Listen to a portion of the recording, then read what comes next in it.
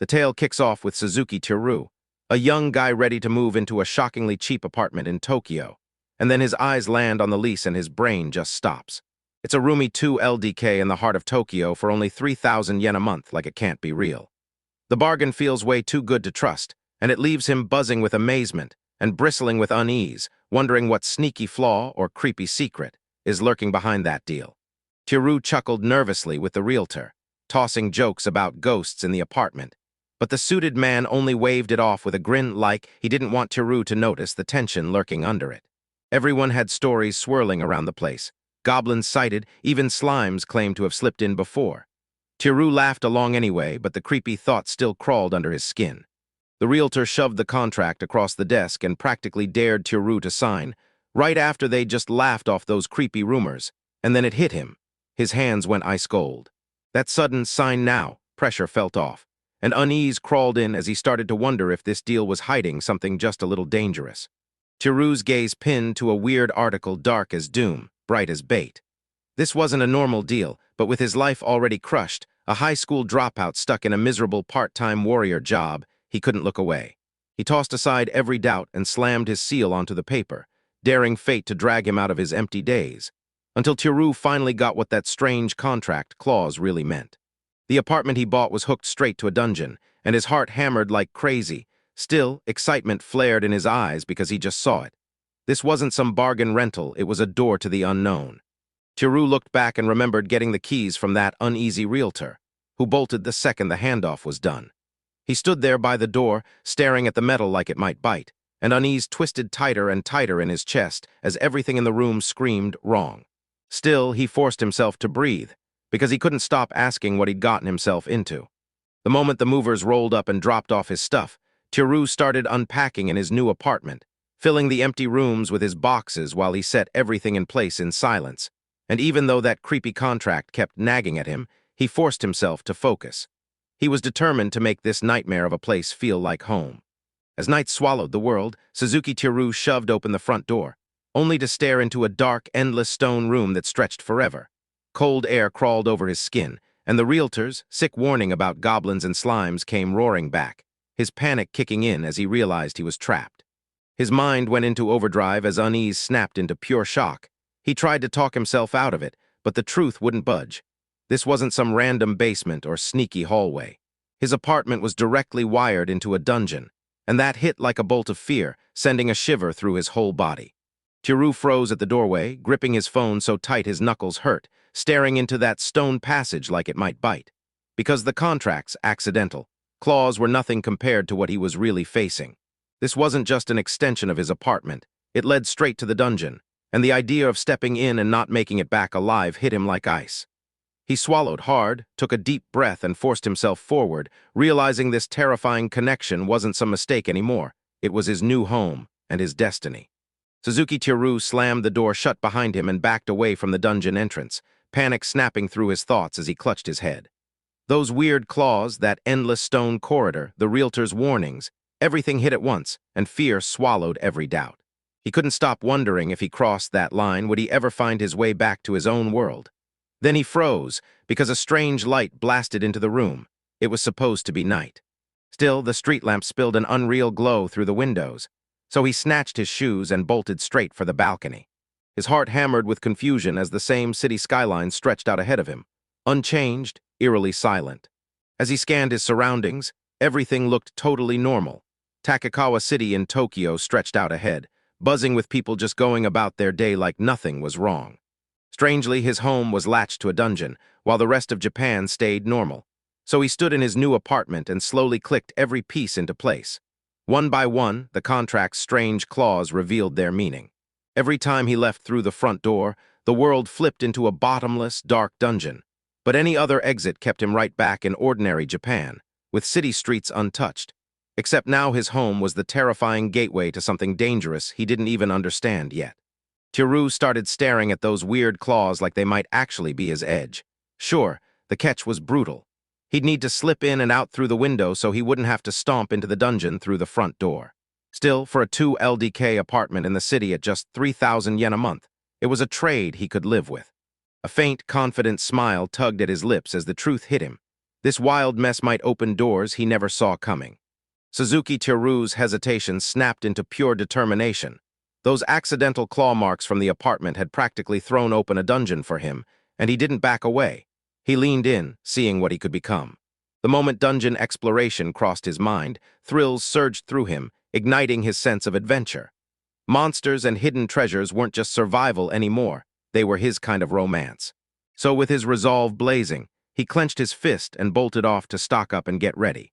He stormed into a store and grabbed everything he could need: food, tools, and a full mountain climbing set, then tossed in a helmet with a built-in headlight, because those dark stone passages weren't going to light themselves.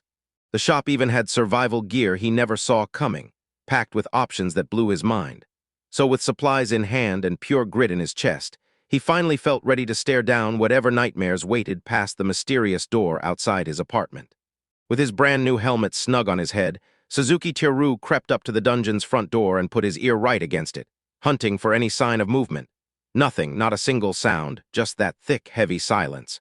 He clenched the handle, forced his breathing to stay steady, and tried to calm his nerves as every instinct screamed to run, even though his stubborn determination dragged him forward anyway. Teru eased through the door for round two, and his headlamp sliced bright through the dark, way sharper than his smartphone flashlight ever could. As the beam spilled over the stone floor, he stared in shock. The space beyond had blown up into a massive new area, like the dungeon had reshaped itself into a whole different room. He inched forward, every step measured and silent, while the headlamp's glow rippled across the stone pillars, turning each quiet movement into a threat that made his heart hammer harder. He kept telling himself he wouldn't suddenly stumble into a goblin hiding in the shadows, but that unease clung to him anyway. An endless stretch of the unknown yawned ahead, and even with his resolve unbroken, one tiny mistake felt like it could flip his entire fate in an instant. He froze as faint sounds echoed from the pillars, and his heart hammered while he clenched his climbing axe till his knuckles ached, because his mind instantly screamed the worst. Goblins were lurking. He waited in the shadows, forcing his lungs to work and his mind to stay sharp, then guessed it was probably just one, maybe none at all. Yet he still told himself, if trouble shows up, I'm bolting straight back to the entry hall. Teru's nerves tried to steal the moment, but he shoved forward anyway, only to realize the tense silence was messing with his head. He kept his breathing steady, then tiptoed across the stone floor, moving like a ghost while his headlamp sliced harsh beams into the dark. Every flicker of shadow slammed his heartbeat into overdrive, but he gritted his teeth and stayed calm.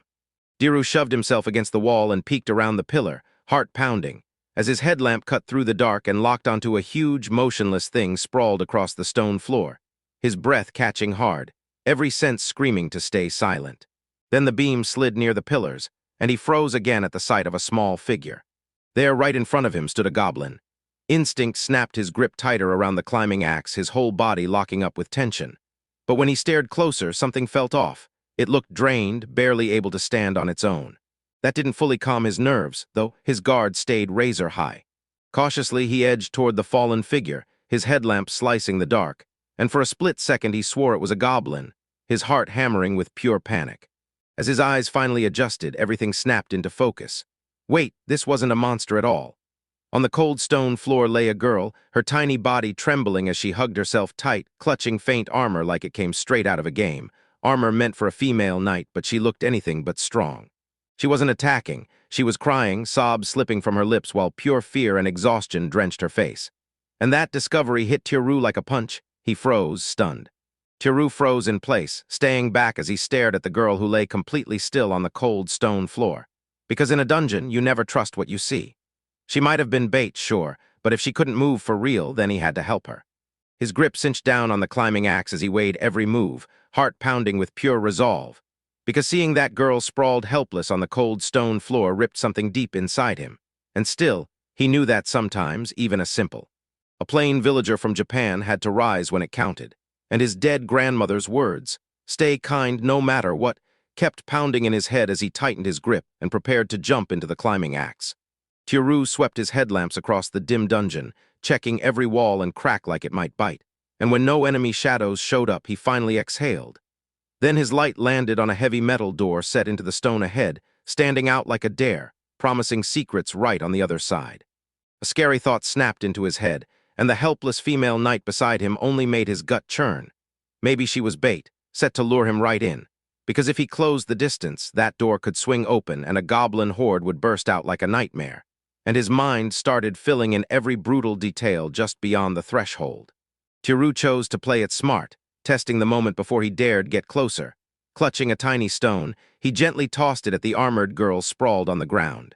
A tiny pebble clinked against her armor with a sharp, ringing clang, and just like that, her whole body snapped to life. She stirred, weak but not out cold, instinctively yanking her weapon close. Two Russais went wide with shock. She wasn't unconscious. With careful, slow steps, he edged toward the armored girl. What stunned Tiru was the language she shouted, totally not Japanese, yet he still understood every meaning like it was right in front of him. He called out to ask if she was okay, but her answer hit fast, defensive, terrified. She snapped that he stay back, begging him not to come closer, her voice shaking with pure fear and urgency.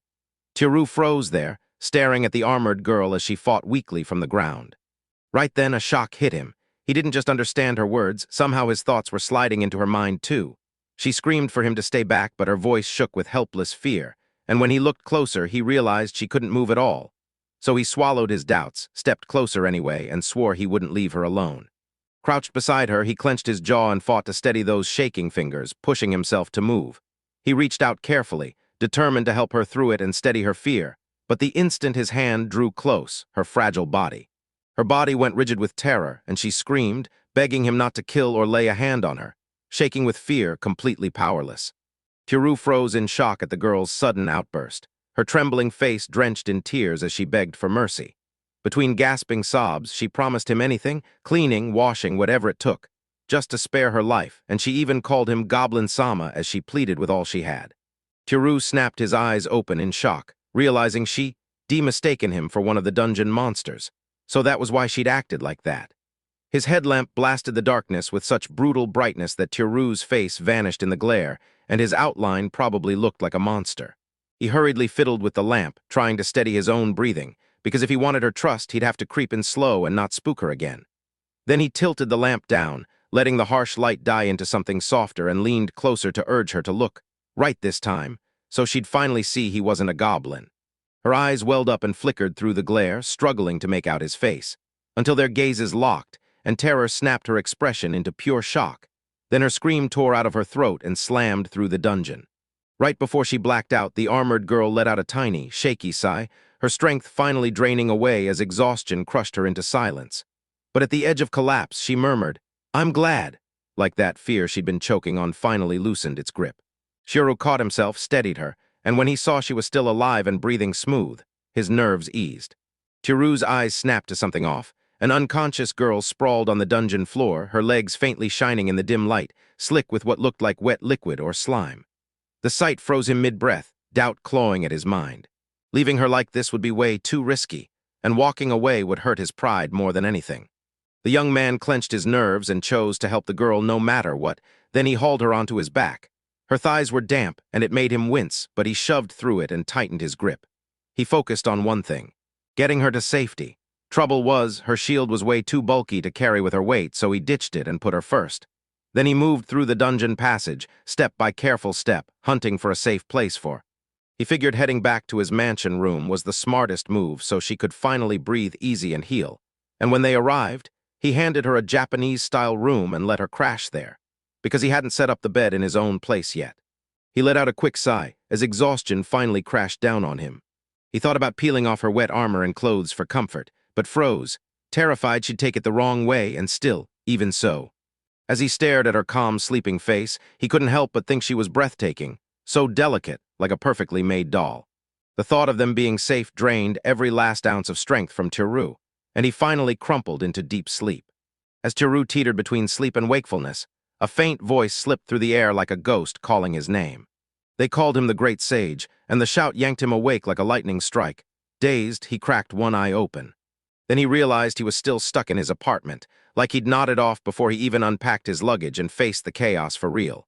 Was it all just a weird dream? A dungeon, a wounded woman in the night, nothing more. He jerked his head a little and felt a gentle warmth under him, like a pillow pressed against his back, faintly smelly and weirdly familiar. It took him a beat to realize his head was resting on the girl's thighs. Then he shot upright and blurted out non-stop apologies. She waved it off and said it was okay. Seeing him sleep so peacefully, she couldn't bring herself to wake him, and he apologized again. She said that in a place this cozy, sleep would basically steal you, and then, wow, she looked at him with pure awe and called him Great Sage Sama.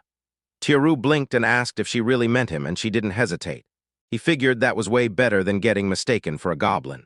She explained his face had been hidden and that he'd spoken what she thought was monster language, so the knight got rattled. And even after all that, he confirmed he was still speaking it right now, still stuck in the monster words. That's when Tiaru started to worry. Maybe Japanese really sounded like the tongue of monsters in her world. He tried to wave it off, insisting he wasn't some famous great sage, but she didn't buy it for a second. To her, he had to be a hermit magician living shut away in solitude, using a bed soaked in weird, supernatural magic. A bed that wouldn't shift or harden no matter how she moved. So comfy it felt like she could sink into sleep on it forever. She also brought up his insane stash of ornate dolls, and to her they looked like magical tools, but the truth hit hard. Those dolls were actually Tiaru's anime figurines, the very first treasures he'd ever unpacked. Tiaru blushed hard, then swallowed her pride and decided to follow her lead. With that push of an idea, she let herself believe those figurines were magical tools, until she finally blurted out that something felt deeply wrong from the moment she saw them. She was convinced he must have had a grudge striking humans with black magic, and her unease only skyrocketed when she noticed the dolls were half naked. That hit Tiaru like a punch, his speech snagged in his throat as he froze. Then the girl finally told him what was happening. She'd been laid out by a brutal anesthetic, but the grip was starting to loosen. With tears in her eyes, she thanked Tiaru for saving her, saying that without him she'd either be dead or trapped in something way worse. To her, the great sage was a lifesaver, and when relief finally hit, tears streamed down as she swore she'd repay him any way she could, no matter what he asked. That's when she finally admitted it. This is what she looks like because she used to be a knight until she wasn't anymore. Tiaru couldn't stop thinking about her offer. This girl promised she'd do anything, even the most impossible thing, as long as he told her to. For one terrifying second, Tiaru's thoughts ran wild, but the imagined sound of his grandmother's scolding snapped him right back to reality. Flustered, he hurriedly told the girl it wasn't such a big deal, but she snapped upright in righteous anger, swearing that a knight never forgets a favor, not for as long as she's alive. Tiaru kept his cool and softly warned her that promising something like that to a stranger, someone he didn't even know yet, was plain risky, especially since they hadn't traded names at all. The truth hit her instantly, and she gasped with wide eyes before pride lit up her face. She lit up the room with a radiant smile and introduced herself, Arya Eldersu. She smiled and told him in a warm voice that he could call her Rhea, but the truth hit Tiaru hard. Rhea was the heroine's favorite name, and he still couldn't bring himself to say it, because the moment he looked at her, her beauty felt too elegant, like she was casual grace, and he was somehow standing in the wrong place. Then it finally hit. Rhea leaned in and politely and boldly asked for the name of the great sage who saved her. Tiaru froze because using his real surname, Suzuki, felt far too ordinary for the legendary image he'd accidentally built. So after a short, tense pause, he just said, "I'm Tiaru."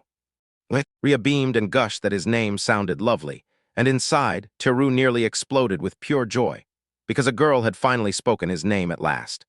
Rhea leaned in and heaped praise on him, saying she was stunned he'd found a power-packed artifact and still managed to become a great sage at such a young age. Tiaru blinked and lost in confusion. She pointed around the room, and suddenly Tiaru got it. Back in her world, where even mid-level science was a rarity, this space didn't look like a workshop at all. It looked like a magical relic. The tech and the whole structure were on a level she'd never even dreamed of. Trying to dodge the topic, Tiaru latched onto the confusion about his age and the whole great sage label, wondering how to set the record straight without wrecking the story Rhea had already bought. So right on the spot, he blurted Tidai, aiming to hint that he was ancient, polished, and way too refined to explain with plain words. But Rhea heard court and thought royal, a perfect opening to spin it. So she grabbed the chance to re-roll, claiming he'd been a court magician once at just 6 years old.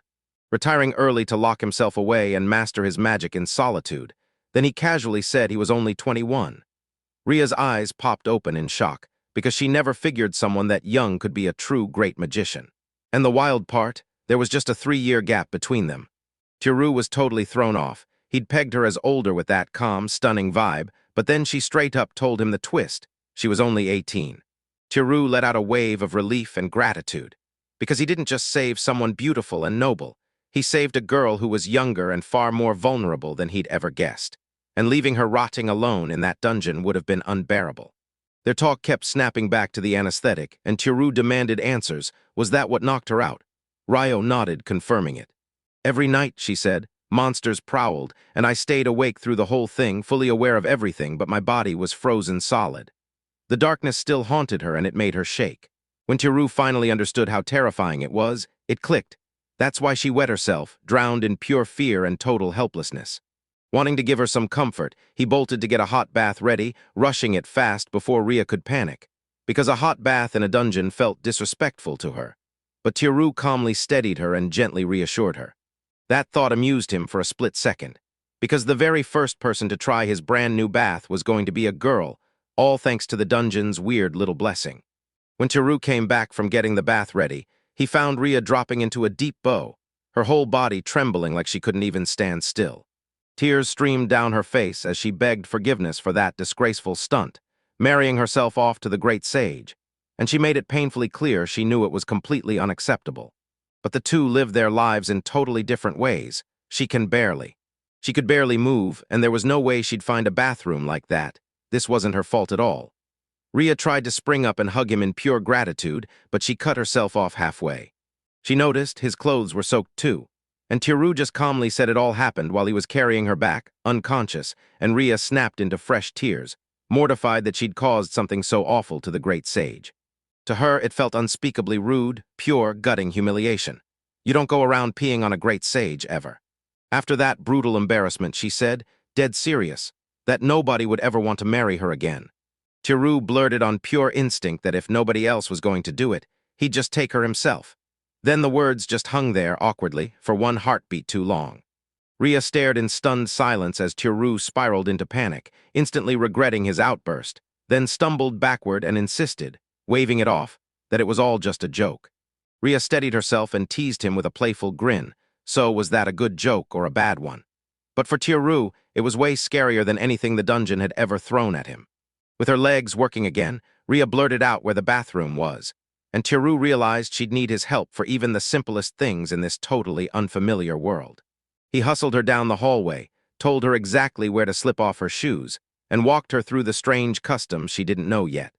Seeing that stubborn breastplate still cinched her torso tight, he stepped in and offered to take it off. Ria admitted her arms were still too weak, and even with all her effort, she just couldn't get it off herself. She ordered him to unfasten it from behind, and his hands started to shake as he moved in, because taking a girl's armor off from the back hit his nerves harder than any battle ever could. With her armor finally off, Ria strode into the bathroom, breathing like the world was hers again. Her eyes flew wide when she spotted the bathtub, luxurious, she thought, fit for royalty, and she spun to Tiru in awe, asking how anything like a dungeon could possibly hide that kind of splendor. Tiru smiled gently and corrected her. It wasn't a dungeon at all, it was a mansion. Still, she couldn't quite wrap her head around the idea of a mansion, so he brushed it off like it was nothing. Ria said only nobles or royalty could get baths like this, and now she was dead sure. Tiru had to be born into nobility. He let out a chuckle and leaned in, asking her if she even knew what a shower was, and her confused face gave him the answer. No. With bright pride, he broke it down for her, swearing it all worked thanks to the powers of the great sage. He twisted the faucet and let warm water spill out, showing off the exact temperature he'd been explaining. It was laid out in a way that could be tweaked to match exactly what she wanted. At first, Tiru didn't get the same wow out of Ria when he showed her the bathtub, but then he flicked water onto her skin to prove it was warm, and her eyes went wide in disbelief. She couldn't accept heat with no flames at all. Tiru just shrugged and told her it came from his magic mastery of both fire and water. Ria couldn't believe what she was seeing. She'd heard of tons of battle artifacts, but nothing like this, crafted for comfort. Ria actually seemed to love baths, and that sweet, childish side of her had Tiru totally amused. Then he swept her into the next modern bathroom marvel, shampoo. It was a slick, soapy liquid she'd never laid eyes on, and Tiru showed her exactly how it worked by pressing the pump until a thick, creamy foam spilled into his hand, made to keep hair and skin soft, clean, and fresh. Ria snatched it up with hungry joy, and the moment she did, that floral scent hit her senses like a spark. Her excitement skyrocketed as the whole world turned into pure wonder. After Tiru let her finish washing up, she told her to hang her clothes right outside the shiny glass door. Meanwhile, he tore through his things, hunting for something she could wear, then grabbed a comfy t-shirt and jersey set, praying it'd hold her over until she was ready. But once again, those filthy, intrusive thoughts crashed through his mind, imagining Rhea with nothing under her clothes, then spiraling into whether he should tell her he didn't have anything for her to use, and for one reckless second, he let the fantasy run. The thought of his grandmother's tearful, scolding stare yanked him back to reality. Then, a little later, Tiru crept up to the bathroom to check on Rhea, clutching her clothes as he hesitated right before stepping in. The thought of stepping into the changing room lit a jolt of nervous excitement in his chest, but he still made himself keep it respectful, because he was terrified that one more second would unleash the dark magician inside him. Right as he was about to step away, a scream shattered the air. His pulse went wild, and dread slammed into him like something terrible was about to happen. Panic hit him fast. He thought, are the goblins even able to break out of that dungeon and invade? He burst into the room, then stopped dead, because Rhea was flustered and drenched, and the showerhead was whipping wildly through the air. She cranked the water to full pressure and dropped the temperature to the absolute lowest, and the sudden icy spray burst out so unpredictably that it jolted her balance and made her lose her grip. Tiru let out a breath of pure relief. No goblins at all, just some weird plumbing messing things up. He guided her through the tweaks, dialing the water pressure and temperature so it wouldn't blow up again. He had no idea Rhea was about to come into view, right amid the crowd. Crouched in the corner, naked and dripping with sweat, he snapped his eyes away the second you looked, blurted out a desperate apology, and then started backing off. Rhea suddenly leapt up and wrapped her arms around him from behind, her whole body trembling as she sobbed. She'd been terrified by it all. This time, Tiru didn't feel excited at all. All that filled him was pity, and her narrowed eyes told the whole story. She barely clawed her way out of death in that dungeon, and now this terrifying new world crashed over her, way too much to understand. Rhea tightened her grip on him, gasping, "I'm okay," while apologizing again and again, like she couldn't stop the fear from spilling out. It was the scariest moment she'd ever lived through. Then that raw, shared vulnerability lit a connection between them, and Tiru refused to leave her alone. With the shower hammering down, they both felt their bodies and hearts reset. He hovered beside the bathroom door, promising her she was safe now, and swearing he wouldn't leave her side. Tiru scans his surroundings with razor-sharp focus, making sure every corner is safe. He finally finds no monsters lurking around, and he lets out a deep breath to slam his nerves back under control. Determination sparked in his eyes as he confidently opened his status screen, ready to slam forward into the unknown. And even with the tension clawing at him, he steadied his nerve, because he couldn't stop now. Tiru stares at his status screen as it pops into existence, stunned by how cleanly his stats are laid out. Then the numbers hit, and a bead of sweat forms when he realizes his beginner-level stats aren't nearly as comforting as he wanted them to be. Tiru sits there in silence, replaying every word Rhea spilled to him through the bathroom door, snapping the crucial details together exactly the way she said they'd fit. That dungeon linking to his room wasn't some run-of-the-mill maze. It was an underworld ruin, the crumbled remains of an ancient underground city, and when he remembers it, his chest tightens fast. Here, monsters aren't just annoying, they're brutally dangerous. Then it clicks, and tension spikes. The anesthetic that knocked Rhea out didn't come from random thugs, it came from a special goblin crew that hunts with blow darts. Yeah, the kind of lethal danger waiting down there. So Tiru clenches his resolve and steels himself, because every step he takes drags him closer to monsters far worse than he ever pictured. As Rhea soaks calmly, she doesn't even pause. She boasts that as a knight her nimbleness is sky-high, so she's built to hit hard and move like lightning. Then she tells her story about the dungeon slimes that bolt the second they sense her, skittering away so fast they're almost impossible to catch, even if the whole fight is brutally tough. They claim the stuff they offer is seriously priceless. And while that sinks in, Tiru's frozen right outside his door, stunned by how bold her words were and how casually she said them. He blurts out a stammer of disbelief, face burning as he scrambles to understand what just happened. Then Rhea, hearing it from the other room, leans her head to the side, eyes narrowed with confusion like, "Wait, did I say something weird?" Tiru tore his gaze away from the fast-slithering slimes that had him hooked and leaned toward Rhea, dying to learn how regular people looked at their own statuses. Because, as a great sage, he had a special way. Rhea blinked in shock, then blurted, "Wait, is there another way to check your status?" With a towel clutched to her chest and her face all flustered, Rhea stayed steady and told her, "When you meditate, numbers rise to your mind like they were meant to. Pure divine providence God hands to every one of his creations." Tiru, practically vibrating with excitement, shouted that there had to be another way and pushed Ria to spill the exact method she used. Right now. While she was still in the shower, blinking at his intensity as she murmured back, and the moment her words sunk in, the young sage realized the reason his status wasn't showing. The room had a spell on it that blocked status checks. Ria lounged in the bath, all calm, as she watched her own relief settle in. Then he finally got it. This room ran on this world's rules and logic, not some personal flaw, so once he was back in the dungeon, he'd be able to track down his status. The young sage couldn't stop hoping that finding his true skills or affinity would finally bring the best ending. So he leaned in and asked Ria about that metal door sitting behind where she'd passed out, wondering if monsters would spill out the moment it opened. While he sat there, stiff with nerves, Ria sank in the bath and whispered her apology, saying she'd collapsed right after the anesthesia hit. She slammed that door shut while the monsters lunged at her, and her frantic explanation made it clear. She'd barely made it out alive. That's when Teru finally clocked why there were no monsters at all. Just like he'd suspected, he told Ria he'd left her shield back in the dungeon while he was carrying her, and without hesitation he decided to grab it right now. Ria looked stunned, said it would help a lot but didn't want to load more work on the great sage, and Teru just smiled and told her to soak in that bath slowly as long as her heart desired. Meanwhile, he charged into the dungeon just to check his status, telling himself not to make a big show of it as he moved ahead with laser focus. Teru Suzuki leaned over his notebook and stared at the details it laid out, and as the numbers stared back, he realized he didn't look very strong. Yet he told himself it was just the beginning, because what mattered most was how he'd grow from here on out, and with a determined grin, he chased the power waiting ahead. Right after Teru checked his stats, one detail yanked his attention straight to the skill called **, no max level restrictions **. It screamed louder than every other boring number on that sheet, and the moment he realized his level denominator was set to *infinite**. Fresh hope exploded in his chest like, maybe I can finally chase my dreams.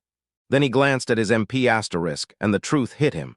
It likely meant he could cast magic. Pure excitement surged through him. Lastly, he tested his gear by stripping it off and watching the reflected stats vanish, leaving him with a *104 attack power from the pickaxe and *21 defense from the helmet. With his nerves on full alert, Teru crept through the dungeon like every footstep could wake something up. Because even when monsters are unlikely, they can still be lurking right beneath a shield. Teru crept toward the broken shield, then froze when he spotted a slime squashed flat beneath it. His eyes went wide with shock, because it was real right in front of him. Without a second thought, Teru lifted his pickaxe over his head and slammed it down with a fierce shout, smashing the creature in one brutal hit. Then he finally grabbed the shield, and relief crashed through him, though the tension still clung to his chest. On the way back, he flicked his eyes to his status screen, and the moment he saw it, his jaw dropped. The slime attack had supercharged his stats like crazy. Teru wheezed, clutching the door frame for dear life, and swore he'd just about kicked the bucket. Even with danger screaming in his face, he pulled it off. He slayed that slime, and his level shot up. Teru's grin exploded across his face as the truth finally landed. A Japanese guy like him had killed a monster and leveled up, and no one from his world had ever managed that. As Teru wrapped his thoughts around it, he realized his strength hadn't risen at all, and he started wondering if he should put it to the test. When he headed back to the room, he shouted to Rio, asking if he was still in the bath. From behind the door, Ria greeted Teru with a warm smile, welcomed him back, and asked, politely but clearly, if she could keep using the bath a bit longer. Teru quickly reassured her and said she could use it as much as she wanted. So he jumped on the moment, dove into a box, and figured, might as well use this chance to test how strong he really was. Teru stared at the grip strength machine, then said, "All right, let's see what you've got," clamped down hard and watched it snap to 44 kg, his jaw dropping in disbelief, because every time he'd tried before, it never crawled past 40. Teru's nerves were screaming at him. Was this really happening? Every single SDR point slammed on 4 more kilos of grip strength, and he couldn't stop imagining what would hit when he finally reached level 10 and added 20 to more street. Would his bare hands become strong enough to smash apples? He stared back at himself with a dark, hungry grin. Then Ria was right there beside him. Ria pointed out that the outfit she was wearing was straight from Teru's own closet, then admitted they felt weirdly comfortable and asked if she looked strange in them. Right then, Teru's face lit up as he realized how adorable she looked in his clothes. But when he went silent, Ria pressed him again and Teru panicked, waving his hands like crazy, blurting that she looked totally fine and that the hairstyle suited her perfectly. Anything to bury his embarrassment. Ria's cheeks flared red, and a gentle smile broke across her face as she whispered that she was honestly so relieved. Then she tugged her hair through her fingers and admitted it had slipped loose when she tumbled in the dungeon, even though she usually kept it tied tight to stay out of the way. Thanks to the soak Tiru gave her, her hair now fell soft as silk, with a faint, sweet scent lingering in the air. A sudden thought darted through Tiru's head, and he leaned in, chasing that scent. But before he could get lost in it, Ria swung around and asked, softly, if he'd be using the bath next. Tiru grinned and nodded that he would. Ria smiled politely and said she'd just wait right in the room where she'd been sleeping, then asked if she could flip through the great Satsama's grimoires while she waited, leaving Tiru totally puzzled as he wondered if that kind of stuff even existed in his Japanese-styled room, or if it was just manga and a few skinny books. Tiru suddenly blurted a terrifying, panicked scream, his face snapping into pure shock. Ria, startled out of her thoughts, turned to him with worry, asking herself what in the world was happening. Then Tiru snapped, loud and urgent, telling Ria to stay exactly where she was, no questions. Even though she was confused, Ria obeyed at once, locking up in place. Tiru bolted for the nearest door, yanked it open, and snatched a box off the shelves, then packed item after item with razor-fast, pinpoint intent, sweeping the place clean until his chest finally tightened and he tried to steady himself, again and fast. With pure determination, he stood in front of Ria and told her he had something serious to say, demanding her full attention, while Ria, eyes wide, gave a small nod, ready to listen. Tiru and Ria sat across the table, and the whole room felt like a held breath, tense, serious, and heavy. Tiru clasped his hands so tight his knuckles looked strained, leaned forward, and with a grim stare he told Ria that the books on that shelf weren't just stories. They were knowledge that could wreck someone's life if the wrong person cracked them open, unprepared and inexperienced, leaving real damage hanging in the air. He told her the books weren't just dangerous. They were restricted grimoires, banned to everyone except the chosen, and Ria's eyes snapped wide, her face went chalk-white, and a bead of sweat slid down her cheek as it finally hit her. She couldn't even process the shock, because the whole air turned heavy with the sheer weight of what that truth meant between them. Ria sat there, nerves shredding her, guilt crashing down as she finally grasped how huge her mistake was. She even trembled as the words, "What have I done?" echoed in her head. Across from her, Tiru kept his voice soft and steady, reassuring her that she never knew what the grimoire really was. Tiru snapped, warning her never to touch those books again, especially if she got whisked somewhere beyond his reach. So Ria shot back a quick, surprised but totally earnest yes. Inside, Tiru let out a breath, relieved and grateful that Ria finally told the truth. He reminded himself this warning was meant to protect them both. Then Ria paused for a split second and with polite courage asked if she could ask a question. Tiru's cheeks heated as he urged her to go on, but one shaky thought hit him. Come on, she couldn't seriously be asking about those naked girls on the covers. Ria clenched her courage, asked straight about the bathwater, and admitted it might be a little. She hesitated, wondering if dumping that much water was really okay, because it had to be precious. But Tiru shot back quickly, telling her it came from an underground source. Inside, he knew that was only half the truth, but it was close enough. Still feeling uneasy, Ria asked, politely, but with real hesitation, if she could have just one glass of that water to drink because she hadn't brought anything with her and it hit her all at once. She must be starving for it. He paused, thinking hard about how priceless a little drinking water could be in a dungeon, then leaned in with an encouraging smile and told her it was totally fine to drink it. Tiru suddenly shot up with a brilliant idea and blurted out, "I know exactly what we do." Noticing Ria needed more than plain water, he bolted to the fridge, yanked it open, and tore through the shelves until he found something better. Ria slid into her seat, eyes blazing with curiosity, staring at those strange drinks on the table and whispering to herself, "What on earth are these?" Tiru leaned in, calmly gesturing to each drink as he went. First milk, and Ria clocked it instantly with a tiny, confident smile. Then the red tea, and even though he figured she might have been clueless, Ria fired back that she knew it too, calling it insanely luxurious. Last came the cola, and just as Tiru predicted, Ria admitted she had absolutely no idea what it was.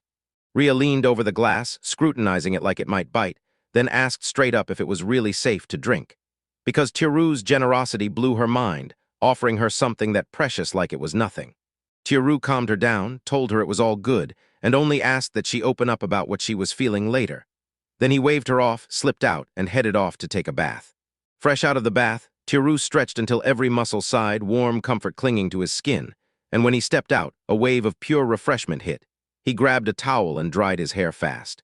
His thoughts drifted for a second to the bath Rhea had used earlier, and he could still feel a whisper of her presence in the air. Then a jolt hit him. The whole night had erupted, and he'd completely forgotten to cook dinner. Tiptoeing toward the living area, Tiru caught sight of Rhea sitting at the table, hands wrapped around a cup, lifting it carefully to her lips. The moment she took a sip, a shy, flustered little sound burst out, and heat spread across her cheeks, pink and helpless, like she had no idea what she was in for. Tiru watched her reaction and had to bite back a grin. She had to be hungry too, right? The thought wouldn't leave him alone, nudging him like a dare. Maybe he should head to the kitchen and cook up something for both of them. Rhea raised the glass to her lips, and right then, confusion snapped across her face. Tiru clocked her hesitation and flashed a soft smile, silently telling her she didn't have to finish if it tasted bad. But Rhea, stubborn as steel, dug in her heels. She wasn't some kid who'd crumble over medicine. Determination flared in her eyes as she decided she'd swallow every last drop, refusing to waste a single drop of that precious drink. Tiru nodded along, admitting cola tasted a little like medicine, and that somehow made Rhea even more confused. Because the second she drank it, the numbness in her arms and legs started vanishing on the spot. Tiru flashed a shaky grin and waved his hands fast, trying to cover the moment up, because the last thing he wanted was Rhea spiraling into doubts about who he really was again. Rhea took a careful sip of the cola, eyes lighting up as she gave a silent nod. Yeah, the great sage's artifacts really were something else. The anesthetic she'd been given should have taken a mid-level dispelling technique just to heal her, but this strange cola cured her on the spot. She couldn't help but marvel at how wildly powerful it was. That twist made Tiru stop and stare.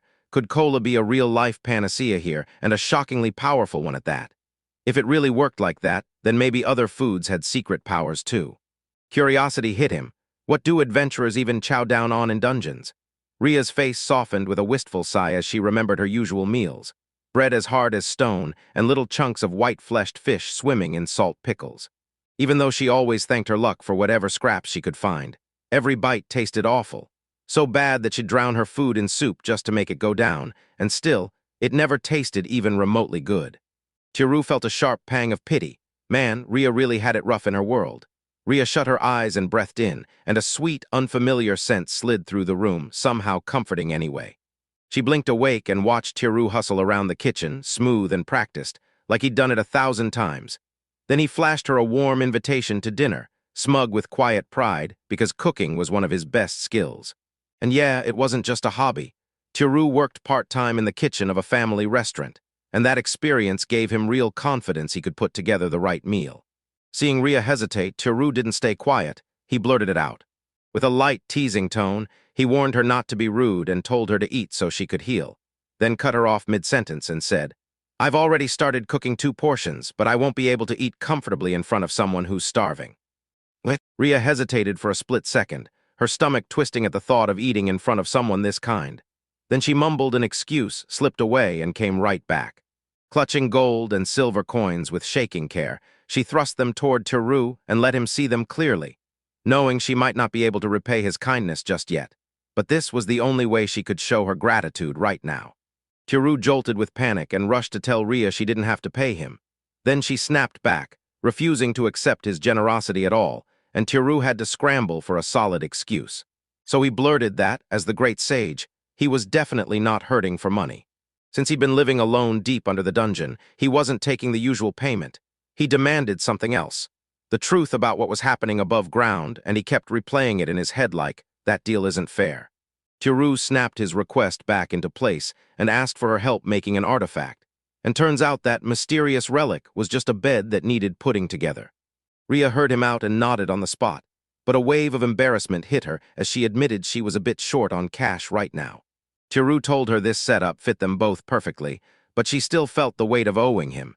And when Rhea took the dish he handed her, she accepted with a warm thank you that came straight from her heart. Side by side, they finally found that calm, easy understanding. Tiru set the dishes down on the table and declared, "Dinner is done." Rhea's eyes went huge with pure awe, because the food in front of her looked ridiculously delicious, perfectly arranged, and bursting with fragrance, like there was no way he could have cooked something this intricate that fast. And the rich smell filled the whole room, making her admiration for the great sage hit even harder. But Tachiru wasn't trying to show off at all. It was just a simple premium hamburger steak. Microwavable rice with a few personal touches, and a salad he tossed together in minutes, because yeah, he'd been starving too, so he cooked it all in a mad rush. Her stomach rumbled so loud it made Tiru burst into a warm laugh, and then he grinned, telling her, "Come on, we're getting food." As Rhea sat down, she froze, totally unsure how to tackle the hamburger steak, and even hesitated to move. Tiru leaned in and gently told her she could slice it with a knife, then just pop the pieces into her mouth. Rhea's cheeks instantly flared with a shy blush. Tiru grinned as she washed, and he pushed himself to figure it all out. Tiru calmly guided Rhea through slicing the fried egg on top of her dish, showing her how the yolk and sauce would swirl together for that perfect punch of flavor. So when Rhea finally hesitated, she still matched his moves, cut into the meal, and took a cautious bite. The second Rhea took her first bite, her whole face lit up with pure delight, like she'd just found heaven. The taste blew past everything she'd imagined, rich, cozy, and insanely satisfying. All day her hunger had been buzzing, and now every mouthful hit even harder. With this almost childlike joy, she had to admit it was the first time she'd ever eaten something this delicious. Tiru just watched her with a soft, amused smile, brushing it off like, "She's probably starving." But even then, he still felt a proud little spark because she genuinely loved his cooking. Meanwhile, Rhea got completely swept up in it, her cheeks blazing as she swore every word was true, and admitting that even back when she lived in a mansion, nothing had ever tasted like this. That one simple truth lit up Tiru's chest and sent his mood soaring, because suddenly he remembered, when you share a meal with someone, the food hits different. Rhea's smile, her warmth, her pure joy, she made him feel truly valued again, the way he hadn't felt in forever. When they finally wrapped up their meal, Tiru leaned in and asked Rhea, softly but urgently, if she could tell him what was happening up above, because he needed to know what he'd missed while he'd been stuck away. Rhea nodded at once, ready to spill everything. And as the conversation settled in, Tiru pulled out a tray of after-dinner sweets, small tea cakes to finish the night. The moment Rhea spotted them, pure curiosity ignited. Her eyes sparkled like she'd just struck gold. When everything was finally in place, she grinned and praised how insanely delicious the food was, saying it made her feel lighter, like her burdens had vanished. Then she leaned in and wondered out loud if this meal was another artifact too, one with special effects, like the cola she'd gulped earlier. Even though the boost wouldn't last, she could feel her HP and MP climbing like they'd been turned up, and that jolted Tiru so hard he just stared. It seriously felt like he was living inside a video game, and the thought that food could hand out status boosts blew his mind. Rhea caught his sudden excitement.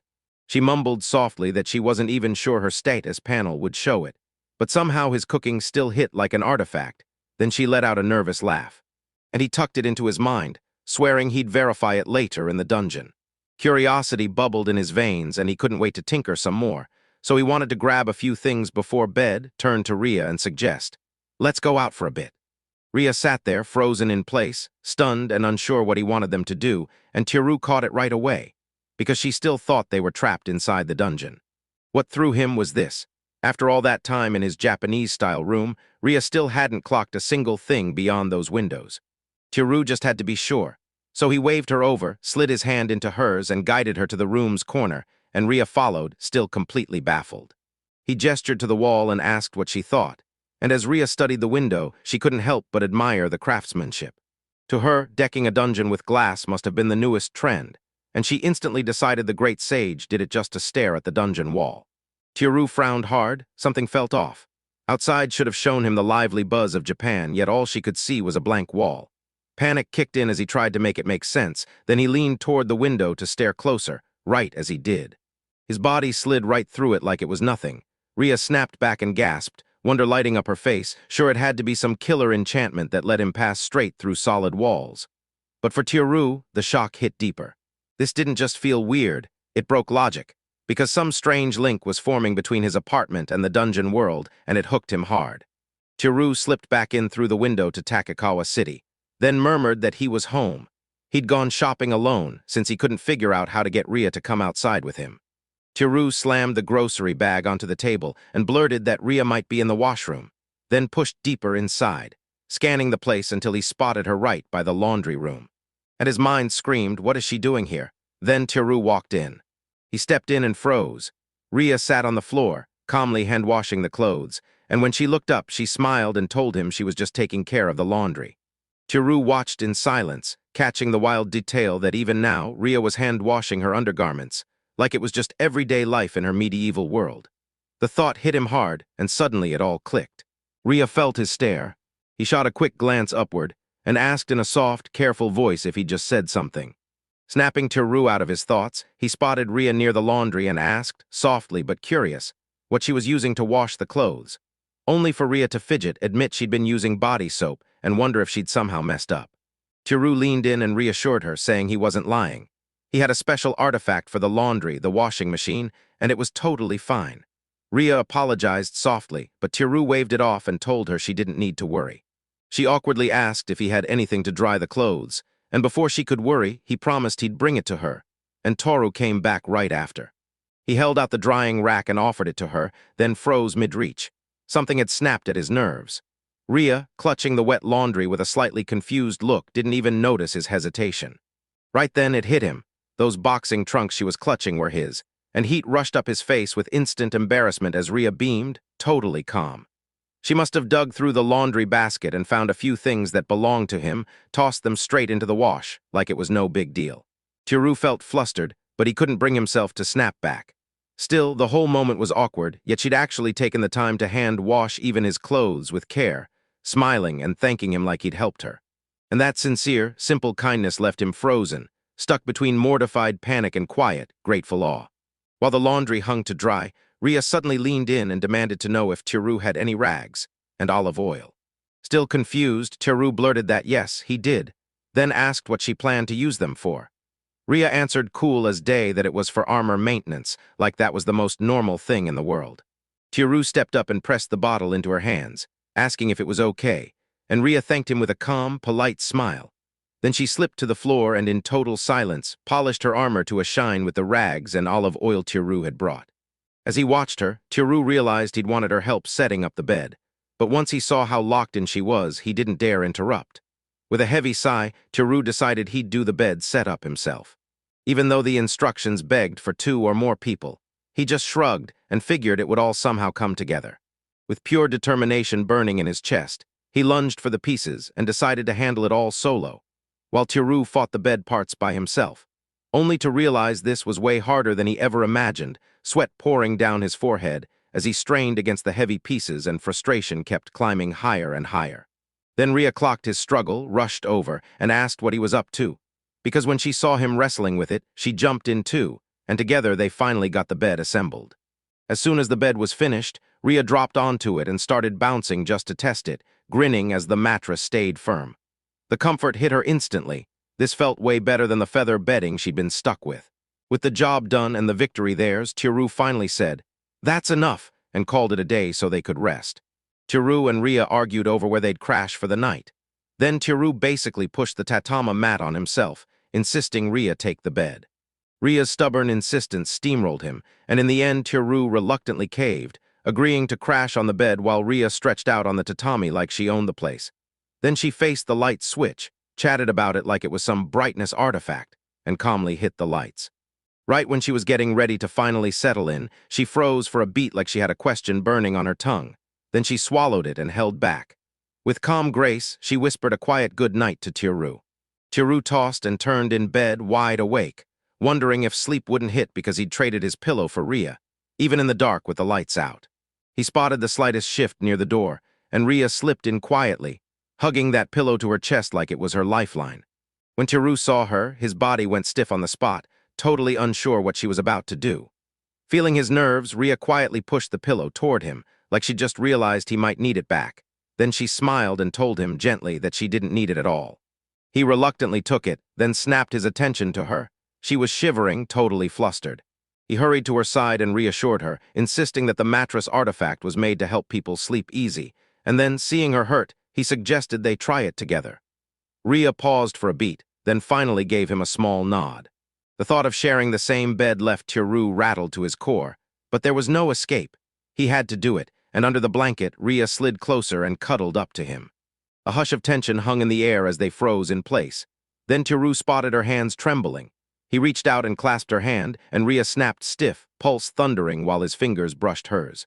Slowly, she threaded her fingers through his, and that gentle warmth sent a shiver of electricity through him.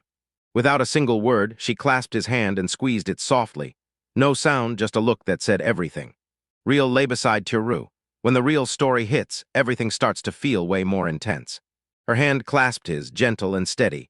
Then she whispered that it was warm, not scary, and somehow that small comfort felt impossible to expect. Tiru gave a faint, quiet smile, showing how relieved he truly was. Gratitude lit up Ria's face as she breathed out her thanks, cheeks turning faintly pink. And just like that, the whole night slipped into something soft, surprising, and amazing for both of them. Morning light spilled through the window as Tiru stirred in bed, still clinging to the last scraps of sleep. Ria lay right beside him, her gentle closeness filling the room with calm warmth. So when Tiru finally opened his eyes, she met him with a serene, loving gaze that made everything feel soft and safe. And for a heartbeat, his thoughts drifted in a dreamy fog, like he couldn't tell if he'd really woken up or was still trapped in a dream. Then it hit him hard. He'd spent the whole night curled up beside Ria, shoulder to shoulder in the same bed, and panic exploded in Tiru's chest as his heart slammed like crazy. That sudden, terrifying closeness caught him totally off guard. He jerked upright with a gasp, cheeks burning in shock, staring at it like he couldn't believe it was real. Ria's face snapped from calm to pure worry the second she asked if he was okay, and Tiru blurted an apology so fast he almost tripped over it, then shoved out an excuse in a panic, saying that, since he was a great sage, old wounds from the world's prejudice, and wars could still flare up and make him react like that, even if his voice shook a little as he swore he was fine now. Tiru sat there and replayed the whole wild day in his head, reliving that surreal chain of events like it was happening all over again. He just realized his front door had somehow been stitched straight into a mysterious dungeon, and he could still vividly remember running into a slime, blasting it away, and leveling up on the spot, like his life had been hijacked by the impossible, leaving him buzzing with excitement and raw disbelief as everything around him flipped upside down. Then on top of everything, an otherworldly Bechujo was staying right in his home. Now he had zero clue what to do, so he just let it ride for the moment.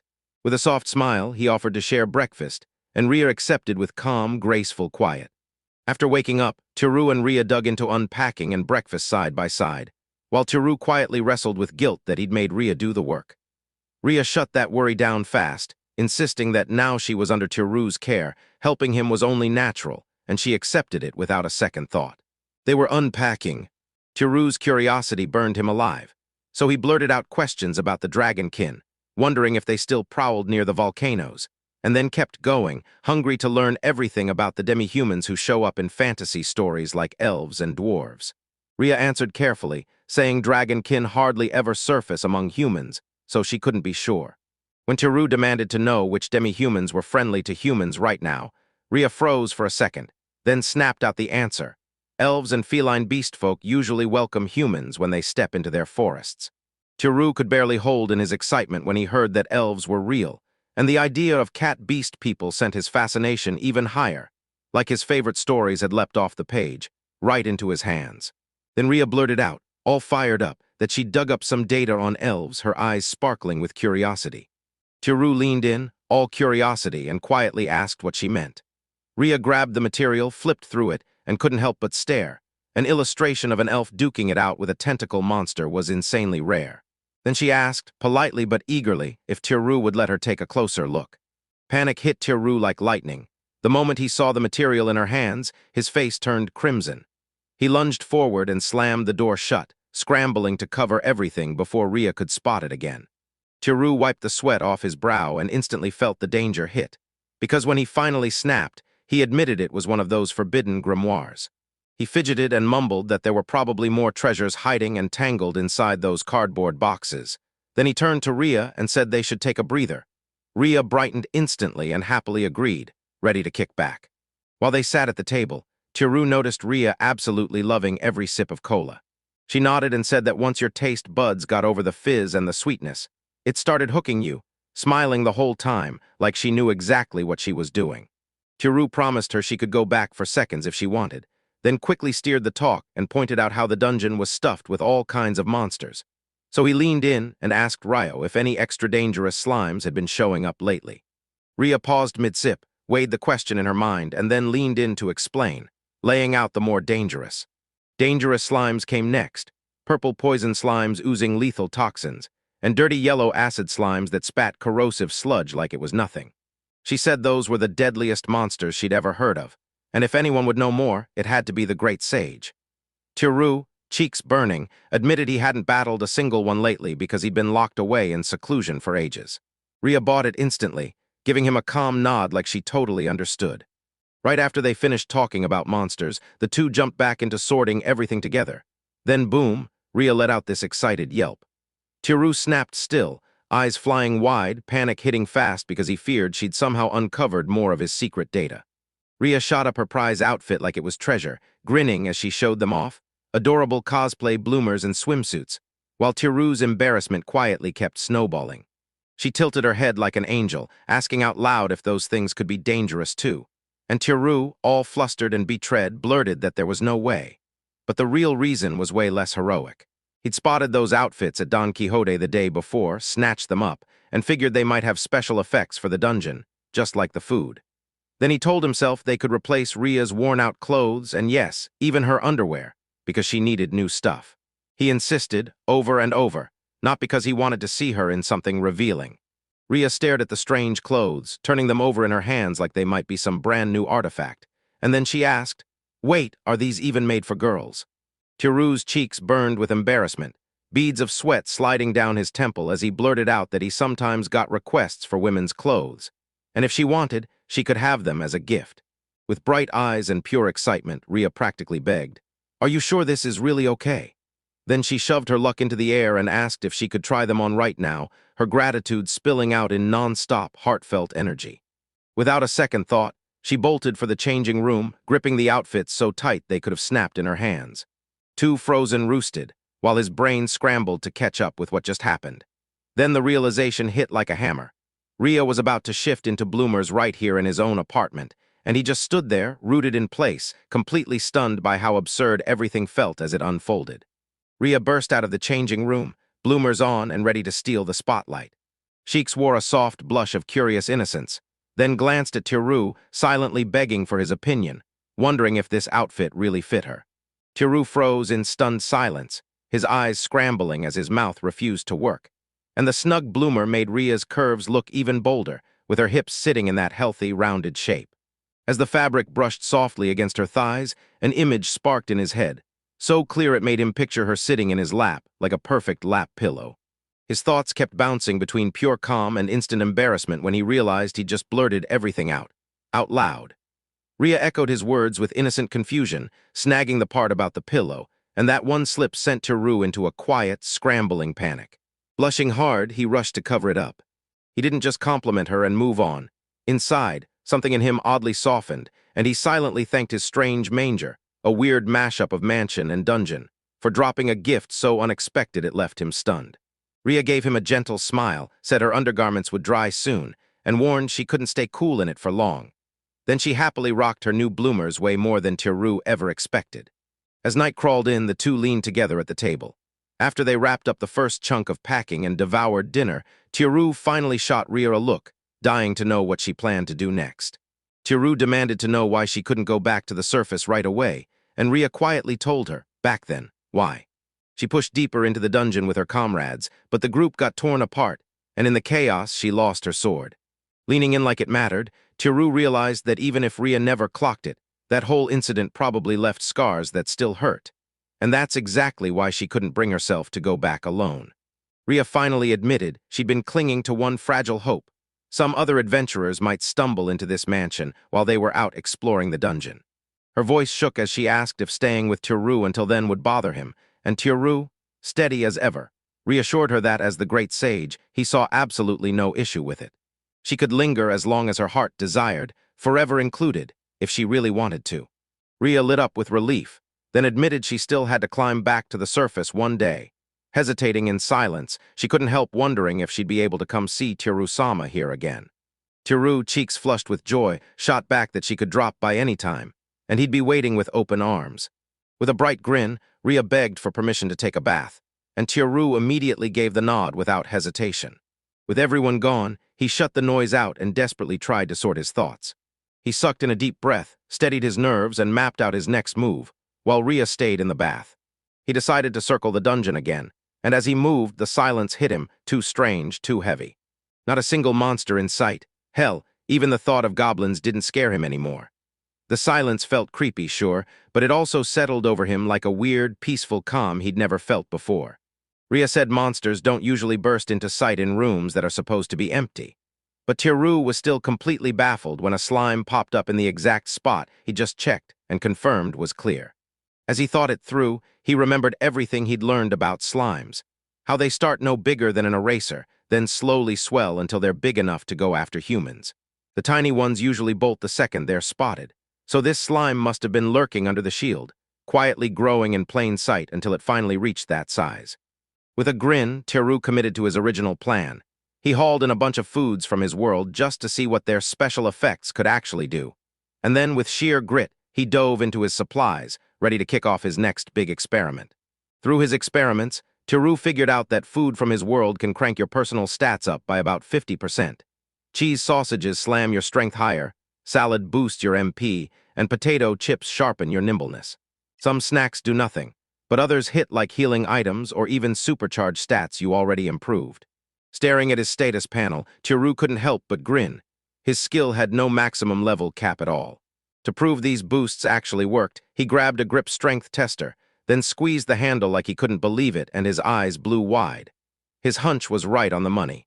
The boosted stats were firing up his real physical power, exactly the way he'd calculated.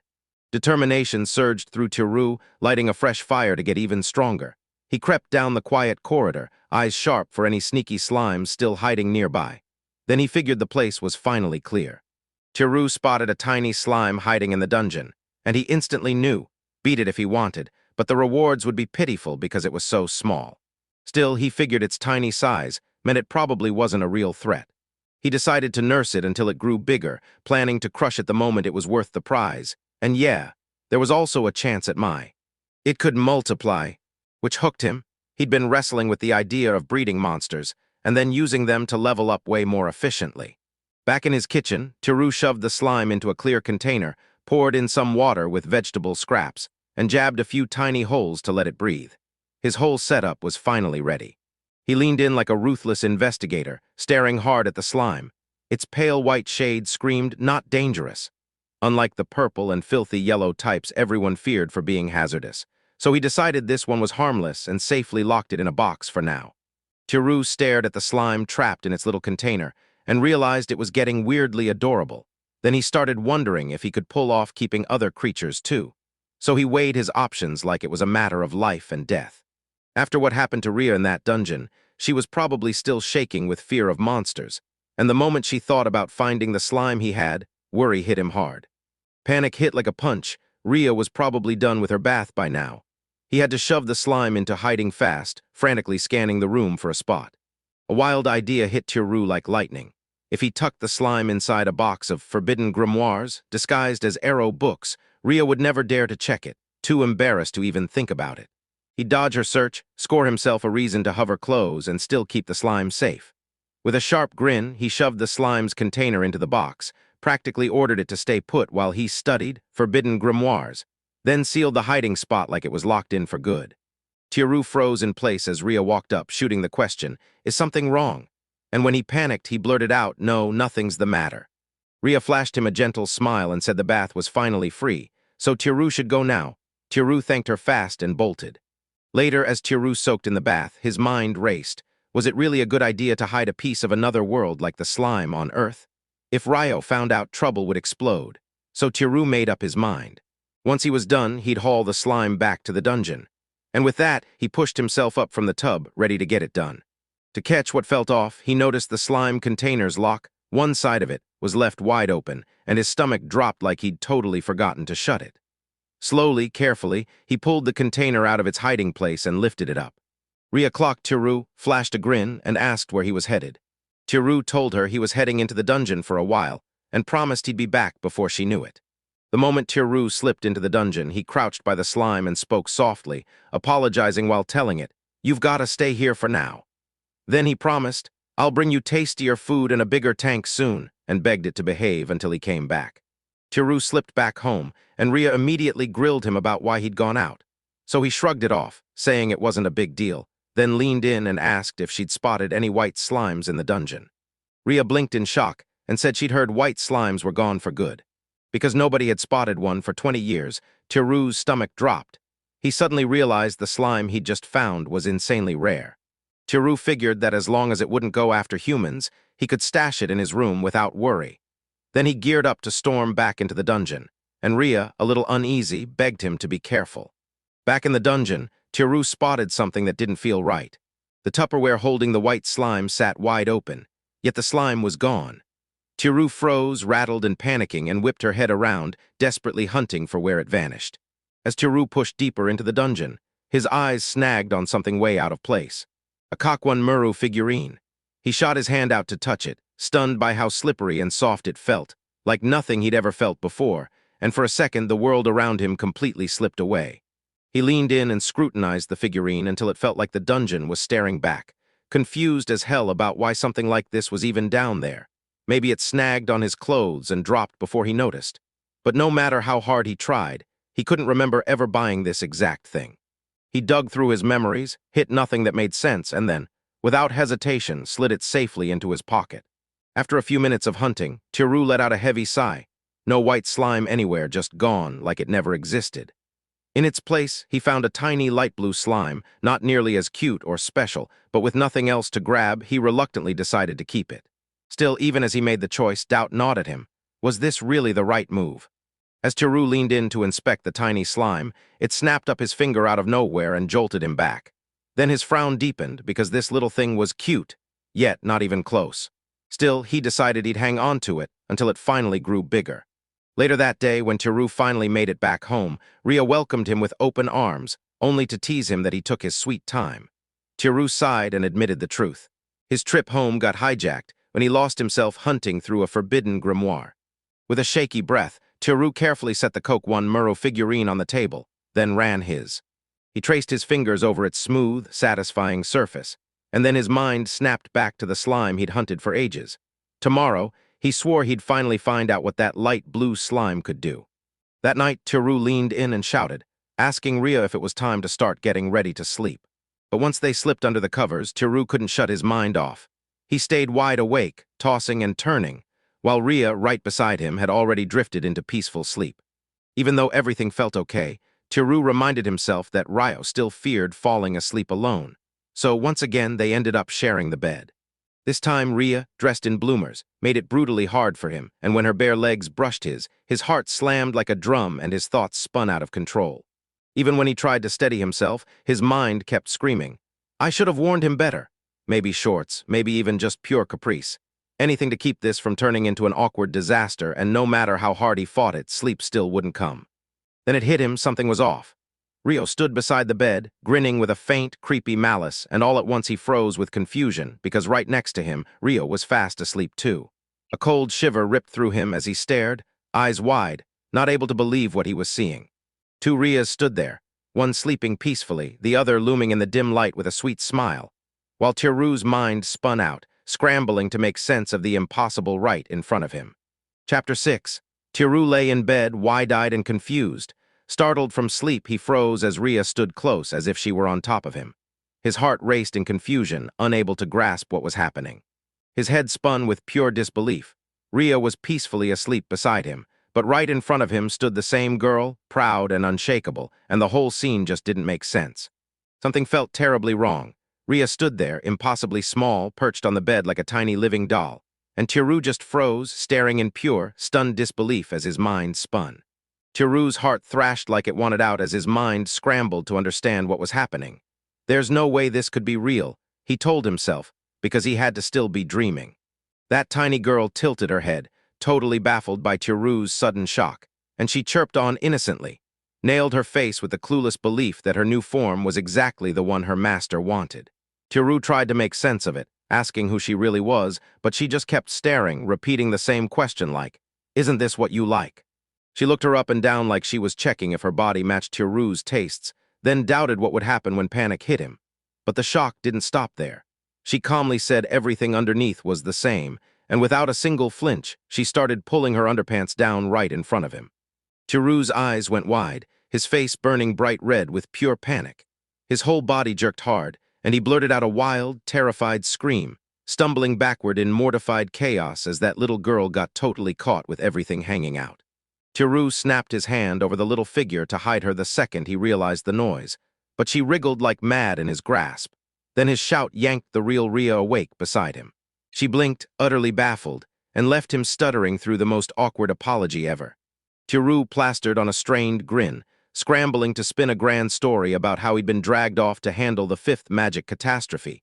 Clumsy and clearly forced, meant to hide the panic still crackling in every word.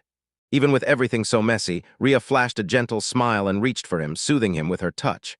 Through her quiet actions, she told Tiru, "I'm right here, breathe." And little by little, her soft singing beside him worked like magic, lulling Tiru into a calm, peaceful sleep. While Rhea slept like a rock, Tiru tiptoed out of bed, gripping the tiny figure in his hands, then eased toward the door on silent feet so he wouldn't wake her peace. By the kitchen, he watched the tiny Rhea squirm and stir a little, looking so ridiculously adorable, until her sweet face changed.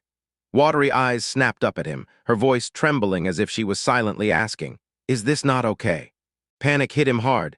Mortified and desperate to smooth things over, he blurted an awkward request for her to cover herself, his face burning like wildfire. With the little girl cradled in his palms, Tiru froze the moment it hit him, and his voice shook as he realized what she truly was. She stayed perfectly calm and answered the question he didn't even dare to say. With tearful eyes, the little girl blurted out the truth. She was the white slime, and her voice shook as she begged him to believe she wasn't a bad slime, trying to calm his fears while Tiru just stood there, frozen, caught between awe and terror. Blinded by tears, the little slime girl started sobbing like she couldn't stop, and Tiru panicked, rushing in to calm her, until it hit him. She was the exact same white slime he'd met before. Between shaky sniffles, little Rhea admitted she'd transformed into the bloomers wearing Rhea, too. Because Tiru once said he liked it, and she thought this outfit would finally win him over. Tiru stared at the tiny figure cradled in his hand, then hesitantly asked the Rhea why she kept calling him her master, only for the little girl to beam and tell him he was the first human she'd ever seen, so that's exactly why he'd become her master. Tiru got completely blindsided, wondering if this was just like baby chicks imprinting on the first thing they spot. Like, was it real affection? Or was it only happening because he'd been feeding her and giving her attention? But Rhea flashed him a warm smile, her eyes sparkling as she sliced through every doubt. Because deep down, she didn't just tolerate her master, she truly liked him. The slime blushed through her own thoughts, saying that imagining him warmed her from the inside and made her ready to do anything for him. Then Tiru's heart jolted as he caught her serious look, the same vibe as Rhea, and before he could stop it, he found her ridiculously cute, even as he reminded himself she was still, no matter what, a slime. Tiru gulped and asked if the slime was a girl. Then the slime stopped, thought hard, and said, "I don't have a gender." No girl, no boy, just slime being slime, and before Tiru could wrap his head around it, the thing snapped forward and bounced straight toward the floor. The slime told him to hang in there, and the moment it said it might be a little ticklish, Tiru suddenly felt something weird. His eyes popped wide in shock when a slime began wriggling up from his feet, and he froze, stunned and flustered. Caught off guard, he blurted a startled shout, arms whipping around as he scrambled to make sense of what was going on. Tiru froze the second that tiny slime slipped under his clothes. Then it wriggled straight into a painfully sensitive spot, and panic exploded across his face. His heart slammed like a drum as it kept squirming, sliding and shifting, sending ticklish shocks through him with every movement, until it finally popped out and plopped onto the floor with a soft little bounce. Breathless and flushed, Tiru stumbled backward like his own body had betrayed him, and the slime even apologized in a soft voice, saying it only ran a quick scan, leaving Tiru so confused he didn't even know what that was supposed to mean. The slime slowly pulled back, shifting shape right before his eyes, then snapped back into Rhea's familiar, girl-like form, only to start undressing again. Tiru hit the panic button, furious, yelling for it to stop, shielding his eyes, but curiosity yanked him back and he peeked. Tiru's eyes bulged with pure panic as he stared at the slime girl standing there. And when his brain finally clicked that it was Rhea's body, complete with male parts down to the humiliating details, his face exploded into a deep red flush, and he choked out a scream, utterly crushed by the sheer awkwardness. Rhea, the real one, snapped to attention the second his screams hit, bursting into the room in full panic and demanding, breathless, what happened to Tiru. Tourists scrambled for an excuse, stammering that he'd been dreaming about stopping a super magic reactor, and only now realized he was sleepwalking, praying Rio wouldn't catch how shaky he felt. When Rio saw him trembling, she smiled softly and took his hands, telling him everything was fine. And when he thought it was just a bad dream, She promised to stay by his side all night to calm the fear. Flustered as he was, Tiru didn't argue. He just gave in, and before long they were both tucked under the same blanket. Like always, Rhea drifted off to sleep first, her calm face softly glowing in the dim light. Minutes later, when the room finally went quiet, Tiru crept back out on tiptoe, terrified of waking Rhea, and then he went straight to the slime, who casually revealed that as a slime, she could shift between male and female traits, and that freaked Tiru out so badly he begged her to stick to just one gender. The slime girl nodded and took her seat in front of Tiru with rock-solid confidence, beaming as she vowed to follow every order her master gave her. Then she bragged that if she ate human food, she could grow big enough to look human and be more. It'll fill even more of her master's wishes. Yep, the twisted ones too. Tiru blushed hard and tried to dodge the moment, not knowing how to deal with her wild enthusiasm. Then he demanded why she was so obsessed, but the slime girl just grinned, saying that helping her master was her whole purpose. She kicked off the tail of the white slimes, once a tribe that lived side by side with humans, learned the people they loved, and got cared for the same way because that's just how their life worked. But as the days dragged on, their powers to transform, and even their hearts to love, got turned into bait, and some brutal humans started using them, throwing them into dark dungeons where they cowered just to escape abuse. The slime girl confessed she'd never once believed humans were cruel, then shocked her own doubts by ditching her friends and charging into a dungeon. While Tiru listened, grinning like he'd just won, because he was the first person she'd ever met. She lit up and gushed about how thrilled she was to meet Tiru-sama, and he tried to smile through the awkwardness, telling her he wasn't from that world in the first place. Tiru's mind snapped into gear. What if he could use that slime's power to change shape as it grows? No hesitation, he dove in right away, stuffing it with food like crazy, hoping it would become his secret weapon. He leaned in and asked the slime what it craved, and the slime girl chirped that human food was all delicious, while the adult grinned and insisted every dish was packed with nutrition. Tiru stared at how the slime studied and passed knowledge between themselves, then made a bold call, turn it into a real, proper meal. That slime girl chomped into the food with zero hesitation, her face lighting up like fireworks as she savored every bite. And in her head, she couldn't believe how ridiculously delicious it was, way beyond anything she'd ever had before. Tiru, watching her with sharp curiosity, blurted out, "So, what do you usually eat?" The slime girl grinned and told Tiru she usually lived on dungeon moss and the corpses of monsters. But she admitted, with a thoughtful chuckle, that by the time she got there often wasn't much left to snack on. Tiru only smiled softly, finally understanding why his simple meal hit her like a miracle. Then the slime girl practically bounced with excitement, her eyes sparkling as she kept munching, again and again, like she couldn't get enough. Watching the slime girl struggle to lift her fork, Tiru softly told her she could switch back to her slime form if the human disguise was making eating too hard, and the slime girl froze, saying she was terrified her master would scold her if she couldn't keep up the perfect look. With a grin on his face, Tiru reassured her, promising he'd never get angry, and he pushed her to shift into whatever form felt easiest, and the slime girl finally exhaled, then morphed straight back into her natural, gooey self. She finally slid onto the food and tucked in, happy as ever, no weird humanoid awkwardness in sight. Tiru leaned in, watching the slime gulp up the food, and blurted out, "Does it even have a name?" The slime shuddered and admitted it didn't. Tiru froze for a beat, then suggested naming the slime, claiming it would make everything easier, while the slime gasped in delight, remembering the old days when slimes still befriended humans and the ones they loved would give them names. After a quick pause, he blurted out the name, **Shizuku***, because that slime looked so round and clear. The moment the name hit the air, the slime happily accepted it. That cute name lit up the slime like fireworks, and it happily agreed, because it instantly adored it, and with a bright grin, Tiru announced, "From now on, I'm calling you Shizuku." As Tiru stared at Shizuku, he realized the slime had ballooned way bigger than before, and Shizuku couldn't stop staring at her own body, shocked that just a bit of food had made her grow that fast, and Tiru instantly clocked it. In this world, slimes, meals hit with crazy power. Shizuku blurted that, at her new size, she could finally copy a full-sized human, right before Tiru's jaw dropped. She said she'd pull in air, fill herself with water, and grow without risking anything, then grinned and urged Tiru to race to the bathroom and try it.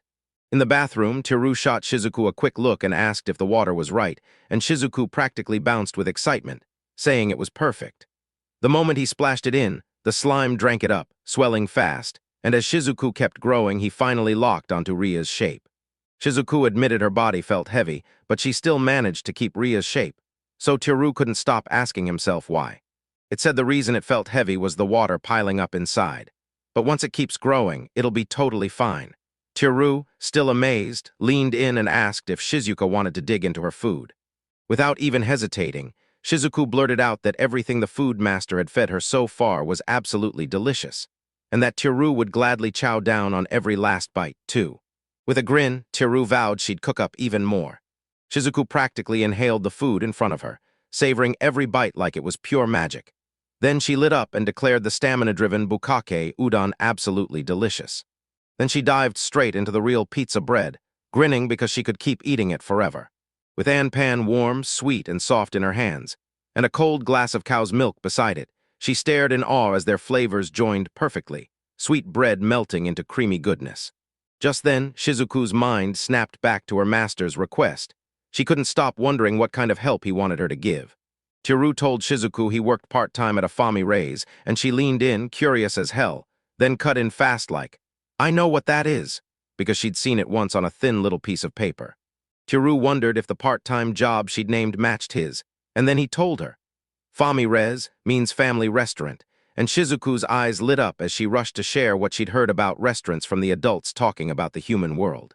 With a warm smile, Teru told Shizuku to stay right there and keep Ryo company while he was working, and he even reassured her that messing around was totally okay. Shizuku lit up and promised, "If it's for the master's sake, I'll do my best." While Teru mulled it over, unease crept in, and he couldn't stop worrying about leaving Ria alone. Too many reasons. Shizuku, itching to help, asked if she could start transforming, and Teru reluctantly nodded, until she suddenly pressed up against him and he froze in pure shock, face burning red. She told him she had to scan every inch of his body this time, no shortcuts, just to make sure he was safe.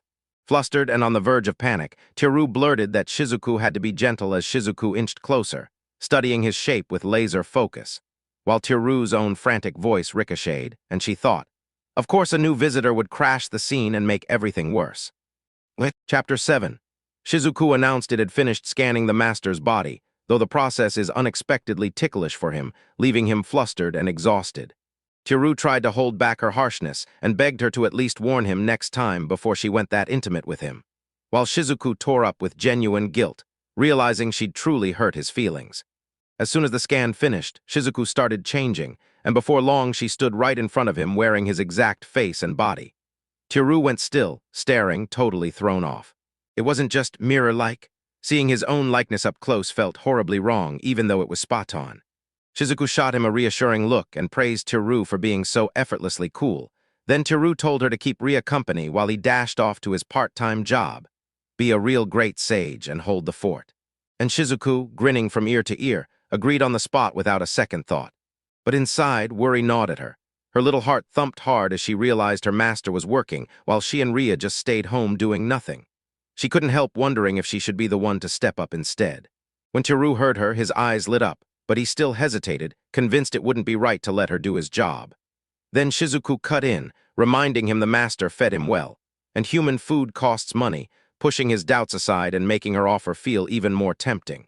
Shizuku had zero money to her name, so she decided to help repay him that way. Teru fretted the job would be way too tough for her, but Shizuku dug in her heels and insisted she could handle it, shocking him with sheer determination. Shizuku asked if she could use the kitchen ingredients, and Teru, caught off guard, just nodded, cheeks heating up. Then Shizuku darted to the shelves and started cooking like she'd done it 100 times, whipping up the food with fast hands and surprising skill. Soon enough, she slid over an authentic pizza bread that looked exactly like the one her master used to make, plain bread underneath. Same style, no slip-ups. And Teru's jaw dropped because Shizuku copied it so perfectly that even the presentation matched his own. As Teru bit into the pizza bread she'd made, he grinned and blurted that it was amazing, shocked that Shizuka didn't just copy his cooking, but his skill and style too. Then she proudly admitted that after she scanned him earlier, she'd stolen his memories and even his behavior patterns. Teru caught himself staring at how insanely impressive Shizuku was, amazed she could copy his manners so perfectly. And as he chewed the pizza bread, he couldn't stop thinking. If the dungeon disappeared while he was stuck at his part-time job, having her cover for him even once or twice would feel like a huge weight off his shoulders. Tiru had finally made up his mind. He dragged Shizuku along to check out his part-time job, and she snatched the idea with pure glee, but there was one tiny catch. Now that Shizuku had grown too big, Tiru couldn't just shove her into his pocket anymore, and he had no clue what to do. Then Shizuku asked if she could borrow Ria's look again, but Tiru cut it off fast, saying the staff area was off-limits to anyone outside. Shizuku asked, "Is it okay if nobody sees me?" Then shot back with a plan. She'd slip into his clothes because she could perfectly copy fabric. She told him she only needed her master naked first, and that set Root into full-blown panic at the wild, awkward request. But he was too curious to back out, so he nervously agreed to try. Shizuku then told him to undress, and Tiru nodded nervously, feeling. Shizuku or not, the moment she thought someone might see through her, embarrassment hit like a wave. As he started to undress, Shizuku politely told him to excuse whatever came next, and to stay perfectly still. Then she slid in close, wrapping her body around his like a liquid, until the slimy shock left him stunned as she covered him completely from roof row to roof row. Then she morphed into the clothes, and when it was done, he snapped his eyes to the mirror, mouth open in pure awe. Because the fabric looked real from every angle, even if his fingers still caught that creepy, slimy feel underneath. For a split second, he started to breathe easy, and then Shizuku tweaked the outfit's shape, jolting Tiru back to panic all over again. Tiru was so flustered he buried his face in embarrassment, while Shizuku blurted out a shaky apology. She didn't mean to make things weird. She just stumbled on a sweet spot that totally caught her off guard, and the tension between them snapped tighter and tighter, leaving Shizuku scared and Tiru frozen, both praying the awkward moment would finally be over. Once everything was finally calm, they burst out into Japan's dimly lit streets, and Shizuku's eyes went huge with awe. She'd heard tales of the outside world, but seeing it for herself hit different, with glowing signs, flickering city lights, and towering buildings leaving her completely stunned. Tiru started breaking down the basics of the modern world for Shizuku, and you could tell she'd stumbled in from another realm entirely. Then he told her, "I'll teach you more later," and pushed her to lock in the essentials for now. He pointed at the car and told her it was like a horse for traveling, only way faster, and he warned her, dead serious, that getting hit by one could kill her, so she needed to stay careful. They kept moving through the silent streets after midnight, and with almost nobody around, it felt like the whole world was clearing the way. Tiru gestured toward the footpath for walking and the road for cars, then broke down the traffic lights, what the red and green signals meant, and why they mattered. Shizuku stared in, hanging on to every single instruction like it was life or death. They finally burst into Tiru's workplace, a cozy little cafe restaurant, and Tiru told Shizuka, "I'll go in like we planned," then warned her to behave and not pull any weird stuff. Shizuka smiled and agreed on the spot, no hesitation at all. Hisano, Tiru's co-worker at the cafe, stared in shock when he showed up in the dead of night, and when Tiru blurted out a rushed apology, asked for leave on the spot, and promised he'd return to work tomorrow, Hisano waved it off like it was nothing, because Tiru was still in the middle of moving anyway. She giggled at him and asked with a wink whether the mansion ever had ghosts. Ghosts popped up, basically screaming that he'd snagged a cheap place, and Tiru awkwardly laughed it off, praying no more would show up. Meanwhile, his honor swore it all sounded dull, but deep down, Tiru knew this night with a slime was way crazier.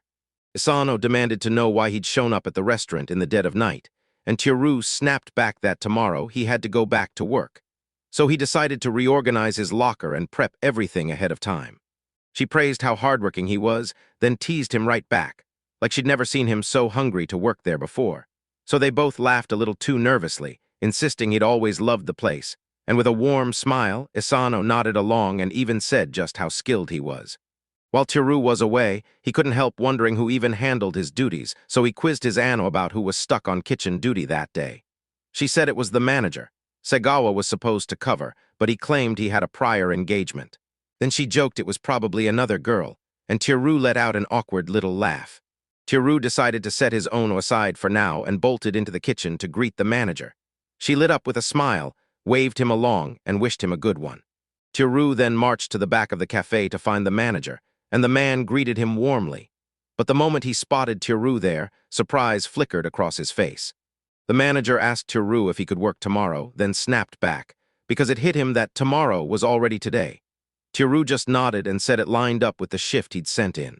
With a wave of relief, the manager leaned into the new mansion Tiru had moved into, tossing out jokes about rumors that he'd never return. And Tiru only chuckled, acting like it wasn't some big deal. Tiru considered training Shizuku, then clocked the manager would be in the way, so he hatched a plan to yank him out of the kitchen. And to repay him for approving Tiru's sudden leave earlier, Tiru stepped in to cover for a while. Tiru kept pushing the manager to finally take a short break, and the manager stalled, hesitating hard, insisting it felt wrong because Tiru's shift still hadn't started yet. Tiru insisted he'd handle the kitchen for now and told the manager it was no big deal. Then he rushed to add that he needed to get ready for tomorrow too, and before anyone could protest, he blurted that he'd just change into his uniform and come right back. At the lockers, Tiru flashed Shizuka the uniform he needed her in and told her to switch, and Shizuka, so happy about it, snapped into his kitchen uniform in an instant. Tiru sprinted back to the kitchen and told the manager he could finally take his break, right now.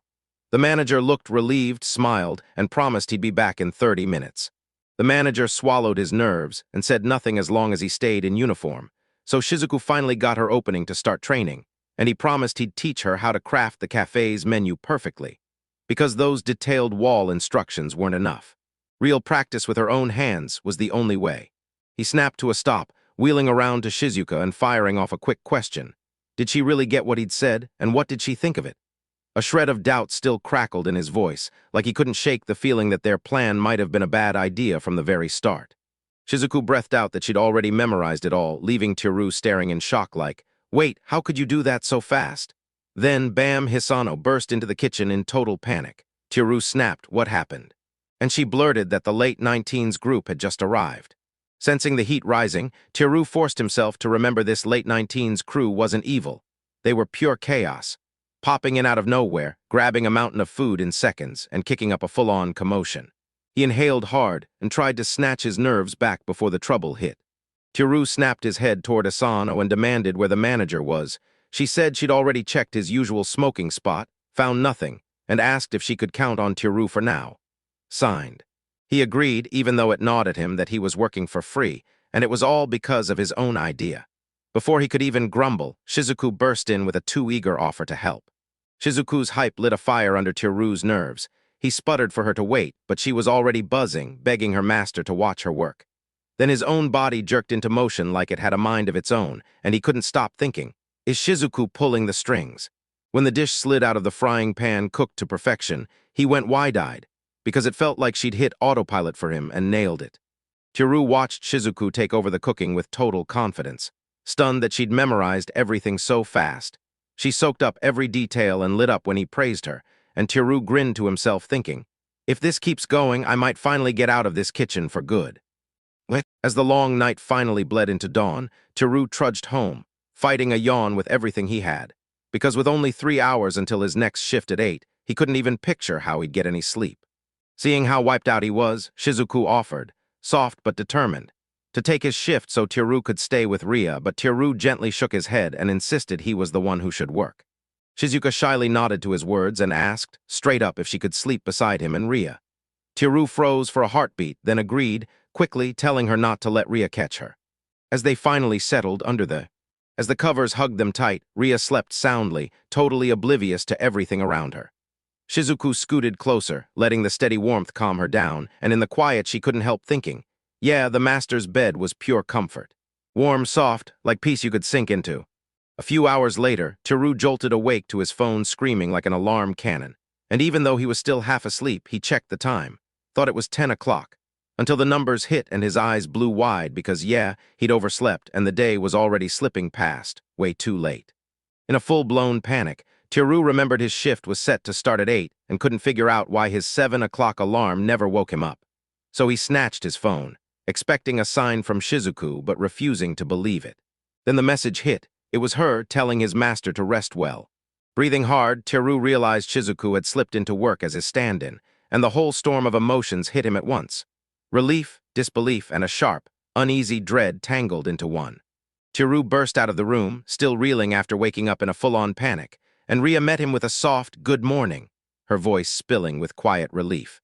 As he came closer, Ria stared at him with worry and asked, "Are you feeling any better?" Tiru froze, baffled, scrambling to remember what she meant. Then Ria told him. That morning he woke up, then immediately crashed back into bed, insisting he wasn't well. Boom, it clicked. It had to be Shizuku pulling the old pretend-to-be-me trick.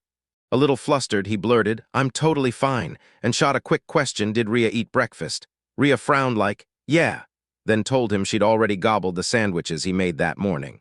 Teru nodded right away, and in his head he was silently cheering Shizuku for being straight-up amazing. Hungry to get answers, Teru told Ria he was headed to a sage meeting and that he'd need to fire off his transition magic to slip away. So Ria just smiled and wished him a safe trip as he got ready to leave.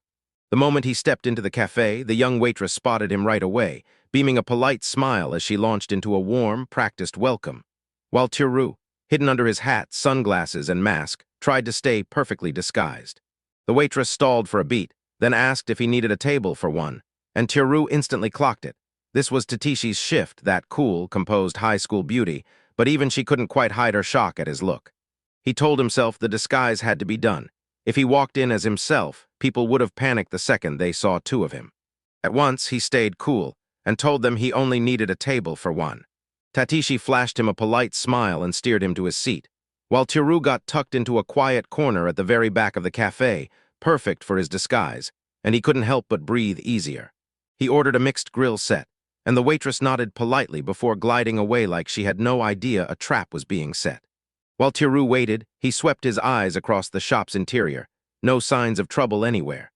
The place looked calm, the menu was spotless, and even the customers wore satisfied smiles like Shizuka had everything under control.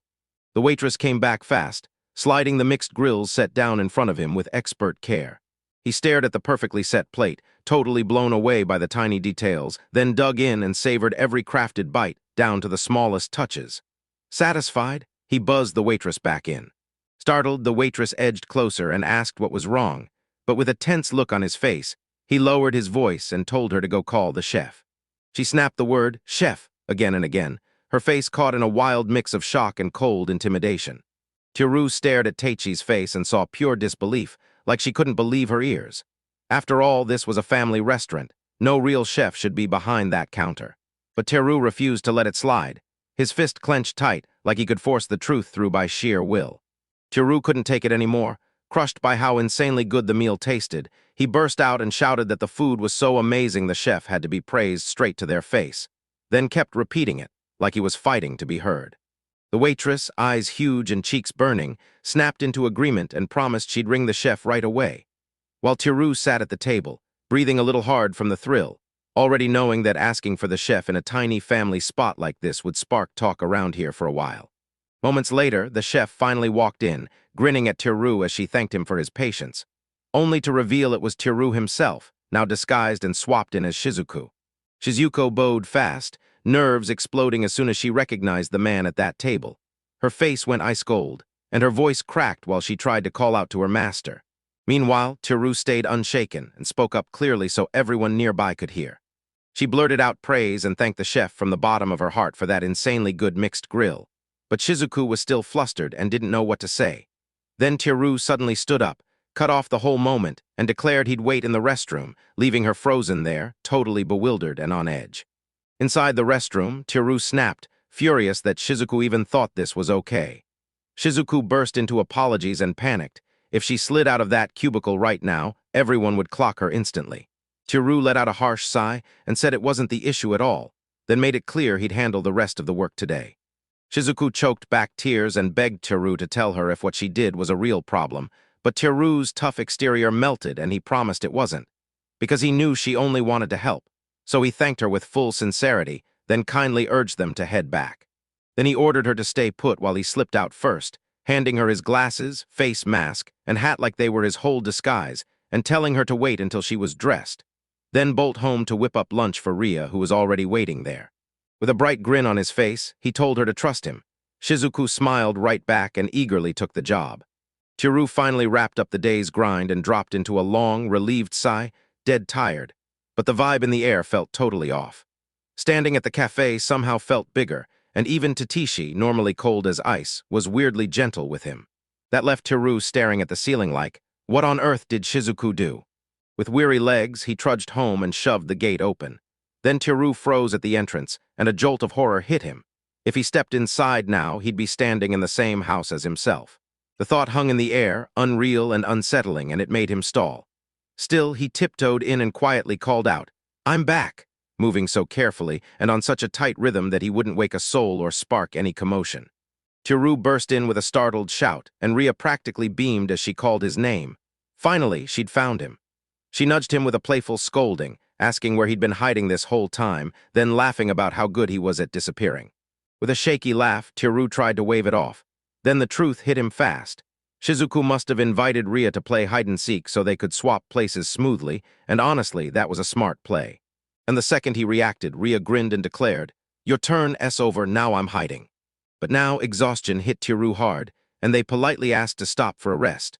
So Rhea lit up right away, cheerfully declaring that while Tiru recovered, she'd go polish her armor. Tiru let out a relieved sigh, finally catching his breath, and watched as Rhea burst into motion, sprinting away with pure excitement. The little blob creature inched along in front of Tiru, its round eyes brimming with regret as it finally whispered, "I'm sorry I acted without telling you." Cross-legged on the floor, Tiru told Shizuku it was okay, but he promised he'd only ask for help when it was truly necessary. Shizuku leaned in, curious, and asked, "Why would you even need help in the first place?" She told her friend's version of the truth, that working for a human's sake wasn't just some rule, it was thanks for everything, especially since she'd been fed and stuffed on his pantry. And when Tiru brushed her head so softly, Shizuku felt this warm, steady comfort settle in, like she finally understood she wasn't being looked down on at all. She was being treated like an equal. Tiru sat on the floor, smiling softly, and it hit him. How lucky he was to meet a white slime who, even while her kind distrusted humans, still believed in them. Then he leaned in and told Shizuku, "I'll take care of the work," asking her to only handle what he couldn't.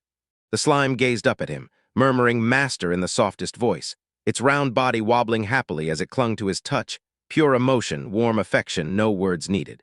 That night, Shizuku got a wild idea. Her master should rule over slimes too. Tiru gave a nervous smile, already wondering how anyone could ever handle them all. After he finally crawled into bed, Shizuku tiptoed under the covers beside him and dozed off into sleep. Chapter 8. In the quiet of the night, at exactly 2 a.m., Tiru's phone alarm buzzed softly, and with a light tap, he silenced it. He rose carefully from bed, mindful not to disturb Rhea, as she slept peacefully beside him. As he crept toward the door like a shadow, Shizuku, the faithful white slime, fixed him with wide, curious eyes, quietly begging the real question. Where was her master sneaking off to at this hour? Tiru clocked Shizuku's worry and flashed a playful hush, grin creeping onto his face as he told her he was headed into the dungeon to level up some more. While Shizuku stayed silent, her big, round eyes pleading for his safety, all devotion and no words. Then with one last soft breath, Tiru slipped into the night, fired up for another wild adventure. As Tiru shoved the dungeon door open, his eyes snapped wide with shock. Right in front of him, the stone tiles were carpeted in endless blue slimes, writhing and squirming like something gone horribly wrong, and he couldn't stop wondering what had brought them here. Realization slammed into him. The blue slime he'd stuffed in that box earlier must have multiplied to this point. And still, somehow, even with everything going on, even with the chaos roaring all around him, Tiru's heart raced with pure excitement. This was the exact chance he'd been waiting for, the moment to level up. Clenching his pickaxe until his knuckles burned, he steeled himself and muttered that this was the best it could have been. Then he roared, calling on every last blue slime to swarm him all at once. Breathing hard, Tiru scanned the now empty dungeon floor and wondered, just for a second, did he really wipe out every last slime? As the cheers died down, panic slammed into his chest. So he snapped his hands up in frustration and blurted that if there were no enemies left, he couldn't earn any more experience points. Tiru absolutely threw a dramatic, over-the-top groan at the idea. Then he forced himself to breathe, checked his stats, and grinned when he saw his level had gone up, so worrying about XP could wait. And to top it off, his HP got fully restored after he grabbed something to eat. He flicked his eyes to his stats and saw them creep upward, but some stubborn part of him still begged for one more tiny jump in his level. His optimism snapped into focus as he scanned the area with wary eyes, and yep, it matched what he'd been hoping for. Every last enemy was gone. Tiru's eyes sharpened as he realized the truth. If he wanted to keep leveling up, he couldn't stay here. He'd need to hunt down another tiny slime somewhere else. As the thought churned in his head, he finally tore his attention toward that steel door, wondering if he dared to open it. The iron door in front of Tiru had already been slammed shut by Rhea earlier, right after she got chased by monsters. Because as long as it stayed locked, the dungeon beyond it became a safe haven, the kind adventurers used to set up camp. And even though Tiru was cautious, he pressed forward anyway. wondering what fresh horrors might be waiting on the other side. He weighed the risk in his gut, because one wrong step could get him killed, so he decided to steal one tiny peek first. He shoved the door open, and a deep, rumbling roar flooded the air. Tiru dropped into a crouch in shock, thrown off by the sudden movement and completely baffled by what he saw.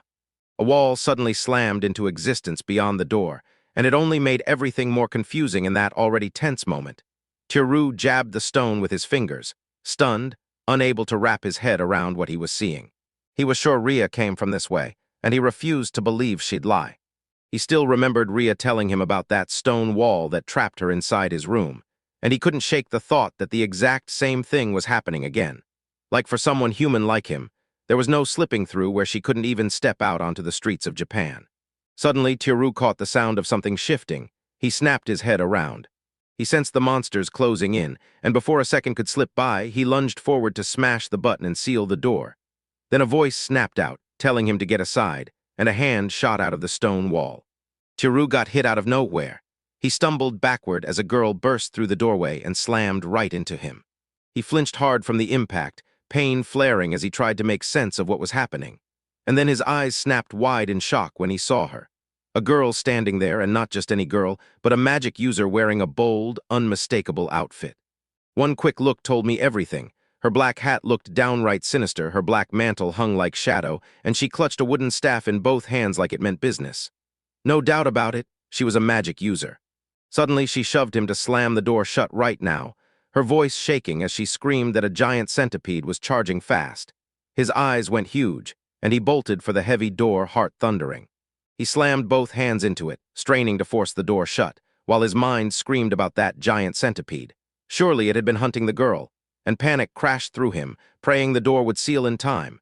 Then the monster's massive head surged into view through the shrinking crack. A giant centipede loomed over Tiru, its massive body swallowing the doorway, and the pressure slammed into his chest. His breath stuttered as his grip tightened around the tiny weapon in his hands. It was absolutely gigantic, way past anything he could even dream of beating, and a brutal truth slammed into him. He had zero chance against that monstrous thing. Tiru's eyes flared with hope when he spotted the giant centipede wedge, jammed tight and blocked from pushing any further. He clenched his fists like he'd won, because the monster was trapped. Confident as hell, he marched forward, convinced they could just smash it and be done, until the magic girl snapped, urgently warning him that it couldn't be taken out that way. Her voice cut sharp through the air as she thrust her staff up and roared for him to back off. Determination flared in her eyes, and she unleashed a blistering blast, yelling the spell Inferno, as a roaring wall of flames surged straight at the giant centipede.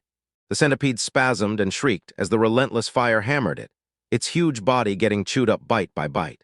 Tiru thrust his hands up to block the scorching heat, eyes blazing as he stared, wide-eyed and stunned. At the spectacle, he could barely process what his eyes were seeing, because this wasn't smoke and mirrors. This was real magic, and it hit him like a tidal wave, overwhelming and absolutely mind-blowing. Tiru crept up to the chart, staring at the blistering remains of the giant centipede, his grip crushing tighter around his tool, wondering in a panic if that brutal magic blast had finally killed it, watching its body twitch weakly on the shattered ground. A brutal thud slammed through the corridor and yanked his focus away. His eyes bulged when he saw the magic girl crumple to the floor, her slim body barely twitching, her energy utterly wiped out after that brutal attack. Tiru's heart jolted, and before he could even think, he bolted to her side, dropping to his knees. He reached out with panic in his voice, eyes scanning her like a storm hit, desperate for any sign she was okay. Then she barely managed to crack open one eye, her face ghost pale, her skin slick with sweat. Tiru's eyes snapped wide with terror when he realized that giant centipede was still crawling behind him. Burnt, battered. And yet it rose anyway, its gross body shaking like it refused to die. Panic exploded in his chest, and Tiru stumbled back as his heart hammered and that shrill screech ripped through the air. On pure instinct, he drove his tool forward toward its head, trying to block or smash the charging beast back, and panic surged through him as he threw every last shred of strength into the fight. Breathing hard, he stared at the massive centipede's lifeless body, and his pickaxe, still faintly glowing in the dim light, had truly ended it. He couldn't believe it. He'd actually crushed that gigantic monster. The thought hit him like something unreal, settling heavy in his mind.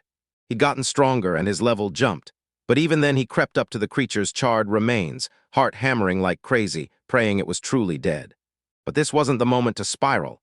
His gaze snapped to the mage girl as she swayed, her face drained of color, a weak grimace flickering at her lips. He lunged to see if she was okay, terrified she'd be badly hurt, but even weakened, she shook him off and whispered that the venomous centipede had bitten her. Tiru dropped to his knees beside her, frantic, and snapped. Could this be paralysis? The mage's voice came out thin, its poison a slow, cruel death. Good news, she rasped. It can be cured if you've got advanced healing magic. Straight up impossible, considering they were falling apart right now. She crumpled forward, breathing in thin, shaky bursts, and with a bitter little smirk tugging at her lips, she choked out a whisper. Dying in a dump like this was pathetic for a mage as powerful as her. Tiru couldn't stand her helplessness, so he clung to that tiny chance of a cure, tore open his pack fast, and yanked out a bottle of cola. Remembering how it had shattered Ria's paralysis, he was sure it could also shut down that mage's poison. And with pure grit, he pried the cap off and got ready to make her drink it. The magic user was so drained she couldn't even lift the drink herself, just faint trembles as the truth hit. And right then, with her so close, he felt an idea claw into his mind, the kind that could save her life or seal it. So he kissed the mage's lips and passed the liquid mouth to mouth. Determined to get that antidote into her system, she yanked back and Tiru froze, staring at her with panic racing through his chest as his heart hammered. For one brutal second, he didn't know if it had worked, or if he'd arrived too late. Then the girl started swallowing the liquid. With trembling hands, she swallowed the medicine. Then suddenly, a brutal cough tore through her, choking hard as the liquid stuck in her throat. Like it was pure magic, the mage blurted that her body was fighting off the paralysis inch by inch. Tiru shot back that he'd brewed the panacea himself and told her to sip a little more, even though he wasn't sure cola really counted as a panacea here. He just talked so confidently to keep from looking suspicious. Still stunned that the black water truly knocked out the poison, the mage kept on sipping her cola, sweet on her tongue, but tingling her skin like the drug was alive. And she couldn't believe how weirdly fast it worked, because she'd never tasted a panacea this instant before. Tiru clocked how she was doing and told the magic user he was happy she'd started to recover, but warned her stamina probably hadn't fully come back yet. Then he offered her a safe spot nearby to rest and asked if she wanted to go, only to get met with a sharp, suspicious stare that screamed, "Don't trust this." Hearing that, she clutched the bottle in a death grip, eyes burning with pure tension. Like if the guy in front of her really meant to attack, he'd better do it fast because she wasn't waiting around. Tiru, completely blindsided, froze, his face twisting with shocked alarm and crushing embarrassment. Her heart pounded as she kept digging at the mystery, and deep down she couldn't shake the fear she thought he might be a criminal. For living out in the middle of nowhere, she sized him up in his weird clothes, acting like she was being polite. She swallowed the bitter truth. She owned nothing worth mentioning, just her own body, the only thing that could matter. She figured that was why he'd stepped in to help her, and the moment those thoughts landed, Tiru's chest went into full panic and total disbelief that she could ever see him like that. Tiru blared his protest, insisting, no way around it, that if he kissed her, it was only to get her to take her medicine, not because he meant anything by it at all. And then he swore it. And once he brought it up, it hit him. Those were the days of his very first kiss. Then his mind started getting roasted by Ria, her scolding voice playing on repeat as he tried to snap back in his own thoughts. He stopped, realizing how ridiculous it was to argue with some imaginary Ria, and he drew in a breath, then turned back to the mage and made it crystal clear. It had all been nothing but a misunderstanding. The mage had to swear one last time he wasn't about to assault her, because she couldn't wrap her head around anyone dressed like that living in a dungeon unless they were criminals. So when Tiru heard her accusation again, he snapped, raging that it was all wrong, that he wasn't there to take advantage of anyone, yet his protest only made her even more curious, pushing her to press him. "Who are you?" At first, Tiru's words tripped over each other. He had no clue how to make this sound believable, until he finally blurted that he was a hermit who picked this place to hide from the loud, non-stop chaos outside the dungeon. The mage leaned in, soaking up every word, while the magic user let out a shaky sigh and, like she had no choice, reached her hand toward Tiru. Tiru blinked, thrown off guard, and hesitated, like she couldn't tell if she was about to offer a handshake. She reminded him about the promise to take her somewhere safe, then hit him with the truth. She still couldn't pull herself up by sheer will. "If you really mean it," she said, "then you'll have to lift me." That's why she reached out her hand. Realizing what she meant, he snapped into agreement, his nerves screaming as he shot out his arm to steady her. Then the two pushed forward together, with Tiru carefully guiding the magic user step by step. The magic user dropped her gaze, whispering an apology packed with regret for accusing Tiru even though he'd saved her. So flustered, Tiru just flashed a gentle smile and told her it was plain common sense to help someone who needs it. She spoke in a shaky whisper, straight up telling Tiru that he was truly a kind soul. And when she brought up the time she was chased by that giant centipede, her eyes went dark, because all she'd been able to think about back then was one thing: surviving. She chose herself first, because she wasn't coming to save anyone else. Tiru wasn't totally sure what he meant, but he lit up and said they'd finally arrived at the resting place, telling her she could finally relax. Then he pointed ahead and declared that his home was right beyond that weird-looking door. The magic user stared straight at the door and kept chanting about it. But to her, the spot where it should have been was just a bare wall. No doorway, no passage, nothing at all. And her confusion burst out in a sharp, helpless blur. Tiru froze in place, panic hammering his thoughts as he couldn't wrap his head around it. So he yanked the door open, hoping the world would suddenly make sense, but the mage just shrugged and said the wall hadn't changed at all, no matter what Tiru tried. Tiru couldn't even wrap his head around it. He'd gone through this same door just before, carrying Rhea back to his room, so why did it feel like something was missing here? Suddenly, the woman next to him snapped rigid, her eyes popping wide with suspicion as panic hit like a wave. She thrust out an accusing finger and screamed that his real aim was to assault her, then begged him in a frantic rush to forget everything she'd said and get away from her. Like she heard nothing at all, Tiru bulldozed the mage straight through the doorway, and the poor girl froze, terrified she'd smash into a solid wall. Then she snapped her hand up to protect her head, bracing for an impact that never showed up.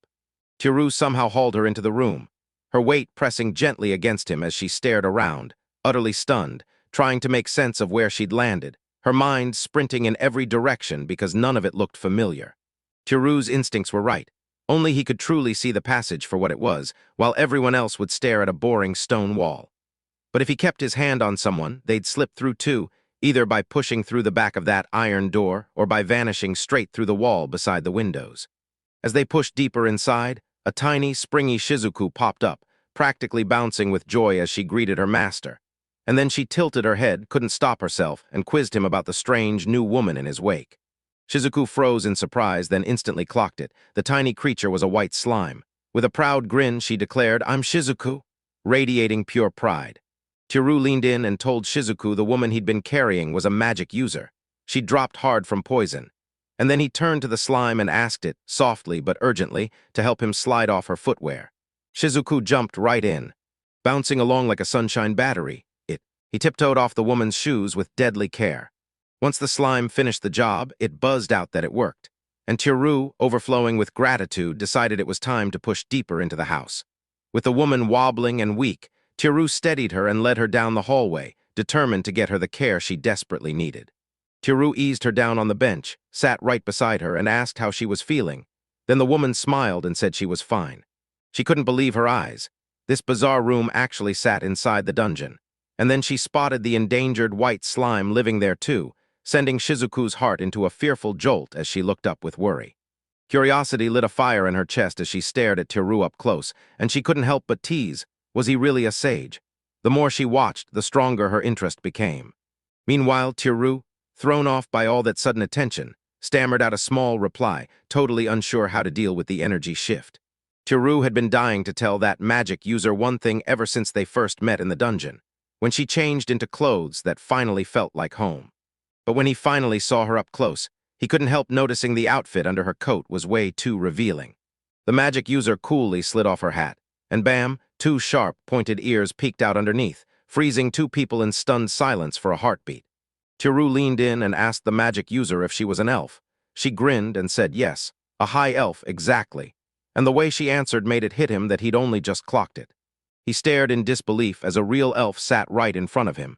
This was his very first encounter, the first one he'd ever seen in his entire life.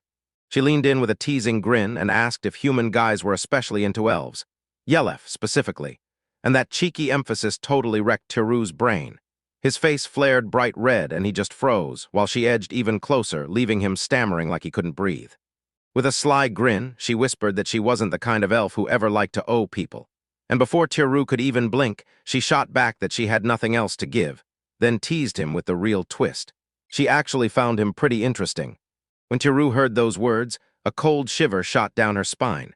especially once she leaned in close and teased that she could offer her body as thanks, and promised it would be only for that. Startled, Teru shot into panic, blurting, "Wait!" As she stammered, then, totally confused, called her by Miss Magic. He just stared, and she tipped her head with a sly grin, asking if he really didn't want her, her eyes sparkling. With playful intent, Teru kept hammering and stammered, so flustered he could barely get the words out, trying to explain that it wasn't that he didn't want to, it was just that Shizuka was right there. Obedient, as always, Shizuku suddenly popped up with her bright, innocent grin, asking, like it was nothing, if they wanted some private time together, then even offered to slip into the tatami herself so they could carry on without a single worry about her. Teru was utterly overwhelmed and couldn't even get a word out, just panicking harder as the elf pinned him down, eyes bulging with pure alarm.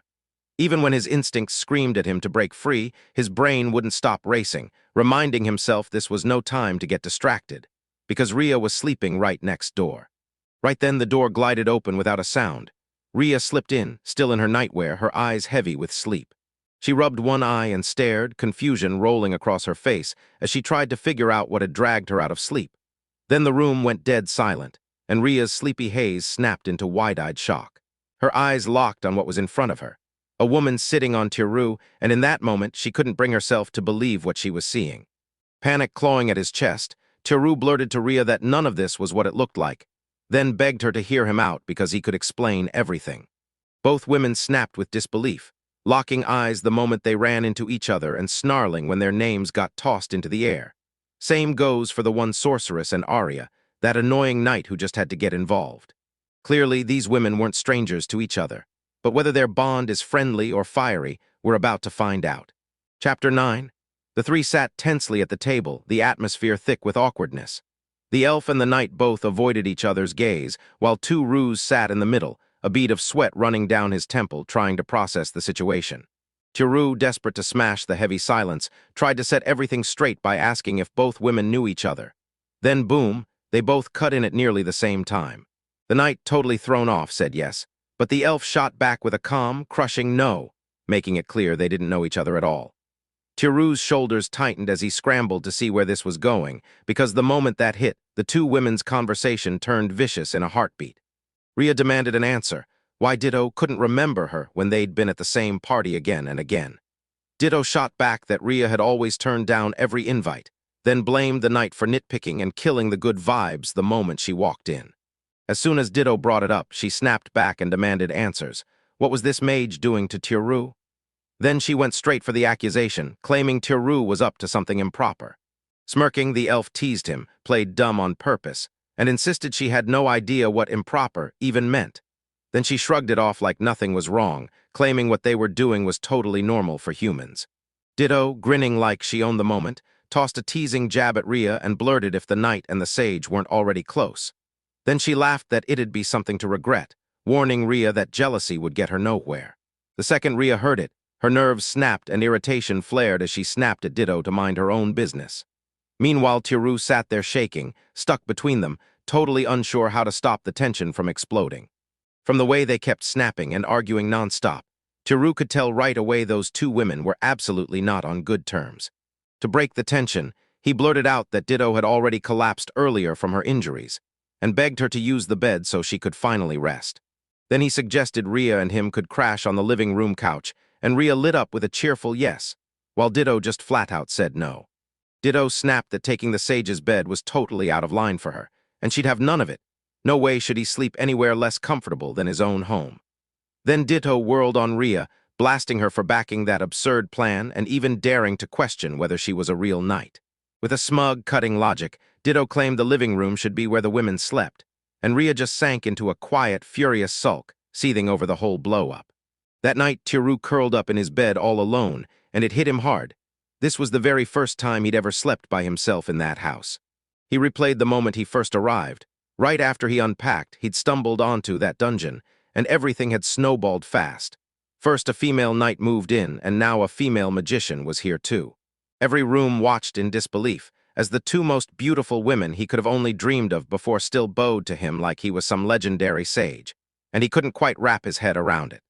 He tossed in bed, finally whispering to himself, "I'm no great sage, just some nobody." And still, somehow, he was surrounded by them. Tiru shot upright in pure shock when he realized Dito was sprawled beside him, his brain screaming, "Why is she in my room?"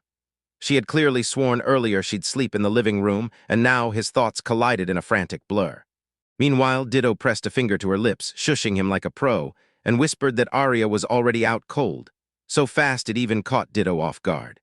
Ditto scooted closer and smoothly replayed that earlier moment. Tiru had doubted his own, sage, status. Then Ditto locked in on Tiru's reaction, panicking because he feared he might have just blurted it out, especially the part where Tiru said he didn't even think he was a great sage.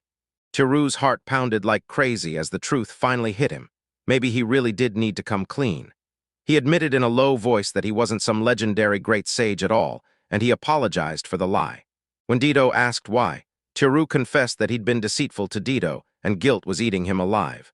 Ditto flashed a warm smile and told him, "Great sage or not, it doesn't matter. What you did saving my life will never change." She hesitated for a heartbeat, then blurted out the truth. If it was Tiru, she honestly didn't mind. Her face flared red as she tried to put words to feelings she could barely understand, and somehow Tiru totally missed the whole point. As the space between them turned dangerously close, Ditto leaned in and quietly offered to tell her own truth, because Tiru had trusted her with his secret. Ditto leaned in close to Tiru, her breath shaking like she was about to lose control as she whispered, almost panicking because she'd never done anything like that before. This left Tiru reeling, especially with how wildly revealing Ditto's outfit was. When Tiru started to ask questions, Ditto blurted that it was just how elves were, totally unavoidable, and that because they live so long, their urge to have children stays pretty low, no matter what they look like. Flushing with embarrassment, Ditto begged Tiru to swear she wouldn't tell Arya. So Tiru, just as flustered, blurted out a shaky promise, using formal words, yet quietly insisting that Ditto alone was enough, and that she'd call him Tiru. With curiosity blazing in her eyes, Ditto leaned toward Tiru and fired off one crucial question. Where did he live? She even admitted that as a high elf, she couldn't make out most of what was inside his room. Then she pushed harder, demanding to know exactly what kind of place that room was. Tiru told him, "This room isn't just a room, it's a doorway to a whole different world." Ditto's hands dipped as he skidded beside him, his mind racing, stunned that not the fairy realm, not the phantom world, and not even God's own residents might struggle to imagine a place like this existed. And yeah, it's honestly hard to believe. Tiru couldn't shake her disbelief. She had no idea another world existed until all this blew up in her face. Meanwhile, Ditto finally spilled that something had been gnawing at her for ages. She couldn't shake the shock of why he'd been talking in the monster language, and that was exactly what made her suspicious of him from the very first meeting. Tiru then told her it wasn't the monsters at all. He was speaking the language from his own country, which somehow sounded just like the monster tongue in Ditto's world.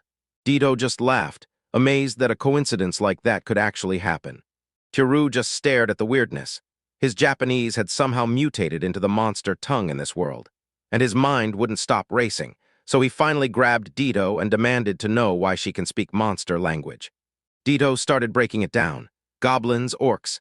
Heck, every smart monster talked this way when they met people out in the wild, and learning it gave adventurers a huge edge.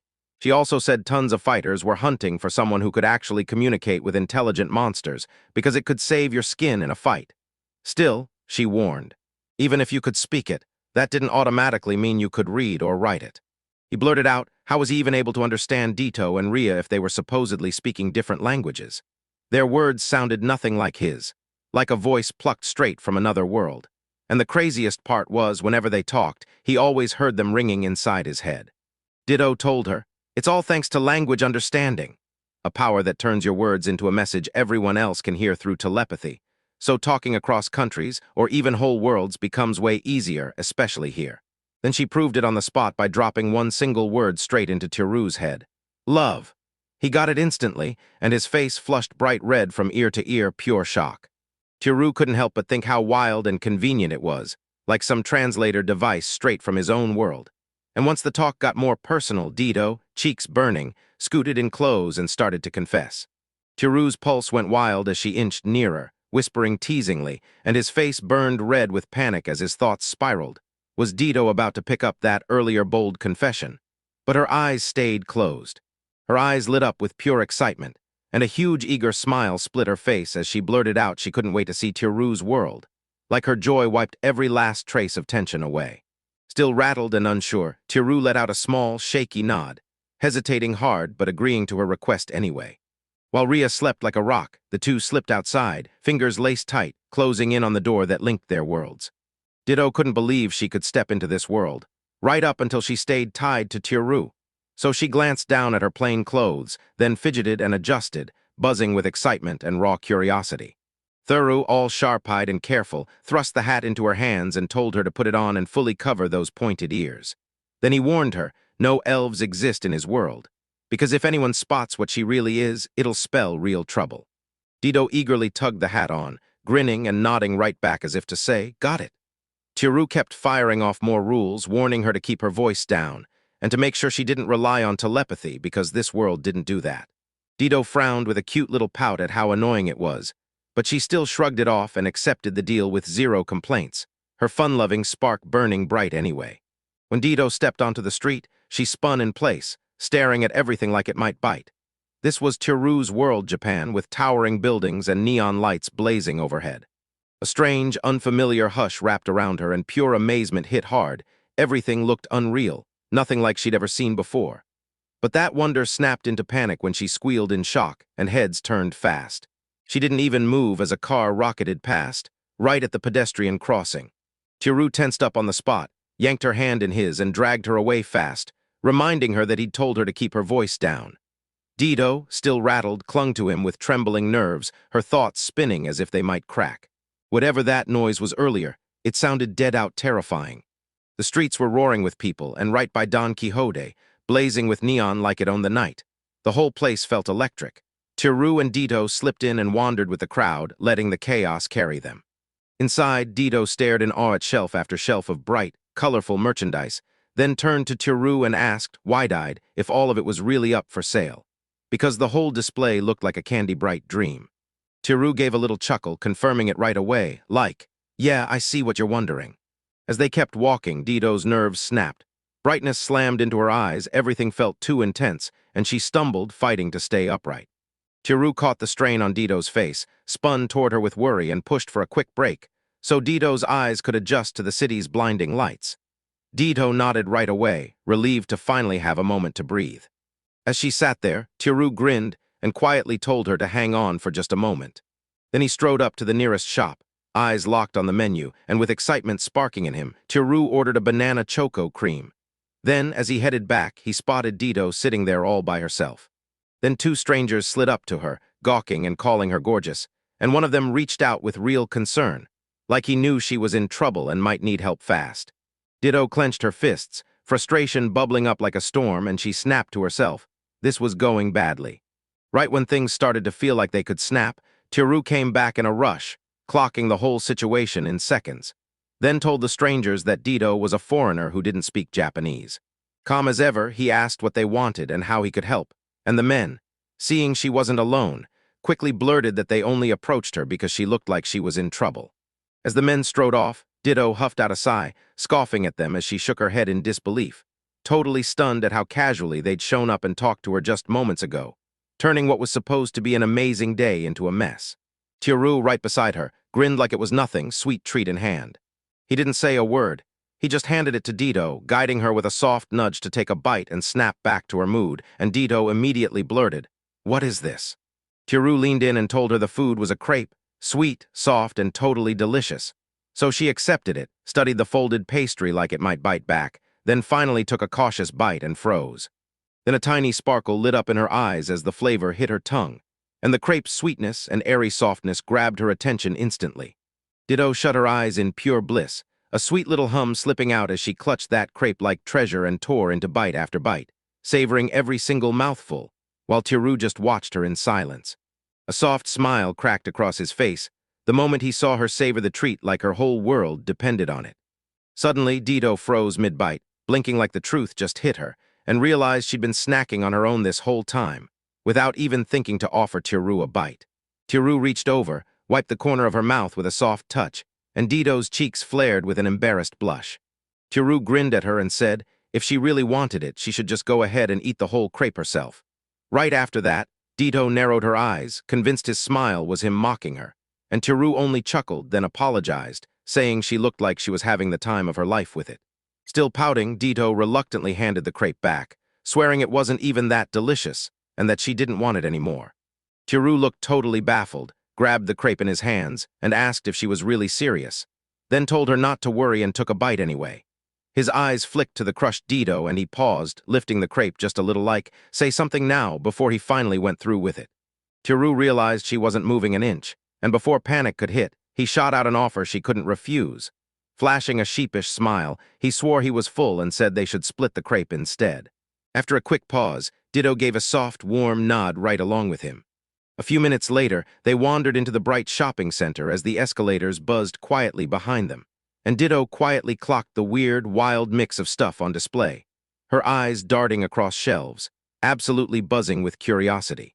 Then she spotted a specific corner, costumes stacked in perfect rows, all sealed with the same familiar packaging, and her memory snapped right back. Arya had worn those exact outfits before. The pieces finally clicked and Ditto quietly breathed, "Now I get it." Realization hit her like a punch, and she snapped, accusing the place for selling scandalous, perverted costumes. With her hands on her hips, her face screamed shock, then judgment. She teased that he'd made Ryo wear those outfits, and in her eyes he instantly became some kind of pervert, with a playful little glare that dared him to deny it. Flustered to the core, Tiru blurted that it wasn't like that. This was an experiment. The Japanese costumes and food were being tested for possible special effects in the dungeon, and sweat popped along his forehead as he tried to explain before she could pounce again. Ditto demanded, "Is that for real?" And Tiru blinked, stunned that Ditto had even come up with something like that, then quickly snapped back, saying he was just curious. He'd only tested the food so far and hadn't bothered to check what the clothes would do. And yeah, turns out the food absolutely buffed his stats while he was trapped in the dungeon. Curiosity sparked in her voice as she blurted, shocked by the thought. Maybe those costumes could level up their status too, while her eyes darted over the rack. Tiru told them Ryo still hesitated and still had a little fear about going back into the dungeon. But if Ditto wanted to try it, he could buy the costume for her to test it out, and he was sure it would fit her perfectly. Ditto stopped, a thoughtful frown deepening as determination sparked in her eyes. Later, right after they left the shop, Ditto clutched the costume package to her chest, humming like she just hit the jackpot, and she couldn't stop thinking about how awesome Japan was. Huge shops, mouth-watering food, and crazy unique finds everywhere. Tiru watched her beam with a warm smile, genuinely thrilled to see her this happy, and the two of them carried on through the loud, bustling streets. After tiptoeing back into the room, Tiru quietly watched Rhea sleep peacefully in bed, and the wave of relief hit him hard. Nothing bad had happened while they were gone. Tiptoeing in silence, Ditto and Tiru shot each other a wary look. Then Ditto glanced at Rhea with a small, reassuring smile, saying she could finally sleep easy, while Tiru tiptoed around the subject and cautiously started talking. Tiru demanded to know if Ditto really hated Rhea, and Ditto stalled for a beat before snapping that Rhea was meddlesome, so much it was a full-on headache. Still, she insisted Rhea wasn't a hypocrite.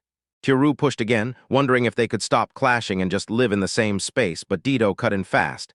They could coexist, sure, just not as friends. While Rhea slept soundly, Tiru tried one more time to win Ditto over, brushing her feelings with gentle words and insisting that no matter what she believed, sharing the same roof was still a good start. And maybe, just maybe, time would turn them back into friends. Ditto, all laid back, gave a partial yes and said that when her mood hit right, she could keep things calm with Rhea in the house. Tiru remembered Rhea warning him that Ditto hated pairing up and would rather do everything solo. But no matter what, he couldn't shake the question. What on earth pushed Ditto to charge into the dungeon alone? Shoving that awkward conversation aside, Ditto snapped to a more urgent question, asking. Ditto asked if she could crash in Tiru's bed. So Tiru shot up, panicking, and reminded her she'd promised he'd sleep in the bed while Ditto and Rhea took the living room. With a heavy sigh of defeat, Ditto just blurted her frustration, knowing she couldn't talk him out of it. Chapter 10. Tiru is still wrapped in the comfort of his bed, drowsy and reluctant to face the day. A bright and energetic Rhea, full of cheer, tried to wake him up with persistence, shaking him gently at first. Her radiant smile and enthusiastic call reflect a caring nature, as she urged him to start the day. Even after her best shots, Tiru groaned and refused to budge, complaining he had no work today and just wanted to sleep in, again and again. Tiru grumbled, and the moment he did, she yanked the blanket off him and warned him that oversleeping would wreck his health. Tiru stumbled out of his room still half asleep, and before he could even blink, Rhea's unstoppable energy barreled in, cheerfully shoving him toward the sink and demanding he wash up and brush his teeth, even as her nagging masked pure care. Then she lit up and declared breakfast was ready, urging him to come right after he finished. At the sink, Teru watched Dito slowly brush her teeth, eyes heavy and drowsy, like she hadn't fully woken up yet. And yeah, it looked like Rhea had dragged her out of bed for this too. Seeing Dito, he blurted a little too loudly that he finally got why she was called the Meddlesome Knight, and now the name just felt more annoying than cute. Dito could only sigh, worn out, and agree. Teru and Dito, now sitting in the kitchen, went totally still as they stared at the burnt, unrecognizable mess on their plates, and neither could wrap their head around it as they both nervously blurted, "So, what are we even looking at?" Rhea shyly slid their breakfast onto the table, telling them it was the same dish Teru once made for them. And when her voice wobbled, she confessed she'd tried to copy his cooking to level up her skills, but it all totally fell apart and left her near tears. Teru just sat there, staring at his plate, frozen on what to do next, while Dito jerked back in horror, trying to figure out what kind of food they were being forced to swallow. Still clearly rattled, she snapped that Ryo had hauled them out way too early, and then cooked up something so disgusting, like she knew exactly how hungry they'd be. Boiling with indignation, she accused Ryo of straight-up bullying, asking whether this nightmare meal was meant to torment them on an empty stomach. Rhea could only bow and apologize, while Teru felt the tension snap in the air between the two women, his voice cracking with guilt and real concern as he hurriedly stepped in, offering to whip up something simpler. Teru poured milk over the granola, slid the bowl toward the two girls, and practically begged them to dig in. Ryo stared at it like it might be a trick, wondering out loud if it was truly finished, while Dito couldn't wrap his head around how something prepared that fast could taste good. Then Teru just gave a calm nod and pointed out the dried fruits mixed in, saying that's exactly why it would be better. With cautious bites, their eyes went wide. Rhea started munching with a grin, shouting that it was insanely delicious, and Dito immediately jumped in, agreeing in loud chorus. Rhea couldn't believe something so simple could taste that amazing. She beamed at Teru, calling him a great sage and soaking in every bit of his hard-earned wisdom. After breakfast, Teru bolted back to his room and dug through his luggage, something he hadn't bothered to do since moving in. He leaned in to Rhea, saying, "I need you to take care of the rest while I sort this out," and told her to knock if she got stuck. Rhea lit up with excitement, chirped back that she'd handle everything, and promised she wouldn't let him down. Inside, Teru carefully tore into his computer gear, grumbling under his breath as he slammed the monitor onto the desk and started snapping every cable into place. Right when he snapped the last component into place, Dita leaned in with sharp curiosity, staring at the strange new object. She pointed at the screen and blurted, "What is that?" Teru answered her patiently, explaining it was a computer monitor and walking her through how the parts clicked together and worked, calm and confident. Relieved, Teru thanked the device for staying unbroken. Then the moment the screen flickered awake, Dito leaned in with wide-eyed wonder and demanded what it could possibly do, while impatiently blurting that all she could see was blue, blue, blue everywhere. Teru told them they could do a ton with it, especially if they used the internet. Then he started hammering the keyboard, hunting for something exciting. When an animated character popped onto the screen, Dito snapped into a gasp, her eyes blazing with pure wonder, leaning forward fast as she asked, straight-faced, whether a little fairy was living inside the machine, her surprise sweet and wonderfully childlike. Teru let out a chuckle and explained that it was called a vocalo, or a virtual singer, as he broke down how it worked, while Ryo leaned in from behind, staring in pure awe, totally hooked by that wild, fascinating device. Then Teru added that they could even fire up the computer to dig up clues about other worlds. Dito couldn't stop staring in awe and blurting out just how wild Japan's tools were. Then Teru said they could even use them to scan the dungeon's layout and appearance right from where they stood, and that hit Dito like a punch. His tech was reaching farther than anyone expected. Teru couldn't believe how it happened, like there was some secret checklist first, and he'd have to clear a bunch of prerequisites, starting with answering stuff like what kind of capital they used. Right away, he grabbed Dito and demanded she show him the money from her world. She nodded, told him to hang tight, and then reached into her clothes to pull out a tiny pouch. As she handed it over, Teru blurted out questions about what happened to the monsters he'd beaten. Then D2 slid in an indirect answer. Stick to the same story. Still, the mess only got messier, but he forced himself to believe it, because for now his secret was still locked tight. Teru's eyes lit up as he inspected the coins she handed him, wondering if they were the real deal gold, not just glitter. Then Dito just nodded and started naming them off. Gadius gold, Empire gold, and even a handful of commemorative gold coins. He asked if those coins could really buy things, and Ditto snapped back like it was the most obvious thing in the world. Then Tiru paused, thought for a beat, and made his request. Tiru asked Ditto if he could borrow some of her coins to grab snacks and flashlights, and she happily said yes. Then she paused with a curious tilt of her head. Tiru didn't dodge the question. He shot back with rock-solid confidence, telling her, "Don't worry, her money will be accepted just fine in this world." If that were true, Ditto would have smiled and practically shoved the offer at him. Take as much as you want. Because it was her way of thanking him for the bloomers she'd gotten, and she was buzzing with the idea that if he was right about them boosting her status, they could be even rarer than the artifacts they display at the dark auctions. The idea that something as simple as bloomers could turn into a prized treasure in the underground market actually cracked Tiru up. So he decided to play it cool and just grabbed one coin of each type for now. Then a realization hit him, and he snapped his fingers at Ditto and pointed it out. He casually asked D2 if she wanted to take a bath, and D2 froze in shock. Could he really have one in his house? Tiru grinned hard and nodded yes. As Tiru marched toward the bathroom, he yelled out Feria's name, and bam, she popped up with bright, curious eyes. Then he asked if she'd hop into the tub with Ditto so she could show her exactly how to work the faucet. D2, red-faced and shaken, blurted that she totally had this and didn't need help. Ria could have felt the pressure too, clearly, but before she could object, Ria cheered and snapped into action, declaring that baths in this world were different and that she'd be teaching D2 how it's done.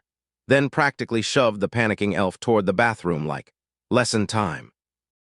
While D2 and Ria snapped at each other behind that locked bathroom door, Tiru steadied his resolve and slipped out. Because if he told Ditto, she'd beg to join, and then Ria would be stuck home alone, which he refused to do. So he went on his own, zipped up his jacket, and walked out. The downtown skyline swallowed the view as Tiru pushed ahead, but then he finally reached a pawn shop. Inside, he faced a calm young clerk across the counter, and she scrutinized his items like it was all business. Then she calmly smiled and announced the price. 106,400 yen. Tiru froze, eyes bulging as the number hit him, and he blurted it out again in pure disbelief. The clerk just nodded politely and confirmed it was the full total. The clerk lined up every coin and told him the price. First, a plain little piece worth just over 9,400 yen, modest, but it still made people raise an eyebrow. Then came a more ornate one with a detailed face, screaming value at 97,000 yen. And last was a third coin plated in platinum and gold, looking priceless. Only problem was they couldn't confirm the exact worth without deeper inspection. The clerk offered to let him appraise it later, but Tiru snapped back and grabbed the cash for the two confirmed items right then. Tiru didn't dare hang around or draw extra eyes, so he stepped into the sun, clutched his earnings, and prayed he wouldn't get noticed again if he tried pawning those medals. He couldn't quit his job, but still, deep down, he felt a huge wave of relief because at last he had enough cash for what he needed. After Ria finally fell asleep, Tiru slipped into the dungeon with Ditto at dead of night, chasing answers about their world. Until the cold, stone maze closed in, and in that dim, ominous glow, Tiru grinned and told them the truth. He'd leveled up. Right after Tiru crushed the giant centipede, he remembered it all, and even saying it out loud felt unreal. Buzzing with excitement, Ditto practically lunged in asking to see Tiru's status with a quick. Every thought he conjured a glowing screen between them, and she cut through it with razor-sharp eyes, pulling up his full name, his age, and every stat she could grab. But when the name was too long, she shrugged and went with true.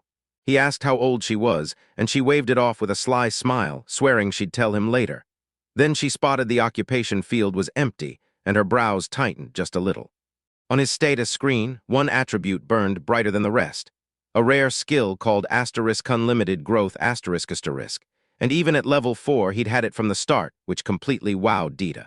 She stared at the info with a calm face but sharp surprise, because she knew firsthand how insanely rare and valuable a skill like that really is after trying every trick in the book. But deep down, something still nagged at her, worry sharpened her expression, and Ditto stared at Tiru with raw, quiet seriousness, even as her mind kept circling back to the brutal truth. His lifespan was so much shorter than hers. Tiru asked her to explain, completely thrown by her sudden worry, and Ditto leaned in and said softly that elves could grind their levels up over centuries, while humans burned out far faster, so most would die way before they ever even hit their level cap. Her voice dropped, turning heavy as she admitted the hard truth. Tiru dropped his eyes, lost in Ditto's words, while she suddenly snapped to the truth. telling him about the terrifying centipede monster she'd faced, and how no level 1 should ever stand a chance against something like that. The fight was rare, brutal, and pure danger. Hearing it, Tiru went silent, the memory flashing back so hard it felt real, and he finally understood. He'd only survived by pure luck. As they kept debating his progress, D2 checked his status and cut right to the truth.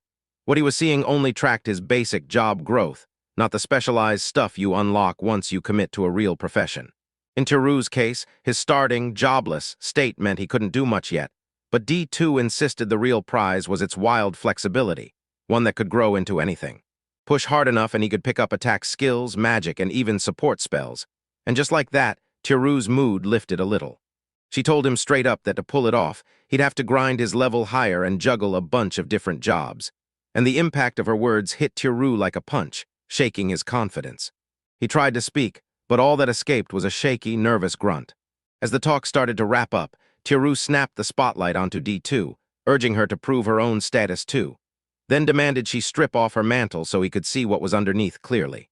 D2's brow jumped with quiet irritation, but after a brief pause, she let out a frustrated sigh and reluctantly gave in. She slipped off her mantle the way Tiru asked, stepping in front of him in a sleek, form-fitting bodysuit that shimmered faintly under the lights. The fabric clung to her with unreal precision, mapping every curve, and for a split second Tiru just froze, eyes bulging in shock, breath snagging, before he hastily tried to look away. Compared to what she usually wears, this was a whole other level. Still red in the face, she stared down at herself, spiraling with doubt. Did this outfit really make her feel higher in status, or was it all in her head? Dita snapped her eyes open in pure shock as her newly revealed status flashed before her. Her defense had jumped by a whopping 200 points, and to make it even crazier, her level cap shot up too, catching her off guard and leaving her torn between awe and disbelief, while Tiru leaned in right beside her, desperate to get a first-hand look at the results. When D2's status sheet popped up, it spilled the truth about how far she'd climbed, real proof of her insane progress. Tiru snapped open her eyes in shock at her age, 221 years old. Blushing hard, she hurriedly explained, "Elves can live almost 1,000 years, so for us, I'm basically in my early 20s. Tiru couldn't believe how close she was to her level cap, his voice full of awe and worry, until D2 snapped him back to reality fast. Dita lit up, grinning that she'd hit her limit way back, but the new gear somehow pushed it higher anyway. Tiru froze in shock, because it totally actually worked.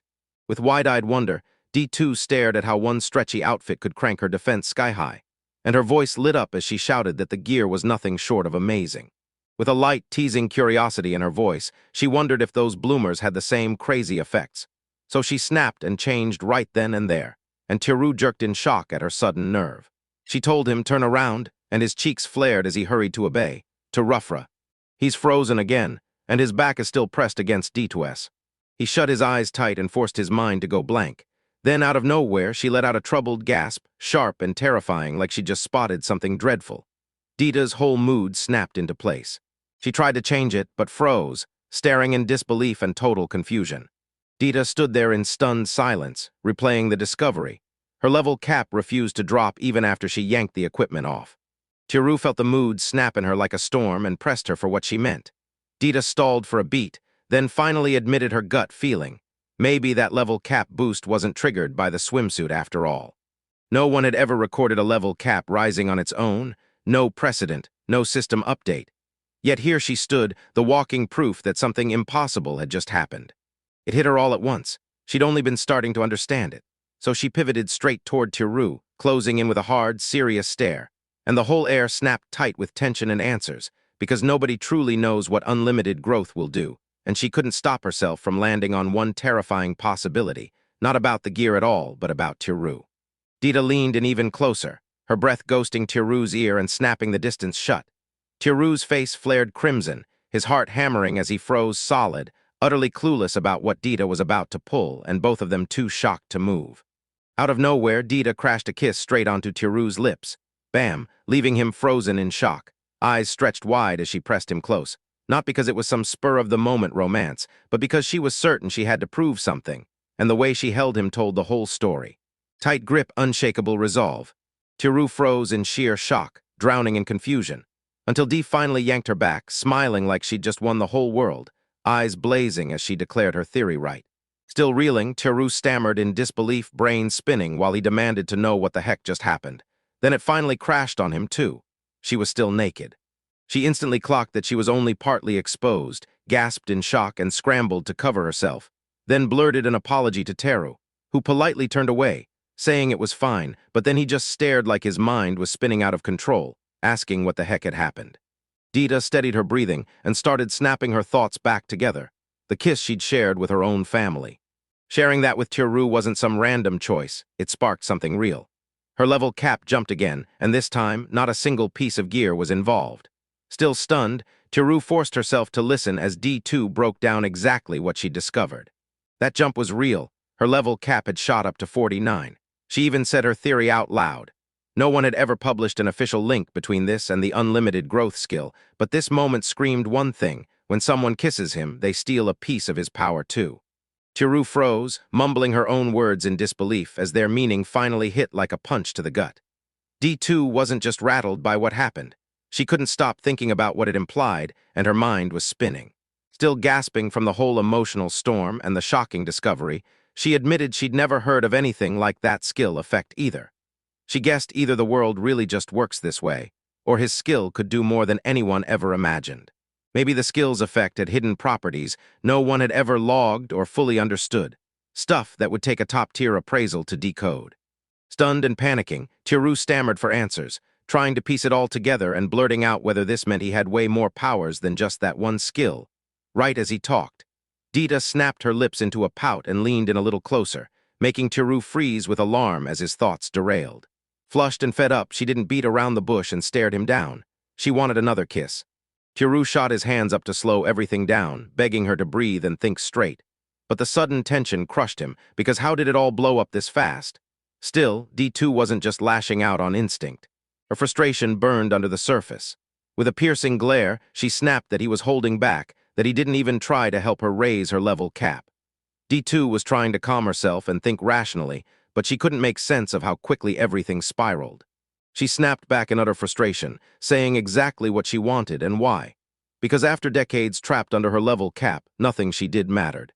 She'd fought monster after monster, trained until her body ached, and still couldn't break through, even though everyone else with higher potential surged past her. And when she finally admitted she was still falling behind, Teru shot his hands up with panic and empathy, trying to soothe her even as he. Time slammed into her head, forcing her to think it through fast before she acted on pure impulse. Even so, Dita made one thing crystal clear. This wasn't some power move makeout, all blushing and no meaning. She stared Teru down and told him she wouldn't accept a single kiss from anyone, only from the person she actually cared about. And she did it anyway, because it was Teru. The moment he heard that, his face softened, and even with doubt still clinging to him, warmth slipped into his voice. The whole tension between Teru and Didu suddenly felt way more personal as she lunged in and confronted. Her eyes narrowed like a blade, and her voice shot up in sharp accusation. She knew something was off. Teru had been thinking about someone else, and that someone was Ria. Dita's face twisted into a pouty kind of frustration as her mind snapped inward. She blurted out, low but heavy, that he must like Ria more than her, and it hit like disappointment she never saw coming. He froze for a second, then finally admitted he wasn't sure because he couldn't stop his mind from going to Ria. But at the same time, he couldn't ignore that he was also hooked on Dita. Her cheeks flushed red while he spoke, and D2 stumbled into a blushing, flustered mess at his straight-up honesty. He glanced aside for a split second, and his voice cracked, torn between truth and total confusion. Then he blurted that he was hopeless, a pathetic excuse of a man because the moment demanded clarity. Dita's stare softened and her voice turned steady as steel. She faced the painful truth head-on. No matter what, Teru's feelings for Ria might come first, and it hurt them both. Still, instead of snapping in jealousy, she leaned in with something deeper. Dita's voice turned soft, but her words hit a sharp, quiet ache as she asked if he'd choose Ria, and if he could. When 80 years finally dragged Ria out of the world, consider being with her instead. The question hit Teru hard. It didn't sound like a demand, it sounded like a gentle wish, and it sent a chill straight through him. Teru tried to push back, but the catch was brutal. If 80 years truly passed, it wouldn't only be Ria who'd be gone. She'd be dead by then, too. But D2, carrying centuries in her wake and still headed for centuries more, had already mapped every outcome in her mind. She held her silence for a beat, distant yet rock-steady. Then when she finally spoke, her words sliced through the air like a full-blown revelation. Turns out there's a way, an actual method to stretch someone's lifespan, and when D2 answered, the tone in his voice went deadly serious, calm, and certain. Yeah, it exists. But then, there's a catch waiting right around the corner. Tiru froze in shock, replaying her words like he couldn't believe them, then shot back with a panicked voice, demanding she explain everything. Because if that method really exists, it could flip his whole world upside down. Tiru leaned in, eyes blazing with anticipation, pushing her to spill the secret. Then D2 finally cut in with the name. To reach it, you'd have to face the thing bound to the labyrinth itself, the ruler of the labyrinth, the dungeon master. With a teasing grin, Rhea pulled Dito into the bath and insisted it was just how things are, vowing to teach her the right way since this world did bathing differently. Dito went red and tried to wriggle out of it, but Rhea wouldn't budge. She warned that letting pride get in the way would only make everything harder for her. Right as they were getting ready for a bath, Ditto casually prodded Rhea about the dungeon rest stop. Like, why was she the only one in their party stuck there? The moment hit Rhea like a slap, and she stumbled into a flustered, panicked scramble for words. Rhea froze for a beat, her voice shaking as she tried to explain that everything about her situation was a mess. Then she panicked, snapped to talking about Ditto instead, and that awkward dodge left the elf completely caught off guard. Rhea, desperate to break the tension, asked Ditto to call her by her real name. Then Ditto, arms crossed and stubborn as ever, snapped no, and turned away with a cold rejection. Rhea just froze, still stinging from the denial, while Ditto, totally unfazed, bossed her to stop sulking and focus on learning how to bathe. Rhea took her job seriously and showed her how the modern bath worked, firing up the hot water through the tube and switching between different soaps for her body and her hair, while Ditto stared in awe, totally hooked by this strange new setup. Ditto stared at the soaps in pure awe, shocked they even existed in Tiru's world. Rhea lit up and proudly explained they came from Tiru's artifacts. But the moment she asked Ditto again to say her name, the elf flatly refused, and Rhea's happy teasing instantly fizzled into playful disappointment. Ditto, now way more at ease, confessed how much she was into that shower, then snapped her focus to the bath, eyes lighting up as she couldn't wait for the hot water to wrap her in warmth. Still bruised by Ditto's rejection, Rhea stormed forward, her face turning stone cold. As she slammed herself in front of the bath, wounded pride ignited in her chest. There was no way she'd let Ditto waltz through after getting shut down. With a stubborn pout, Rhea slammed herself in front of Ditto and insisted he call her by her preferred name, Rhea. Ditto, flustered and annoyed, shot back that she was being childish and wouldn't let it go. Rhea fumed at Ditto's refusal, huffed and pouted like a storm was brewing, then blasted the shower on full cold, and Ditto screamed as the icy water hit, her startled cry ricocheting through the steamy bathroom. Ditto shuddered in that freezing water, teeth chattering as she glared at Rhea in pure disbelief. Then she snapped her eyes to the showerhead, swearing it had been hot just a second ago, like her brain couldn't accept what she was seeing. Rhea strutted with pride, bragging that Tiru's genius invention could flip hot water to cold in a snap, then flashed a smug grin like she'd masterminded it from the start, while Ditto stared at her, totally stunned. After that brutal chill hit her firsthand, Ditto finally admitted what the artifact could do, shaking, beaten, and humiliated, then begged Rhea to let her into the bath, praying she'd dewarm back up at last. Rhea wouldn't budge. Once again, she demanded that Ditto call her by her real name, and Ditto snapped, asking why it mattered so much, only for Rhea to stay planted and seal the argument with icy silence. Rhea leaned in and reminded Ditto, since we live together, we should get along and stay friendly. And that snapped Ditto back to Tiru's advice. She didn't really hate Rhea at all, she just needed to make friends with her in her own time. After a tense second of silence, Ditto let out a defeated sigh. Then the words Tiru told her slammed back into her head, and seeing Rhea's true sincerity made her cheeks burn. She finally caved, blurted out her reluctant yes, and even as pride fought for control, it was slipping fast. All flustered and beaten down, Ditto snapped that she already got it and demanded to be allowed into the tub. And when Rhea saw that, she lit up with joy, beaming as she warmly invited Ditto to join her. As they sank into the bath together, Ditto blurted out that it felt way too cramped for two, and Rhea just smiled back, saying it was better this way, her voice sweet and innocent, like they were slowly getting closer with every second. Chapter 11. At the restaurant, Tiru worked in a daze, his mind far from the task. He let out a long, weary sigh, slumping forward as he admitted everything had grown so complicated. His thoughts drifted back. Back in that night in the stone dungeon chamber with Ditto, he couldn't shake what she'd just told him, his face tightening as he tried to finally understand what the dungeon master title really meant. Ditto calmly told Tiru what she couldn't wrap her head around yet. This wasn't just any skill, it was the key that let someone become the master of a dungeon. And yeah, even if it's listed as a skill, you can't grind it out through leveling at all. You earn it the hard way. Push all the way to the dungeon's lowest floor, track down the current master, and take it straight from his hands. He bought her explanation, but he still couldn't wrap his head around how ruling a dungeon could be tied to someone's lifespan. Ditto hesitated, then finally admitted there. Been a long-running rumor about it. Her voice went dead serious when she said a dungeon master never ages. His eyes shot wide, sparks of excitement flying as he thought, "So we're immortal." Then she shut that dream down fast. A dungeon master doesn't age, but they can still die. Yomi, the dungeon master, can hand the title to a successor.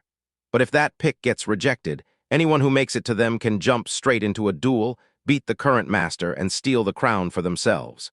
He realized he'd have to plunge all the way to the deepest floor to stand before the dungeon master, because that monster could literally extend his lifespan. She nodded hard, warning him that taking on a dungeon master wasn't some casual quest. You'd need real experience, worlds beyond ordinary adventures. She told him straight up, strike the dungeon master fast, or the monsters and time itself will swallow you first. She hit back with a blunt truth. Realistically, it's impossible. She took hundreds of years just to reach her level. Then Tiru shot back with a cutting reply. If it was only leveling, Tiru figured they could pull it off. Determination flared in his eyes, so he brought up the old-school plan he'd been thinking about, then stopped cold before finally blurting it out. Monster farming. Ditto froze for a second, curiosity sparking the moment the idea caught her attention, and Tiru leaned in too, his face clouding with doubt as he worried she might think it was a bad idea. But after mulling it over, Ditto finally admitted she thinks it could work. Because most adventurers see monsters only as targets to beat and level up, not as something to grow, and she still couldn't forget how they multiply faster than cows or pigs, which sounded like pure trouble.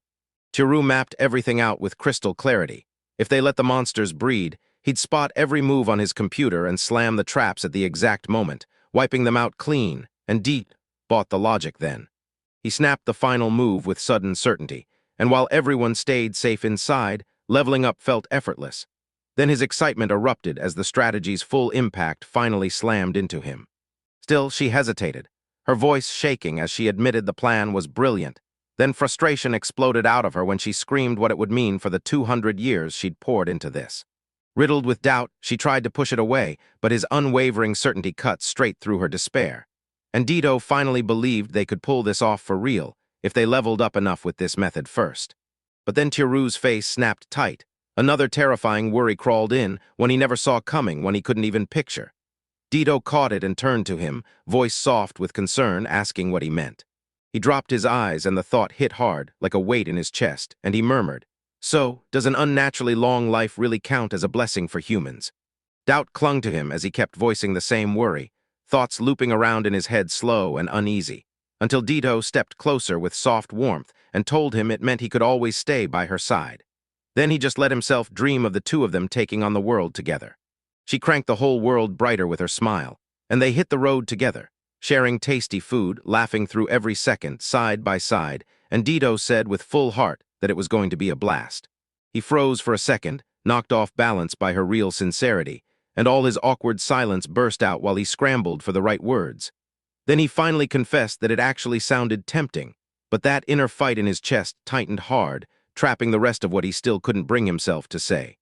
The idea of running a dungeon and having monsters under him slaughter people gnawed at him, and she raced to calm his panic by reminding him adventurers do the same, then promised they'd figure out a solution together if it still haunted him. She flashed that smile and basically told him, "If you hate being the dungeon master, just hand it off." The pressure in his chest melted, and with one steady breath and a spark of resolve, he finally gave in and agreed. He reminded himself that his true goal was always to reach the deepest floor, no matter what. She fired back with pure fire in her eyes, insisting there was nothing wrong with stacking on a new goal, especially becoming a dungeon master, and she pushed him to aim even higher. Now, with his mind dragging him back to that restaurant scene in the present day, Tiru suddenly hesitated. With a quiet exhale, he admitted he was nothing but some lowly freedor. He muttered through clenched frustration, stunned that a freedor could end up a dungeon master. Then the thought crushed his mood lower and lower. Teichi called to him softly at first, Then again, sharper, her worry growing as he just kept staring off into nothing. Finally, she snapped the silence, telling him the food in the oven was done, and another order was waiting. He jerked up with a sharp gasp, snapped back to reality, and blurted an apology as he promised he'd deal with it right away. Then he bolted out, and she watched him with curious eyes. After a long day's grind, Tiru finally made it home and burst into the room, calling out that he was here. Ria lit up and welcomed him, but Dito was already racing toward him, snapping that he was late, because her stomach had been growling nonstop. Tiru kept apologizing over and over, then snapped into action.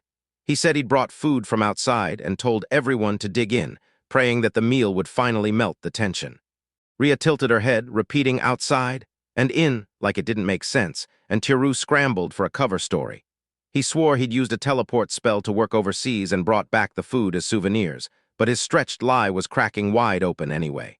Her eyes blazed the second she saw it. "That's the hamburger we ate earlier." She blurted out, gripping the bread-covered memory like it was proof. Then her innocence melted in that sweet moment. Tiru just smiled and gently corrected her, saying it was simply a hamburger. She took one bite and practically melted with joy, her face lighting up like a spark at the taste. Then Dito went right after her, took a bite too, and declared it was just as insanely good. Soft giggles burst through the room as they dug in. Dito sipped her drink, her eyes snapping bright when she said the cola was amazing, the fizz blowing her mind, and Ria nodded right away. While all that happened, Tiru quietly shuffled in behind them to hand Shizuku some food. She bowed small but sincere, thanking her master in a soft voice as she took her share. Shizuka let out a soft gasp as the flavor hit, murmuring that it was so yummy. Then, out of nowhere, Dito's urgent voice cut through the air, calling for him. She kept closing the distance, eyes narrowing as she clocked exactly what he was up to. Then something felt seriously wrong, so Dito snapped, demanding answers about why Tiru was hiding Shizuku from Ria, her voice steady and her stare unshakable. He froze for a second, scrambling for the right words as tension choked the air, and then he finally confessed.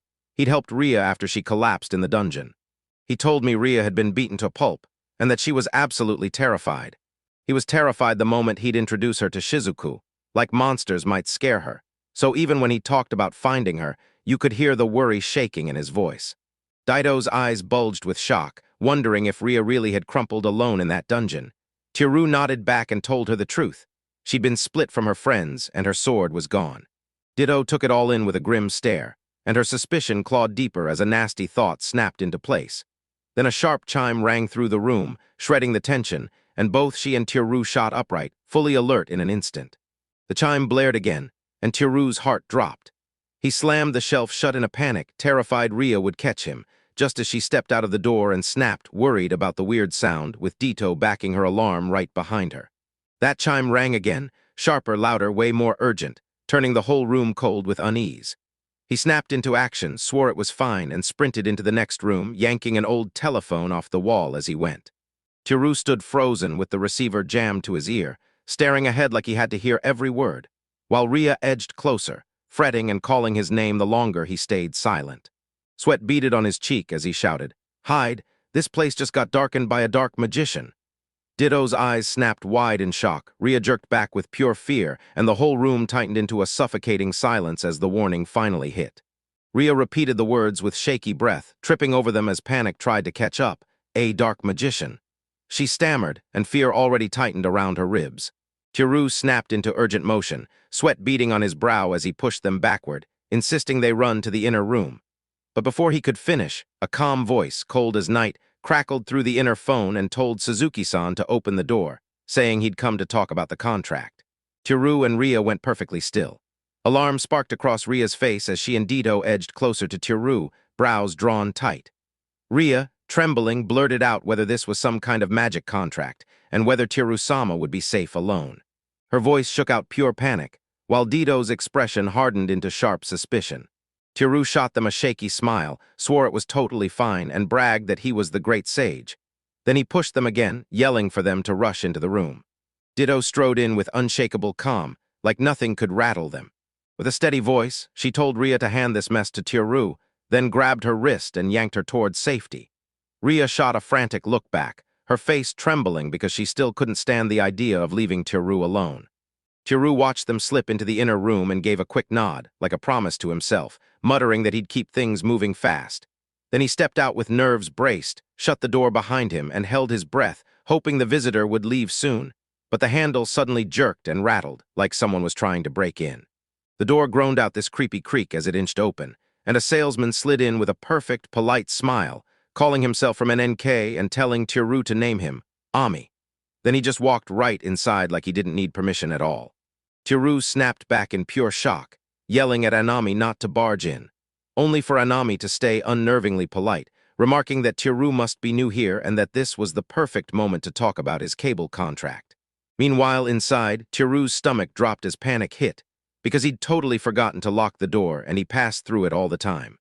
Trying to claw his way back to control, Tiru blurted that he didn't have any TVs. So Anami just stared, eyes widening, actually stunned at how serious he sounded. Then Tiru hurried to add that the internet was all he needed, the words cracking out with strained confidence while the tension tightened across his face. Anami leaned in with raised brows and practically challenged him. Yeah, right, he was supposed to believe there's not a single TV in a place this massive. His doubt hung in the air as he scanned Tiru's face, hunting for any crack in the story. Tiru snapped back that he wasn't lying. There really wasn't one. He plastered on a shaky smile, trying to sell it, while Anami stared him down like he could see the truth hiding behind his nerves. Anami flashed a polite smile and begged Tiru to forgive the interruption, but before Tiru could even blink, he strode in like he belonged there. Tiru jerked back, stammering in pure confusion, while Anami stayed cool, swore there was no problem if there really was no TV, and said he'd just poke around the house for a while. His manners were sweet, but his actions smashed right through Tiru's limits. Frustration finally snapped inside Teru, his voice blasting upward as he roared that he'd said from the start Anami couldn't come in. Then he demanded to know if Anami truly thought it was fine to barge into someone's home with a... Without permission, Tiru shoved hard against his chest, trying to force him back. But Anami barely budged, standing rock solid like an immovable wall. In his own head, Tiru panicked, shocked that even with his boosted strength he was getting smashed like this. Anami's bigger frame shoved forward, pinning him back and dragging his feet across the floor. His balance slipped and fear hit hard. From behind the door frame, Ria peeked out with eyes as wide as saucers, her voice shaking as she asked what. Right at Tiru-sama, her voice cut razor straight as she lunged in, palms blazing with concentrated power. And she slammed Anami with a burst of explosive force, her face turning into nothing but protective rage. The hit boomed through the entryway and launched Anami out of the apartment, his body spinning helplessly through the air. A stunned silence slammed into the room. Tiru whipped around, reeling when Ria suddenly appeared, even more shocked by the raw power she swung with. Ria huffed, annoyed she had to step in at all. Tiru stared down the hall, wondering if that man was even still breathing. Anami crumpled against the far wall, twitching weakly after that brutal hit. Tiru's stomach dropped as he panicked, convinced this was just what he'd expected the moment Ria, the kind of melee monster you don't joke with, went serious. He could only pray the guy wasn't dead. Anami groaned through clenched teeth, swiping at the back of his head like it burned, then slid down the hallway wall with a sharp grimace, still reeling from the sting of that hit. With shocking agility, Anami jerked himself upright and shrugged it off, saying Issen's shove had hardly been anything. Dust stuck to his suit, but he brushed it away like it was no big deal.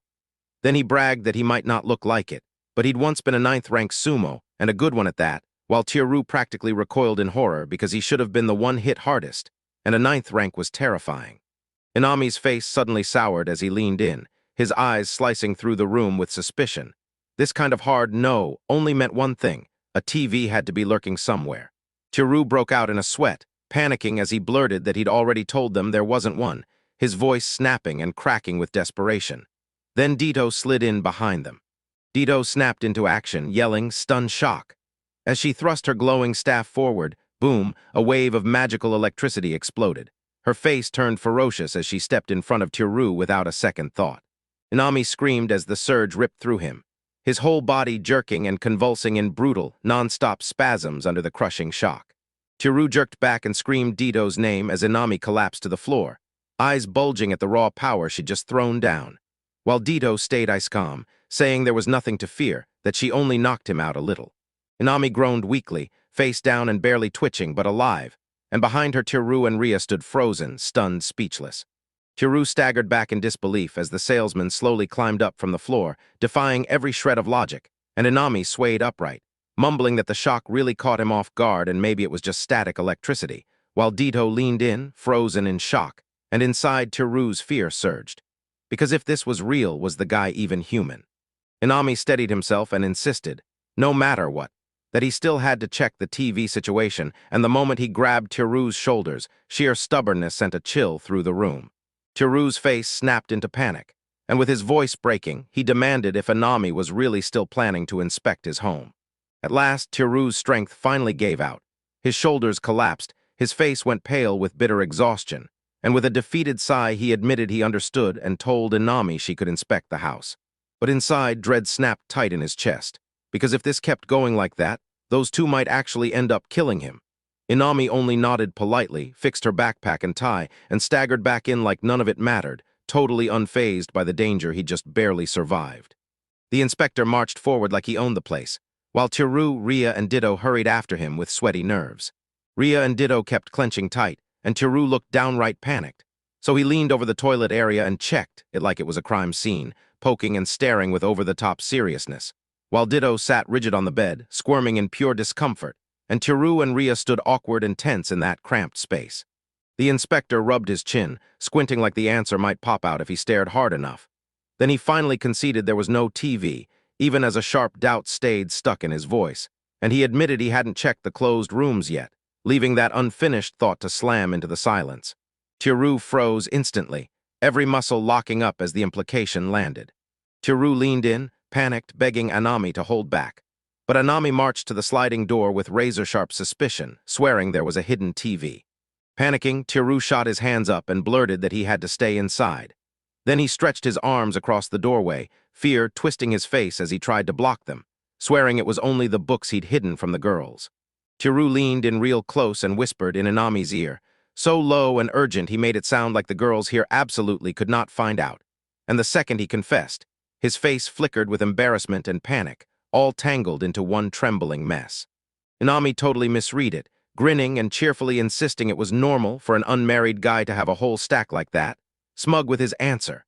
He smiled like he'd cracked the case, while inside, Teru was losing it, screaming that this was hopeless and he understood nothing.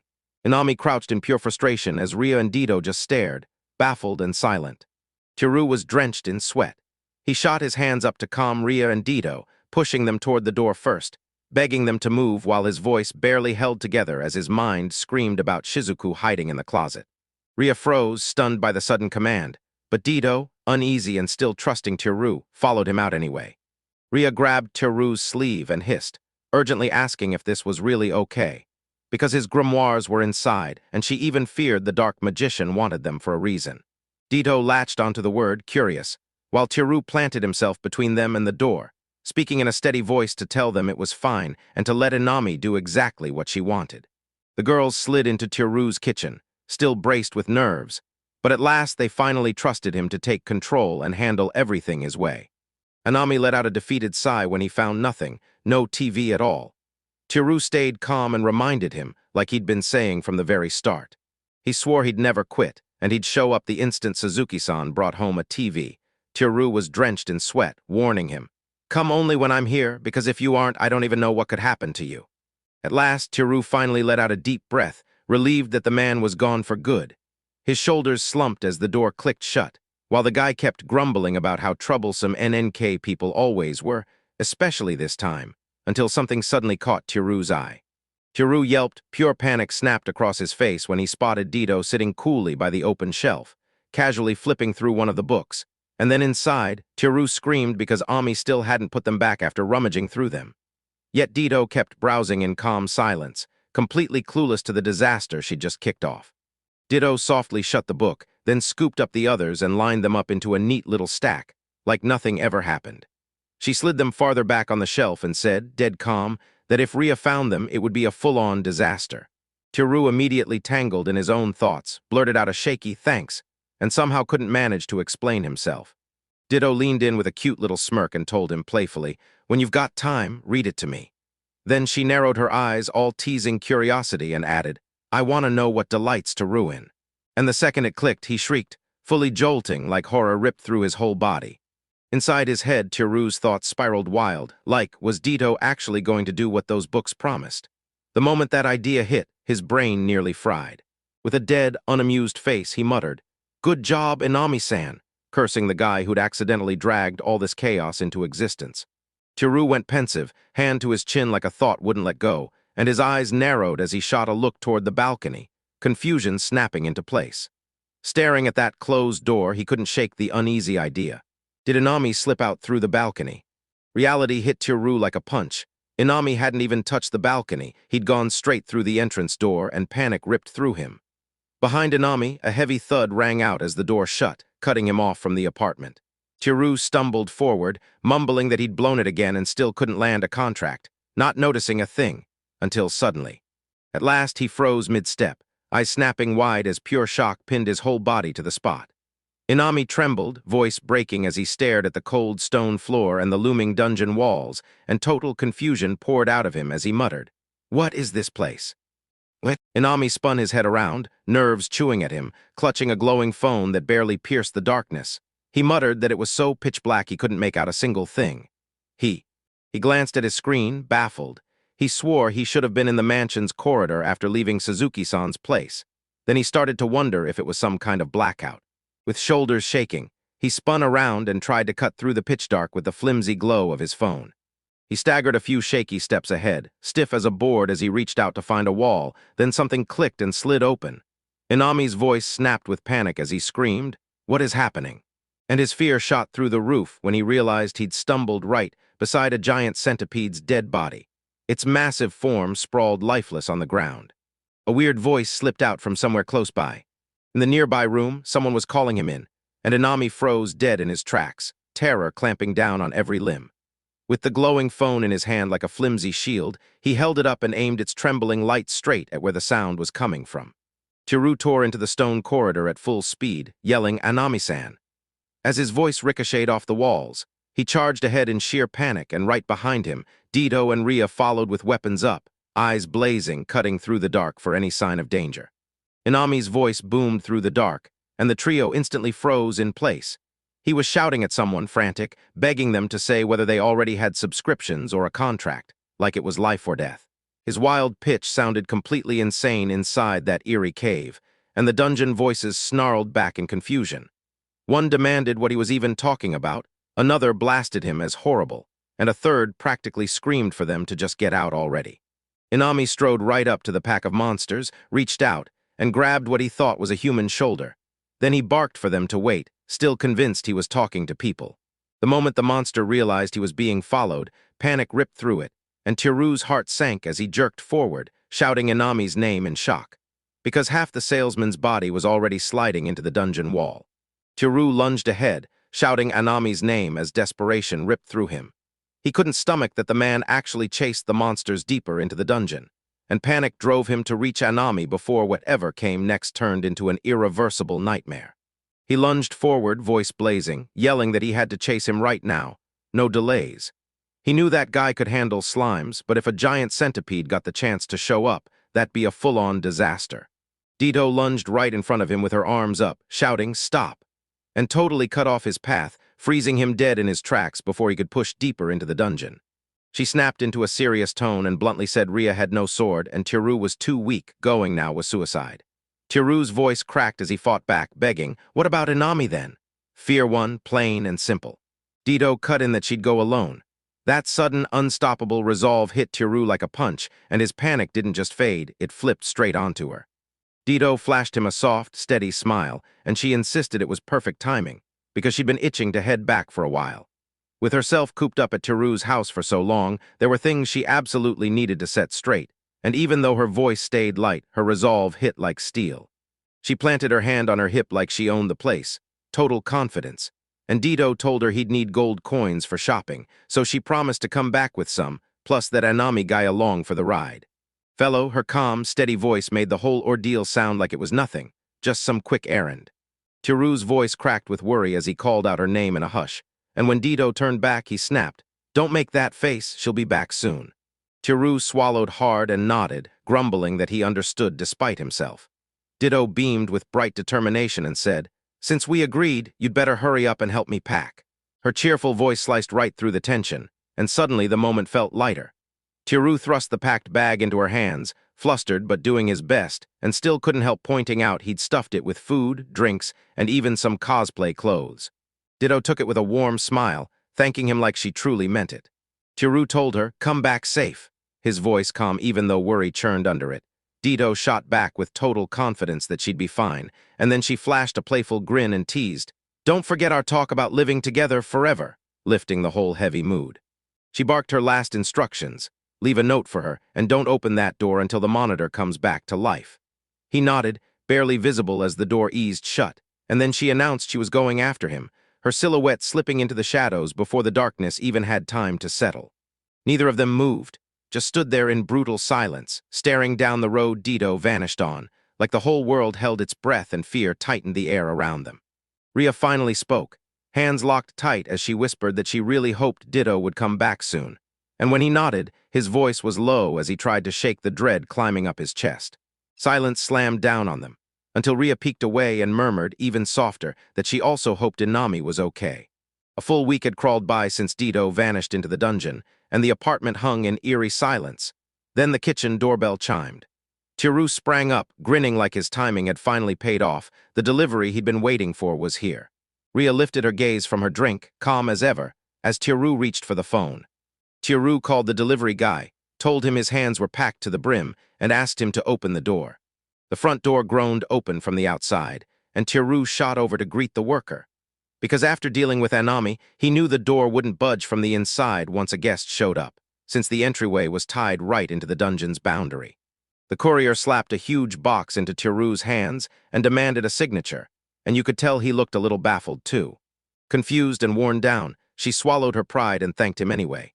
He let out a slow breath, carried the box into the kitchen, and set it down right in front of Rhea so she couldn't miss it. Her curiosity snapped to life as she stared, dying to know what was inside. Then he slowly cracked open the box, and there they were, special artifacts lined up inside like buried treasures. He told me straight up that the gold coins were gone, every last coin spent, but what he had bought just recently. That's what he was really talking about. He could finally kick off the dungeon remodeling plan he'd been obsessing over.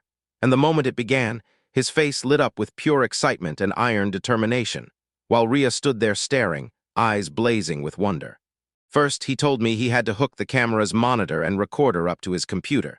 Then he kept rolling and said the cables for both the camera and the recorder had to be plugged in before anything else could happen. He shoved the recorder toward Rhea, and she nodded right away, though she still had no clue what it was for. Her eyes stayed locked on the monitor, following his instructions as Tiru. He shoved the camera into the next room, tweaking it with careful hands. Then, to Rhea's complete shock, Tiru's face snapped onto the computer screen and froze her in place, eyes bulging with disbelief. Tiru asked how she was doing, and Rhea, still stuck in disbelief, couldn't make sense of why she was suddenly staring at a tatami room, while Tiru inside this weird machine briefly panicked that maybe, just maybe, he wasn't the only one. Watching Rhea's reaction, he couldn't help it. A small smile tugged at his lips like he'd just hit the right nerve, and yeah, it definitely paid off. A brand new problem hit. He had to route the cables into the dungeon, but drilling through the walls was a no-go since he was still renting, and leaving the door open wasn't even an option.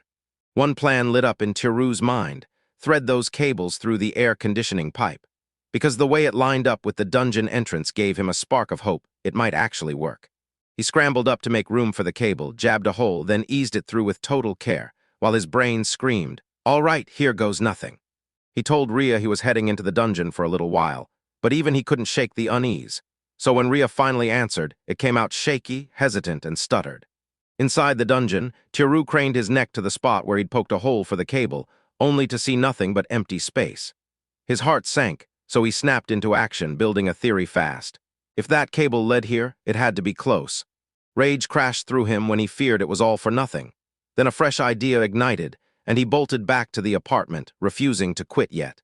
Tiru started snapping clues together, and the whole room suddenly made sense. The cable was tied to both the dungeon and the apartment. He'd first yanked it just to check. When he opened the door from inside, it dumped him into the dungeon, but from the outside it guided him to the apartment. So the real mystery hit him. When the door was shut, where did it connect to? He still heard Anami-san's voice right before opening it, and that sealed it for him. He was sure it had been linked to the apartment. He figured if he cracked the door open from the inside and left it hanging there, it would stay hooked to the dungeon. So he yanked it wide, shoved the cable back through the hole he'd cut, and prayed that this pipe finally led straight to the dungeon.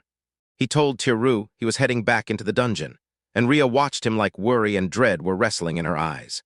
With the door left gaping open, Teru's eyes flared as he shouted that he'd finally found it. There it was, a cable hanging out of a hole in the dungeon wall. He locked the camera in position and hooked it up to the cable, and now the only thing left was to test if that connection stayed solid once the door shut. He burst into the apartment to check the setup, hands flying as he wondered how it came out. Then relief and pure excitement hit when he saw the dungeon up on his computer screen. The cable was still plugged in on the other side, and it was running flawlessly. Teru sprang into the air with pure joy, snatching Ria's hand as they celebrated side by side. Ria smiled, a little confused, but still rode the wave of excitement and congratulated him, even though she hadn't totally figured out what just happened. Next, he slid along the dungeon wall, setting up the other cameras and drilling into the stone with razor-focused precision. He shoved cameras into key spots across that huge open stretch and right before the iron door, placing them in a bunch of smart angles to catch everything. From her perch, Ria shot a question. Could Teru actually watch the dungeon from inside the room? He nodded, and right then, for the first time, Ria finally caught what had been making him so excited. Ria stared in awe at the setup, amazed that long-range sight magic had to be insanely advanced, and that great sage Sama could wield an artifact like this so effortlessly was just mind-blowing. Teru blushed, giggled, and tried to brush off the praise with a shy, modest laugh. But Ruth's not ready to be wowed yet. He's just started unboxing another item, and Ria watches him like a hawk, curiosity blazing right in her eyes. Teru yanked out another device, grinning like a kid on launch day, and shouted that this was when the dungeon remodeling plan finally hit its main phase. In the kitchen, Ria watched Toru study that device, wondering if it was meant for the dungeon room too, and Toru just calmly said, "Nope." It was for the dungeon's iron door. A little robot arm that looked almost like a toy, but it could hit the open-close switch like clockwork. He said he'd turn the arm on through the computer, and as he talked, a faint smile flickered across his face. That night, he stormed to his computer and programmed the brand-new robot he'd just bought. Then Teru let out a shaky, paper-thin gasp, and admitted, with zero confidence in programming, that even a simple routine to make the arm lift and drop had eaten up way too many hours. Meanwhile, Ria slept just a couple feet away, her early excitement melting into heavy drowsiness before Teru even clocked it. He couldn't help it. Watching her curled up, looking so cute while she slept, he just stared. He shrugged it off because this was the key. Now he could finally kick off the plan. With him barking orders, the robot zipped and zapped, then slammed into the dungeon room's door. Teru remembered that iron door once trapped the joint centipede. He hadn't even finished the job, yet later he found its torso hacked clean off. If some weaker monster had been there, it would have dropped dead on the spot, and even a giant centipede would have crumpled if you crushed the head. Then a spark of an idea hit him, snapping into a brand new plan. His eyes locked onto the computer screen, fingers poised as he typed his challenge for the dungeon monsters to march through the door. And then the slimes started slithering in one after another, lighting up his face with pure electric excitement the instant that first one stepped out. With a sharp click, Teru powered up the robot, and that iron door slammed down hard, squashing the slimes under its crushing weight. His eyes lit up with pure excitement as he watched his plan play out flawlessly. He burst into triumphant cheers, then leaned forward like, again. He kept smashing the button in a panic, but nothing budged. Then it hit him, and he cursed under his breath that it only ever worked on the first one. Right after that, chaos exploded. More slimes flooded in and slipped past the door just as it tried to shut, and Rouside had no choice but to take the ones that made it through. He sucked in a deep breath, then charged toward the dungeon, staring straight at that massive iron door waiting in front of him. Slimes swarmed in a hungry mass, lured by the giant centipede's scattered remains. Then he moved like a blur, slicing through them so cleanly that not a single one was left. He spotted that most of the bodies were already chewed up, and he started plotting a new lure on the spot, because if only slimes showed up, his level would barely budge. He racked his brain for a bait strong enough to lure more than slimes, something irresistible that would snag the monsters, attention long enough for him to slip right into his trap. Once the plan clicked, he slipped out and hit the shops, hunting down everything he needed.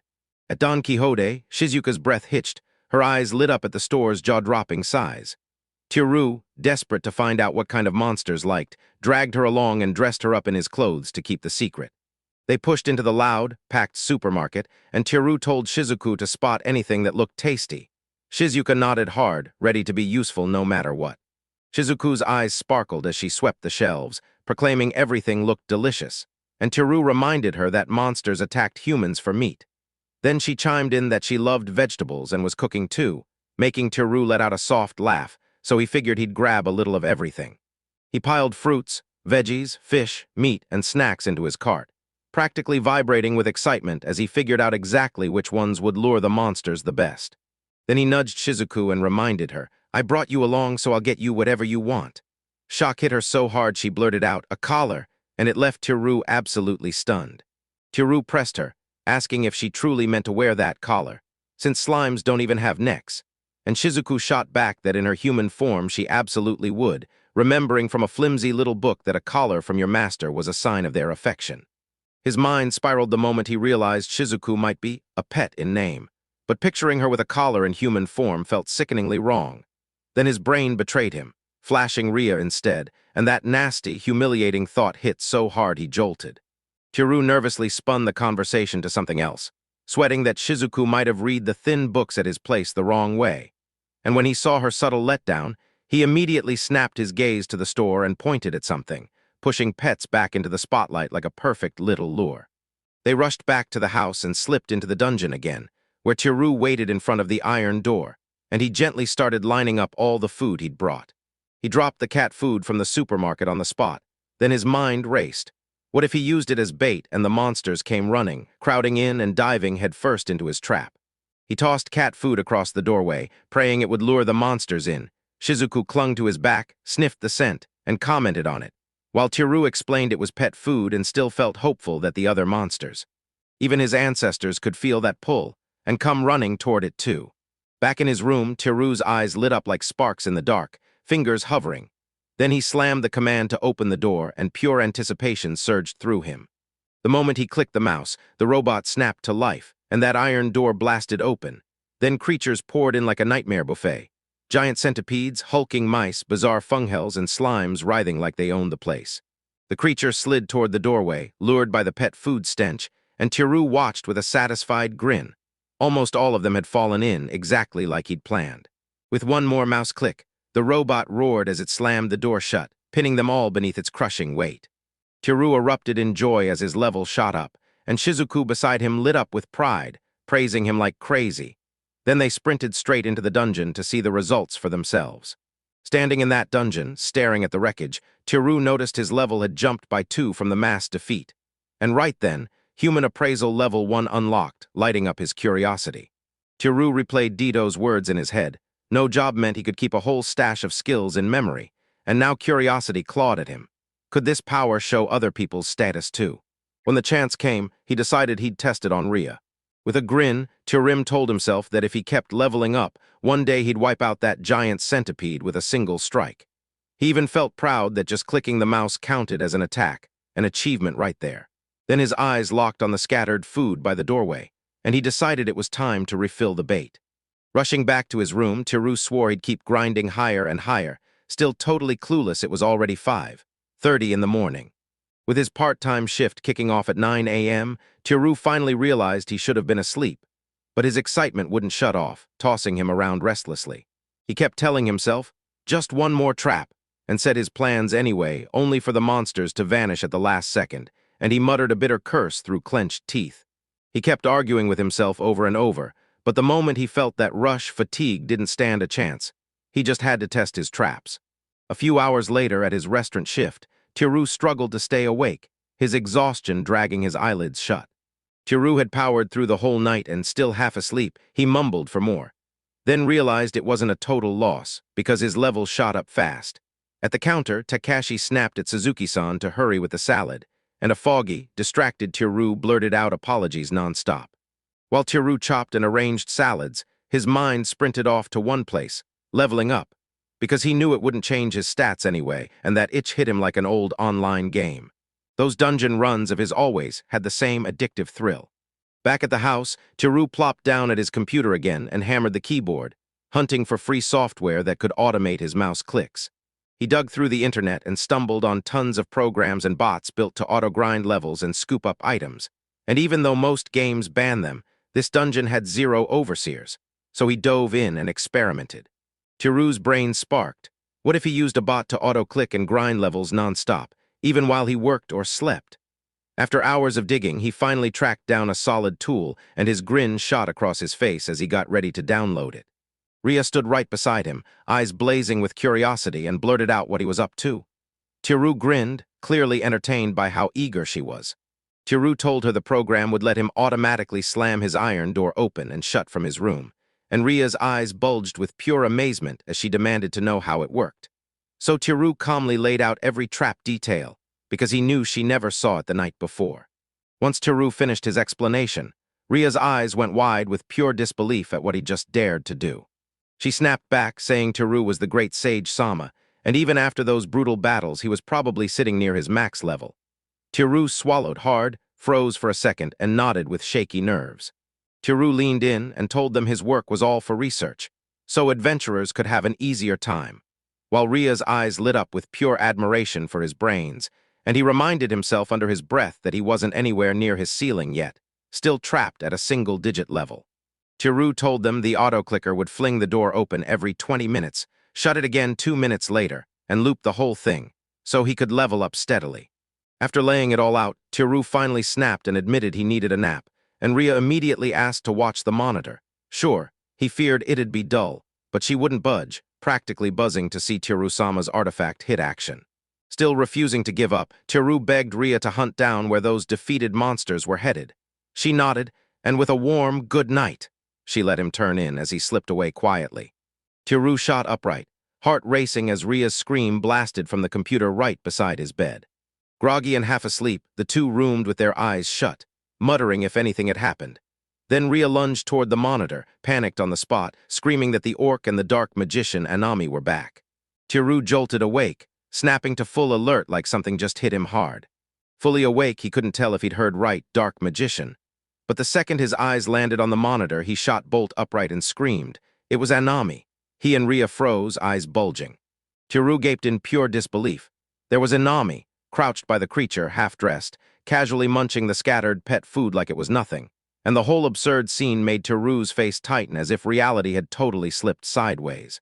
Before that, the orc and Anami were laughing like best mates, until Tiru's gut twisted, the iron door started collapsing, and he screamed as the robot's automated moves went haywire. Tiru's breath caught as he panicked, hammering the clicks while the door swung wildly, giving him just a sliver of time. Open or shut, he didn't know, but he couldn't freeze, so he bolted straight for the dungeon. He hauled his pickaxe along, and Ria kept her shield right at his side, while Anami, chewing on food, muttered that it felt like forever since they last seen each other. Anami shot a look at Tiru, wondering if he'd really gone and bought a TV just to lock in a broadcast deal. Then Tiru cut him off with a blunt no, and told him to back off, leaving Anami frozen, staring like, "Wait, why is he saying this out of nowhere?" Tiru screamed a warning when the iron door began to drop, and Anami snapped his head up, thinking Tiru was trying to steal the food he'd found with the orc, until Tiru shot back right away, correcting him and insisting he was dead wrong. He snapped at Inami that the pet food was a trap and told him to look up. Then Inami's eyes went huge with pure terror. Inami snapped at the orc to fall back, right now. The orc blinked, still ravenous, and grumbled, but Inami shot back that the food was bait. After a long, doubtful pause, the orc swallowed his hunger and reluctantly obeyed. They bolted back along their routes as the iron door slammed shut right behind them. Tiru let out a shaky breath like he'd finally slipped out safe. Then exhaustion crashed over him, and the truth hit like a punch. Inami had come back to the dungeon after all. He figured there was still a shot to get Inami back, and with Ria's help he was sure he could slip past that iron door. So he asked her to come with him, and she finally nodded, though you could tell she was scared. They kept their hands locked as they pushed forward. Then Ria suddenly collapsed to her knees, gasping, with sweat shining all over her face. Ria froze on the spot, eyes bulging with shock at what she saw. Tiru panicked and blurted, "Are you okay?" At last, Ditto pushed through the iron door and came out unscathed. Tiru and Ria burst out shouting her name, and Ditto immediately fired back, asking about Anami. She stared at him like, "Wait, what?" Total confusion on her face. Ditto clocked the Japanese person right away, and when Tiru snapped if she'd forgotten, she bristled and insisted she knew perfectly well. She hadn't forgotten a thing. She dug up intel on Anami because rumors were flying around the guild, and when Tiru heard it, his curiosity exploded as he demanded she spill the details. Both Tiru and Ria stared at her, hooked by pure curiosity, and Dito told them to talk about it inside. So the three of them headed back to the apartment. He shoved a cola into Dito's hands, and she broke into a smile, savoring that first sip after forever as she wiped her mouth. Then he leaned in and grilled her again about the rumor. She started replaying what she'd heard at the Adventurers Guild bar. Some weird orc was slipping around, asking everyone if they wanted to sign a contract to receive a broadcast. Tiru pushed the question again, bringing up the Adventurers Guild, and Ria snapped back that if he'd already retired, he probably wouldn't know. After all, the Yumi Labyrinth was ordered by Francis, run by the guild, and nearly every branch had a bar. Tiru felt like this was just another run-of-the-mill game, then leaned in as Dito said the guild had put out a request to subjugate Anami. Heck, I couldn't believe it. When he read the request, it hit like a truck. It meant killing. Dito confirmed it too, saying it was a rank E-quest with a meager reward. She kept talking, saying an orc was too dangerous and way too powerful for anyone to risk it just for a measly ranked E-reward. And when she said that, the two of them nodded like, thank goodness. Dito said that a real, top-tier adventurer could wipe out Inami in seconds. And the more he kept hunting people while bragging about that contract, the more everyone would snap with irritation. Tiru went pale and blurted, is there any way to save him? But Dito just shut up, freezing as his thoughts churned. She pushed them to send a fresh guild request, bigger reward, and this time, Anami has to be captured alive. Tiru blinked and asked if that was even doable, and Dito said he'd probably need to check with whoever made the original request, but it shouldn't be a problem since they all want Anami gone. Tiru nodded like he finally got it, because in his head, he was already planning to drag Anami back into this world. He threw out an apology and told Dito to head straight to the Adventurers Guild. And the moment the words hit, her whole expression flipped, her face tightening like anger was about to burst out. Then she exploded in excitement, pointing out that she'd just clawed her way back from the surface. Tiru admitted it was a huge ask, but swore he couldn't abandon Inami, dropping to his knees with clasped hands, begging. Dito just pouted and sulked. Then her voice softened, and she admitted that if she tagged along with Tiru, she might actually agree to help. Tiru shot her protest, warning that it had been risky before. Then Dito cut in. He shot back that with his new level, he'd be totally fine, as long as she and Ria stuck by his side only to have Ria freeze in obvious shock. Ria's eyes widened at the shock of being included, panic rising because she didn't have a sword. What if she just got in the way? Dito scoffed and stood up, meeting her gaze with a cocky glare. Then she shoved a package toward Ria, asking what she thought, and Tiru suddenly recalled she'd brought something up from the dungeon. So she pressed for details, and Dito finally spilled it was meant for Ria. She tore open the package, and when the blade came into view, her eyes lit up like fireworks as she held the sword out and declared, "It's a claymore." Dito thrust the sword into Ria's hands and warned her it was pretty pricey. Then Ria shot her hands up and gently turned it down, refusing to take something she couldn't accept. She shoved the sword into Ria's hands, insisting she take it, because she couldn't swing it no matter how badly she wanted. Then she jabbed at Ria's past, mocking how she once swore she'd never reach the surface without a weapon. Ria froze, torn and reluctant, until she finally caved in, thanking Dito and swearing she'd pay her back. Dito waved it off like, "Nah, you earned that money." But even so, Ria's expression stayed heavy, her smile nowhere to be seen, like she was terrified and begging not to go.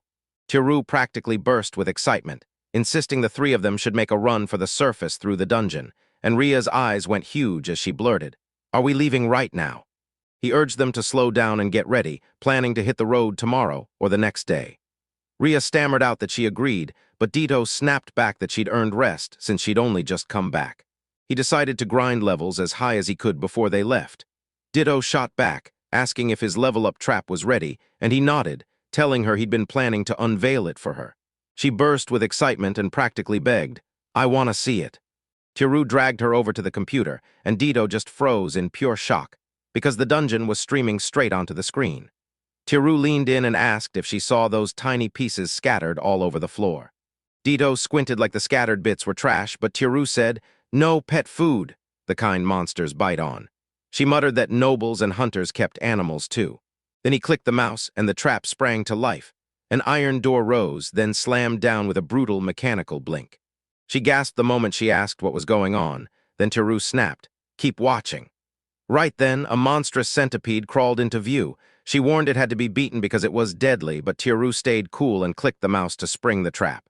The iron door slammed down so hard, it flattened the centipede on the spot. Dito stared as Tiru straightened up, and a jolt of energy hit him like lightning. Then he blurted out that he'd leveled up again, a F asterisk. A faint aura shimmered for a split second, and she gasped, totally thrown off, realizing he'd been leveling up. Then he casually dropped the bomb. His system now ran automatically, even while he slept, but it was dangerous because Anami was standing right there at the door. Ditto demanded Tiru's exact level. He blurted out a 9, then caught himself and went, 10.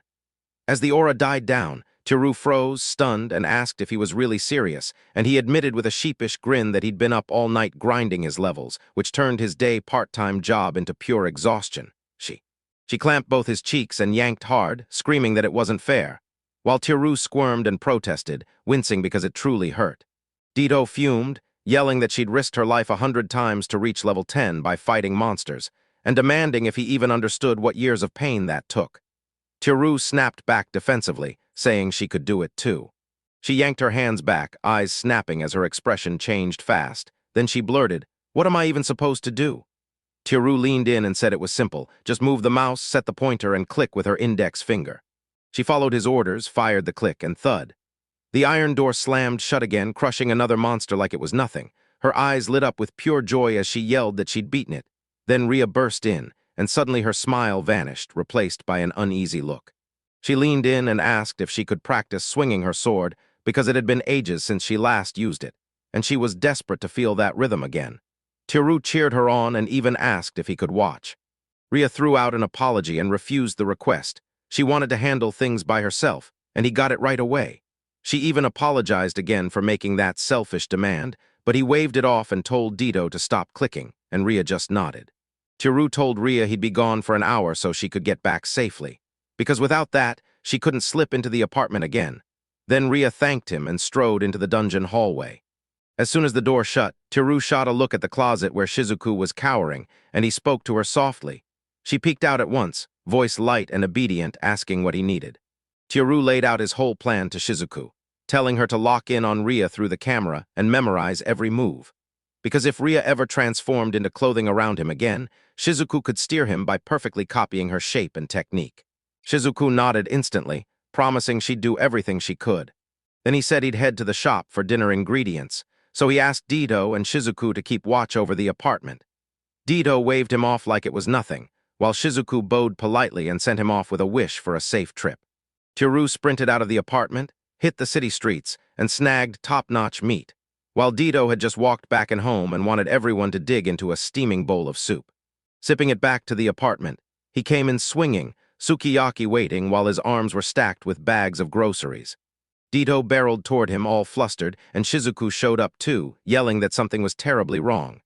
Tiru's heart snapped in his chest. He demanded what happened and why everyone was freaking out. Their answer hit him like a brick wall. Then he realized the worst. Rhea had collapsed in the dungeon, and the camera had caught her sprawled on the cold stone floor, completely still. In the hushed, ornate Keisho estate, Rhea faced her former master as soft light washed over the noble woman's calm smile while she praised Rhea for her service, and Rhea bowed so deep her shoulders strained, whispering that she didn't deserve any of it. Then again, she stood right there, staring up at her master, as that gentle light kept painting the same reassuring smile. The noble woman closed the distance, her voice soft as she warned Rhea. She wasn't her master anymore, so she didn't have to bow that low. Rhea's eyes lifted, inch by inch, wide and shaking with feelings she couldn't possibly put into words. Out of nowhere, the noble woman's control snapped. She surged forward, emotion blazing, and slammed herself against her former knight, making Rhea stiffen for just a split second. Monica, the noble woman, leaned in and whispered that she and Rhea were practically the same age, raised side by side since they were kids, then swore with full sincerity that she truly saw Rhea as family, like a sister. Rhea only met her gaze, deep in thought.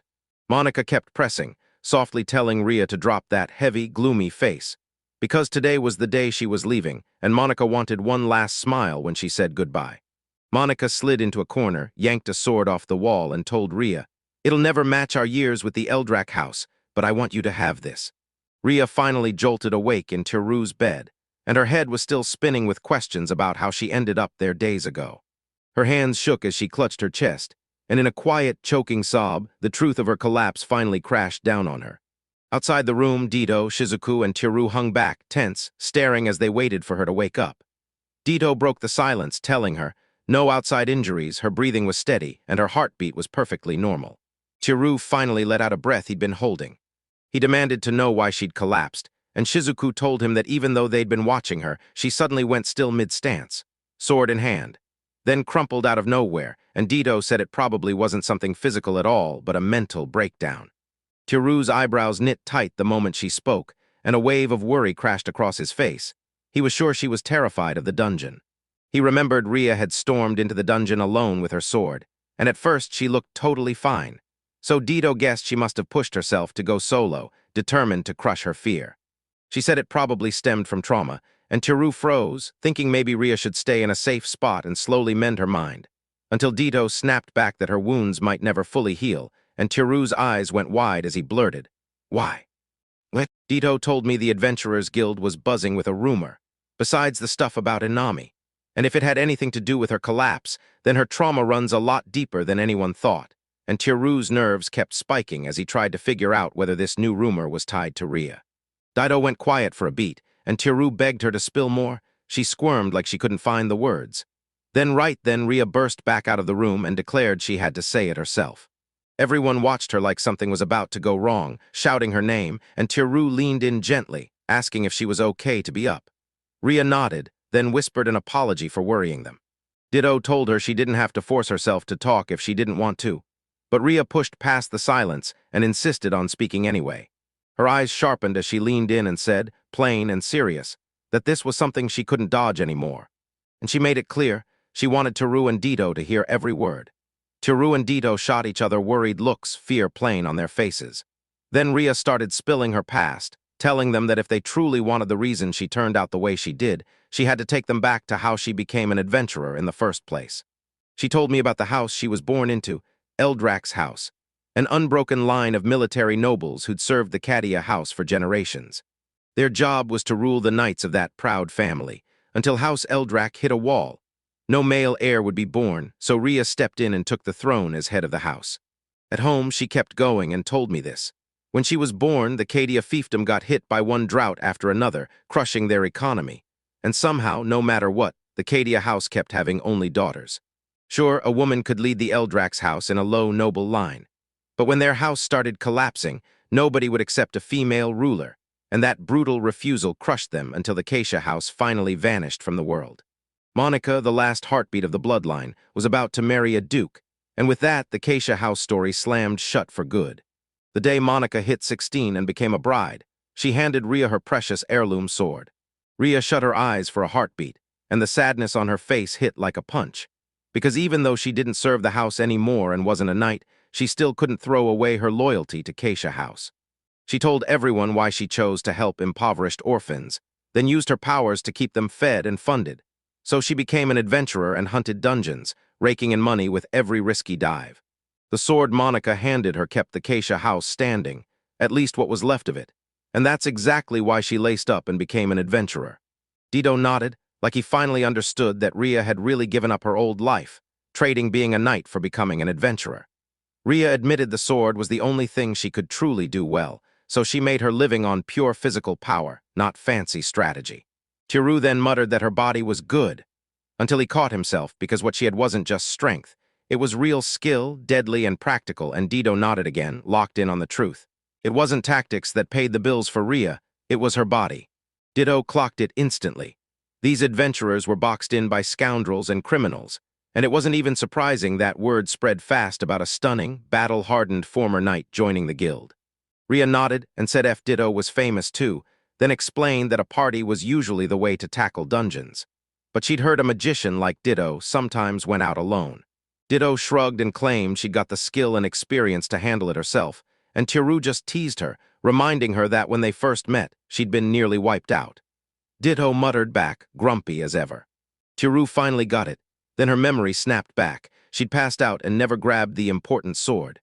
Ray hurried on, lining up her story and getting ready to explain exactly what happened before she ever crossed paths with him. Right off the chaos of the busy street, someone at the party caught Ria's attention, thanked her for helping, and Ria brushed it off fast, telling them, "Don't make a big deal, and just stay safe." Then she headed into a bar and spotted Dito. Ria walked up to Dito, still nothing more than a casual acquaintance, and asked if she wanted to jump into her party. Dito let out a heavy sigh, grumbling to herself that the nosy knightess was at it again. Rhea brushed it off and pushed for a raid together, insisting it'd be safer and way more effective than going solo. But Dito shut her down, snapping that it was just the same old Adventurers Guild rules, and he was sick of hearing them. Rhea's voice went tight with unease as she insisted this wasn't about rules at all. Because the Adventurers Guild guidelines weren't just red tape, they were respected principles. And for safety, they urged everyone to form a party with a few people before stepping into a dungeon. Her voice turned desperate as she confessed she needed the money for real. If she stopped earning, the orphanage kids would keep growing up trapped in poverty. Lately, she'd been grinding beginner dungeons and barely scraping by, and the party she'd joined earlier had already given up on her by the time they hit the second floor. Determination sharpened her voice as she demanded a party with someone strong enough to clear the fourth or fifth floor, and she practically pleaded with Dito to join her instead of spending the day getting wasted. Dito shot that idea down hard because she'd already decided she wasn't teaming up with anyone. At a nearby table, two adventurers were swapping tales. One claimed most groups can't get past the third floor, and the other nodded, saying once you hit the fourth, it turns into a brutal grind. They said anyone who dared to step up would get rewards on a whole other level. Rhea watched them like she was measuring every move. She figured the dream team needed at least 3 members, one to hit, one to hold the line, and one to keep everyone standing. These two looked capable, sure, but they were just a pair. Rhea edged closer to Dito and whispered, "Who are they?" She hadn't seen them around before, yet they always moved as if they'd been together forever. Dito pinpointed Klein and Barney, 2 men who had bolted from a neighboring country. She branded them as cowards who fled the fight, swearing she'd never team up with men they'd call criminals if they came stumbling back home. And Rhea hung on every word. But before long, she decided she was going to talk to them anyway. Sure, Dito warned her off. Yet Rhea shoved the fear aside, pushed forward, and crept up to their table, asking if she could sit with them for a while. The moment those men laid eyes on her, they knew. This was that nosy knightess all over again. Klein and Barney traded nervous looks, and Rhea stepped in fast, telling them she finally got why they hesitated. Barney demanded to know what she wanted. Rhea blurted out that she couldn't stop wondering why they'd turned into adventurers, and Klein snapped at Barney to calm down. But Barney kept pushing, grilling her about what she really wanted, and Rhea finally admitted she wanted to join their party. While both men snapped with rage, shocked that she'd even suggest it, because going back home could brand them as criminals, and Barney warned Klein to rein himself in. While everyone nearby stared and hung on every word, eyes glued and ears wide open. Barney shut the idea down, saying they couldn't join her party, but Rhea snapped and went after Klein, grilling him on cowardice. Klein finally admitted it was cowardly to run, and Rhea hit back that dodging needless killing still takes real courage. Barney and the others traded a tense, wordless stare. Then Barney scoffed and snapped that their little group was already in hot water, so there was no reason to say no to her. Klein nodded right along, grinning that getting invited by a beauty like her made refusing feel like a curse. Then he caught himself and tried to fix it with a shy mumble. Rhea swallowed the moment with pure gratitude, grinning as she said it felt like an honor to join them, and the 2 men bowed back in return. Dito watched in silence from her table, eyes locked on everything. So the 3 of them charged into the dungeons together, swaggering with high spirits.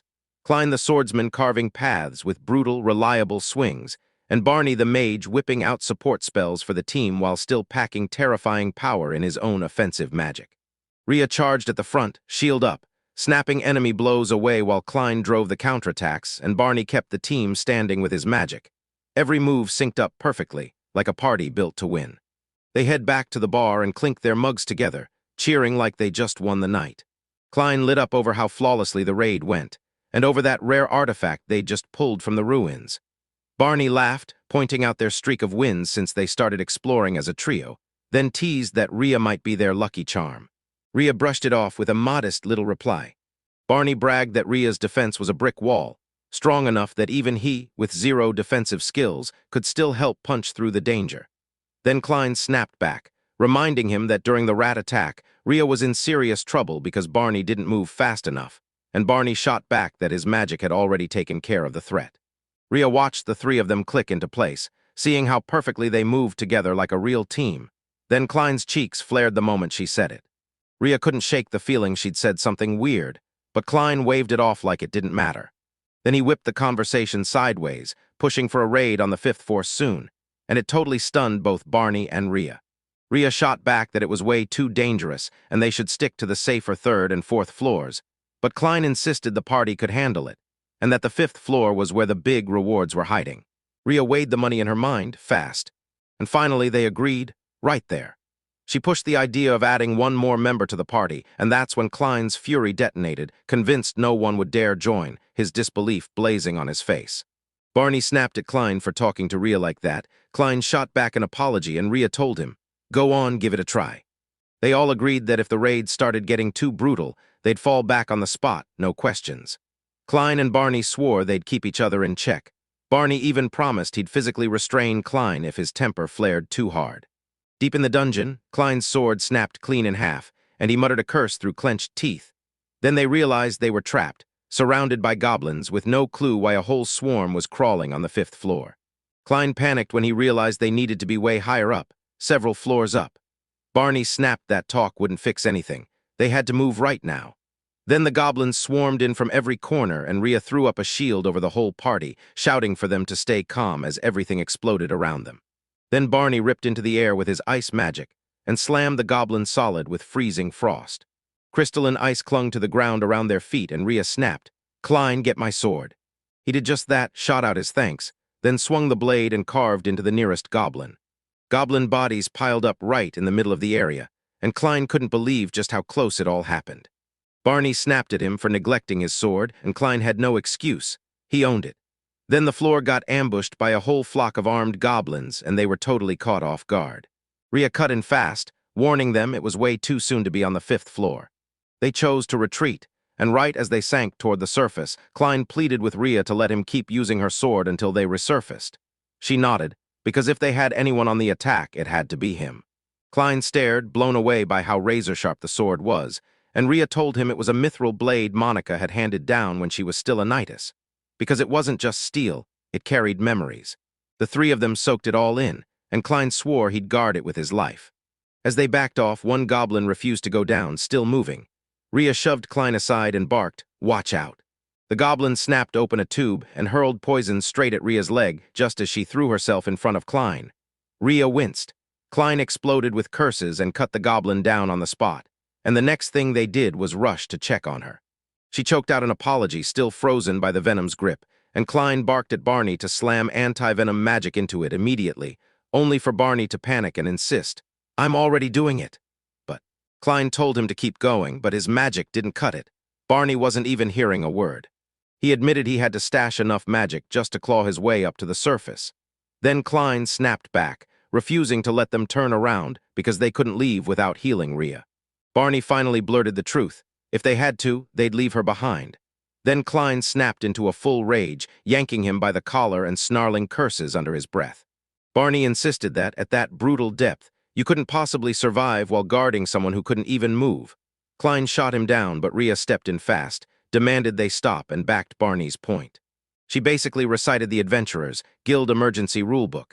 If your comrade gets knocked out, grab only what you need from them, then bolt, before the monsters regroup. And yeah, there was a whole clause in the guidelines just for cases like this. Barney clocked that food and weapons were the real deal. Then he yanked a few key items out of Rhea's backpack. He thanked her and waved goodbye, telling Klein to send the same farewell too. Then Klein opened his mouth to confess, but the words died halfway out. Rhea smiled and promised her they'd see her again next time, then gently urged both of them to stay safe. All alone on the dungeon floor, he froze in place, completely paralyzed. She shoved fear aside and pushed forward, locked in on a fierce determination. Not about to sit still, she scrambled through the darkness, hunting for any hiding spot she could find. And just like that, she spotted a hidden nook she could reach with every last ounce of strength she had left. Pain tore through her body and into her heart as she broke down, screaming that Barney never once protected her until she finally stumbled into safety, and that Klein didn't even leave her sword, tears spilling down her face. Yeah, she sobbed, because they both knew what that sword meant to her, yet they still snatched it from her. Then her hands stayed locked on that hidden spot she'd spotted in the dark. Then she realized that even if she slipped into hiding, she might still be left on her own. And as she dragged her hands along the wall, she accidentally hit the button on the iron door. Right before her consciousness slipped away, she gasped out a small apology to Monica, grieving the sword's loss and the damage it caused to her heart and body. The second Tiru heard what happened, it hit him like a punch. Ria's suffering wasn't just pain, it was torture without end. Trapped deep in a dungeon, stripped of weapons, food, and any way to defend herself, paralyzed by venom so her body went numb and rotted from the inside, all while she lay helpless in the dark, hearing the far-off groans of monsters she couldn't even fight. Ria shut her eyes and got lost in the memory. Back when death felt like it was breathing right over her skin, she could only sit there and sob. She said it was right then that Teru burst in and saved her, so gentle with her that she didn't even realize how badly fear had shattered her. Now the dungeon scared her to the bone, to the point where she couldn't even keep a steady grip on her sword, and the tears just poured down her face as the memory hit again. Dido kept going, saying she'd heard a fresh rumor buzzing through the guild. Klein had inherited Ria's sword, based on the adventurers' guild's own rules. But every time she tried to dig for details, all she could pull together were scraps. Ria blamed herself too. She insisted it was her fault. Panic hit so hard she couldn't even move, and in that rush she never once thought about the two she left behind. No, she corrected herself. She'd wished for the exact opposite. Dido tried to calm her down, almost like it was no big deal, telling her those feelings were normal, and asking if that was what Ryo was raging about. Ryo went completely silent. Dido blurted that she was stunned, and that she'd go smash Klein and snatch Ria's sword back. Ria freaked out at once, yelling that she couldn't let that happen because the Adventurers Guild rules in the Francis Kingdom are backed by real law. If Dido did it, she'd be branded a criminal. Dido snapped that they'd never forgive that kind of behavior, then swung to Teru like, "You with me or not?" While Ria threw herself into pleading, begging him to stop hurting her. Dido finally clocked it. Teru had gone silent the whole time. Then Teru broke the silence and snapped, saying he couldn't forgive them. The two women froze, staring at him in total shock. Rage surged through his voice as he snapped that he'd never forgive the two who left Ria behind, and Dido muttered that Teru had finally lost it. Ria flinched at the fire in his eyes, then blurted out that even if he couldn't bring himself to forgive them, the guild's rules and laws wouldn't bend, no matter what. Dido snapped back, demanding what he planned to do next, and Teru, still seething, swore she knew exactly what she was saying, because he was going to make Klein and Barney swallow the same terror they shoved onto Ria. Dido jumped in to help at once, and that only made Ria's fear spike higher. Shizuku had been sitting there, quietly listening. Then she burst in, too. Her voice was usually soft, but now it cut sharp with rage as she demanded her master let her help as well. Ria snapped her eyes wide in shock. White Slime was actually talking with iron resolve, and Teru didn't even flinch. He just waved them along and said, "Get to work." Fist clenched and eyes blazing, he swore they'd drag Ria's sword back from the cowards who made her cry. And Dido and Shizuku shouted back in perfect unison. The second they started talking strategy, Ria couldn't breathe. She listened with pounding nerves as the three of them huddled in close and hammered out the plan together. Inside the dungeon, Dido tore open the air with her Inferno spell. Flames erupted from her spot like a roaring wave, and every nearby monster got turned to cinders in a blink. Klein and Barney lit up with raw admiration, like they'd just witnessed something legendary. Barney saying it was exactly what you'd expect from seasoned adventurers, and Klein nodding that she was seriously dependable. After Klein spoke, Dido slid right up beside him, and the moment she was close, his confidence vanished like smoke. He got all flustered and blurted out that a beauty like her should join their party for good, practically trying to win her over. Dido flashed a proper, girlish giggle and said she'd think about it, but inside she recoiled hard, because how could a guy who ditched Ria, a teammate, act so relaxed, almost like he was flirting? She couldn't shake the question. Was this really how these two men were? As they kept walking, Dido clocked everything, studying them like a hawk. Because their vibe didn't match a single word Ria had said, and Klein's behavior was downright unsettling. That cozy, overfamiliar vibe was suffocating. He kept bulldozing into her personal space again and again, while Barney just stared at her with this sharp, calculating look, like he was sizing up her worth. Dido reminded herself that Ria was the gentle type, the kind who always tried to spot the good in everyone, even these two troublemakers. Then, when Dido fell quiet, Klein leaned in and tried to pull her back with a bold gesture toward a piece of gear she wore, an artifact that looked downright useful. His gaze slid past the artifact and latched onto her chest, and the instant disgust surged through her. Yet she kept her face smooth, saying it was the Moonlight Stone necklace, a relic that lit up the area even without a torch, the most precious thing she owned. Barney's curiosity snapped into overdrive about the price. He figured it had to be crazy expensive, but Dido stayed cool and smoothly steered the talk away, pointing out that Klein's sword looked way more valuable. Barney's eyes narrowed with sharp interest, and Klein, now itching to flex, held up the sword like a trophy and bragged that it was forged from pure mithril. Ditto clocked the blade instantly. It wasn't hers at all, and fury shot through her veins as she just had asterisk to act right then and there. But she forced herself not to move. Tiru's plan demanded pure patience. Her thoughts snapped back to the kitchen, where Tiru told her to fetch Klein and Barney and bring them down to the iron door outside the targeted room. Ditto even promised it would be easy, because those two were already set on hitting the 5th level. Back in the present, Barney slammed on the brakes, grabbed Klein's attention, and demanded he focus. Klein snapped back like a kid, but that warning lit up Ditto's mind. Yeah, Klein was reckless, yet Barney was the one she truly distrusted. His calm, watchful eyes and cold, calculating instincts making him way more dangerous. Barney then stared at Ditto's skill and blurted out how shocked he was that someone as capable as her had actually joined their crew, while Ditto just shrugged and said, "Honestly, it makes sense." Her mind snapped back and replayed every move she made to lure them. Then, right after she heard Tiru's plan, she bolted back above ground and slapped a flyer onto the guild's bulletin board. Later, Barney burst up to her in the bar, all fired up, with Klein right there at his side. And both guys looked ready to smash the idea of forming a party, earn that money together, and make it happen. They pointed out how wild it was for Ditto, who usually tackles expeditions solo, to suddenly want temporary partners, and Ditto just shrugged that she needed the cash, then pressed for how they'd actually get paid. Barney told her the payout only kicks in once they clear the dungeon's 5th level. Then he brought up the memorial service. Ditto's already knew that meant one thing: diving into a dungeon to strip the dead adventurers for their gear, grimly turning tragedy into spare equipment. Most of the time, the dead guy's gear is ragged and barely worth a thing. Ditto remembered staring at it, snapping that there was zero money in their pitch, and calling the whole move taboo, especially since it involved a former teammate. Still, Barney pushed back hard, swearing this time there was real money to be made.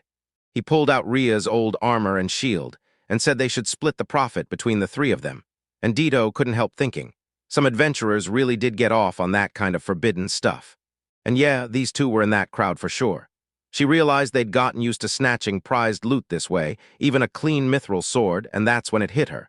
These people had a taste for funeral mementos. Sure enough, those guys were hunting for a 3rd partner so they could push up to the 5th floor again.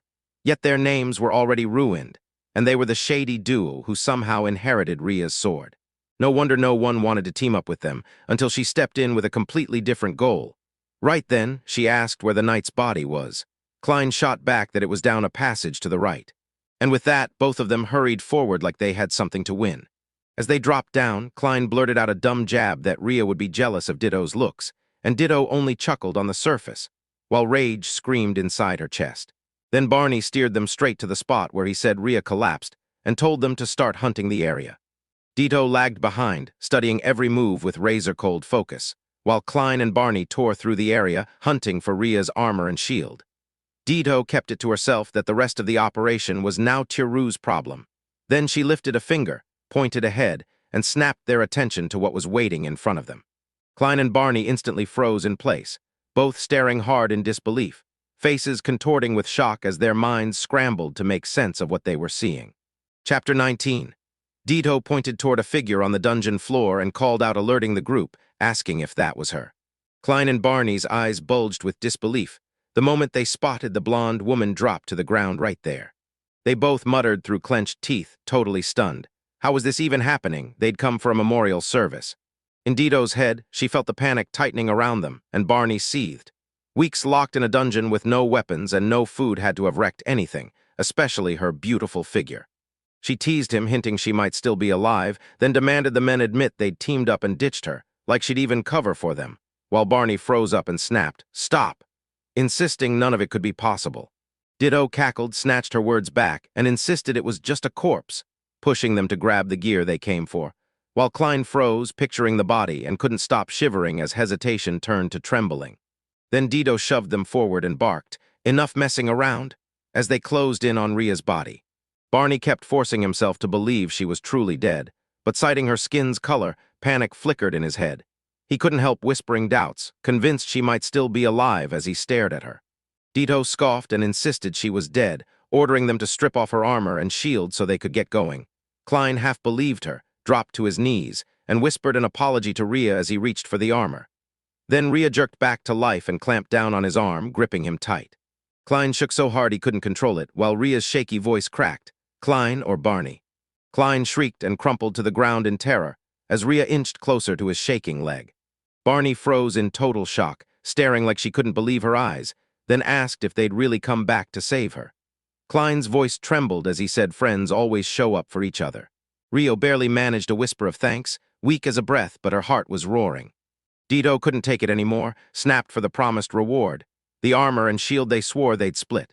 And both men went still, signaling in silence that they'd handle Dido's cut separately once this ended. She caught the drift, muttered, "Got it," and zipped her mouth shut. Rhea didn't miss a single word. She leaned in, eyes curious, and straight up demanded to know what they meant. Then her face hardened, her voice slipping into something eerie as she demanded to know if they'd come back just to attend a memorial. Barney stammered like a cornered fool, insisting they'd never do something like that, and the moment Rhea's face snapped back to a bright smile, her voice turned sweet again, like she wanted everyone to remember they were friends, no matter what. Her eyes dropped hard. Because he'd climbed up from the surface for her, now he stood there with his own sword in hand, and she asked, trembling, if she could get hers back. Klein went pale and couldn't even speak, while Barney shot him a disapproving look, saying the sword was Klein's inheritance and nobody had any rule forcing him to give it back, especially with Rhea still alive.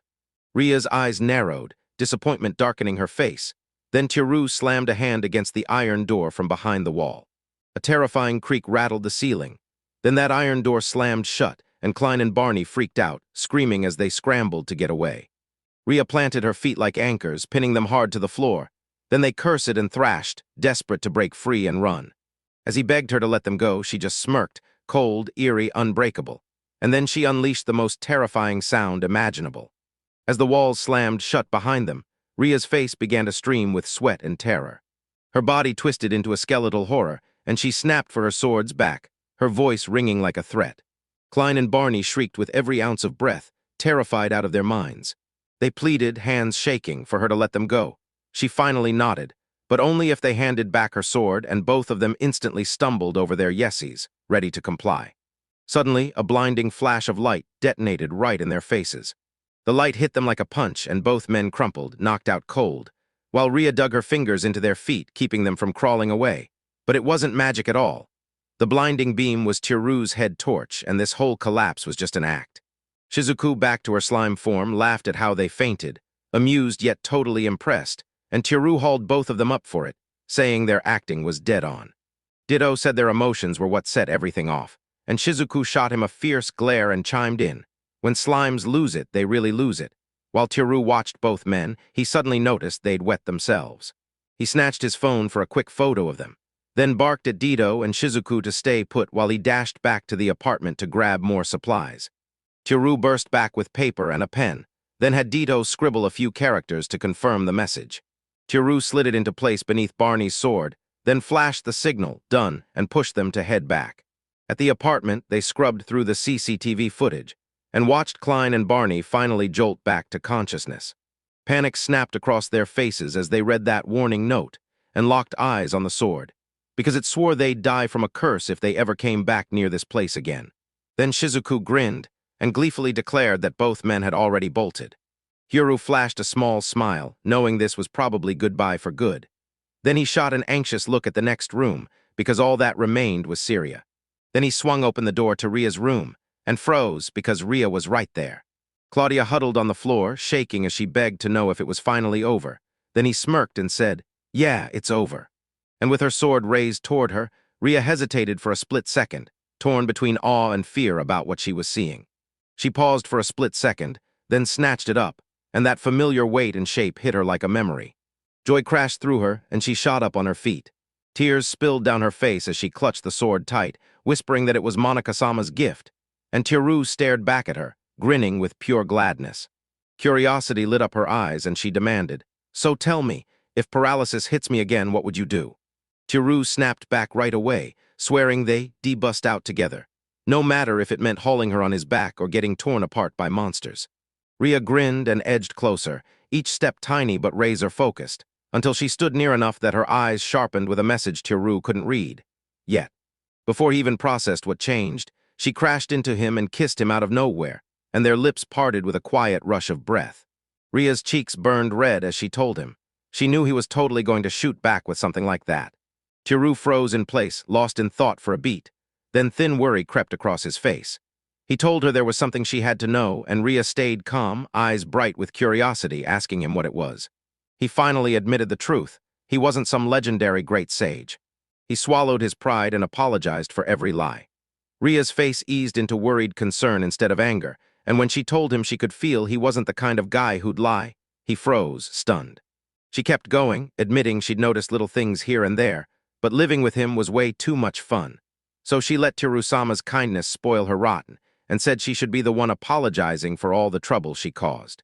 He only shook his head lightly, basically telling her, "No way, I don't see you like that." She wasn't a bother at all, he wanted her with him too. They locked eyes for a slow, tense moment, like the air itself was buzzing with what neither of them needed to say, and Ria let out his name in a quiet, trembling murmur. Then she pressed him. If he wasn't some great sage, what was he really? He hesitated, admitting he wasn't sure, and that trying to put it into words was a mess. Ria let out a soft giggle and shrugged like it didn't even matter what Terusoma was, and then out of nowhere she dropped to her knees, shocking him. She dropped to one knee like a loyal knight, spine locked straight, her pride sharp as a blade. Ria declared, sword in hand, that her allegiance belonged to Tirusama for as long as she drew breath, and Tiru lifted. He shot both hands up in a frantic gesture, begging her to hang on, because even if she argued, he wouldn't take it. Ria blinked once, then asked, cool as ice if that was true. Without even a breath of hesitation, she flipped the whole situation, offering herself as his bride, and snapped her eyes shut tight, like she could physically hide from the embarrassment blazing in her chest. And just like that, she surged forward and slammed him back against the door, daring him with pure, aggressive force.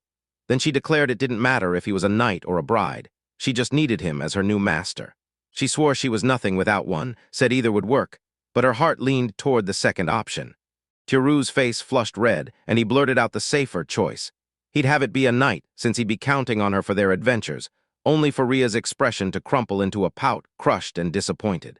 With her face turned away, eyes shut tight, and lips pouting in a sulky curve, she leaned into a nearly playful voice and declared she'd throw her sword and loyalty behind Tirusama. Full stop. He couldn't help but wonder under his breath if this was what a real knight was supposed to do. Then Ria straightened up, more serious now, saying they'd have adventures waiting for them and that Tirusama could pick Dido-san or Shizuka-chan too if he wanted. She wouldn't meet his eyes after that, clearly rattled by the idea that she was just one choice among many. But she said it softly, a flicker of hope trembling in her voice. If he ever wanted her to be his bride, all he had to do was ask. Her face lit up with a fragile, sincere glow, the kind that screams just how deeply their bond had grown. Chapter 20. At the center of the stone chamber, Ria stood steady and composed. No longer afraid of the dungeon, she pivoted her foot against the stone and lunged forward, shield angled and sword cutting ahead with controlled precision. Fierce confidence roared through her as she snapped her eyes open, and the blade practically swore that her sword skills hadn't dulled one bit. Right after, Ria exhaled a little breath as the pressure finally slipped off her shoulders. Then the door behind her swung open, and Tiru stepped out grinning, proudly cheering her on for a job well done. Ria lit up when she recognized Tiru with those sparkling wide eyes, and he remembered how, after she'd reclaimed her pure mithril weapon, she'd been hacking away with that sword every single day inside the dungeon room. It looked like she'd finally broken through her trauma and slid right back into her bright, cheerful self. Then Tiru snapped back to reality and blurted that dinner was ready, and Ria practically leaped at the idea.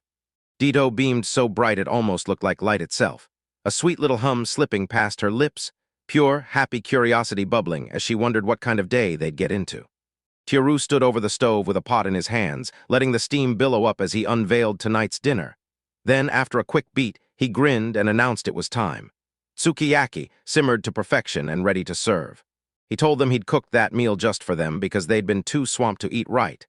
Then the moment the scent drifted up from the pot, Shizuka leaned in, Ria's eyes lit up instantly, and Dido just beamed with pure satisfaction. He motioned for everyone to start digging in, pushing them to eat up, and Ria and Dido thanked him for the food, beaming as they chewed in peaceful, satisfied quiet. Dido raised her fork, took a bite, and went wide-eyed at the rich, jaw-dropping flavor, while Ria savored it just as hard, thrilled by how tender and sweet the meat tasted, and both of them looked totally hooked on that first taste. Tiru bragged that the wagyu was top-notch and that it tasted even better with rice. Then he offered Shizuku a juicy slice with his chopsticks, Right as she took it, she wobbled gently, practically glowing with how insanely yummy it was. While they were stuffing their faces, Ditto dropped a bombshell. Getting out of this dungeon and reaching the surface would take at least 2 days. Rhea leaned in, eyes wide, and demanded to know what food they'd pack for the road ahead. Ditto stopped mid-step, snapped out a plan, and told everyone. She and Ryo would take care of the monsters, but she hesitated and asked Tiru to carry the food, like she wasn't sure it even made sense. He shot back instantly, throwing in an enthusiastic yes, and she voiced a quick worry that the food might feel too heavy. Then he brushed it off on the spot, calming everyone down and pushing them to be excited for what he was about to bring. With the plan locked in, Tiru faced the door that led from the dungeon to his apartment, thumb on the knob, and when he twisted it, click, the lock snapped shut. Then he announced it was time to hit the surface. Rhea and Ditto just stared in pure curiosity until Rhea blurted, "What were you doing at the wall?" And he calmly told them, "I only locked up the house." Ditto stared at the stone wall, frowning hard because there wasn't a single door in sight, while Tiru figured that since people here couldn't spot the apartment door, maybe locking it wasn't necessary. But one slip could unleash disaster, so locking it felt like the only safe move. He said he had a spare key and told someone else to keep it just in case he lost the main one, and Ditto snatched that spare instantly, grinning as he volunteered to hold the responsibility. Then, without a second thought, she pressed the key safe between her chest. Tiru looked up, and the moment he saw it, confusion hit him hard, freezing him in place. He jerked in panic, his face flushing, as he realized the key felt too risky, like it could slip and fall. Ditto grinned like it was totally safe, but the very next second, Tiru snatched that key right back into his hand. With nerves jangling, Tiru shoved the key into Rhea's hands because he wanted her to keep it safe. She took it cool as ice and told him he could count on her. Ditto shot out in a pouty protest, and Tiru flinched back a little, just as something in the air quietly snagged Rhea's focus. Rhea's voice shook as she admitted, "I can see the door," and the second it landed, panic detonated across Tiru, Shizuku, and Ditto's faces. Ditto spun around, baffled. He saw nothing, while Shizuku admitted she couldn't either, wondering if only Rhea could spot a door. Rhea nodded, voice shaky, and pointed at the stone wall. There it was, the door to Tiru's room. Then Tiru finally caught up. Everything clicked. Tiru snapped with an idea and shoved the key into Ditto's hands. Then Ditto's eyes widened as it hit. The door was suddenly visible to her through the key she was holding. Tiru fired off another command, urging Rhea to try the door, and Rhea stepped up at once, bursting with eagerness to see if it would open. With everyone staring, Rhea froze for half a second, then jammed the key into the slot and twisted hard. A sharp click snapped the moment to life, the lock engaged, and relief hit her so fast her face lit up as the door creaked open inch by inch. Excitement ignited across Tiru's face the moment he knew he'd been right. If Rhea could spot the door with the key, she could open it and step in. The plan snapped into place, and before anyone could ask, he waved the others over and rushed them inside the apartment. Tiru dashed through first, clearing the way, while Rhea slipped in right behind him and Ditto stepped in after her. Then all three froze, eyes popping wide at the glorious sight in front of them. They stopped beside the big window, and that sudden blast of light hit so hard it left them both speechless. Outside, the sky sprawled wide above the buildings, and the view froze them in place. Tiru blurted, "Can we look outside now?" And Rhea lit up with excitement, because the view wasn't just any world, it was the one Tiru came from. Ditto nodded along, but the moment Rhea saw it, she swore she recognized every detail of his world. Then she handed the key to Shizuku, and when Shizuku finally got her turn, the two of them just stood there, stunned, staring at the miracle right in front of them. Still reeling from what that key could do, Tiru dropped into a crouch, reached out his hand to Shizuku, then snapped his eyes to Rhea. "Don't you ever lose it." And she nodded right away. She nodded, and once everyone crowded at the doorway, he urged them to rein in their nerves. Then he braced himself, ready for what was waiting out on the surface. Right when they were about to make a move, Ditto let out this shaky little sound that froze everyone in place. So Toru snapped around and wailed in outrage, begging for her own turn and demanding a key of her very own. Tiru scratched the back of his head, totally baffled by the request right when they were about to leave, then blurted out that the key was just for safekeeping, not something Ryo would hang onto forever. And the moment the words hit, Ryo snapped back, stunned.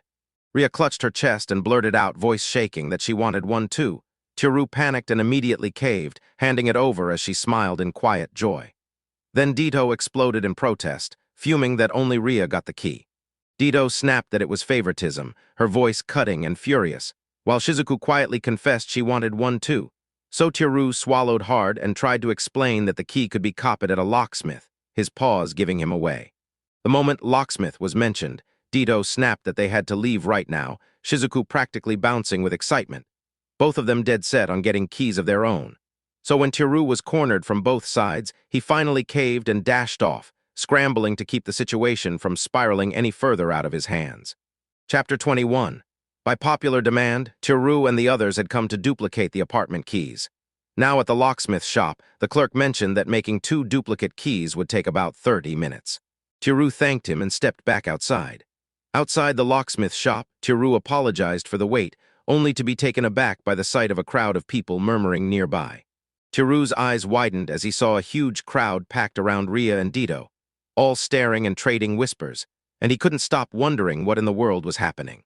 A crowd swarmed around Ria and Dito outside the shop as they stood shoulder to shoulder in their borrowed modern clothes, and everyone couldn't stop staring, whispers flying as their bold look stole the whole street's attention.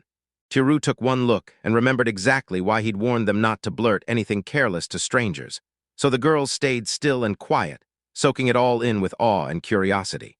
Meanwhile, Tiru couldn't shake the thought that not a single person out there would ever guess these 2 foreign beauties were secretly a knight and a sorcerer. Tiru suddenly snatched both Ria and Dito's hands, startled them to the core, and blurted that they had to slip away somewhere else for a moment. Before either could answer, the 3 of them bolted from the crowd. A heartbeat later, they'd already carved out some space from the crowd, and Tiru leaned in, saying the keys weren't ready just yet, then blurted out what they should do next, like the clock was screaming at them. Ria hesitated, cheeks burning as she admitted it could be asking for too much, but she couldn't shake the urge to see more of Tiru's world. Dito nodded, saying she felt the same and wanted to explore properly, especially since the last time she'd gone out, it was still nighttime. Then Shizuku, disguised as a piece of Tiru's clothes, blurted out that she wanted to tag along too, and Tiru grinned like she'd been waiting for exactly that. He urged them to push their departure to the next day and just roam the city for the rest of the time. Ria and Dito grinned right away and eagerly backed his idea. As they wandered through the city, Ria stared upward in pure awe, stunned by how the towering buildings strangled the sky, and how those vehicles on the streets tore past at lightning speed, way faster than any horse could. All around them, crowds surged through the streets like a living river. Breathless with pure excitement, Ria blurted out, dead sure, this had to be Tiru's world. Dito let out a smug laugh and teased that this wasn't even the whole story, because the city was packed with more surprises too. The place was stuffed with mouth-watering food, and Ria leaned in, all ears, as Dito swore he'd share his best picks.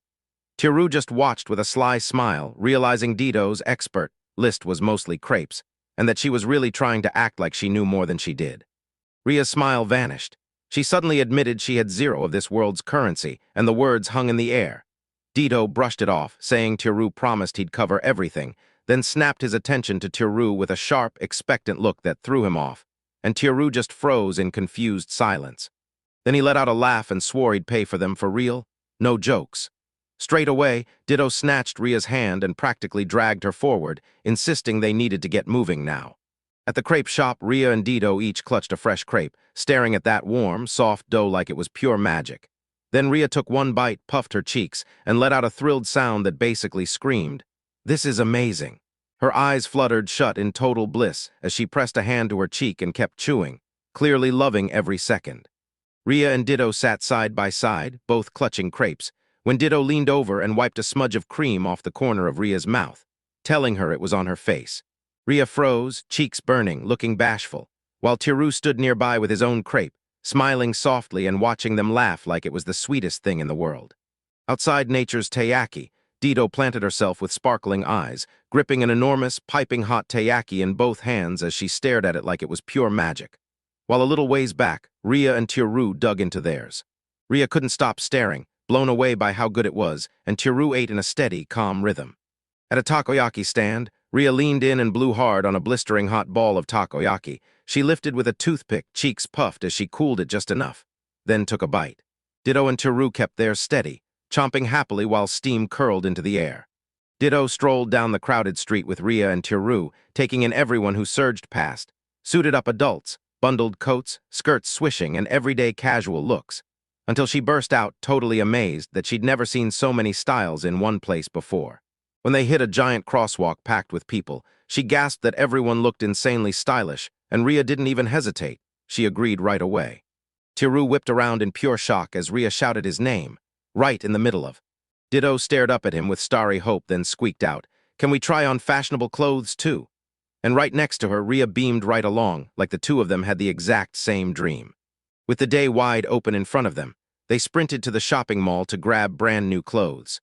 Later, Tiru hovered awkwardly inside the women's clothing store, stuck outside two fitting rooms while Rhea and Ditto changed, and a bunch of customers kept staring like, "Why's a lone guy here?" Each step felt like it crushed his confidence, and right when he started to cringe, the fitting room curtains slid open at the exact same time. Rhea and Ditto strolled out together, strutting their stylish fits like trophies. Then they both stared at him, grinning hard, begging for his reaction. Tiru's face lit up the moment she saw them, and she gushed that both of them looked amazing. Rhea visibly exhaled in relief, while Ditto wore a confident grin. Then they swept over to the clothing rack, totally locked in on picking out the next outfits to try, excited giggles bursting out as they shoved hangers aside, with Ditto calling out which look she wanted next, and Rhea jumping in right away with her own pick. They wrestled with every kind of outfit for ages, swapping looks again and again as they tested the latest fashion, Ditto rocking bold sporty fits and even an elegant sleeveless dress, while Rhea kept switching to cute, girly styles and even slipped on glasses to pull off a studious vibe, both of them absolutely living their best lives. Tiru beamed as they strutted from outfit to outfit, completely swept up, eyes glazed with that dazed, happy grin, thinking, "This is heaven," and realizing he didn't care one bit about feeling unwelcome in the store anymore. Then from behind a curtain, Rhea popped out and called to Ditto, asking if she wanted to try on the outfit she picked. Ditto froze in panicked shock, instantly blustering that something like that could never suit her. Rhea practically claimed the outfit would look amazing on her, and Ditto squealed in panic, begging her to stop stripping him while insisting he could change by himself. Just outside the fitting rooms, Tiru caught the chaos and turned bright red, sweat pouring down his face as he frantically wondered what was going on. Eventually, Rhea finally talked Ditto into trying the outfit, and the second Ditto stepped out in a light, summery dress with a wide-brimmed hat. Tiru and Rhea both went still with shock as her long hair spilled. She tugged the brim down over her face, cheeks blazing, and in a soft, shy voice she asked Tiru, "How do I look?" Tiru just stared at Ditto, frozen in shock as his heart lurched, because wow, she looked so different and so beautiful. Flustered, Ditto blurted that it might look weird on her, but Tiru shot back fast, telling her she looked absolutely pretty, making her blush even harder even as she clearly loved it. Then Rhea slid right up and chimed in too, yelling that Ditto was downright cute. Rhea practically burst back to the racks and tore into fresh clothes, flashing Ditto like, "Try this one too." But Ditto was still flustered and swamped, begging for a quick breather while Rhea steamrolled forward with pure excitement.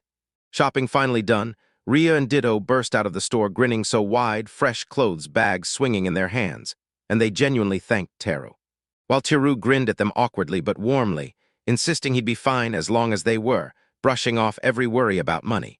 Because deep down, he was already certain they'd score gold coins again the moment they slipped back to their original world. The crew ditched the shopping district and marched down a wide, tree-lined path by a sleek modern building, monorail tracks thundering overhead, while other pedestrians streamed past like it was all just another day. Huddled on a bench under a huge tree in a quiet city park, Ditto scanned the spotless streets and sleek modern buildings and couldn't help saying how insanely developed Japan feels. Then Rhea leaned in, soaking up the calm, and added that it also feels peaceful. Rhea spun to Tiru and demanded, "Are there any wars happening in this country right now?" Tiru said Japan hadn't seen a war in about 70 years, and Ditto's thoughts snapped into place. Maybe that long peace was exactly why Japan had grown so strong. Then she frowned, because she hadn't spotted a single demi-human or elf, and she blurted the question that wouldn't leave her mind. Was Japan a world where those races simply didn't exist? Tiru flat out told Rhea that this world had 0 demi-humans and not a single elf anywhere. Rhea froze in shock, then after a hard pause, she snapped, "So humans must have wiped them out." Tur pushed back hard, saying, "Sure, humans have slaughtered each other, but I've never once heard of a war involving elves or anyone like them." Ditto didn't buy it and pressed, "Are you absolutely sure?" After thinking it through, Tiru said, "In this world, giants and demi-humans only live in legends. Nobody believes they're real." When Ditto heard that, she swallowed the doubts and said she'd believe him. Then she suddenly snapped up, apologized to Thuru, and he froze with a stunned look, asking what in the world she was apologizing for. Ditto admitted she was sorry for bellyaching about wanting a house key, and Ria's eyes dropped too as she apologized for the same reason, since it was Tiru's home. Tiru only smiled, said it was okay, and revealed he'd always planned for them to get into his room freely from the start, keys included. Then, with a cheerful grin, he added that he also wanted a perfect excuse to show them around the city. Ditto stared at him with gentler eyes, and in a quiet voice he said his name, clearly shaken. Ria lit up with a bright smile, thanked him from the heart, and called him Tiru-sama. Tiru snapped his focus back on the real mission and said, "First things first, we have to save Anami-san in her original world." After that, Tiru shoved the duplicated keys into Ria, Ditto, and Shizuku's hands, then gripped his own key and twisted it hard in the lock. The world snapped right back to the dungeon. Tiru, now geared up with adventurer gear and a helmet lamp, marched Shizuku, Ria, and Ditto down a cold stone hallway. With pure drive in his voice, he promised they'd break out of this place and claw their way to the surface, while the girls kept pace beside him in their knight and sorcerer outfits. Chapter 22. Deep within the fifth layer of the Yomi labyrinth, Tiru, Ria, and Ditto moved forward in silence. Something suddenly darted from the side. A rat-like monster squeaked as a shot passed their feet, jolting Tiru into a sharp cry of surprise. Ria and Ditto reacted in a flash and surged ahead. Ria slammed her shield up as Ditto shot in beside her, while Tiru stayed rooted behind them, eyes wide, caught between pure awe and full-blown panic. Ria surged forward and chopped her sword through the air in a brutal arc toward the monster, while Ditto shoved her magic into a fire spell and blasted the lone foe straight through with scorching flames. At their feet, the monster's scorched remains were smashed to nothing, pure overkill. Tiru swallowed a shaky breath, and Ditto just grinned, calling them out for overreacting since he'd been so tense. Still rattled, Tiru muttered that of course he'd be on edge. Monsters weren't real back in Japan, period. Ditto snapped back that at his level, giant rats should be a cakewalk. Still, Tiru couldn't shake the doubts gnawing at him. Even so, Tiru had barely hit level 10, and he couldn't shake the fear that his stats were still way too weak. Remembering that character appraisal skill, Tiru perked up and wondered if it could spill someone else's stats. Then Ditto's eyes flared as she practically begged him to try, and with her reaction fueling him, Tiru surged with fresh energy and agreed. Two status windows popped up, Ditto Macaron, a 221-year-old high elf sorcerer at level 48, and Ria Eldrax, a human knight at level 32. Then Tiru choked out a weird breath, totally stunned that he could actually read their stats and see those levels so clearly. Spotting the empty spaces on the screen, Tiru growled that he couldn't see every stat, and Ditto shot back that his skill level was still too low. More details would pop up as he leveled higher. So the truth clicked, and Tiru nodded along. Tiru couldn't stop thinking about how wild Ditto's growth had gotten. Her cap used to sit at 47, but after she kissed him twice, it jumped to 49. And yeah, he remembered her grinding on that clicker in her free time, like that thing was her secret weapon. Ria's level was still lower than Ditto's, but her level cap was way, way higher. And as Tiru replayed it in his mind, he couldn't forget the one time he'd kissed Ria too. Curious as hell, Tiru asked Ria straight up if her level cap finally went up. She smiled softly and confirmed it had, even as she admitted she had no clue why, and wondered if Tiru could figure it out. Tiru started to speak, but Ditto suddenly nailed him with a string of sharp, simmering glares, dragging out his name like a half-angry warning, while Shizuka watched the tense standoff from his shoulder. Blushing with fury, Ditto blurted, demanding to know if Tiru and Ria had already got together while she and Tiru were still not even there, panic spiking as sweat poured down. Tiru stumbled over every word, trying to explain fast, begging her to calm down, while Ria stood off to the side, washing herself with a confused little head tilt. They pushed deeper through the dungeon's dim stone corridors, and Ria charged in front with her shield up and her sword poised, eyes locked on the dark. Ditto stayed right on her heels, while Tiru kept guard from the back as the shadows swallowed the passage ahead. They barreled into the dungeon's fourth layer, where twisted roots crawled over every wall and the ceiling, then dropped onto the floor like the clutches of a dead forest. Chinese letter, Japanese letter, Japanese letter, Japanese letter, Japanese letter, Japanese letter, Japanese letter, Japanese letter, Japanese letter, Japanese letter, Japanese letter, Chinese letter. 4 Chinese letter, Japanese letter, Japanese letter, Chinese letter. Japanese letter, Japanese letter, Japanese letter, Japanese letter, Japanese letter, Chinese letter, Japanese letter, Japanese letter, Chinese letter. Japanese letter, Chinese letter, Japanese letter, Japanese letter, Chinese letter, Japanese letter, Chinese letter, Japanese letter, Japanese letter, Japanese letter. The shortest route, no detours at all. Ditto swore it was the shortest way, and bragged they got there fast, until Tiru exploded in exasperation, snapping that fast was a joke after 4 straight hours of marching while monsters kept swarming them. Ria said in a calm voice that yeah, it really did feel fast, reminding them how she once wandered for over half a day just to reach Tiru's room, only to get wiped out by poison. Dito bragged that she knew this route like the back of her hand after countless surface trips, and when Tiru let out a tired sigh, she told them to take a quick break, because normally it'd be lunchtime by now. Dito nodded with excitement, jabbed a finger at a water fountain up ahead, and told them to keep going. Then Tiru asked how far it was, and she said, "About an hour," leaving him frozen in shock like he couldn't believe his ears.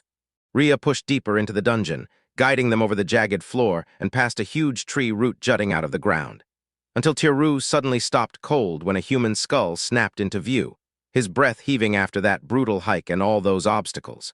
Meanwhile, Ria and Dito stood right beside him, totally unruffled, like they hadn't even been tired. When they finally hit the room with the water fountain, Tiru took one look and realized it was huge, and still easy to move through, even with the roots crowding the floor. Dito snapped that they arrived and pointed the fountain out right in front of him. Tiru gaped at the water fountain, stunned by the sight in front of him. Then his focus snapped to the room's corner, where 3 adventurers were lounging close by. As the 3 adventurers set off, Tiru blurted that people here are built different, way tougher than he ever expected. Then Shizuku nodded quietly. He eased her into his bag like a treasure, whispering that, as a rare white slime, she had to stay out of sight. Dito leaned in and told him, "We're safe," saying the Guild of Adventurers had a hard rule. No attacking each other, but if you poke the wrong ones, you could be hunted for a bounty. Then she tossed out like it was nothing that these adventurers weren't all that strong. Tiru froze, stunned, and asked if she really meant that, and Dito just shrugged, telling him to test it for himself with one last warning. Don't judge the short, red-haired one too lightly. When Tiru asked why, Dito leaned in and said the guy was probably a thief with a perception skill who'd catch any appraisal the second it happened. And with that warning in mind, Tiru didn't back off. He chose to appraise the man using the cross-shaped scar. Tiru tapped open his status window and froze. There it was, Dan, a 38-year-old human swordsman at level 12. Shock slammed into him when he saw the gap was just 2 levels. Dito's expression tightened as he pointed out that Dan was only average, which meant reaching level 10 at this point had likely taken an adventurer at least 3 years to claw their way there. Tiru asked, wait, does it really work that way? Dito nodded hard and said fighting even a single monster under level 10 basically meant getting killed, and that nobody had ever heard of someone wiping out a giant centipede at that stage. With this dry little stare, she added that Tiru had been leveling safely from his room the whole time, just clicking away, then watched his nervous smile as he blurted out how she could possibly tell the adventurers weren't strong. Dito shot back, confident that she could tell just by looking. Tiru nodded like only a real veteran could pull that off, then collapsed hard on the stone floor, spent and breathless. Once he finally caught his breath, he urged them to quit pushing and grab lunch because they'd already gone far enough. The 3 dropped onto the dungeon floor to rest, while Shizuku curled up right by Ria's knees. Ria shot Tiru a quick look to make sure he'd handled the food himself. Then he shrugged and said, humble as ever, that since he couldn't fight, cooking was the best he could do, and he'd brought more than enough to share. The second he said it, Dito's face exploded with excitement. Rummaging through his bag, Tiru weighed his options, and with the water fountain right there, he didn't hold back. He yanked out a 5-pack of instant ramen marked Best Miso, and decided that's what they'd eat.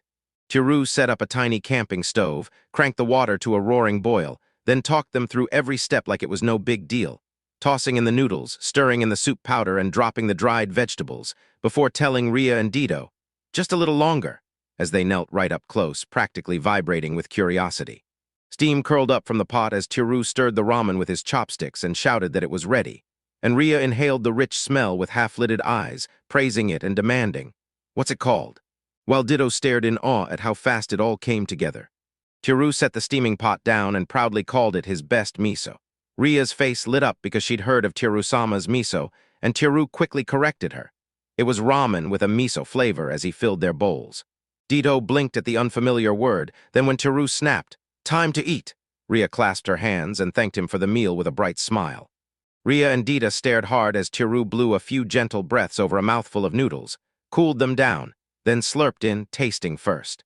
After a quick chew, he flashed a satisfied grin, clearly loving every bite. And the way he snapped through his food made the 2 girls stare between his face and their bowls, their excitement climbing fast. Ria and Ditto tiptoed after Tiru, copying every move, right as they blew past the boundary into danger. They hovered over their bowls, then lifted the noodles and took those first careful slurps, letting the flavors explode across every bite on their tongs. Both girls' eyes sparkled.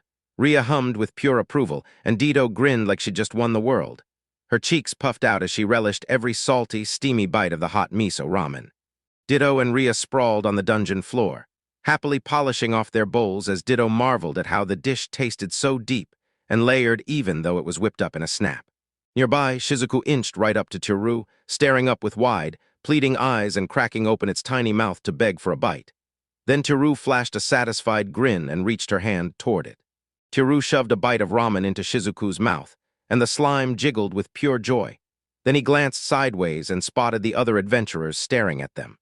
The loud slurping and that mouth-watering aroma instantly yanked everyone's attention. Tiru leaned in and asked Ditto what dungeon adventurers usually ate, and she told him. Some days they lived on dried fruit, dried meat, and salt-pickled fish. But on bad days they chomped hard bread so tough it had to be soaked just to swallow. Tiru flinched at the image. Then she barely whispered that 4 adventurers were watching them from behind. While Tiru started cooking up another batch of ramen, Ria leaned in and asked, real polite, "Were you really still going to eat?" He grinned and said, "Nope, I'm not keeping it all to myself. I'm gonna share some with the adventurers nearby." Ditto freaked out right away, nervous about going that far, but Ria shot back with a quick, confident yes and offered to tag along. Tiru just gave a small smile and accepted her help. Tiru poured steaming soup and noodles into a bunch of cups to split among them, and even though his gut was screaming, "Don't," Ditto begged him to stay put. So he still stepped forward, told her to hang back and watch Shizuku, and pushed on. Tiru crept up to the seated adventurers, nerves jacked as he thrust a steaming cup at them, greeting them with a shaky voice. Then the scarred, muscular man in the middle slowly lifted his gaze, stared Tiru down with a brutal glare, and answered him cold and clipped. Tiru clocked the guarded faces. Yeah, they were suspicious as hell. He forced a shaky grin and said they'd made way too much soup and just wanted to share it, not sell it. The adventurers stared at each other, and the scarred leader leaned in, eyes wary, asking what it would cost. With a bright grin, Tiru insisted he wanted nothing back, then pushed the cups into their hands. When he finally stopped, the adventurers froze in rigid silence, eyes locked on the bowls in their hands. Then, after a brutal tense beat, one of them cracked the air and demanded, with suspicion in every word, "Tell me the soup isn't poisoned." What? He froze when the accusations hit, as one adventurer demanded why he was even spitting out monster language. Another stared down the weird artifacts his group was hauling, and the third muttered that they'd never laid eyes on food like that, turning the tension into something you could almost choke on. Panic slammed into Tiru when he realized Japanese sounded like a monster language in this place, so he bolted forward and begged them to listen. The soup wasn't poisoned, and adventurers wouldn't turn on each other. Still, the men didn't buy it, and they muttered that in a dungeon, the truth goes to die with the dead. As the adventurers grumbled under their breath, one of them suddenly spotted Ria and blurted whether she was the nosy knight everyone called Arya-san. Ria froze, then confirmed it. Still shaken, the guy added that she'd helped him once before. Dubia said he'd heard Arya-san was dead, and Tiru shot a worried glance at the list. Ria was still marked that way. Then Ria suddenly beamed, pumped her fists, and loudly insisted she was alive and kicking. With a sigh, Tiru figured arguing was pointless when his whole group looked suspicious from every corner. He plastered on a shaky smile and snapped that they could toss the soup if they didn't trust it. Then he trudged away, shoulders dragging, while Ryo stayed quiet and the adventurers lingered behind, still gripping their untouched cups. Suddenly, the bald adventurer muttered that he'd eat it after all. Then Tiru spun around, stunned, while the others froze in hesitation. But the second the rich aroma hit, the man was already drowning in it, slurping from afar as if he'd decided death didn't even matter.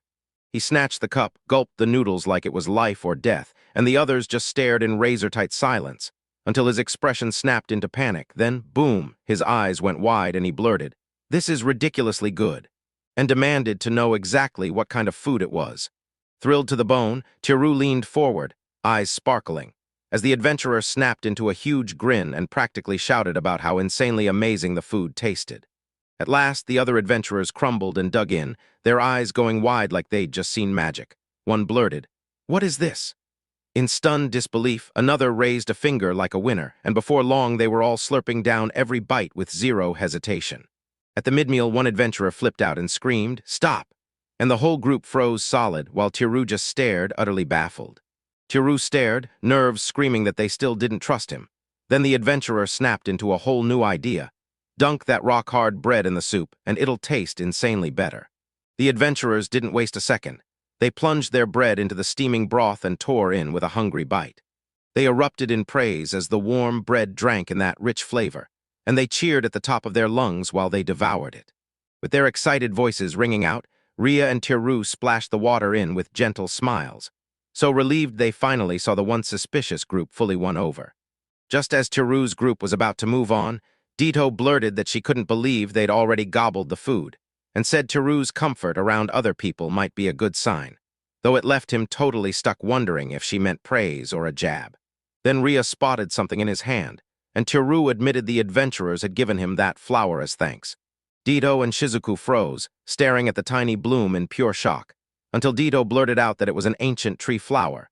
When Tiru asked if it was really that rare, Shizuku snapped back that it's a key ingredient for mid-tier potions. She leaned in and told him the truth. This flower was rare as thunder, hunted by everyone, and only a tiny handful of adventurers even knew where to harvest it. And then she let it sink in that some people quietly hoarded priceless knowledge while the rest of the world had no clue. She snatched the gift like it was a secret clue to a hidden patch of this layer where the flowers burst into bloom, probably right near the roots.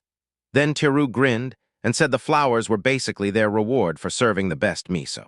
Ria beamed because the adventurers genuinely loved the meal, and clutching the flower, Tiru just listened as Shizuku raved about him, while Dito tossed out a grin and said he should feed them again if they ever meet.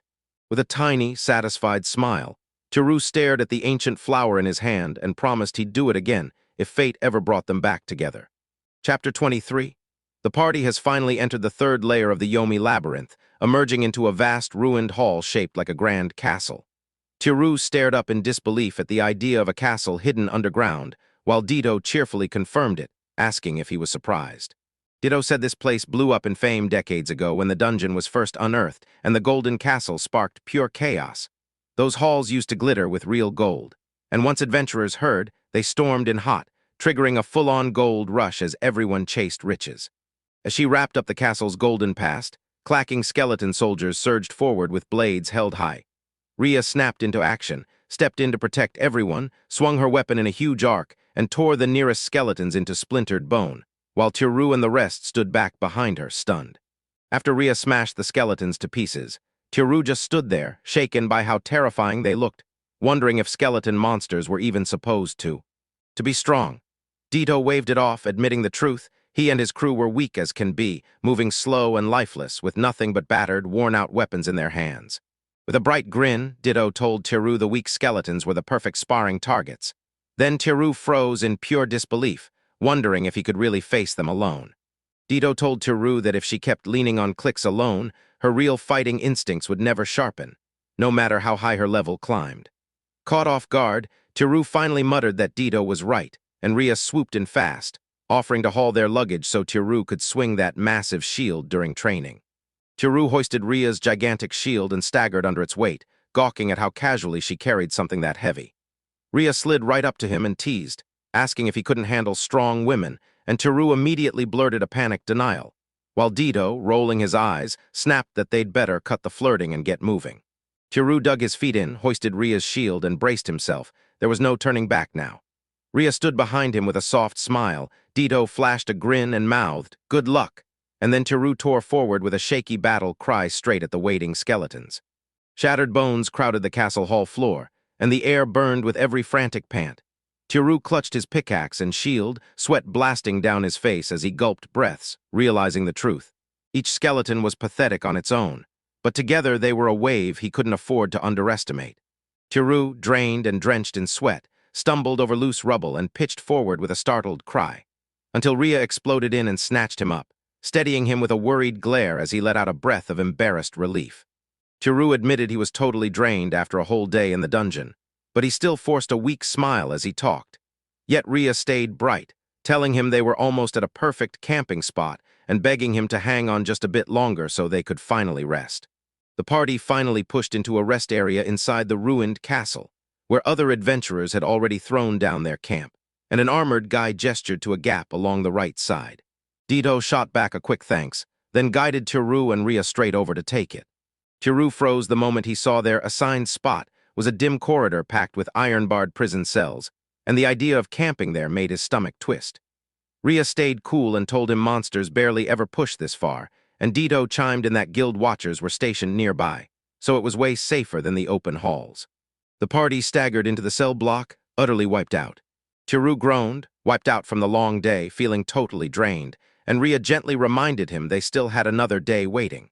So they needed real rest, while Dito and Shizuku slid in beside him with warm, encouraging smiles, ready to call it a night. After scarfing down warm porridge that Dito clearly hated, they tossed their sleeping gear inside the cell and turned the cold stone floor into a rough little camp. Tiru slipped them a quiet good night, and the whole party finally crashed, ready to hunt and explore tomorrow. Next morning, Tiru shoved high-calorie rations into everyone's hands while Ria and Dito hauled themselves awake, itching to keep exploring. Then the crew slipped out of the prison cell campsite and pushed deeper into the ruined castle, ducking under cracked arches and a dangling, shattered chandelier. They climbed a winding stone staircase, snaking higher around the dungeon's curved wall, step by step. The party burst out of a round stone tower and into the eerie forest of the Yomi Labyrinth's second layer, towering pale trunks looming all around. And as Tiru, Ria, and Dito stopped dead at the tower's crooked doorway, they stared in awe at this strange, almost too normal world above ground. Tiru joked that after an underground castle, an underground forest was just the next insane twist. Then he stared at how bright it was and wondered if they'd somehow slipped back above ground. Dito explained that the ancient light moss feeds on the dark forests, and Tiru snapped that they didn't even need lamps because the place glowed all on its own.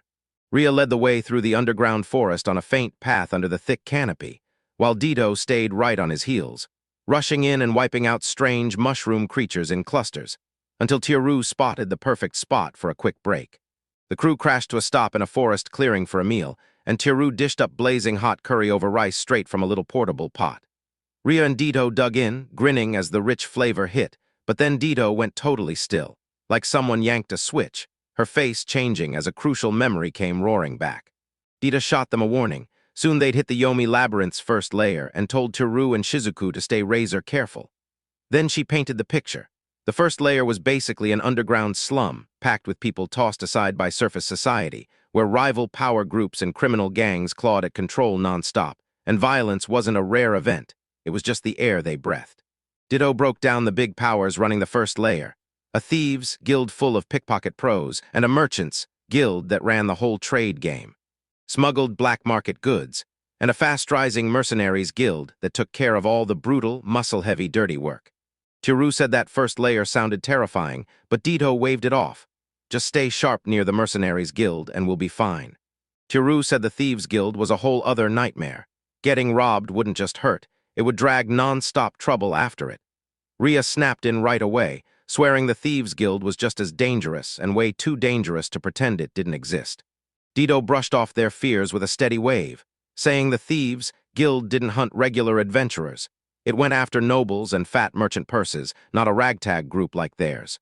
If they weren't flashy or important, she figured the thieves wouldn't bother them in the first place. Ria snapped back that even the mighty Keisha house had been hit. So yeah, the thieves guild was suddenly a real suspect. And then Ditto coolly shot back that rich estates always draw petty opportunists, meaning these thefts were probably just impulsive kids, not some organized crew. Ria shot back that it'd be better if those kids were at least dumped into a real orphanage. And Dito snapped that Ria had zero right to talk if she wasn't taking every street kid in herself.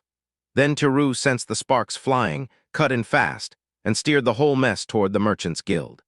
Dito told her the Merchants Guild couldn't be boxed as good or evil, because they still showed up with the stuff adventurers need food, weapons, and armor, and that's why people welcomed them even if they played dirtier games.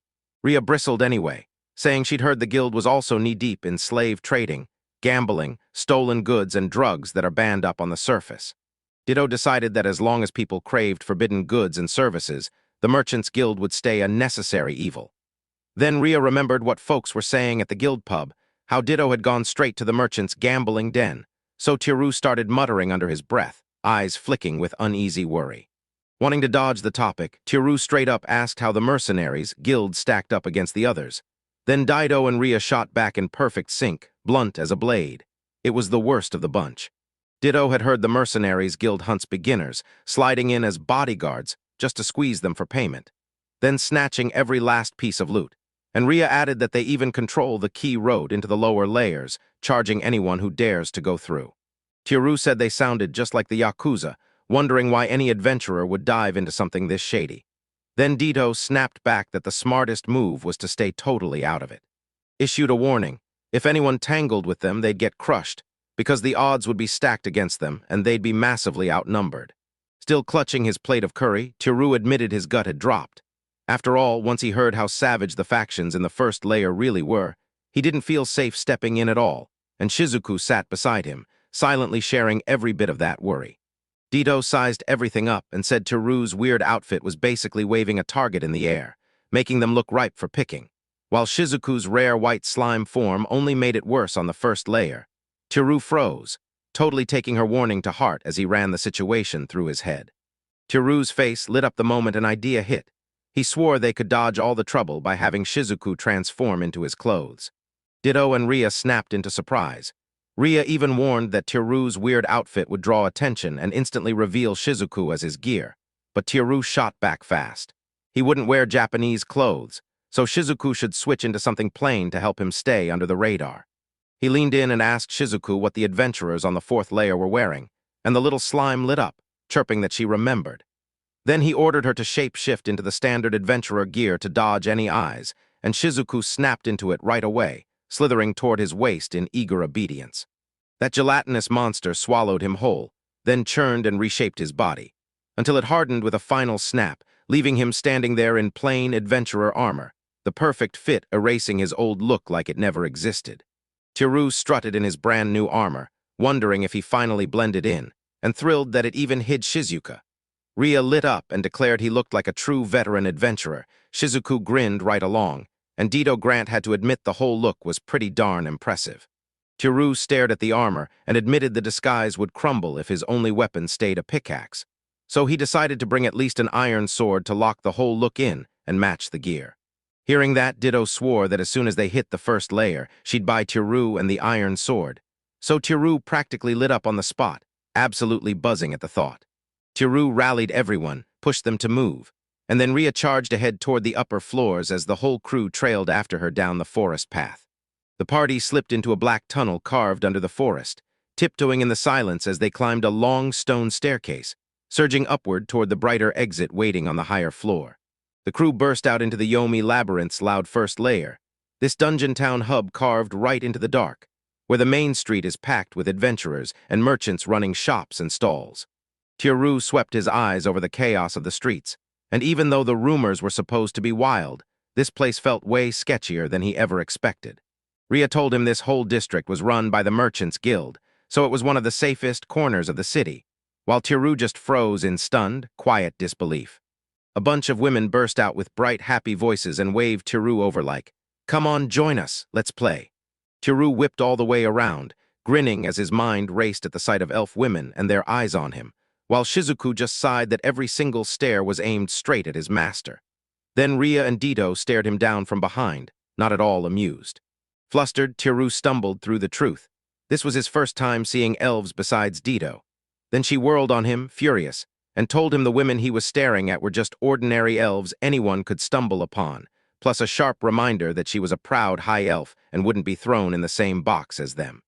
Chastened and Tiru snapped their eyes away and sprinted after Ria and Ditto, charging down the first layer's main street as neon shop signs sputtered and flickered all around them. Tiru's eyes lit up at a storefront blazing with crossed swords, and he practically yanked his finger toward it, shouting that it was a weapon shop. He nudged Ditto about the sword, and she shot back that she'd buy one only if it was cheap. Then Tiru's face lit up, practically buzzing at the idea of finally scoring real gear. Inside the weapon shop, Tiru and Ditto stood at a long counter stacked with blades of every shape and size, while spears, axes, shields, and more lined the walls like a battlefield waiting to happen. Ditto dug through the rack and flagged a couple of swords that looked like they'd actually hold up, and when Tiru picked one up, the clean shine and heavy balance wowed him, so he claimed it as his blade of choice, while the shopkeeper grinned and praised his sharp eye. As they stormed out of the shop, the shopkeeper waved goodbye with perfect manners, and Dito couldn't stop grinning about snagging Tiru's sword for half its usual price. An insane steal. Tiru nodded along, already thrilled, while Ria stepped in and begged to take a closer look at the blade. Ria casually drew the blade, and Tiru beamed, asking if it was amazing for the price. Then she checked it once and flatly declared it was nothing but a plain iron bar, and Tiru just stood there, stunned. Ria dragged her finger along the edge, mocking how thick, dull, and bone-straight it was, so useless it couldn't even slice paper, and Tiru just had to shrink back and admit she was right. Ria calmly laid it out. This bargain was nothing more than a plain sword, polished to shine like a legend. The moment Tiru realized that's exactly why it was so cheap, his confidence crumpled and embarrassment hit like a wave. Embarrassment burned in his chest, and he cursed the Merchants Guild under his breath, though Ditto only snorted and laughed it off, saying it was all for show anyway, and hey, at least it was cheap. Suddenly, Tiru caught the buzz of the room, and with a curious look, he spun his head to scan his surroundings. He spotted a long line of adventurers packed in front of one lone storefront, and couldn't stop wondering what kind of shop could pull a crowd like that. Ditto told him it was an offloading shop. The offloading shop would snap up almost any treasure, anything from everyday stuff to dungeon loot. And yeah, it even took stolen or illegal items too, as long as it was worth something, she said. Tiru stared as a rough brute yanked a bound, terrified kid straight toward the shop, and unease knotted his chest. Could they really treat even children like items for sale here? She clocked something ugly and immediately tagged the guy as part of the Mercenaries Guild, and Tiru, still confused, said, "No, I meant to ask about the boy," then hesitantly blurted, "So, the man hauling him around is really a mercenary?" She jabbed at the man's shoulder and said the sword and shield tattoo wasn't just any ink. It was the dead giveaway of a mercenary guild member. Dito snapped hard warnings into Tiru, never mess with the Mercenaries Guild. But he couldn't stop staring as they dragged the kid along. Little did he know Ria had already cut in, marched right up, and demanded, blunt as steel, whether the mercenary was trying to sell the boy, and it totally threw the man off guard. The mercenary shrugged and admitted he was auctioning the boy, then shot back. "So what's your move?" Ria didn't even blink. She said she'd buy the child herself and demanded the price. Dito blurted, "Ria, stop," with a panic scream while Tiru just gaped, frozen in stunned silence. Ria waved off Dito's warning, then soothed the boy with a soft promise, "You're safe now." Even so, his whole body shook, and with a shaky breath, he fainted before he could even give a real reply. Tiru leaned in and asked Ria what she planned to do with the boy, and she said, calm as ever, that she'd take him to her orphanage, while the boy murmured, "Orphanage," back so quietly it sounded like he wasn't sure of anything. The boy snapped into panic and shouted that he couldn't leave, because his little sister would be trapped behind at the thieves' guild. Ria froze in stunned silence at the words. He faltered as he blurted that the Thieves' Guild had taken him and his sister in and kept them safe ever since, while the man yanking him along cackled, telling him it was risky to hang around mercenary territory. Tiru hissed out a curse with pure disgust, while Ria snapped that this was exactly why she was buying the children, and Dito frantically begged them to cool it before everything spiraled out of control. The mercenary sneered, waved Ria away, and laughed at the tiny sum she offered. Then he started bragging. Posted that selling the kid through a specific offloading shop to a male brothel would bring in more than double the money. Ria glared and surged forward to confront him, while Tiru tensed up right at her side. Dito blared the alarm, yelling that they couldn't start a fight with the mercenaries, like it would just add to their guilt. While she snapped at him for provoking the Mercenaries Guild and making future exploration harder, Dito yanked Tiru's sword like a point she couldn't ignore. Then, right in the middle of her rant, she slammed it down in a brutal overhead swing and clocked the mercenary behind her right on the head. The mercenary grabbed his head and snarled, demanding to know if Dito was picking a fight as he spat insults. While Dito stared at the sword, cheeks burning with disbelief, blurting out, "What are you talking about?" in pure, flustered confusion. Ria nodded and praised the overhead swing as perfect, and Tiru even shouted her on, while Dito panicked, swore her hands slipped and she never meant to clock him, grabbed his head and cursed up a storm. The mercenary snapped back that they'd pay, then blasted a sharp whistle to summon backup. Right on cue, more thugs rolled in, smug grins plastered on their faces, and before Tiru, Ria, Dito, and the boy could even breathe, they were boxed in tight, mercenaries, guild members pressing in from every side. Tiru panicked as more mercenaries swarmed in, shouting that their numbers just kept exploding. Ria saw the ring closing in and demanded what they should do, and Dito answered with a grim certainty. "Once you're marked, you don't wait, you break through." Meanwhile, hidden behind a secret wall, a cloaked figure casually flicked a round object into the middle of the mercenaries, and the moment it hit the ground, boom, an earth-shaking blast erupted, whipping the thugs back as they screamed in stunned shock. Tiru coughed hard through the choking smoke, frozen by what just happened, while Rhea hacked right beside him as Dido clamped a hand over her mouth and scanned the haze, alarm screaming in his eyes. In the thick smoke, a hand suddenly clamps onto Tiru's wrist. Then an urgent voice screams at him to move, yanking a startled cry out of him as confusion hits.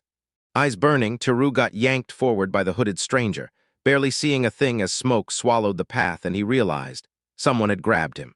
As they yanked him forward, something swept past Tiru's side, and then he felt it. His rescuer had a tail. Tiru's whole body froze in shock, and the question hit him hard: who was that cloaked stranger? The tailed figure hauled him deeper away from the chaos. Chapter 24. The mercenary guild members staggered through the smoke-filled alley, coughing and shouting in frustration as they realized their prey had slipped away. Their leader bellowed that the targets could not have gone far. As the smoke finally drifted away, a wide doorway to a silent back alley appeared, and before the mercenaries even realized it, Tiru and his mystery rescuer were already gone. The hooded, tailed girl tore down the tight alley, clutching Tiru's hand and yanking him along as she shot past crates and barrels at full speed. Tiru gasping, trying to keep up as his legs burned. Still gulping air, Tiru snapped the truth in place. He had no clue who that hooded stranger was. All he knew was she'd just saved his life. She ushered him into a cramped storage courtyard packed with crates and barrels. Then she paused, calm as still water, and told him they should be safe there for now. Tiru hovered behind her, staring at that brutal iron door, and it hit him with this strange déjà vu, like he was staring at the entrance to his own apartment. The girl stepped up, knocked hard, and called out her name. A voice from behind the door demanded the password, and she answered without a second thought. They stole from the fat pigs. The iron door swung open. She shoved Tiru inside and told him to stay hidden for a while, but when he said 2 friends and a boy were still out there, she insisted they'd all been taken separately and were safe. Yet Tiru couldn't shake the worry. Then the door slammed shut and locked. The hooded rescuer hustled Tiru all the way inside and snapped that the guard reach headquarters at once. The subordinate saluted, spoke back politely, and waved him out. They stood in stunned silence as the hooded man vanished, and just moments later the door slammed shut with a brutal thud. Only then did they spot a hidden storage room stuffed to the brim with crates and barrels. Inside at last, Tiru finally let his guard down. He'd guessed it was a warehouse, and the crates proved it the moment he got up close. Then the girl tugged her hood back, showing fluffy cat ears, and happily told him to sit anywhere he wanted. Still reeling, Tiru blurted out that he couldn't believe her cat ears were real, staring like he'd just seen the impossible, while her ears twitched as she pouted, annoyance written all over her face. The cat-eared girl snapped and demanded to know if being rescued by a half-beast ever got under his skin. She leaned in fast, eyes blazing, while Tiru recoiled. Tiru kept jerking his hands up in panic, swearing it didn't bother him one bit, and claiming he was only shocked. He gratefully thanked her for saving him and his friends, then paused with a shaky breath before asking, "So, why did you help us?" She tossed off that the whole mission was really just to save Nick, and Tiru's crew only showed up because they happened to be there with him.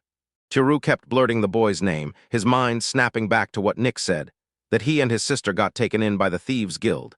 And then he leaned in, all curious, and asked if she was part of it. She beamed and confirmed it with pure, happy certainty. Tiru muttered that it should have been obvious. Then she remembered the guy from earlier had worn the exact same hood she'd been staring at. She told them the Thieves' Guild couldn't risk open war, then thanked them for snagging the mercenaries' attention at the exact right moment. And when she laughed about one of his friends knocking a thug out cold, you could practically feel the weight lift off their shoulders. She asked what his name was, and he fumbled through a nervous intro. Then she repeated it like she'd memorized it on the spot, grinning as she said everyone only calls her Cat. Cat flashed a smile and thanked him for saving Nick, then offered him a reward. But Tiru shot it down right away, saying their escape was reward enough. Cat refused to let it slide. She insisted on repaying the favor herself. When Tiru swore he could ask for anything, she pushed him to name his wish right then. Tiru glanced around the room and, with nerves in his voice, asked if he could have the whole space, and Cat went completely still the moment he said it. Seeing her face light up with shock, Tiru yanked himself back a step and blurted that he didn't need a thing. Yet Cat still pushed out a shaky smile, admitting it was a pretty big ask. Tiru clocked the layout and swore it looked just like the area near his own quarters, then quietly wondered if someone was trying to link the two. After that, He shrugged it off and told her it was absolutely worth asking. Kat swallowed her pride and apologized, saying she couldn't possibly make a call like that by herself. Then Tiru just accepted her answer without a fuss. He changed his request on the spot and begged to be allowed to look around at least, and Kat gasped as she repeated his words, then snapped back. "What do you mean?" She leaned in with a deadly stare and demanded to know the real reason. Flustered, the two runes stammered through their explanation, terrified he'd come off as suspicious. Then Kat suddenly clapped and blurted, buzzing with excitement, asking if he could be a scholar. It clicked for her, explaining why he blurted out monster talk and moved nothing like a normal adventurer. So she let out a shaky laugh and nodded. Kat let him roam around, only as long as she stayed by his side, and he thanked her with real, heartfelt sincerity. They pushed deeper into the storage room side by side, weaving past towering stacks of crates right by the iron door. Then Tiru's eyes snapped to one weird, impossible-looking pile that didn't belong. Kat suddenly blurts out, "Do you hate half-beasts?" And just like that, Tiru whips around, stunned. Then she quickly explains that plenty of humans feel that way. Tiru was stunned, confessed he hadn't known, and said the people he studied actually respected half-beasts. Then Kat tilted her head like, "Well, that explains your whole vibe." Curious, Tiru leaned in and asked Kat if that was really her name. She laughed and said it was just an alias, and that made him go, "Why would you pick something that obvious?" Then he started thinking about using character appraisal to dig up her real name. But when he tried it, it totally backfired and blew up in his face, leaving him stunned. Kat clocked it in an instant and snapped that he was reading her status. He fidgeted and confessed he'd only been trying to learn her real name. Then the truth hit him late, because thieves can sniff out those attempts. Annoyed, Kat snapped back that she'd read his status right back, bragging about her killer appraisal skill, and Tiru shot up in alarm. After sizing him up, she burst out laughing at his name, Suzuki Tiru, calling it weird and grilling him about where he was from. Then, as she kept reading, her eyes locked onto his crazy skills, like unlimited growth, and a whole set of wild, one-of-a-kind traits. She also said he had a bunch of strange, hidden abilities, ones she couldn't even name, and Tiru just stared, torn between panic and pure awe at how crazy it all sounded. Kat blurted the skill name out loud without a second thought, then kissed a girl and leveled up, raising Kat by one, up to 3 times a day, and sweat instantly poured down as Tiru groaned about the ridiculously long name. Then it hit him what that skill was for. Before he could even brace himself, Kat darted in, yanking his balance and making him yelp in shock. She towered over him, grin blazing. Right on top of him, she grinned and blurted that she wanted to test her skill. She surged in before he could even finish his frantic protests, and Tiru froze, flustered, by that totally unwelcome kiss. Kat beamed and shouted that her level cap had jumped, while Tiru went bright red, panting, begging her to get off him, only for her to grin and insist, "Again?" as he fought back in protest. She yanked back from the kiss, eyes dropping in disappointment as she mumbled that maybe he really didn't like half-beasts after all. Then Tiru rushed to deny it, only for Kat to grin and crash into him for another kiss. Tiru sagged, mortified, and finally realized she'd kissed him 3 times exactly. Barely able to breathe, he asked if she was done for real. Kap's cheeks flamed red, and he teased, asking if Tiru felt a little hot after that. So Tiru just froze, staring in stunned, confused silence. She finally slid her name into the air, Miriam, and told him to call her Miri, then casually started stripping, and Tiru snapped into panic, yelling at her to stop while demanding to know what the hell she was doing. With a teasing grin, Miri leaned in and asked if those 3 kisses couldn't have sparked something more, lifting her clothes as she got close. Tiru's cheeks went crimson. She snapped that it absolutely hadn't. Then she scooted nearer and trailed off like she might have been lying. Miri burst into laughter the second she realized his body was betraying him as she rubbed against him, loving every second he got more and more flustered, while Tiru insisted she had it all wrong, and that only made her grin even wider as she basked in his embarrassment. Outside the room, frantic voices spilled and rushed through the air. Voices ricocheted through the room as someone snapped, demanding proof of Tiru's whereabouts and threatening brutal consequences if he'd come to harm. Rhea stared straight ahead, cold fury blazing as she swore she'd tear apart the thieves' guild, while Ditto rushed in to calm her, saying those people helped them, and a jittery member kept insisting, "We're almost there." They burst to the warehouse entrance, weaving through stacks of crates, while the tension in the air tightened like it was about to snap. In the storage room, Tiru suddenly clocked what was happening, jerked upright in panic, because they were already standing right by the door. Chapter 25, Rhea looked furious and Ditto deeply concerned as they advanced, while their hooded companion tensed, clutching a lamp. Hearing them draw near, Teru realized just how bad the situation looked. Teru gasped, his heartbeat slamming as Miri stayed glued to him, panic exploding in his chest as he begged her to stop, terrified of what the others would think if they showed up. But Miri wouldn't back off, admitting she was too aroused to pull away as she leaned in for yet another kiss. Outside that room, right in front of the huge metal door, the Thieves' Guild guy, called for Cat and rattled off the password on the spot. While Mary's weight pinned Teru down, he frantically hissed that someone outside was already saying the password, and she had to answer. Mary yanked back with sharp frustration and snapped that they were finally getting to the good part. With annoyance blazing in her chest, Mary slammed the door open and yelled that they were busy and to come back later, leaving Teru completely stunned. Outside, Ria and Dito just stood there, frozen in disbelief, reeling from what they'd heard. Behind that door, Ria and Dito blurted out in pure confusion, yelling that they needed to see Teru right now. Guy then nervously called for Cat, and Miri spun away from the door, whispering for Teru to brush them off and keep the fun going. Ria snapped that if they didn't get in, Dito should blow the door off. So Dito started channeling her magic, while Teru panicked, staring at their insane plan in total shock. He shoved Mary aside and barked at her to move. Then, in the chaos, he accidentally bumped her chest and caught her startled gasp. Miri's cheeks flared as he admitted he was being rough, convinced he was finally getting to the good part. Then he slammed his hands against her chest, but Teru shoved him aside and Miri stumbled backward. Teru lunged forward and slammed his hand on the door mechanism, yanking the heavy door open in a split second. The door finally swung wide, and Teru flashed them a shaky, nervous smile, like she couldn't breathe until she knew they were safe. The three of them stood locked in heavy, tense silence, staring ahead like they'd just realized something inside had gone horribly wrong. Dito barreled to Teru's side, practically trembling with relief that he'd made it out, while Ria kept firing nervous questions. Was he really okay after those weird noises? Teru let out an awkward laugh and insisted over and over that he was totally fine. Dito shot Cat a worried look and asked if she was okay since she'd been so busy, and Teru blurted that she'd stayed behind to clean the warehouse, then shoved them toward the entrance. Come on. Get inside and hide for now.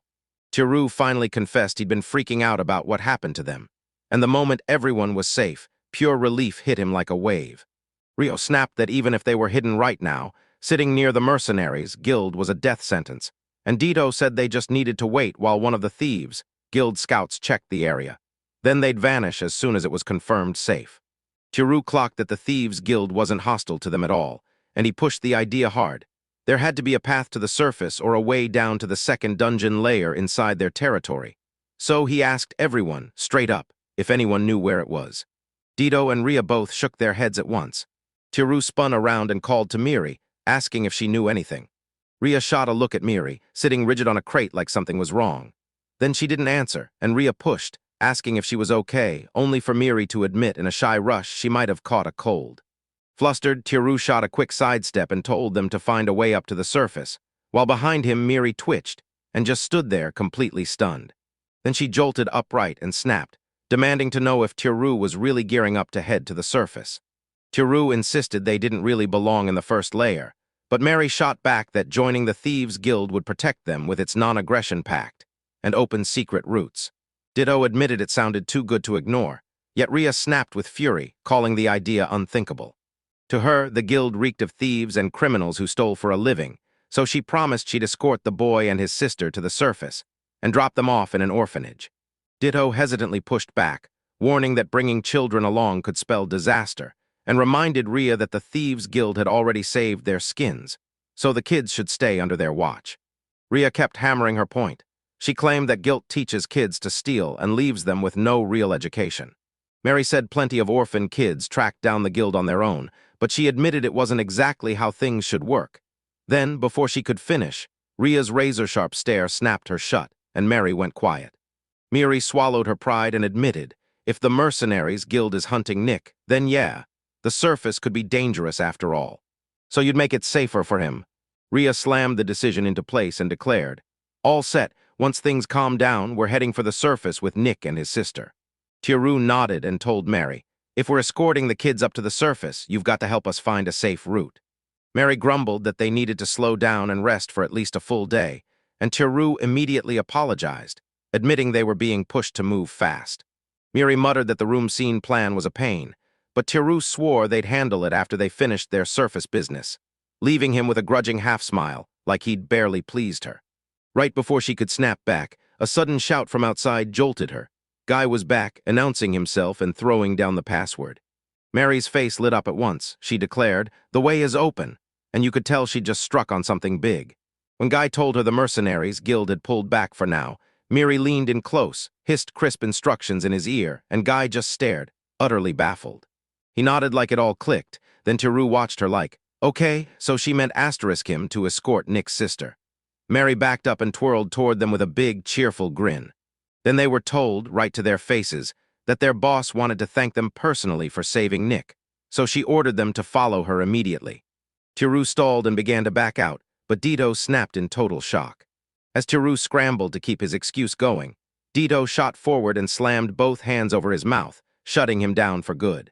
With her hands still clamped over his mouth, Dito snapped that he better not blurt out anything reckless, while Tiru squirmed in pure confusion, accusing him of nearly turning down the boss's invitation. Dita clamped a hand over his mouth and hissed that folks like them lived for honor, and that snapping at their boss could get them killed. Then she pointed out their guild had 800 members, watching Tiru go pale, and reminded him they had no right to turn into enemies after everything the guild had already done to help them. Ditto said it smarter to stay on the guild's good side and hit them with a respectful hello, and Tiru snapped his stance around on the spot, agreeing to meet the boss and begging Miri to lead the way. They tore off the moment the order hit. They marched down a loud, bustling street packed with stalls and stone buildings, heading straight into the very heart of the thieves' guild territory. As they slipped through a filthy alley, Miri swept her hand around and snapped that everything looked rundown, then asked Tiru if it felt awful to him too. He nodded awkwardly, and she shot back that even with more members than the Merchants' Guild, they were getting crushed in trade. Miri leaned in and asked Tiru what the city looked like through a scholar's eyes, only for Tiru to freeze up, then toss out the idea that the area needed urban redevelopment, and Miri blurted the strange word back like, "Wait, what?" Tiru broke it down. Redevelopment wasn't just talk. It meant pouring money into rundown districts until they became livable again, like tearing a messy old space apart and rebuilding it into something sleek and modern. Miri repeated her pitch to make the area feel more modern, and Tiru snapped that the real mission was simple: make it livable. Then he pointed out the first layer's biggest wound was the weak public order, and Miri nodded like, "Yep, that's it." Tiru pitched building a huge place to live in, packed with shops and restaurants, then adding serious security to shove troublemakers out and keep everything running in peace. Rhea lit up and said the idea sounded amazing, like it would make the kids feel way safer. Then Ditto chimed in that it could pull in curious surface visitors, and with excitement bursting out of her, Miri practically grabbed Tiru and begged, "Tell me more." After a few more heated talks, Miri finally weighed the plan, broke it down clearly, and declared they'd team up with the surface group to build the whole district. Ditto even hinted that this alliance could outshine the Merchants' Guild, and Miri nodded hard, arguing that exclusive trade rights in the first layer would lock the whole partnership in place. Miri warmly thanked Tiru and admitted she finally felt hopeful about their guild, until Tiru warned that rebuilding could get brutal. Still, Miri refused to back down, insisting they'd make it work because the plan was his idea. Tiru stared at Miri and suddenly understood. She didn't just care about the kids, she also kept an iron grip on how the guild ran everything. Then he glanced where she was pointing and asked himself the same question as she did. Were they already at her level because she just announced, "We're here"? The party slammed to a stop in front of a fortress of stone, thick walls, a guarded gate, and armed watchmen posted tight, because this was the Thieves' Guild's headquarters. A woman with glasses stepped up, thanked them for showing up, and right on the spot, introduced herself as Nola, the chief secretary. Tiru's nerves screamed as the three girls crowded in right behind him. Nola leaned in and said the chief wanted to thank them himself, then told them to follow her right now. Then she told Kat and Nick to stay put, and the three adventurers followed her straight down the corridor. She swung the door open and waved them in, and Tiru froze in shock while Dito peered from behind, watching her like it was all brand new. Nola unveiled the figure lounging behind the curtained bed, Dorothea II, their chief. Dorothea flashed a calm, unreadable smile, like she'd sealed every hint of her true intentions away. Chapter 26. In a luxurious room where a four-poster bed lay veiled behind thin curtains, Noel bowed toward the figure beyond and formally presented the chief. As Tiru stared at the smeared outline, delicate features slowly snapped into focus, and a feminine form appeared, slamming him with surprise when he realized their chief was a girl. The adventurers kept trading worried looks at the unmoving figure until Tiru forced a shaky smile, stepped up, and greeted them politely. Then Dito slipped in behind just as Tinsley with her own respectful words, while Dorothea Ai stayed quiet and Nola hovered nearby, tense and ready. Nola jumped in to say she was the go-between, shuttling every message back and forth to the silent chief. Then she apologized for how weird and indirect the whole setup was. As Tiru stared, he figured the drapes were hiding her real face, and he couldn't stop picturing how brutal it must be to live like that as the chief. Right then, Nola slipped toward the bed, quiet as a whisper, ready to deliver her message. Dorothea stayed in hiding while Nola spoke up for her, delivering the chief's heartfelt thanks for Nick's rescue. And then Nola added the brutal part. Thanks to that, the mercenaries guild had tagged everyone in the room as targets, and Tiru nearly choked as he realized it. Nola relayed the chief's offer. Since they were targets now, Dorothea wanted to shield them by inviting them as honored guests of the Thieves' Guild. Yet when the group stared at Tiru for his polite refusal, Rhea stormed forward and shut the whole thing down hard. Ditto snapped at Rhea for being rude, pushing her to mind her manners, but Rhea just brushed her off and swore, no doubt about it, that she and Nick would take Nick and his sister along themselves to protect the kids. Nola said what was on her mind and calmly set the record straight. She insisted the Thieves' Guild never forced those kids to join, and if you ask the children directly, they'll tell you the same thing. Rhea nodded at the explanation, but then snapped that consent didn't erase how dangerous the kids' lives were, and that they deserved safer conditions. Right then, Dorothea leaned in and murmured to her, and Nola turned to the lad and the armor turned to Rue instead, shocking him. Nola pressed Tiru to promise Nick and his little sister, Mary, a safe, peaceful life, and she dumped the weight of it all on his shoulders. Tiru froze, totally thrown off, but then Rhea stepped up and swore it with steel in her voice. Swore with all their heart that they'd look after the siblings no matter what. Tiru and Nola stared each other down in tense silence, like they were measuring the promise they'd just made. Then, after a breath, Tiru asked politely for a moment alone, and Nola nodded calmly. Tiru figured the orphanage Rhea ran had to treat those kids right, because her passion was impossible to fake. Rhea nodded back, dead serious, and Tiru just swallowed her words and accepted it. Turning to Dito, Tiru admitted this request hit hard, then asked if Dito could still count on her support. Dito sighed with a resigned smile and nodded, and when Tiru turned to Shizuku too, she lit up and happily jiggled on the spot. The three of them finally cracked into relieved smiles, quietly signaling to each other that they'd decided, together, to take in Nick and Mary. Then he snapped back to Nola and Dorothea, determined, and swore they'd keep their promise no matter what. Nola nodded and said the chief finally agreed to hand the children over, but only if a Thieves' Guild member escorted them all the way to the orphanage. The demand hit the whole party like a brick. Everyone looked stunned. Nola leaned in and told them the escort would keep the other guilds off their backs, making it way easier for their group to move through everything. Tiru listened with full attention, nodded on the spot, and promised, "We'll leave soon, then we'll deliver the kids safely and come back to report everything." Nola delivered the chief's thanks, then promised them a warm welcome the moment they came back. After the room, they broke off and regrouped in the reception hall, where Nola promised to call for an escort and ordered them to wait. As Nola stormed out, Tiru let out a long breath and admitted that meeting had him on edge, and Dito just let out a sigh and nodded along. As they waited, Tiru clocked that Miri was already gone, and disappointment hit him hard. He couldn't help wishing he'd gotten one more chance to see her. Later, Nick and Mary burst into the hall and sprinted straight for Rhea, shouting that she was their big sister. Rhea crouched down to meet them, calm and steady, and promised them they could count on her. From the corner of the room, Mary shouted to Tiru. He spun around, thinking she was just there to wave them off, then froze when she blurted that she was coming with them. Miri leaned in close and grilled him about his hesitation as Tiru stammered back. She insisted she just wanted a fresh change of scenery up on the surface. Then, bright as ever, told him to watch out for her, and the whole group immediately welcomed her in. Mary leaned in and told them she had the boss's blessing to lead them through a hidden Thieves' Guild passage straight to the surface. Ditto's face lit up with pure joy, and Tiru finally let out a relieved smile. With their packs set and ready, Miri seized the lead, shot a sharp signal, and drove everyone forward as the group started heading. They blasted toward the surface together. While they walked, Miri leaned in and asked Tiru what he thought about their boss, and he said Dorothea felt genuinely kind. even from that quick meeting, and that even her silhouette alone left him stunned, like she was undeniably beautiful. Miri shot back, confident, and kept right in step beside him. Caught up in the moment, Teru blurted a wildly inappropriate comment about the chief's figure, and Miri snapped his warning by grabbing his backside right away.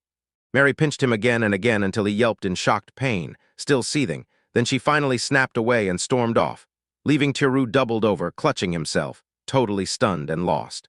The group barreled to a towering gate at the end of the stone corridor, and when Teru craned his neck and stared up, pure excitement sparked. He couldn't wait to see what the surface had in store for them. Mary stopped dead at his remark and demanded to know why he hardly ever went to the surface. He fumbled his answer, admitting he didn't, and he had a few reasons.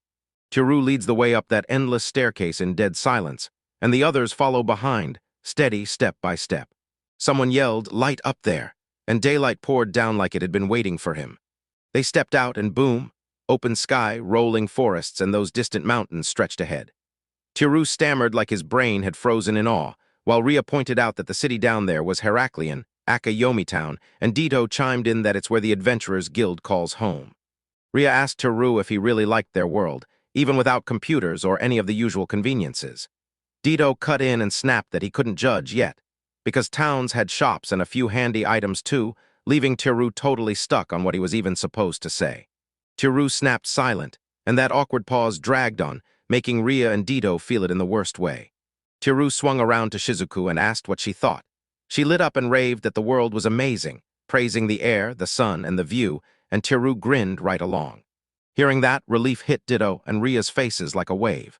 Glancing over the town, Dito snapped at Ria for jumping the gun, forcing a fast apology out of her, then told her to take Teru around. Because after all the trouble, he finally reached the edge of living in this world's city for the very first time. Chapter 27. Passing beneath the looming portcullis with his companions, Teru finally stepped into the town on the surface, wondering what awaited him there. Beyond the gate, Teru slipped through the crowded streets with the group, weaving past carts, townsfolk, and towering buildings, eyes wide at every strange sight, until it finally clicked. This was Heraklion, and he silently doubled down on that thought, that he'd finally stepped into a town from another world. Teru balled his fist tight, and flat-out confessed he was absolutely losing it with excitement. He blurted out a hype cheer, then snapped. First things first, we're going straight to the guild, and we're canceling that Namison subjugation request. Dito looked downright annoyed, snapping that they were rushing straight to the Adventurers Guild, and with a heavy, wistful sigh, she pleaded that they should stop and rest at an inn first. Teru barked that they had to rush to the guild right now, because if someone really tried to subjugate Anami-san, it would be game over. He pushed to end it fast so he could finally get to enjoy the world, and Dito just looked back at the kids, frozen with hesitation. Dito nudged Teru to glance at the kids curled up against Ria's shoulder, and told her how the trip had drained even them. Teru swallowed and agreed, especially after trekking all the way out from the dungeon. Still, Teru finally caved, changed the plan on the spot, and pushed everyone to go straight to the inn first. Once Teru stepped into the inn, he gaped at the simple wooden room, loving every bit of that rustic, back-to-nature vibe like he'd finally become a real adventurer. While behind him, Ria gently set Mary down and Nick rubbed the sleep from his eyes. With her cloak gripped tight, Ditto practically blurted out that Teru's sleeping bags were way comfier than any real bed, and she fully intended to snooze until dinner. Then Mary spotted Teru holding something out and leaned in, all curiosity. Cuddled inside one of Teru's sleeping bags, Ditto grumbled that Teru and Miri were too loud, then snapped at them to quiet down. Teru immediately offered his bag to Miri, and she stared at it with wide, shining eyes, practically bursting with excitement as she asked if he really meant it. Snug as a bug in the sleeping bag, Miri mumbled about how warm it was. Then her voice faded as she sank straight into deep sleep. Meanwhile, Teru and Ria just stood there, trading quick looks while they watched everyone drop off in seconds. Teru suddenly realized there was only one bed left, and before panic could hit, Ria blurted that she'd sleep on the floor with his sleeping bag. But Teru turned beet red and pushed it back hard, saying she shouldn't, even as his sentence fizzled out and Ria nervously completed it for him. Blushing like crazy, Teru totally panicked and swore he could not possibly say something that embarrassing, sleeping together, so he awkwardly blurted that they should go for a walk around town. Ryo admitted she wasn't sleepy at all, and had secretly hoped he'd show her around. Later, as Ria strolled through town, she grinned at Taro and told her she was happy to guide her, saying it was the very least she could do. So do it for him? Tiru started walking beside her, cheeks burning, and stammered that he hadn't really done much for her. Ria beamed and said they'd hit the shrine next, straight up catching Tiru off guard. He confessed he wasn't much of a believer, and inside he groaned that his fantasy, otherworld date with a female knight hadn't come with a side quest of getting dragged into religion. Ria cleared up the whole mess and promised that the shrine would teach him the lingua franca, and Tiru's eyes lit up, because it had to be the telepathy skill that lets people pass words straight through their minds, just like he'd been able to understand Ria and Dita. Tiru figured Japanese was getting treated like a monster language here, so adventurers could only catch bits and pieces of what he said. He even wondered whether lingua franca would finally let him talk with Nick and Mary, and Ria shot back that it would. They strode side by side down a stone-paved road, weaving through the crowd like they belonged there, heading straight for a towering bridge. And on the far side loomed a massive shrine-like cathedral with razor-high arches and a giant rose window, the exact place Ria said they'd come to reach. They pushed through the shrine's gigantic entrance doors, and Tiru murmured, quiet as a whisper, about just how vast the interior was. Ria told Tiru that the shrine had priests and priestesses who could heal. Then Tiru started wondering if some adventurers were secretly serving in that same role too. Ria confessed she'd never even heard of priest adventurers, though they might be out there somewhere. Still, she admitted two things. Healing magic would be a huge game-changer for a party, but folks with holy magic don't usually chase dangerous quests when they've got plenty of safer jobs to do. Ria says anyone who can wield holy magic gets hired on the spot at the shrine. Then she gestures at the busy lines of priests working away. Tiru hears that and watches a robed priest calmly mend a wounded man, and she nods, quietly, thoughtfully, like she finally understands just how priceless that power is here. After that, the two of them keep heading for the towering doorway, until, near the giant statue, Ria guides Tiru right up to a priest at the altar and bows to explain. The boy is from a far-off place, and she's asking for him to be granted the lingua franca skill. With a calm, understanding look, the priest tells him he has to leave 2 gold coins at the shrine, and Tiru wastes no time. He dumps the coins into the waiting pouch with a sharp metallic clink, while the priest throws his arms wide and prays with full devotion, begging Goddess Maria to bless the young man. Once the ritual snaps shut, Tiru rolls his wrist, says it should be over, but he still can't feel a thing. He quietly figures out the offering is around 20,000 Japanese yen, then his gut twists, were they getting swindled? And the priest shoots back, snapping into focus like, "Now I finally get what you meant," demanding an explanation for what Japanese yen even is. Tiru keeps bowing again and again to the priest, apologizing like it'll fix everything, while Ria watches with a sly, wry grin as he scrambles to cover his earlier outburst. Then, when the ritual's over, Tiru and Ria step back out through the shrine's great doors. Outside the shrine, 2 amazed onlookers raved that the lingua franca skill was pure magic, laughing that with it, even people way out in the deepest Amazon jungle could understand every word he said. Ria beams with pride and says, "Yeah, Tiru's world is packed with convenient stuff, but don't ignore it, our world is incredible too." Tiru lights up and nods, then quickly turns and asks what they should do next, only for Ria to pause, letting out a tiny, shaky sound. Ria twists her fingers and blurts out she's been dying to visit a special spot with Tiru, and when he asks where, she finally admits it's just a smaller shrine, only for Tiru to squint and ask if she means another one, and Ria can only shrink into an embarrassed confession. "Yeah, it's the smaller one." Ria shoots into a fluster, panicking and insisting they forget what she just said because she's sure Tiru wouldn't enjoy that place. Then Tiru, shocked but upbeat, fires back that he'd love to go, urges her to lead the way, cheerfully beckoning her forward as she keeps stammering in stubborn hesitation. The two stroll side by side down a tight cobblestone street, houses and flower boxes brushing past them, when Tiru suddenly stops dead. He heard music in the distance. Curious, he follows the sound as it swells into something real, and they push toward a crowd near another building, where Ria's face lights up with pure relief, shouting that the event she'd been waiting for is finally happening today. Ria hears the loud buzz up ahead, snatches Tiru's hand, and yanks him into a sprint before he can even yelp and look shocked. Then they barrel through a roaring crowd, and while everyone's celebrating, Tiru glances toward the front, quietly wondering what show everyone came to see. Crashing through the crowd, the two finally break free into a clear view of the front. There, a bride and groom stand beneath a flower-decorated arch, and when the veiled bride slides her hand onto the groom's arm, one of the nearby onlookers murmurs to Tiru, "That has to be a bride." It's finally a wedding, and Ria beams and shouts yes with pure, unstoppable excitement. As the ceremony keeps rolling on the shrine's front steps, a priest calls out that the bride and groom are about to seal their vows to the goddess Maria, and the couple inches closer, lips almost touching, while Tiru and the others stare from the crowd spread out below the grand entrance. From the crowd, Ria squeezes her hands to her chest, eyes wide and spellbound, while Tiru whips his gaze toward her in shock as petals tumble down around them. As the ceremony winds down, the shrine's bell booms above the rooftops, clear notes slicing through the sky while flower petals drift past the steeple on the gentle breeze. As they head back toward the end, Tiru leans in and gushes that the bride and groom looked absolutely dazzling during the ceremony. Ria just hums softly in agreement, like a quiet, "Yep, that was perfect." Tiru asks if she really comes to weddings like that all the time, and Ria nods shyly, voice soft as a whisper, admitting she goes whenever she's free, blushing hard with her hands lightly clasped to her chest. As they push deeper into the loud, crowded street, Tiru keeps a few steps ahead until he hears Ria's shaky call, and he whips around, only to see her freeze where she stands, hands clutched tight, eyes full of nerves as she talks to him with respect. Then she steels herself, starts to ask if she can make a request, and cuts herself off mid-sentence. The crowd keeps moving, and the two go quiet for a beat. Then Tur's face lights up with a small smile, and he answers Ria's half-finished question with a clear yes, basically saying they could come back here together someday to catch another wedding. Ria's face suddenly blooms with relief and joy, and she blurts out a heartfelt, glowing yes, hands clutched to her chest like she's holding onto that promise with both hands. Rio strides toward Tiru with unshakable grit, and as she moves through the glow of her own determination, the gap between them keeps shrinking, because deep in her heart, she makes one quiet promise.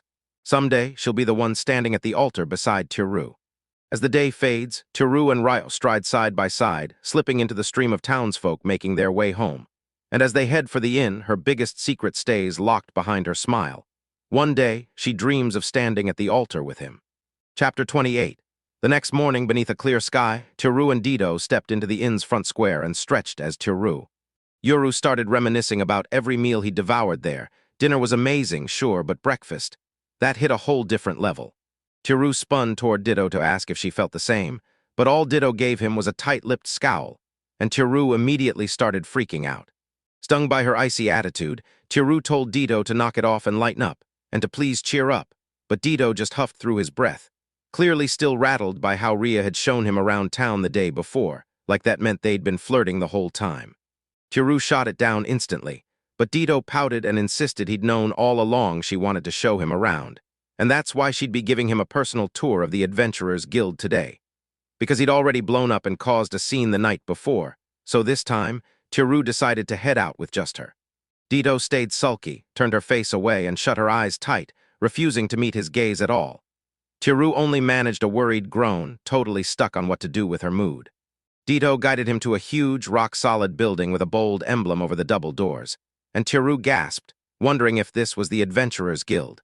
Before she could even blink, she confirmed it, shouldered that heavy door wide open, and Tiru sprinted right after her.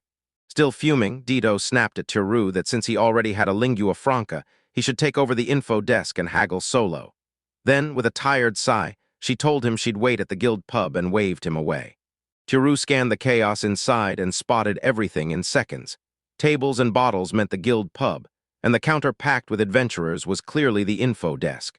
Nervous as heck, Tiru strode up to the desk, cleared his throat, and blurted out that he had a work-related request. Then the receptionist asked his name, and he said, "I'm Tiru."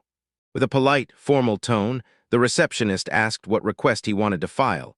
Then Tiru paused just long enough to make it dramatic and said he was there to request the capture of a dungeon monster, asking straight up if it was even possible.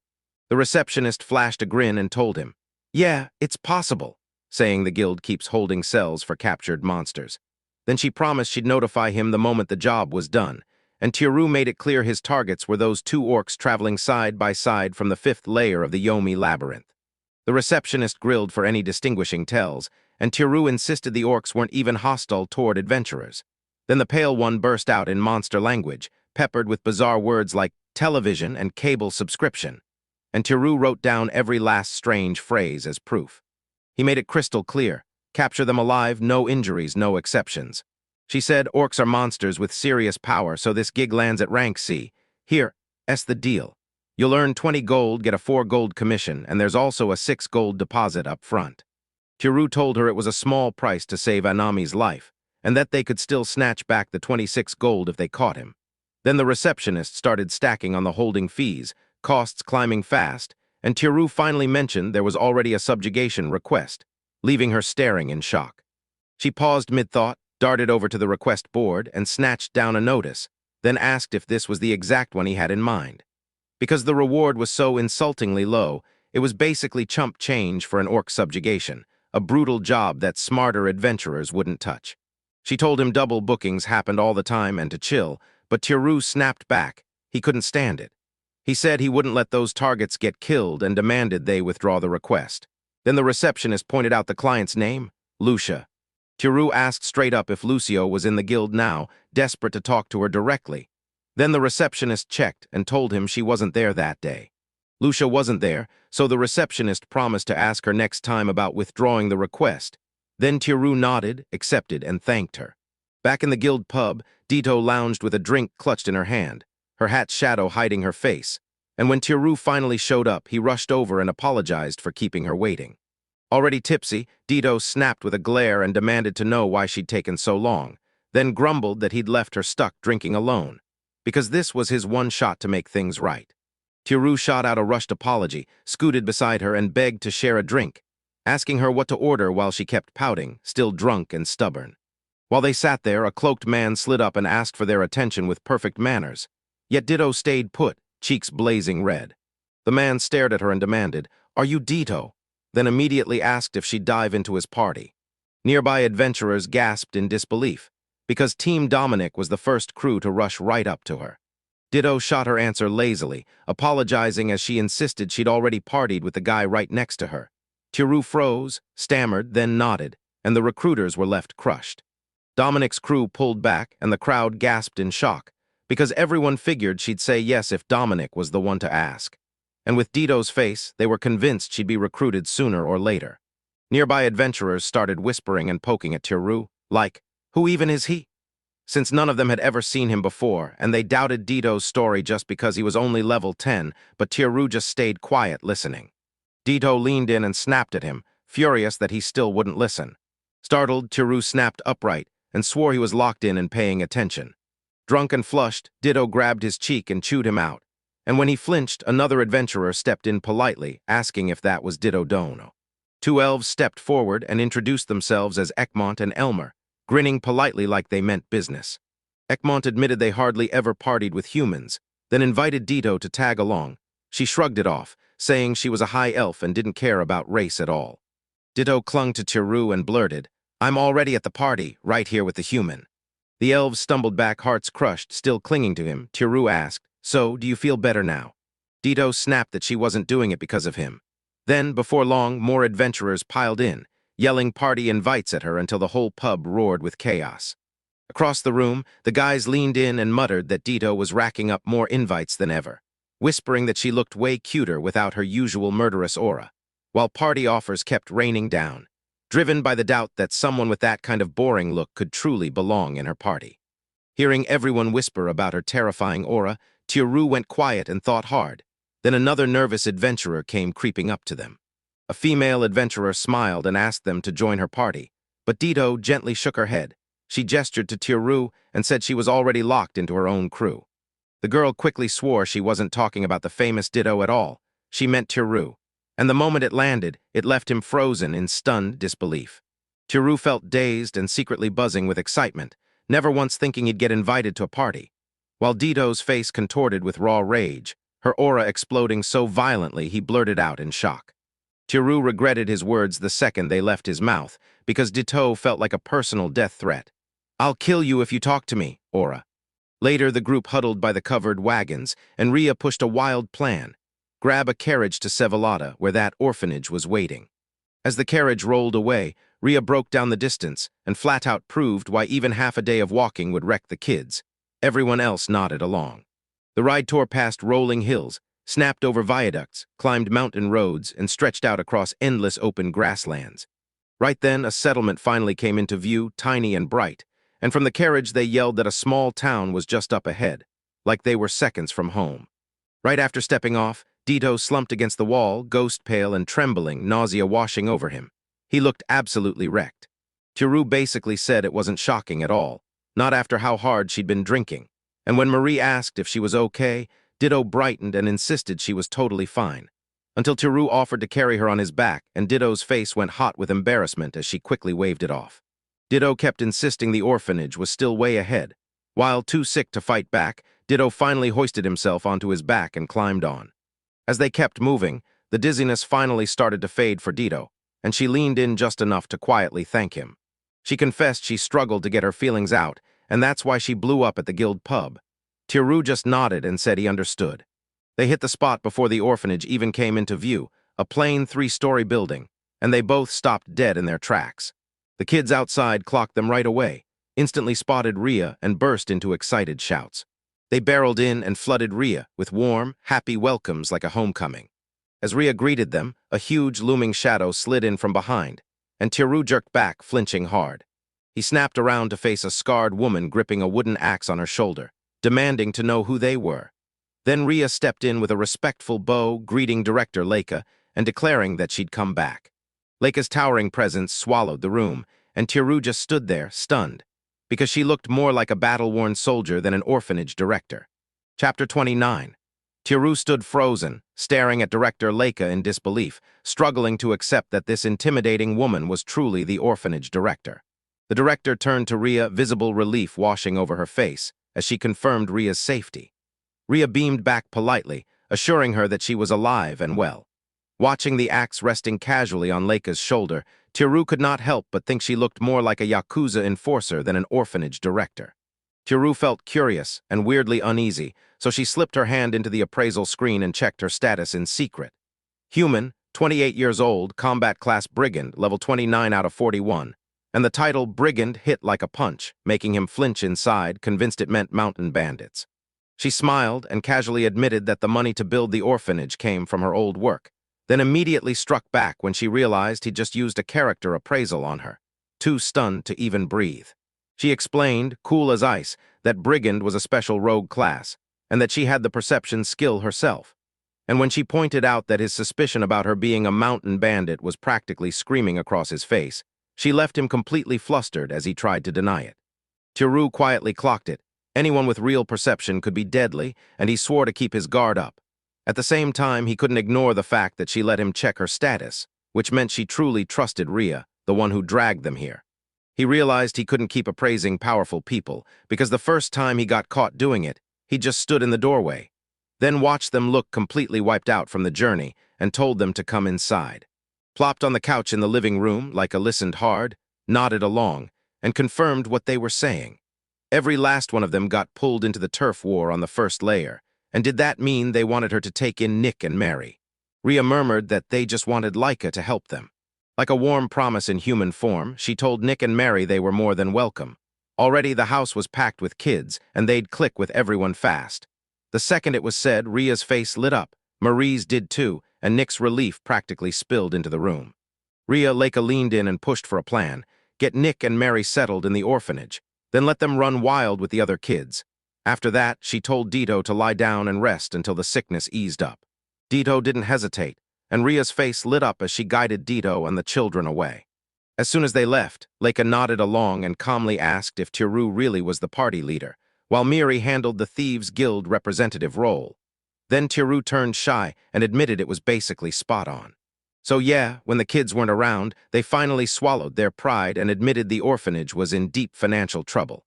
It used to run on the local feudal lord's backing, but once that support vanished, they turned to Rhea. Now they're scraping by on donated crops and whatever Rhea earns as an adventurer. Leica told her that once Rhea truly understood what was going on, she'd probably drive herself even harder, because Leica wanted Rhea to live free, with no weight on her shoulders. But with everything the way it is right now, there's no easy way to take in Nick and Mary. She boldly said she'd go straight to the Thieves' Guild and beg for funding, using her own messy past as leverage, and explained she knew exactly how money was churning through the black market. Then promised that if the guild backed her, she could change the kids' lives for real. Mary answered straight up and told him the guild's business was crumbling too, pinned down by outdated methods, and she warned that lending money would be a huge stretch for them. Leica finally admitted her gut was right. She'd heard the rumors that the guild was getting crushed by rivals in the dungeon. Then she looked at the kids and understood exactly why they'd come to her in the first place, even though it was brutal to keep supporting them. Mary's face lit up out of nowhere. She swore it was all going to work out, and she snapped her confidence straight at Tiru, telling him he had a mountain of great business ideas. And Tiru, totally stunned, blurted, "Wait, are you talking about me?" What? Mary nodded hard and reminded him with blazing excitement. Yeah, he was the one who pitched the redevelopment idea in the first place, and if it actually worked, the guild. Tiru confessed he'd said it under pressure, admitting he only had a gut feeling. No promises, no guarantees, just the belief it could still turn a profit. With a worried frown, they snapped that if there wasn't a sponsor, they'd have to keep leaning on Ria, no matter what it cost. Ria's the one who admitted the truth. All that non-stop adventuring is putting her life on the line, and there's a genuine chance she could die. Tiru sat there in quiet thought, realizing this might be his moment to use what he learned in Japan. And when he pictured Ria and the kids, he gritted his teeth and swore he'd give it everything he had to help. Outside the orphanage, the kids queued up by the doorway, the director standing right behind them, waving as they said goodbye.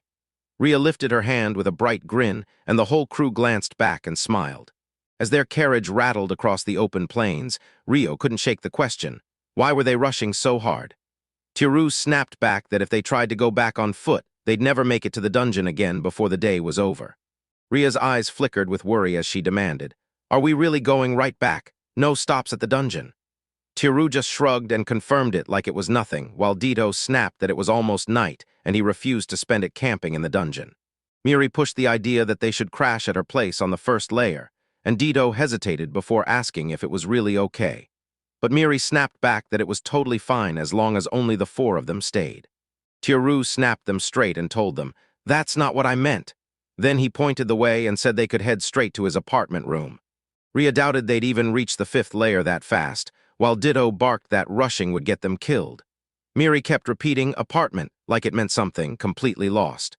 With a grin on his face, Tiru swaggered in and told her that long before they ever crossed paths on the first layer, he'd been quietly hunting around the room where he was waiting.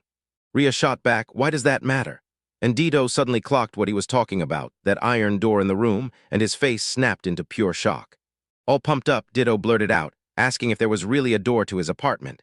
Tiru said it probably was, while Miri stared on in tense, puzzled silence. As the carriage rolled up to the dungeon wall, Mary yanked her head back and screamed in pure frustration, furious that she still didn't understand anything at all. Back in the dungeon, the party raced down that same brutal stone stairway again. As soon as they stepped into the first layer chamber, they found the wall, shoved out of sight behind stacked crates, and Miri snapped, demanding to know what was so special about the room, grumbling that she was worn out and might have to pick it up again tomorrow. Rue fired off another command, jabbing at the crates and telling Ria to move them. Ria gave him a quick nod and effortlessly slid one aside. Once the crates were out of the way, an iron door stood waiting. The door swung open, and Ria burst out in pure amazement, while Tiru was quietly cheering from the inside. Dito lit up with joy, practically buzzing at the chance to finally use a bathtub. Mary gaped at the wall in total disbelief, swearing it was nothing but a plain old wall, and then demanded an explanation. As Tiru clenched the handle and swung the door open, Ria's voice cracked as she asked, shaking, if it was truly safe to show Miri this. Tiru cracked it open anyway, telling himself the room was already theirs in their territory, like it or not. Then looked at Miri and trusted her, figuring it had to be okay. Ria and Dito surged forward and slipped straight through the stone wall like it wasn't even there, and Miri gasped in terror as they vanished from her sight.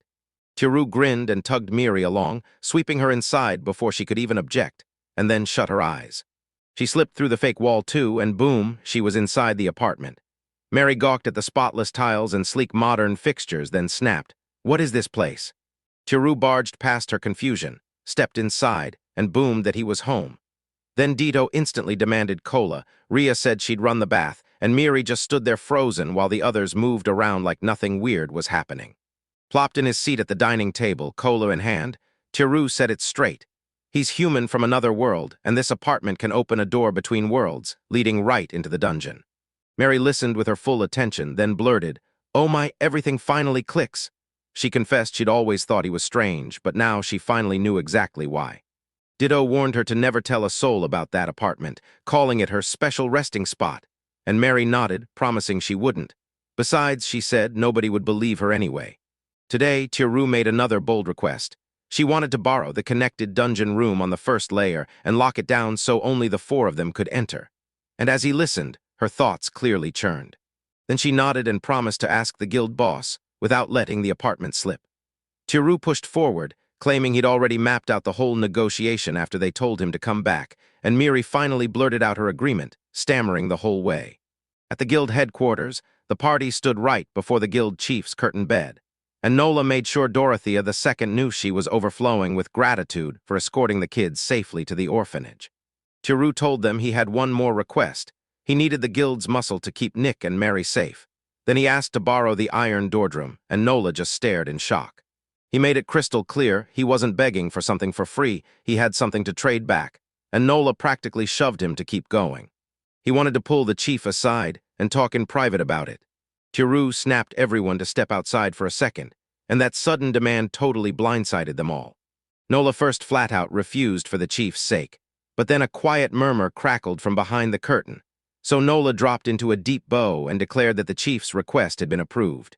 They'd talk in private. She made it clear the chief wouldn't join in, and she asked if that was okay. Tiru nodded and assured them it was fine. Then Nola and the others slipped out, telling him to yell for them when he was done. All by herself, Tiru exhaled one soft breath, then snapped at the chief to quit the charade. He strode up to the bed, voice steady as stone, and told her he already knew exactly who she was.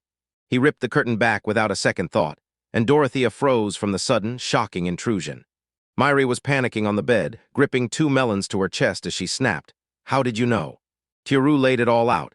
How she always vanished right when the chief showed up. How she somehow kept turning up at the orphanage to chat with the director. How she pushed redevelopment like it was her mission. And how the chief never said a word. And when Neri heard it, he snapped his suspicions into place. Tiru was right. He admitted he'd reeled her in with his comments about the chief's good looks, then confessed his crude jab about her chest was the tell that broke her cover. With a defeated sigh, Miri yanked off her headdress, revealing her cat ears, and introduced herself as Dorothea II. Mir laid out her mom's legend as the great thief, then dropped the bomb that she'd been born after her mother took a half-beast lover.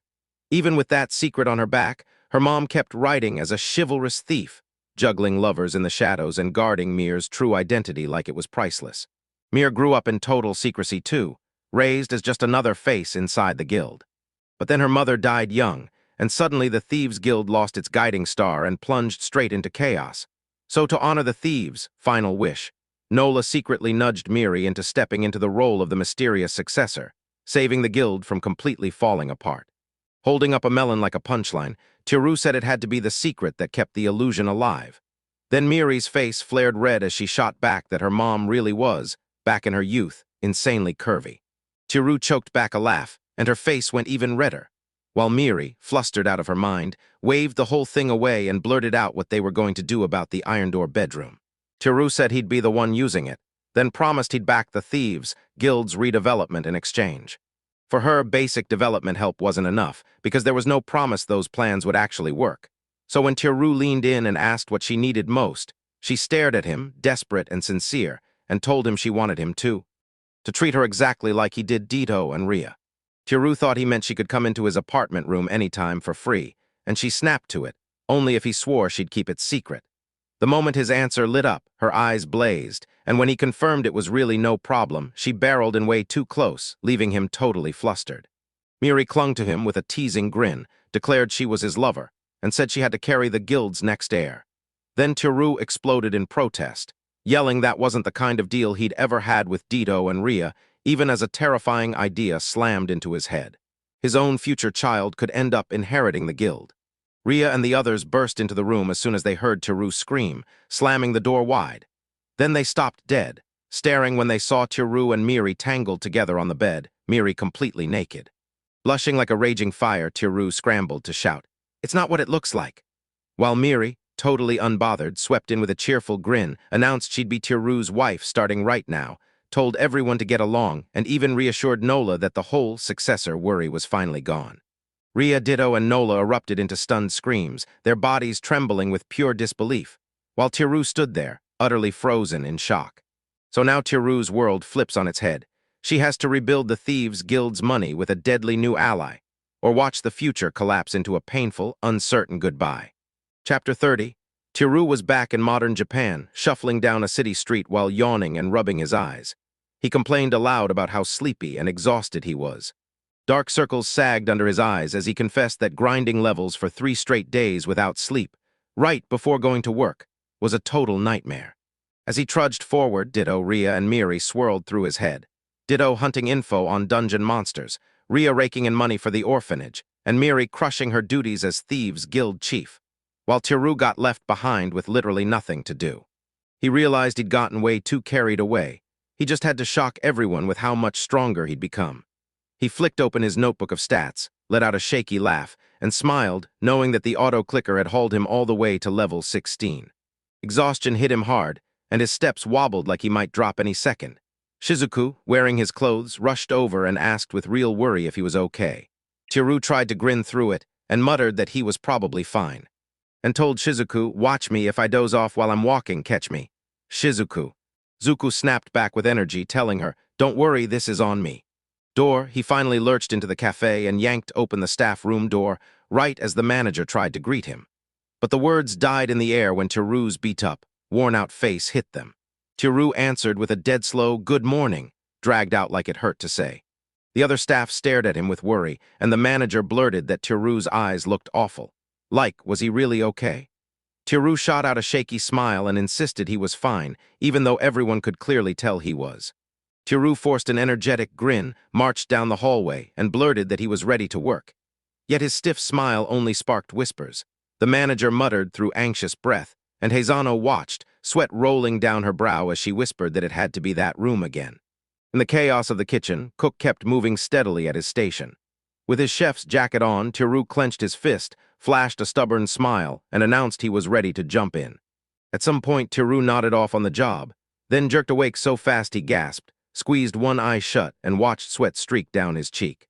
By the time the day wrapped up, the manager beamed and praised everyone's work. Then his honor added with a grin that Teru had nailed it too. Still stunned, Teru realized in a jolt that his shift was already over, and somehow his clothes had changed. Isano looked genuinely worried and told her, "I've been acting weird all day." She said his kitchen movements were slumped and off, like something wasn't right, and Teru started sweating hard, fumbling for an excuse. He rattled his brain for answers until it finally clicked. Teru remembered Shizuku had been yanking his body around like a puppet while he slept. A blissful grin lit up his face as he murmured that Shizuka was just so cute, while his honor, all nerves, rushed to the manager and warned that Suzuki-kun was talking to himself again. The manager sighed and blamed the cursed room, and Teichi just watched it all unfold. Hisano leaned in and asked Tatishi for help in a whisper, and Tatishi immediately nodded, promising she'd head home to get everything ready. The second the door clicked shut, Hisano spun back toward Teru, and the shock on Teru's face made him jerk like he'd been startled. She told Teru in a firm but gentle voice to let her walk him home. Then Teru tried to shrug it off, only to realize she was way more worried than he'd thought, and he quickly reassured her that he was totally fine. Before he could even protest, Hisano yanked his wrist and demanded they leave together. So the manager, dead calm, said he was counting on her, and she nodded like, "Got it." As they strolled, Hisano clutched his hand tight, and Teru kept asking in a shaky voice where they were headed. With a stern, unblinking stare, his honor. Toronto said they were making a beeline for a shrine, and Teru just kept repeating shrine, baffled like, why did they even need to say it at all? Her worry surged as she blurted that his apartment was haunted, and that he could be cursed, too. Teru shot back with a shaky denial, but all he could think about were slimes and orcs. Izano told him to follow her, because they'd cleanse him and maybe even drag out an exorcism, too, and her voice brooked zero arguments. Teru panicked and blurted, "Does an exorcism even exist, and how much is it gonna cost?" Then his honor stayed cool, saying it'd be free because I.M. Chan would take care of it. Teru blinked in confusion and repeated the name, until it clicked and she realized she meant Tatishi. Then he asked if any normal high school girl could really pull off an exorcism, and his honor shot back without a doubt. I.M. was born in a temple. They rolled up to a quiet shrine, where the wooden gate and tiled roof stood silhouetted against the evening sky. As Teru paced the grounds, it hit her. Temple birth wasn't just talk, it was the real deal. And Hisano chimed in that Tatishi's supernatural senses were absolutely unreal. Right ahead, they saw Tadashi by a well clutching a bucket, and his honor strode up, shouting her name as he announced, "We're here." Kneeling in her white robes, Tadashi poured icy water over herself, and as it splashed on the stone, her face stayed completely unreadable. Teru froze in shock as he finally understood just how serious she was.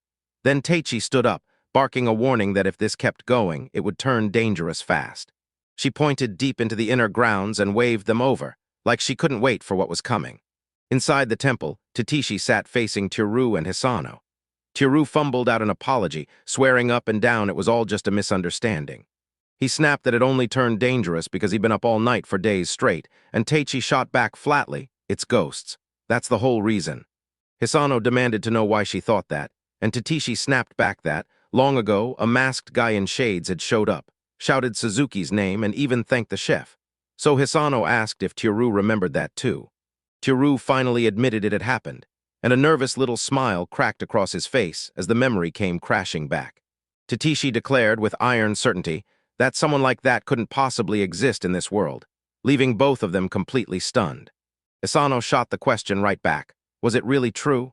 Teru raged in his head because that man had been him and the chef was Shizuku, but Tadashi was dead sure it was a ghost. Teru swallowed his resignation and decided to trust that Tadashi's real supernatural sense just wasn't there, until she suddenly stood up and announced she'd purify his apartment, and Teru blurted out a protest, all while she stayed perfectly calm. She told him, don't worry, because she had this handled, and honestly she'd been born in a temple, so she knew the ropes. Right after that, the three showed up in front of Teru's apartment, and Teichi stared at the building in silence, convinced this had to be the haunted place everyone kept whispering about. Chapter 31. Teru stood beside them, worried, thinking his apartment wasn't haunted at all. Tadashi, eyes fixed ahead, stated with firm resolve that she could clearly feel an ominous spirit lingering inside. With a calm, unshakable stare, Tadashi spun around and ordered that the exorcism begin, while Teru, panicking and drenched in sweat, threw his hands up and begged them to wait. With a strained grin, blushing and sweating, Teru scrambled to stall them, insisting he had to clean his room first, panicking at the idea of them seeing it exactly as it was. Hisano hid her giggles behind her hand, mocking that he was a young guy living all alone, and Tadashi finally gave in. Teru twisted the lock, pushed the door open, and called out that he was home, sure nobody else was supposed to be here, then froze as soon as he saw it. The lights were still on, like he'd somehow forgotten to shut them off. Peering into the glowing room with bated breath, Teru froze cold when his eyes caught an unexpected sight. Someone sprawled on his bed, perfectly still. Sprawled across the mattress, Dido slept on her stomach in just a t-shirt and shorts. Snack bags and empty cans strewn everywhere. Half awake, perfectly messy, and with one eye cracked open as she lazily greeted him, welcoming him home. Still stuck in the doorway, Teru blurted, voice shaking, asking why Dido was even there, only to watch Dido sit up, rub one sleepy eye, and act totally unbothered as she casually shot back like, "Aren't I supposed to be here?" Teru realized the key let his room link straight through the hallway to multiple dungeon layers, and when Dido casually said it went right to the first one, Teru broke into a sweat, then snapped, "I already knew that," and demanded why she'd been crashing on his bed after getting drunk. Dido snapped forward in a rush, swung her arms around his neck and pulled him in tight. Her cheeks warmed with a faint blush as she looked up with that bold, tipsy grin, teasing him that she'd come to see him and that he must have been lonely. Then Teru grimaced at the stink of alcohol, right when the doorbell started ringing again and again. Outside, Hisano shouted, demanding to know if Suzuki Kyun was still unfinished. So Tadashi stayed calm, listened closely, and wondered if the voice inside belonged to a ghost.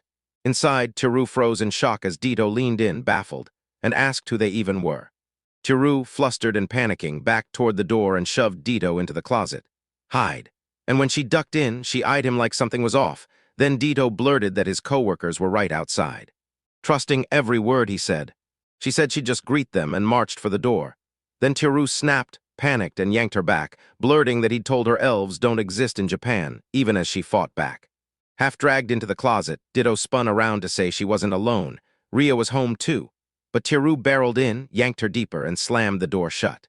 Tadashi's worried voice bounced through the apartment, asking if he needed a hand. So Teru rushed to the entrance and insisted he was fine, then promised he was on his way. A second later, he sat rigid in the dining area while they watched.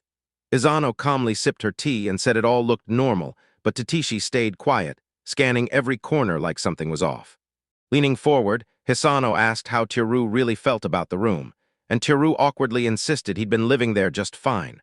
while Tatishi went dead serious and snapped that she could still feel lingering malice in the air. His honor jerked at the surprise, and Teichi snapped her finger toward a side door. "What room is that?" Tiru swallowed hard and admitted it was a Japanese-style room, and the moment she heard it, Teichi shot up, chair screeching back, declaring the malice was leaking from there and demanding they check right now. Tiru flailed his hands in panic, yelling for them to stop, because Dido was inside. Standing at the sliding doors, Teichi demanded to know why he wouldn't let them through, insisting they were there to help, but Tiru kept protesting, begging them to stop. Teichi swore the evil presence was crawling straight out of the closet itself, and inside, Tiru could only mutter curses under his breath at how excited she was. With grim determination, Titisi barreled through and told Tiru to hold still, then shouted for Hisano, who rushed in instantly, sealing Tiru's fate and leaving him totally trapped.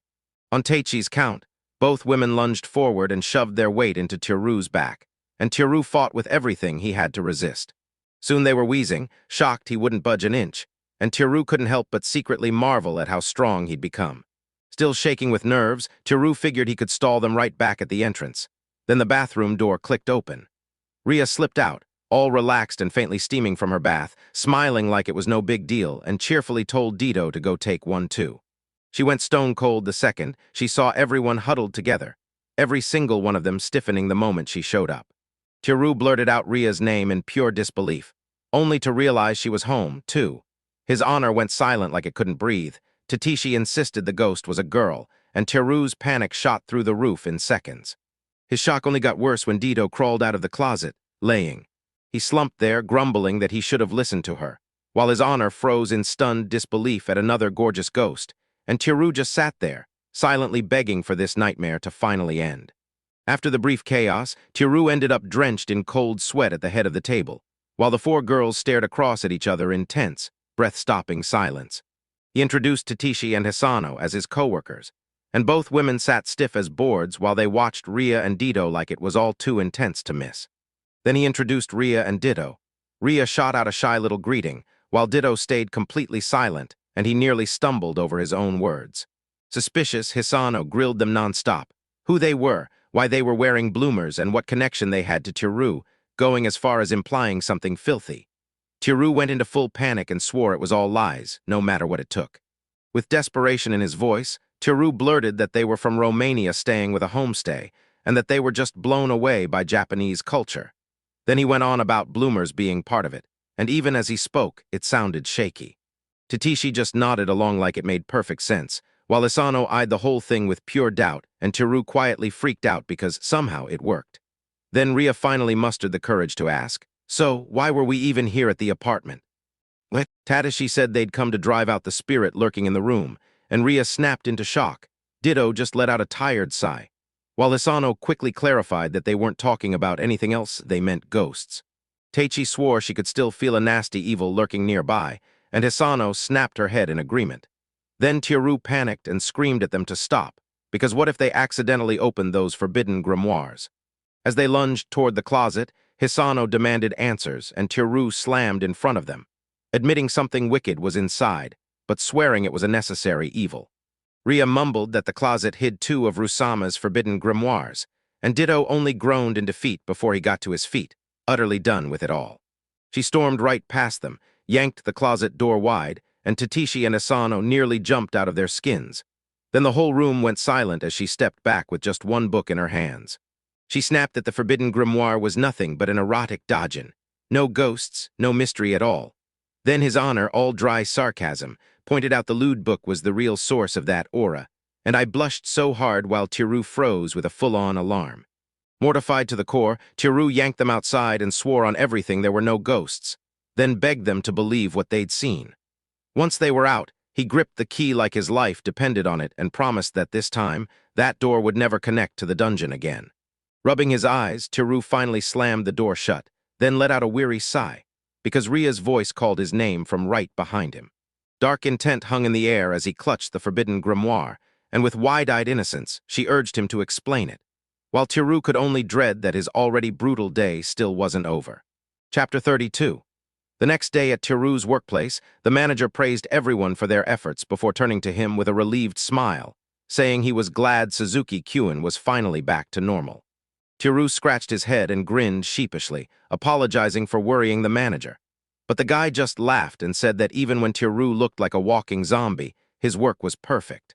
And once he heard that, Teru quietly realized he could really count on Shizuku. Still feeling a little mortified, Teru spun toward Hisano and blurted out that he was sorry for kicking everyone out of his apartment that night. Then Hisano waved it off like it was nothing, saying they were the ones who should apologize for barging in so suddenly. As Hisano stepped closer, she breathed out that it was a real shame there weren't any ghosts after all, though she got why he hadn't slept a wink with those women camped out at his place, and Teru could only choke out an awkward laugh. With a heavy sigh, Hisano told me, "Now I've got two gorgeous rivals, and trust me, I've got my work cut out for me." Teru blinked, totally confused, and asked where Teichi-san was since he'd swear she had a shift. Hisano just shook her head and said Teichi called in sick.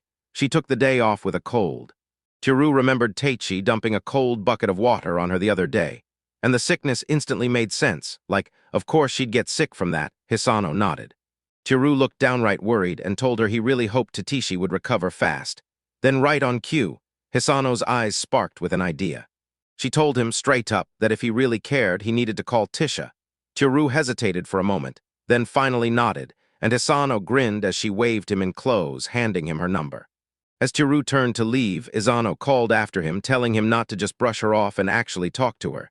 Then she waved while he promised, "I will," as he answered.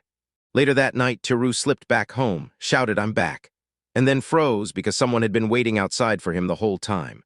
When Shizuka warmly greeted him as Ria, Teru finally understood something was off. This wasn't the real Ria at all. Then he told her he'd brought takoyaki for everyone, and Shizuka's face froze in shocked surprise. Shizuku snapped back into her slime form and demanded how he knew, and Teru grinned while explaining that even if she looked the same, the way she moved always gave her away. Then he leaned in and asked why she ever bothered to turn into Ria in the first place. She told me how Ria and Ditto slipped back into the other world that morning, and she couldn't shake the fear that Teru would feel lonely without them. At the dining table, Teru sat there listening while Shizuka panicked about whether she should have transformed into Ditto instead. Then she hopped onto his palms, and he calmly reassured her. Ryo is Ryo, just like Ditto and Miri are exactly who they are. With a bright smile, Teru told her, "As long as Shizuka's with me, I'm never lonely," and her cheeks instantly burned a deep, blazing red. Shizuku couldn't wait to help. She asked if her transformation power could be useful and what he wanted her to turn into. Then Teru stopped cold and started thinking. He pitched the idea of her becoming a Kodan Muru, and Shizuku shot back, "You mean the one you always watch on your computer?" Teru explained she was a Vocaloid character, but then he hesitated, worried her request might be way too hard. Shizuku grinned with total confidence and told him to trust her, saying she'd already spotted Kodan Muru hidden through his figurines and dajinshi. Then Teru's stomach dropped, because when they first met, she even turned into a figurine herself. She hopped down, declared, "I'm starting now," and began reshaping her slime body right on the spot. Moments later, she shifted into Kodan Muru and fired a question at him. What did he think? His face lit up, and he blurted out that she looked absolutely perfect, even bragging that she made famous cosplayers look like amateurs, and she couldn't help but giggle. Shizuku's eyes lit up as she remembered the takoyaki. She asked him about it, then dove into the box like a detective, telling Teru to wait, while Teru just stared, utterly baffled. She speared a takoyaki with a toothpick, blew on it to cool it down, then shifted into her Kodan Muru form and told him to open wide, because she was about to feed him. Startled, Teru froze for a second, but then she blurted that she had to return the favor since he always fed her. He couldn't argue, so he finally opened his mouth. While he crunched his food, Teru smiled at her and said it was delicious. So Shizuka just watched, amazed at how effortlessly things came together in human form. Then she spotted sauce on his lips and wiped it off with a quick fingertip, leaving him utterly frozen in shock. She licked every last drop of sauce clean and beamed like, all gone. At that exact moment, Teru couldn't help but think she was painfully adorable.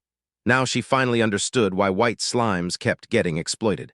And when he offered her a takoyaki, she practically lunged forward and opened her mouth right away. Shizuku savored every bite, then cupped her cheeks like the flavor hit her straight in the heart. Before long, they devoured every last takoyaki together. Shizuku beamed and called it delicious. Tura nodded in approval, then lifted his head and declared it was officially bath time.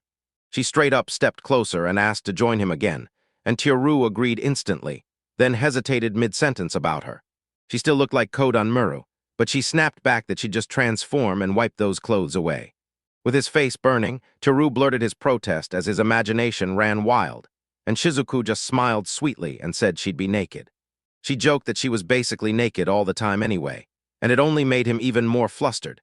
So Teru shot back in a panic that her slime body was totally different, that putting a human-shaped coat on Muru for bathing would be a straight-up crime, and then he finally brought up the real important thing. Teru told her that he loved every single one of her transformations, right down to her adorable slime form. Teru awkwardly tapped his nose and told her to transform only when it was truly necessary, and Shizuka nodded hard, clearly touched that he loved her exactly as she was. She snapped back into her slime form, and Teru, clear relief on his face, blurted, "It's bath time." She grinned and dove right in. Not long after, they sank into the tub together. Teru let out a satisfied sigh, practically melting as she swore it felt insanely relaxing. Later, Teru slumped at his computer, muttering that leveling up would drag him down, while Shizuku perched on his shoulder, towel in hand, like she was ready for whatever came next. She told him to dry his hair or he'd catch a cold, and he gently rubbed it dry, quietly letting himself soak in how much she cared. That left him wondering if Teichi-san was okay, and when Shizuku asked what he meant, he told her straight that she'd caught a cold after stopping by earlier. She told him to reach out, and Teru sheepishly admitted he'd only just snagged her number, so he shot back a quick apology for chasing her away, then tossed his phone down. Worried to death, Teru wondered if she'd actually answer, his whole intimidating vibe hanging in the air, and when Shizuko pressed him, he admitted last night was a total exception, because they almost never talk.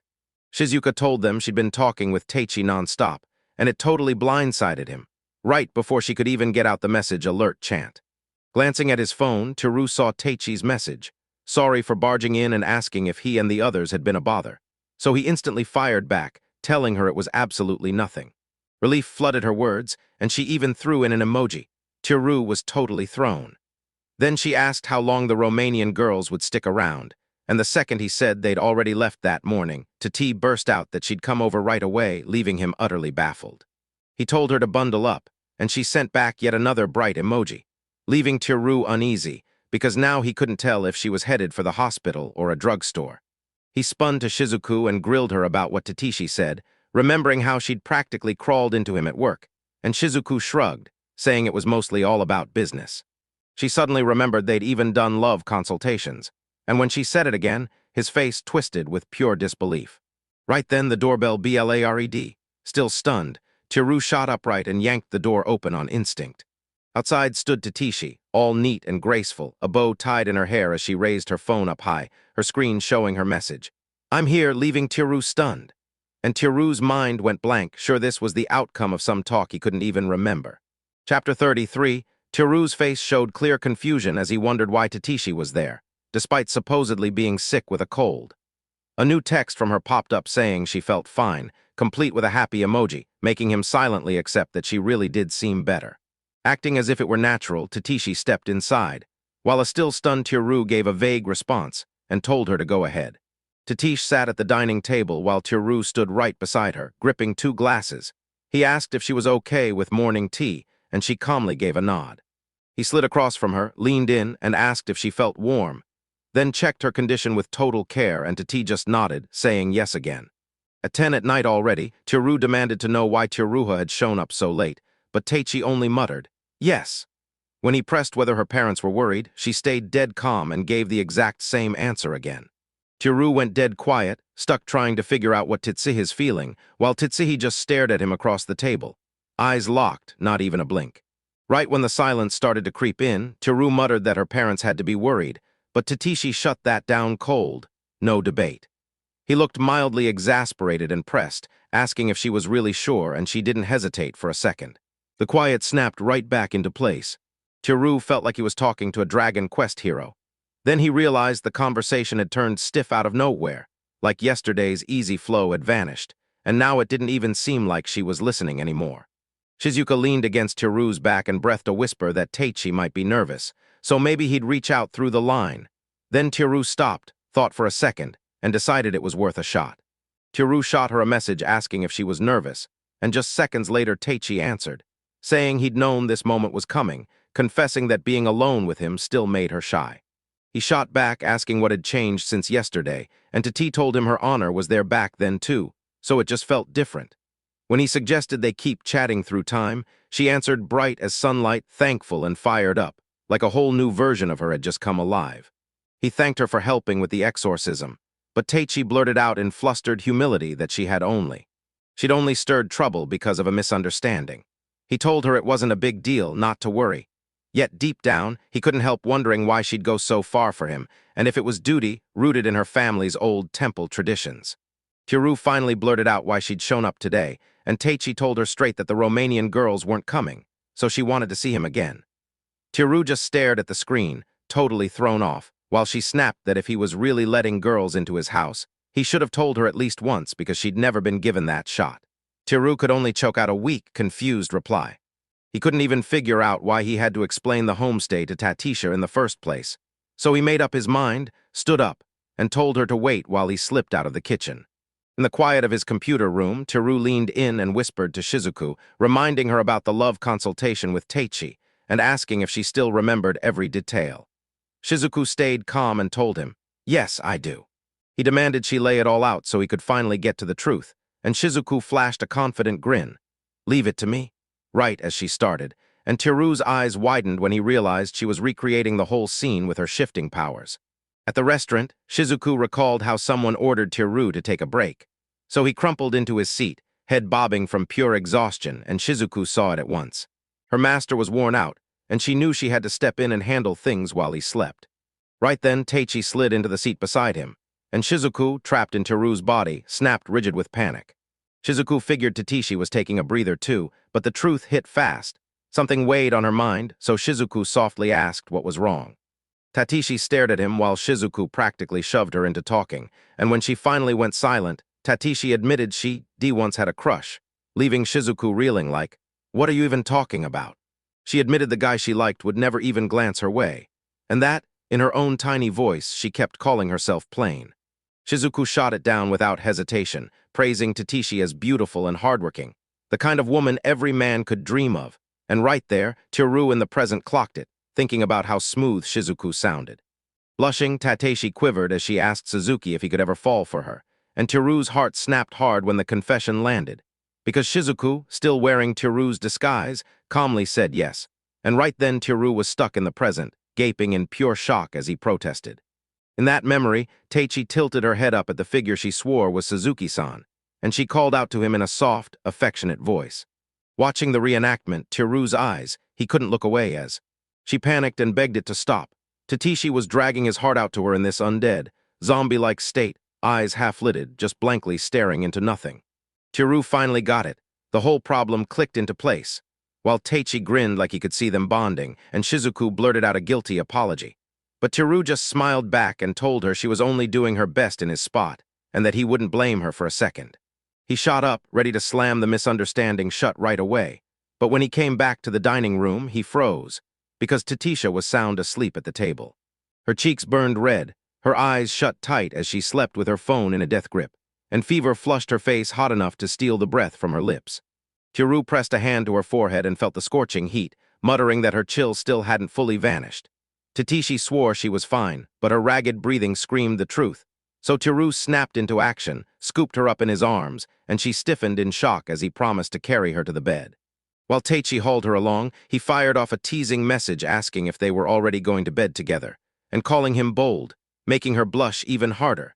Tiru panicked and blurted out that this was absolutely not the time. He set her down gently, but Tati immediately shot off another message, claiming this was her first time and begging him to be gentle, while she panted through it all. Tiru, mortified and furious, snapped, told her it was enough, then ordered her to lie still and rest. Watching her, Tiru couldn't shake the thought that sleep alone might not cut it. Maybe she needed medicine too. He shoved his cabinet open and started digging when it hit him. He suddenly remembered something. He snatched a strange flower from the dungeon's fourth layer, remembering it was a gift from the other world, and the key ingredient for potions and medicines. In the kitchen, Tiru shoved a pot of water onto the boil, betting it would pull every medicinal property from the flower. Then he snapped, "It's ready," and poured the steaming liquid into a small bowl. With the bowl in his hands, Tiru hustled back to the bedroom and ordered Tatishi to drink it, swearing it'd help her bounce back. Then she sent him a message saying she was wiped out and wanted him to feed her, leaving Teru frozen on the spot. Tatishi shot off another message telling him to call her I am from now on. And when panic hit Teru, she nodded, used her new name, helped her sit up, tipped the bowl to her lips, and whispered that she'd feel better soon. As she drank, both of them felt the medicine hit fast. The heat started to fade. Teru pressed 2 fingers to her forehead, smiled through worry, and said she'd be fine, calling her Teichi-san. But she cut him off, insisting he use I am, since they were dating. His face instantly went stone cold, like he didn't know what to do next. He realized that this misunderstanding had spiraled into something way more dangerous. Sitting right beside her, Teru spilled the whole story from the start while Tatishi stayed locked in silence, her fists clenching tighter by the second, until he finally blurted the truth. He never meant to go out with her. Teichi grimaced, whispered a quiet yes, then stood up and said, I'm going home. And when Teru jolted in shock, he insisted it was late and begged her to let him go with her, but she shut him down and refused. She snapped that she'd be fine on her own, then stormed off, leaving 2 bewildered behind. Teru stared in panic, muttering that he'd truly ruined everything. Then a brutal scream ripped through the silence from right beyond the door. Teru snapped to the truth that the door would dump him straight into the dungeon. No key, no way out. And panic hit so hard he bolted for it, screaming Tatishi's name. He burst into the doorway and spotted Tatishi trapped in the dungeon, surrounded by a giant rat monster that squealed like it meant business. Teru shouted for her to get down and tore forward to snatch her. He yanked Tatishi into his arms as razor claws ripped through the spot she'd just been, then snarled and drove his pickaxe down in a brutal strike, smashing the monster flat. Breathing hard, Teru clutched her clothes, checked for life, then confirmed it was dead, raced her back inside, and slammed the dungeon door shut behind them. Tatishi's eyes brimmed with tears as Teru softly apologized, promising her, that must have been terrifying, but you're safe now. Teichi looked wrecked and demanded to know about his injury, staring hard at the blood she'd seen, while Teru tried to wave it off as just a scratch. And then, when he checked his back, he felt it hit him. The wound was serious, and his strength was slipping fast. Tatishi screamed his name as Teru staggered, then crashed to the floor, weighed down by a brutal, heavy thought. As Teru's vision went dark, he muttered that his defense wasn't leveling up at all, and Teichi begged him to hold on, shouting his name over and over, until Shizuka came flying in like a white slime at full speed, yelling for her master and making Teichi jerk back in pure shock. With a shaky voice, Teru told Teichi not to worry. Shizuku seemed harmless. Then Shizuku urged her to help get him onto the bed, and Teru nodded and agreed right away. With Teru's arm slung over her shoulders, Teichi hauled him along, stumbling toward the bedroom as Shizuku led the way. Today, Teru crumpled onto the bed, barely holding onto consciousness, while Shizuku told Teichi that the kitchen still had medicine and ordered her to stitch up his wounds.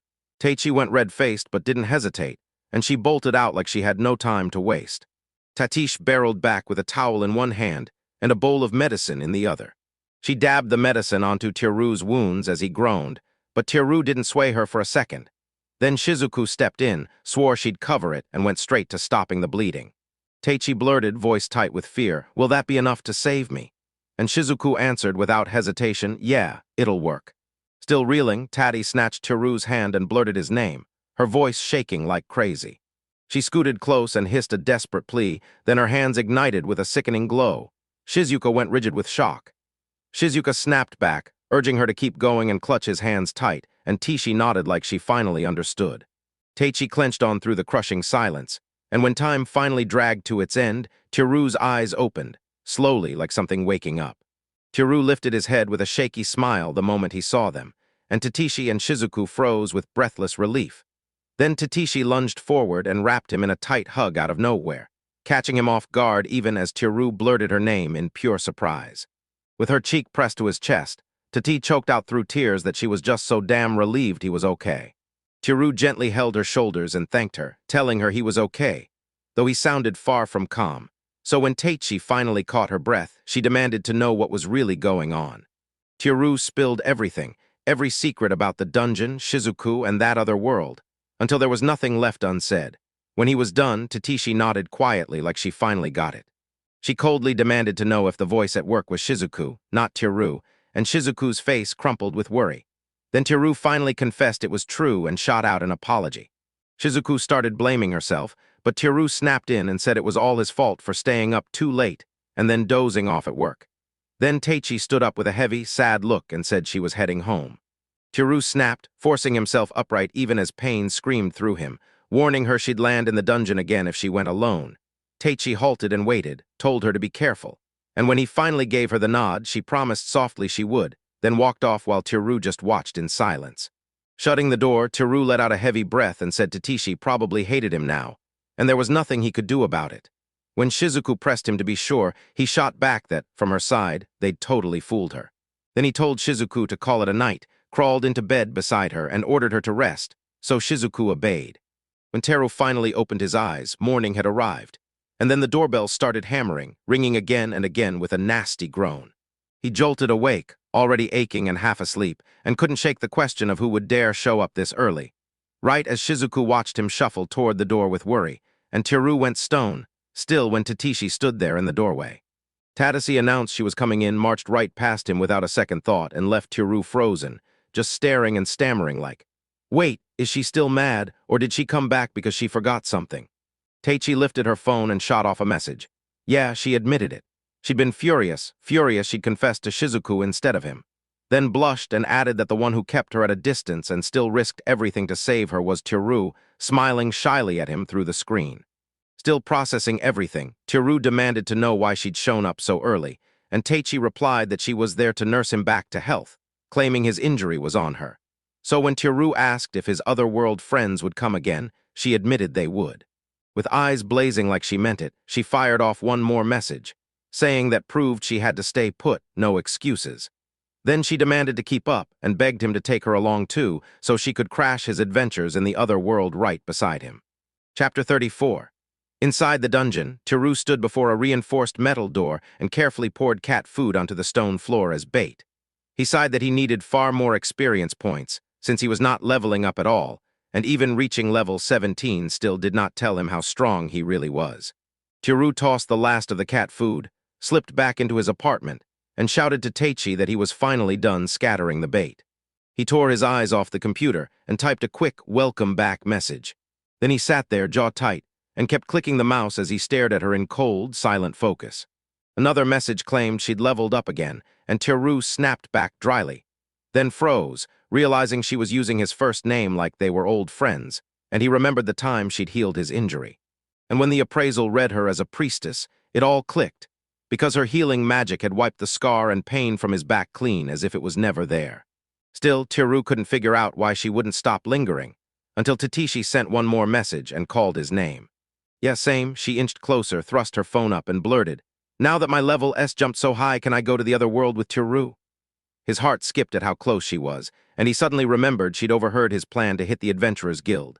So he panicked, stammered, and insisted she could tag along, while Teichi just stood there, staring, forcing him to answer with a helpless groan.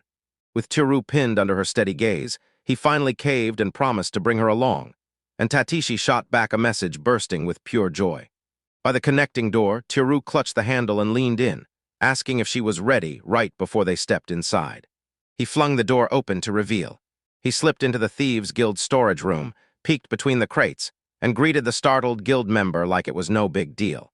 The guild members insisted he had to be Teru. Nola had bragged about him, and when Teru finally said, "That's right," he proved it by handing over the Thieves' Guild password. Still rattled, the man confessed that Teru had spooked him and grilled him about where he came from, then paused, remembered Nola's warning, and let it go. Teru breathed out, thinking he'd finally have to thank her later. The guild guy zeroed in on the girl beside Teru, but when Teichi clammed up, Teru just said she was his friend. No more questions. The man cracked open the iron door, asked straight if Teru was meeting Nola-san, and Teru confirmed it. He thrust a hooded cloak into Tisha's hands, barking that an unarmed girl must never roam alone, and she snapped it over her head as Teru washed in relief. As soon as Teru was finally let out, he waved goodbye, then he and Teichi strolled side by side down the alleyway.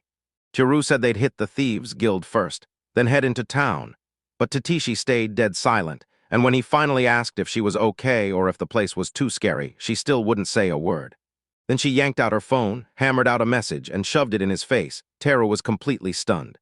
When Teru saw the complaint that her hood stank, he told her to just endure it, because he knew there was zero signal there, so she couldn't count on online help like she usually did. They finally crashed into the Thieves' Guild headquarters. At reception, Nola tossed out a casual bombshell. This very policy was already being rolled out in Japan too, then linked it straight to their own redevelopment plans. She said she wanted to pick a redevelopment site that fit the plan, promised a detailed map next time, and added that she'd gladly take Tiru's advice. Then Tiru grinned and said he'd help without hesitation. Tatishi inched closer, thrust her phone up to his face, and revealed a sweet message praising him as a capable man, right as it blindsided Tiru and sent him straight into a red-faced blush. Tiru asked about Miri, and Nola snapped back that she'd gone out to inspect the redevelopment sites, so Tiru got it. Tatishi fired off another message calling him cool, but Tiru just shrugged it off. He told Nola they were heading out, then ordered her to pass along his regards to Miri before he and Tatishi slipped out together. They burst through the dungeon exit and into the town, and Titisha yanked down her hood so she could scan every corner around her. With her heart pounding, Tati typed on her phone, insisting the town was absolutely lovely. She said the people looked exactly like she'd pictured, and that sightseeing with him felt amazing. Then Tiru shot back that he felt the same. She glanced down, and her phone screen had suddenly gone pitch black. The room went dark, and he pointed out that the battery was dead. Tati could only squeak out a sad yes and stare at her now useless phone. For Tiru, the timing felt flawless, because they were headed somewhere big right next. They waited inside a shrine, right where Tiru finally unlocked his Lingafranker power. Curious Titishi leaned in and blurted, "So what's the deal here?" Tiru explained that this power could turn words into telepathy, so she could speak and understand like it was instinct. But Tatishi let out a small, disappointed sigh, because it meant she'd have to give up emoticons for good. Tiru asked, "Do you really like them that much?" and pointed out how perfectly she speaks, and Tati snapped back that without them, people would probably think she's cold and impossible to talk to. Without even pausing, he told her straight up he didn't think that for a second, and that she was the kind-hearted person he knew, too, making Tati's eyes pop wide as her heart pounded. They stayed quiet side by side until Tatishi finally cracked a small, resigned smile and waved it off. "It's fine." They burst into the Adventurers Guild. They were ushered into a loud, bustling hall where adventurers packed the long wooden tables, scarfing food, pounding drinks, and yammering at the top of their lungs. Crossing her arms, Tatishi shot a sharp frown and accused Tiru of dragging a high school girl into a tavern. Then he panicked and blurted back, voice shaking, that this was the Adventurers Guild, not some bar. Taichi took his seat while Tiru promised he'd be fast, told her to wait, then went and ordered food and a drink for her. Before long, the meal showed up. She squinted at the mug like it was up to something, snapped that he was just trying to get her drunk anyway, but still took a sip. With a huff of pure indignation, Tiru insisted it was just water, then spun to leave, telling her, "Don't pull anything reckless while I'm gone." Then they went straight to the receptionist and got hit with the worst news. Anami was still out there and they hadn't caught her yet. As he figured out that Anami wasn't being hunted and might be safe for now, Tiru turned his head and spotted a crowd swelling around Tatishi. Then the excited chatter hit his ears like a wave. He bolted back and right away they grilled him. Was he her friend? He nodded, and the excited adventurers practically erupted. She was a rare priest, paired with a skilled level 17 adventurer, and the crowd went wild for a chance to get in on it. One guy said his squad was gearing up to hunt a demon and demanded Tatishi join. Another shot back that she should pick their party instead, and the third basically told her to ignore them and come with him. So Tiru panicked and tried to get a word in. But right then another adventurer slapped a hand on Tatishi's shoulder and asked what she thought. Tatishi said nothing, cut him with an ice-cold glare, and the adventurers jerked back at once, stammering apologies as they swore it was totally fine if she didn't want to. Tiru wryly watched them slump away in silence, and he couldn't stop thinking that Tishi's aura rivals anything he's ever felt. With an eerie smile, Tati dared, "Dude, I'll kill you if you talk to me like that, got it?" Unfazed, Tati leaned in and asked, "Are you done?" And Tiru said, "For now, yeah." Off to the side, a girl grabbed an adventurer by the heartstrings, and Tiru snapped to attention. He recognized her as the one who'd invited him before. She pleaded, hands shaking, begging him to take her quest. He said the reward wasn't worth the risk, turned down the fight that would have gotten her killed for that money, and told her to go find someone else. So she stormed off disappointed, and just as Tiru figured the creature sounded terrifying, the girl suddenly spotted him. She rushed up and realized it was the same man who'd stood with Dido, begging him to save her village. And when Tiru finally clocked who he was, shock slammed into him so hard he let out a long, ragged gasp. Tiru finally learned her name was Manon, and Manon told her straight up. Their farming village was carved out after clearing part of the forest, and lately, monsters had been showing up way too often, especially that terrifying death grizzly. Manon told everyone she'd filed a subjugation request, but it got ignored, so she started hunting adventurers down herself. Then Tiru shut her down, even as curiosity gnawed at him, wondering if that monster was truly that terrifying. Manon begged again, and Tiru finally admitted that if Dito was around, one single spell would most likely be enough to wipe it out. Dito was missing, so Manon pushed, "Tiru's got this." But Tiru snapped back, insisting Dito was stronger, and he was. Manon shot back that he'd climbed from level 10 to 17, earned through brutal fights, while Tiru just stared like, "Yeah, I only clicked my mouse." With a bright grin, Manon said she knew he could beat it, then snapped it into defeat it, her certainty wobbling into definitely, probably, hopefully, leaving Tiru completely stuck on what she actually meant.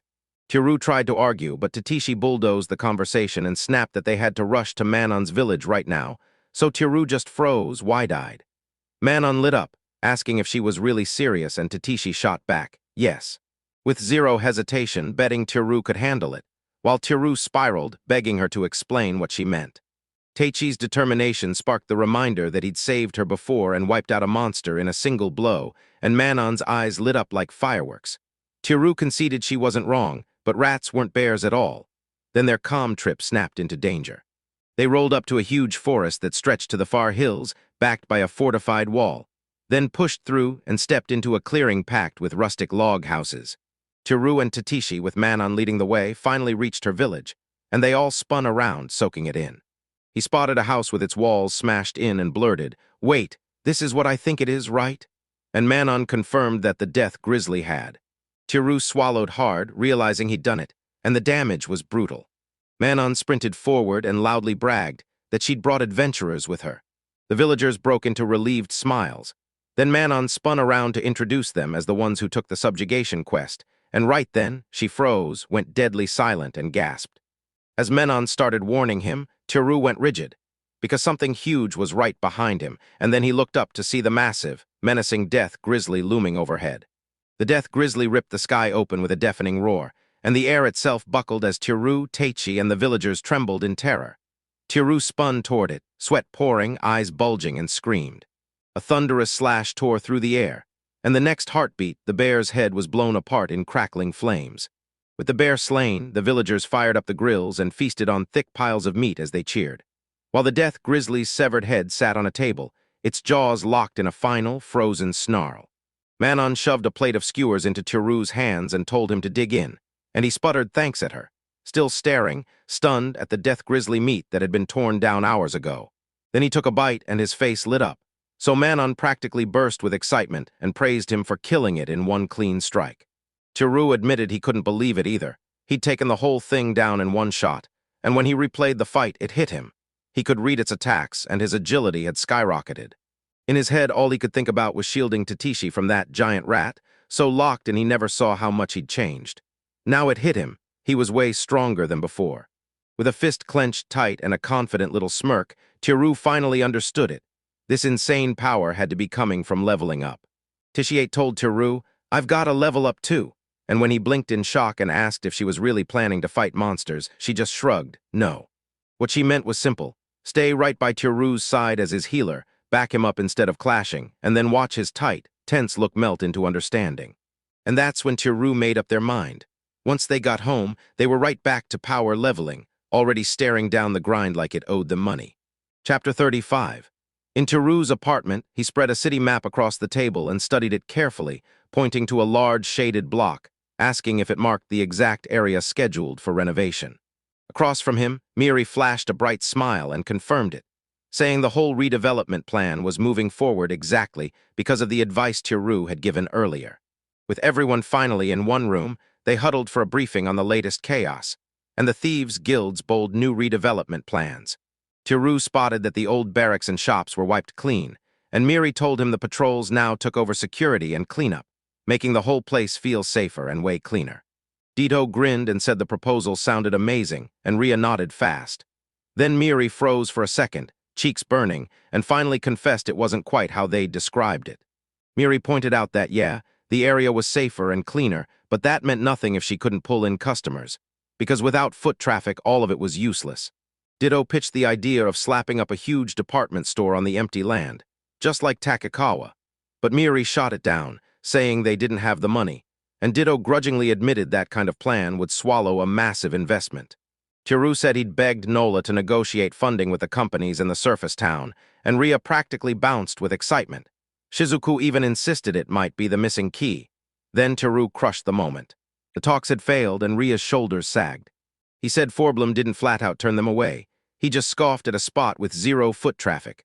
So Ditto pointed out their plan was to wait and fund it once customers finally showed up, and Teru nodded along like, yeah, that might actually work.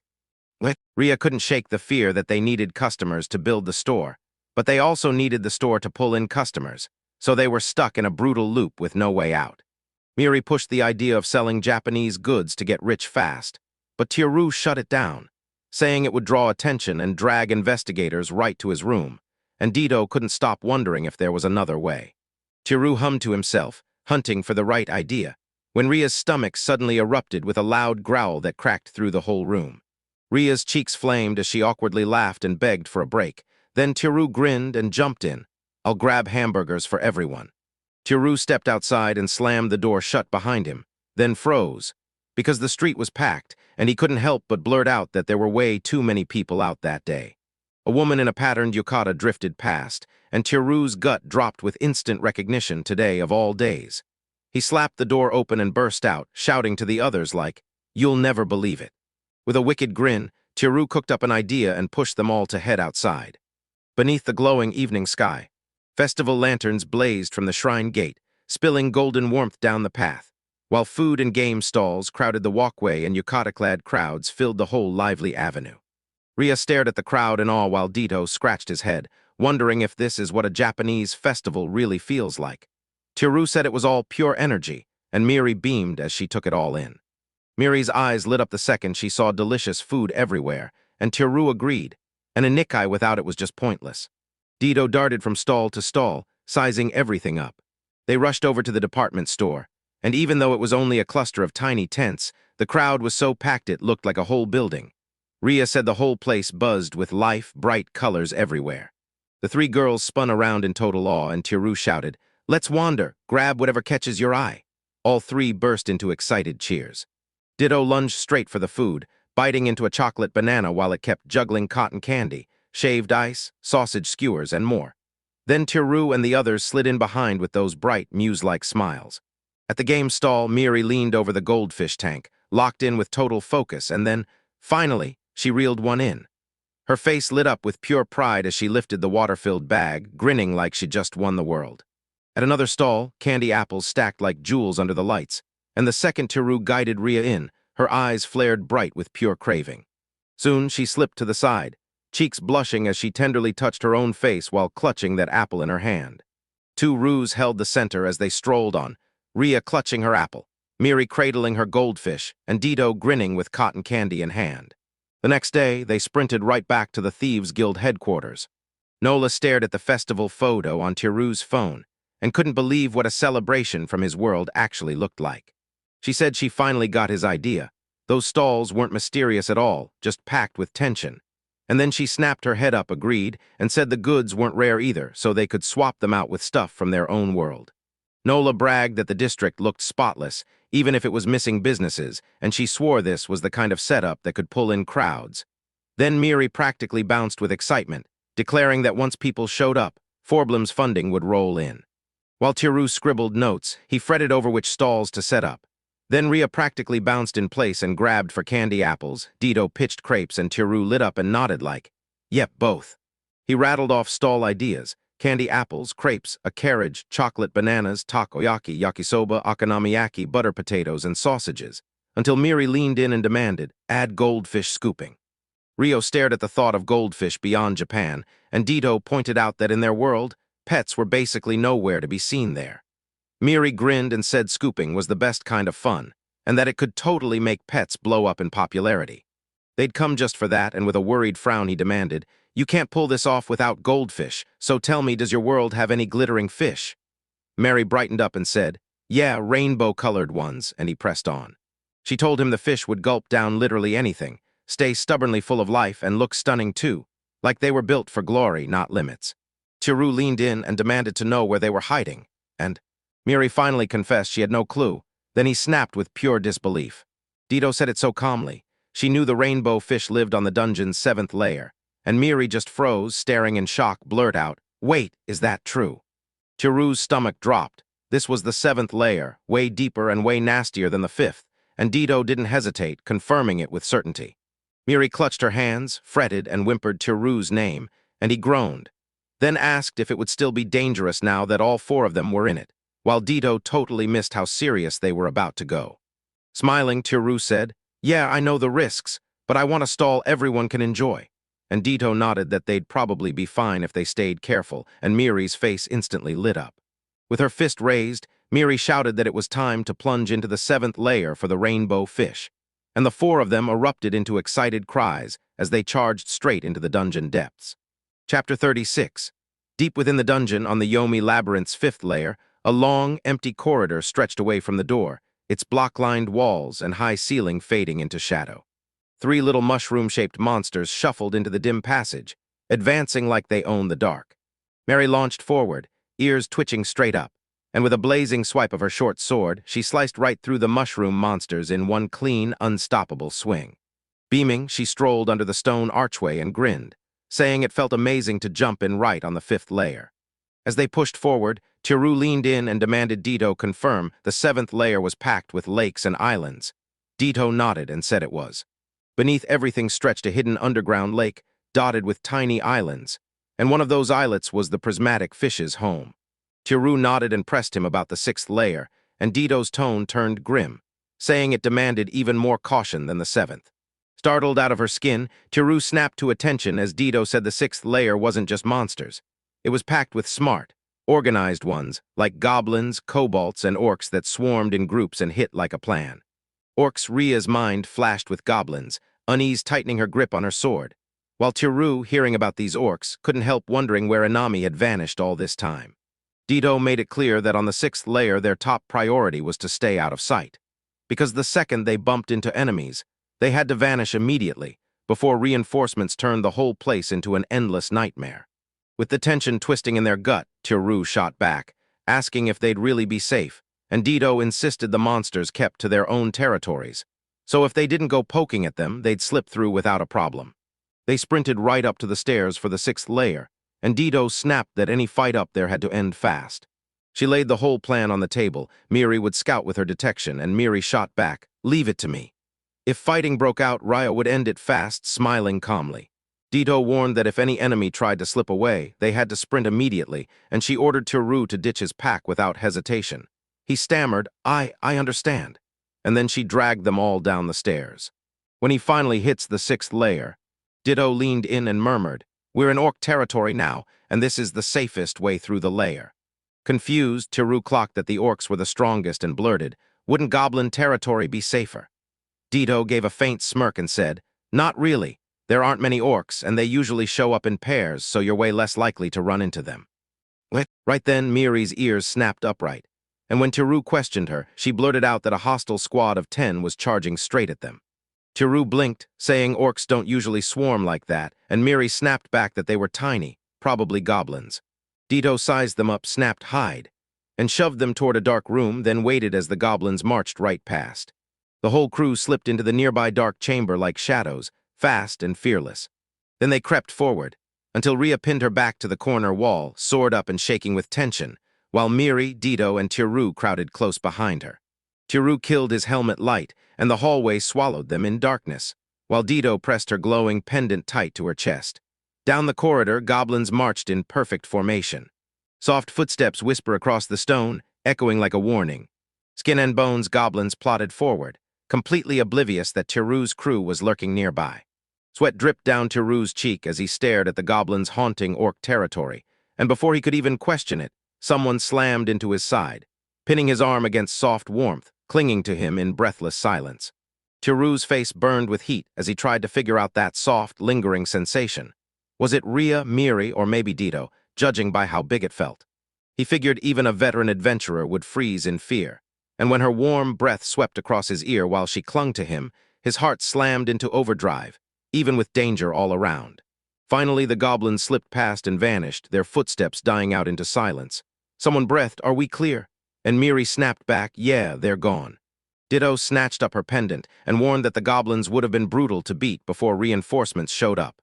Then Miri admitted she never realized goblins could slip into orc territory, while Rhea snapped back that they usually wouldn't, because they can't stand each other. Still gasping, Teru confessed he'd totally lost himself for a second, then froze when he realized the other voices were suddenly way too far away. His face drained of color as he demanded, "Why are you over there?" and whipped around to see who stood next to him. He snapped rigid with terror the moment he saw her, this calm female orc standing right at his side. A blood-curdling scream ripped out of his throat. Rhea burst forward to shield him, yelling at Teru to back off. But that orc woman didn't so much as flinch.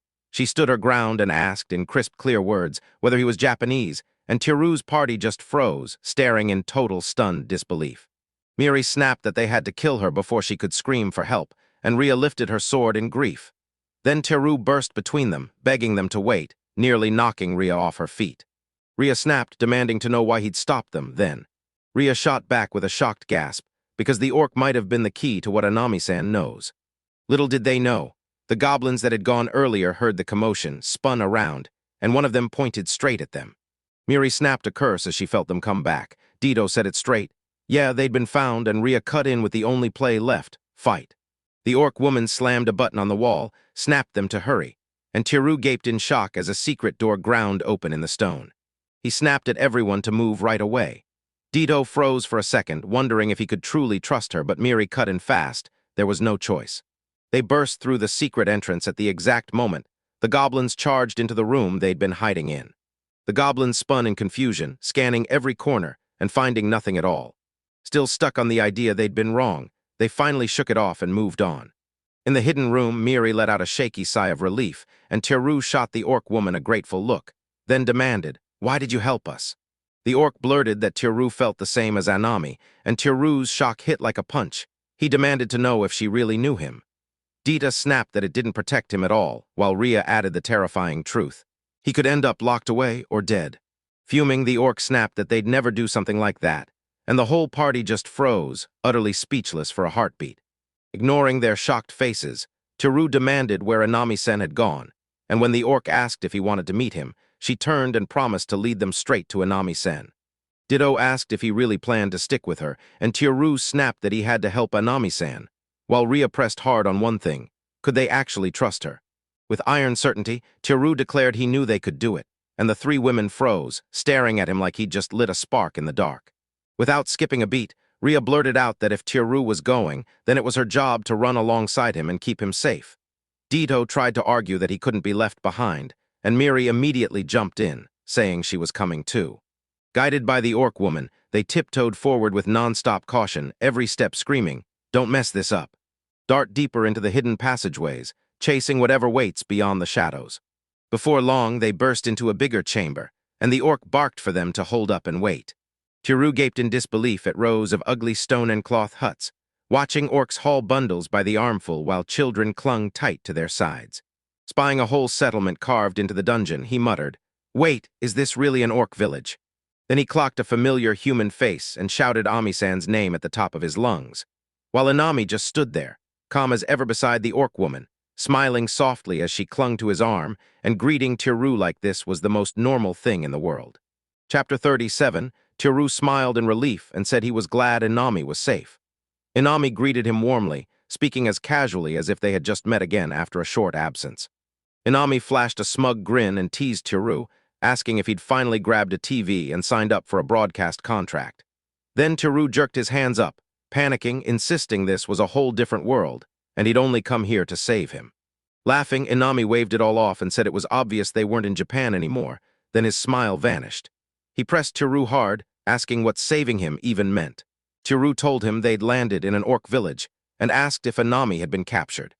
Inami calmly swore the orcs were friendly and would never hurt anyone, but Ditto shot back that everyone knew orcs were dangerous. So Inami pointed out that in this dungeon, there were 0 reports of orcs attacking humans, and for a moment even she was thrown off.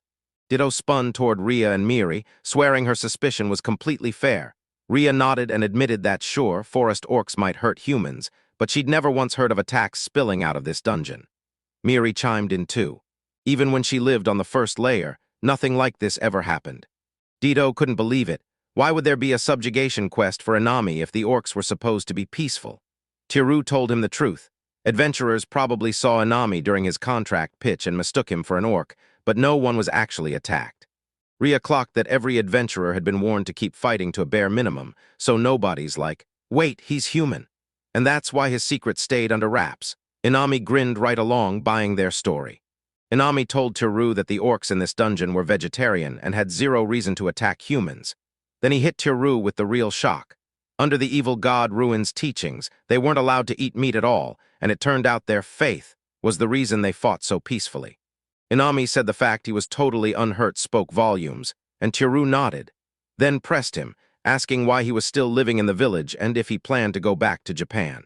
Inami shook his head and admitted he had no intention of returning, and that answer left Tiru staring, baffled. With a bright, happy grin, Inami scratched the back of his head and blurted out that he was getting married.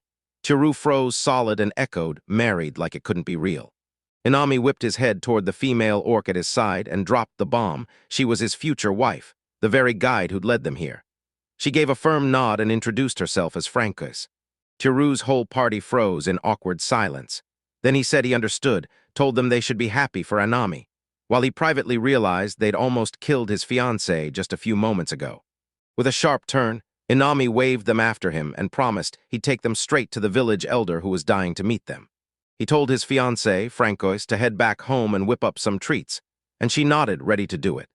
Dito muttered that she wasn't sure she should follow, but Tiru shot back that an orc had already saved them, and Inami was totally fine. So the trap didn't sound real, and then Inami yelled that it was time to move.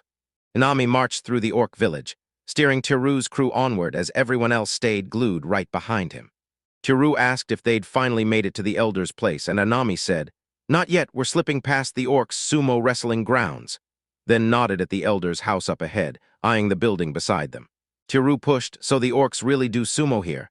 And Inami shot back, "Yep," promising they'd check out the ring later. After a quick stroll, Inami blurted, "We're here," and they had finally arrived. Tiru took one look at the house and swore it looked just like the rest. Then Inami inside told them the orcs worship equality, so hard their own leader lived just as plain. Meanwhile, the elder loomed by a giant god statue and snapped for Tiru's group to listen as he prepared to explain.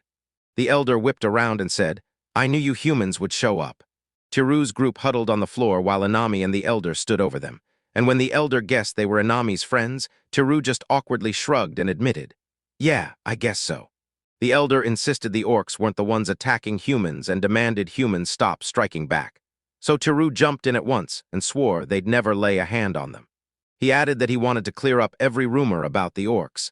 Then he trailed off, like he was measuring each word, and Tiru shoved him to keep going, asking what he actually meant.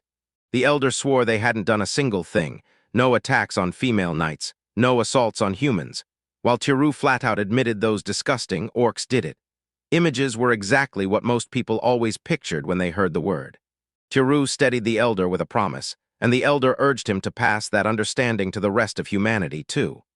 Tiru begged him to hold on. Human society was too huge and tangled to reach everyone in person. The elder only nodded, saying Inami had already filled him in, and sighed that it was just plain unfortunate. Still, Tiru promised, "We're going to spread the word, tell everyone the orcs in this dungeon are safe."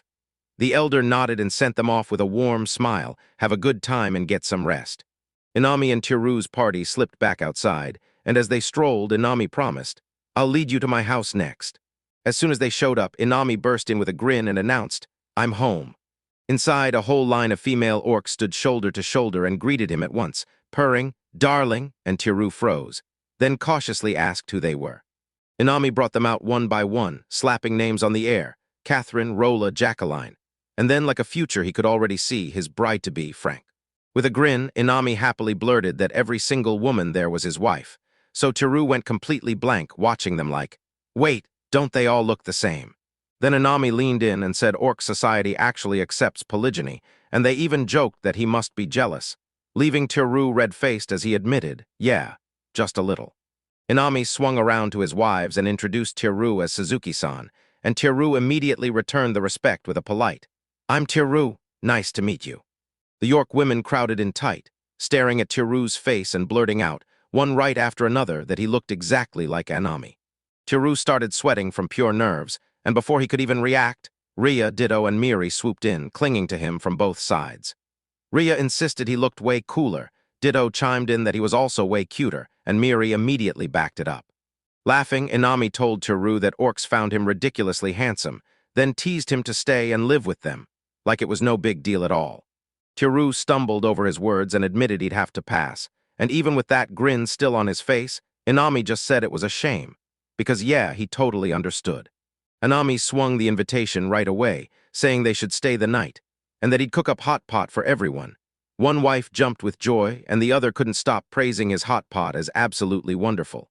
But Inami shot back that his place was way too cramped for all of them. Then he pushed for everyone to head to the training hall instead. As they kept moving, Inami and his wives glided along with a huge crate of supplies like it weighed nothing, while Teru's crew trailed right behind. While they headed over, Teru blurted, "So if we're vegetarians, does the hot pot get nothing but veggies?" And Inami laughed off his worries. No animal meat, sure, but fish was totally on the menu. Teru said it felt weirdly laid back, then practically licked his lips at the fish hot pot, so he asked, "How do you even get fish and veggies in the dungeon?" Inami grinned and told him, "The floor below is packed with lakes and islands." Teru said, "Yeah, I've heard something like that before." And Inami went on, explaining they grow crops and catch fish there, and that the dungeon's crazy magic flow is what makes it all possible. Curious, Teru leaned in and demanded to know what was inside the crate they were hauling. Then Inami cracked a grin and said it was a fish for their hot pot, insisting that even if they were small, they'd still cook up a broth that hit hard. By then, the whole crew finally stomped into the sumo arena, and when Teru saw that raised ring, his face lit up with pure shock, yelling, "It's really a wrestling ring, just like in Japan." Inami admitted he was just as shocked, then he broke it down and said that because he'd been a former sumo wrestler, he clicked with the orcs fast, connected instantly through the sport. They slipped into a room inside the arena that was basically a kitchen, and Inami declared, "All right, time to whip up the hot pot."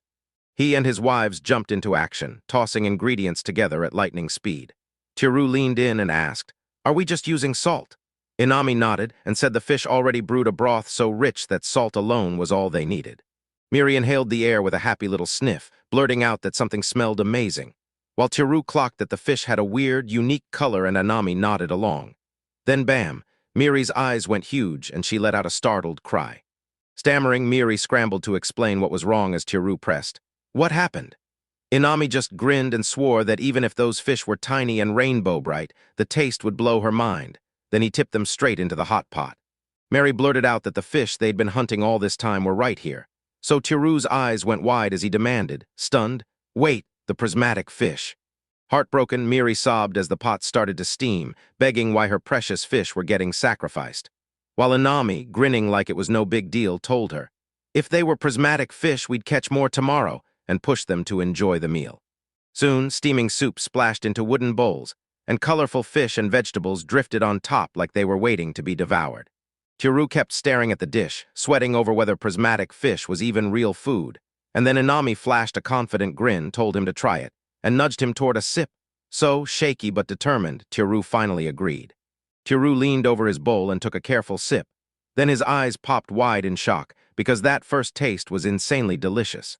Grinning, Inami said he knew Teru would feel that way, and Teru quickly chimed in that the seafood brought out an amazing flavor. Everyone else nodded along, quietly admitting it was downright delicious. One of Inami's wives told him they'd had steamed potatoes, too, and Teru wasn't even sure he'd heard right, so he shot Inami a look. Inami nodded and explained they actually grew potatoes on an island up on the 7th layer. Then Teru took a bite and nearly melted at how soft and fluffy they were. Inami agreed they were just like the sweet potatoes back home, and Teru chimed in that they went perfectly with the salted hot pot, so Inami grinned and said he understood him well. With a grin, Ditto said the food would taste even better with a drink. Then Inami stood up, pulled out a bottle, and revealed it was shochu made from those exact potatoes, her eyes sparkling, so Ditto just had to ask, "Wait, is that real?" She gulped down a glass of shochu and grinned, saying she could learn to love it. Inami laughed and told her to dig in and pour herself another. Inami's wisdom sparked another run, and he hauled in even more potatoes to the table.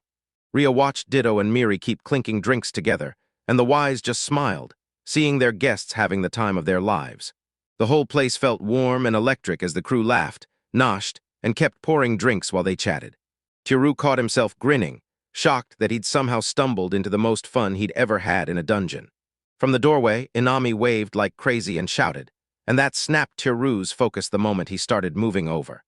Right outside the sumo arena, Inami leaned in and asked Tiru what she really thought about the orcs. Tiru smiled and said they were all surprisingly kind, and Inami nodded like, yeah, that checks out. Tiru hesitated, then pointed out something that hit hard. The village was packed with women and kids, while the male orcs were way fewer. And as Inami's face hardened, he snapped that they were at war with goblins on the 6th layer. That meant they were about to get wiped of a bunch of their male warriors in the fight, and Tiru couldn't hide his shock. He snapped that it sounded terrible. Inami told me the orcs used to be just as even with the goblins. Until the goblins started firing poison darts, no one could properly stop. Tiru said it finally made sense of those goblins they'd seen in orc territory earlier, and Inami admitted the elder was so unsettled he'd even try to make peace with humans. So Tiru panicked, urged Inami to run, and asked him to get back to their original world before anything worse hit. With a hard, serious stare, Inami demanded that Tiru explain. Would he really ditch everyone he loves just to save himself? Tiru blurted out Inami's name out of nowhere, and Inami scratched his cheek like, yeah, I think I pushed myself a little too hard trying to look cool. But his face stayed rock solid as he swore he'd spend his whole life there, and Tiru got it, smiling softly back at him. Tiru snapped back to it and grilled Inami about those brown grains he'd eaten on the 5th layer. And Inami nodded, telling him the leftover seeds had been waiting for them at their meeting spot. And yeah, they tasted amazing. Blushing with embarrassment, Tiru finally admitted the truth. Those seeds weren't seeds at all, but pet food crushed from meat. Inami instantly froze, eyes wide as she demanded, "Are you serious?" Worried sick, Inami groaned, asking how on earth he was supposed to apologize to Ruin now. And that's when Tiru lost it and burst out laughing. The next morning, an empty shochu bottle sprawled on the floor while Dido swayed on her feet, clutching her head and whining that she felt awful. Right next to her, Miri groaned too, straight up admitting she'd overdone it the night before. Ria let out a tired sigh, started rubbing Dido's back, and couldn't stop wondering how they were supposed to keep exploring in that state, especially after those orcs had pointed them straight to the prismatic fish. Dido mumbled an apology, weak as a whisper, while Tiru grinned and said it was totally okay to head back home after a rest, and that suggestion genuinely shocked Ria. Dido froze in shock, staring at Tiru and demanding, "Wait, are we really going home after all this?" Ria looked just as lost, asking if they still needed the prismatic fish, and Tiru nodded, saying they didn't. He just had to go talk to the elder one more time first. Right then, Inami and the elder barged into the arena and greeted them. Tiru shot back the greeting and grinned that their timing was spot on, because he'd been desperate to talk. The elder leaned in and asked what Tiru wanted to discuss. Tiru told the elder he really wanted peace with humans, and the elder nodded. He knew it wouldn't be quick. Then Tiru said he might have found a way forward, and the elder leaned in, asking, "Are you serious?" With a grin, Tiru pushed them to lock in a new trait. Then when the elder asked what he meant, Tiru shot back. Let the orc village and the thieves guild trade with each other. Still, the elder and Mary just stood there, staring at each other like they'd hit a brick wall. Tiru said the goblin war would drain the orcs of supplies, and the elder nodded like it was fate. Then Mary shot a question straight into the air. What on earth did the thieves guild want from the orcs? Tiru brought up the prismatic fish, the alcohol, and the potatoes, and Miri's face lit up like a spark. Then he warned that hauling back and forth to the 7th layer just for the fish would be a waste of time. Dido nodded along, while Ria wore a quiet, satisfied smile. Tiru admitted it wouldn't be easy to wipe out the misunderstandings between humans and orcs. But he was sure of this. Once people chased the profits of working together, exchanges would explode, and relations between the two races would slowly, surely get better. The elder was completely ready, and Miri nodded like, "Let's do it." Tiru could see the thieves, guild, and the orc village were both drowning in their own chaos. So teaming up through trade felt like the only move that made real sense.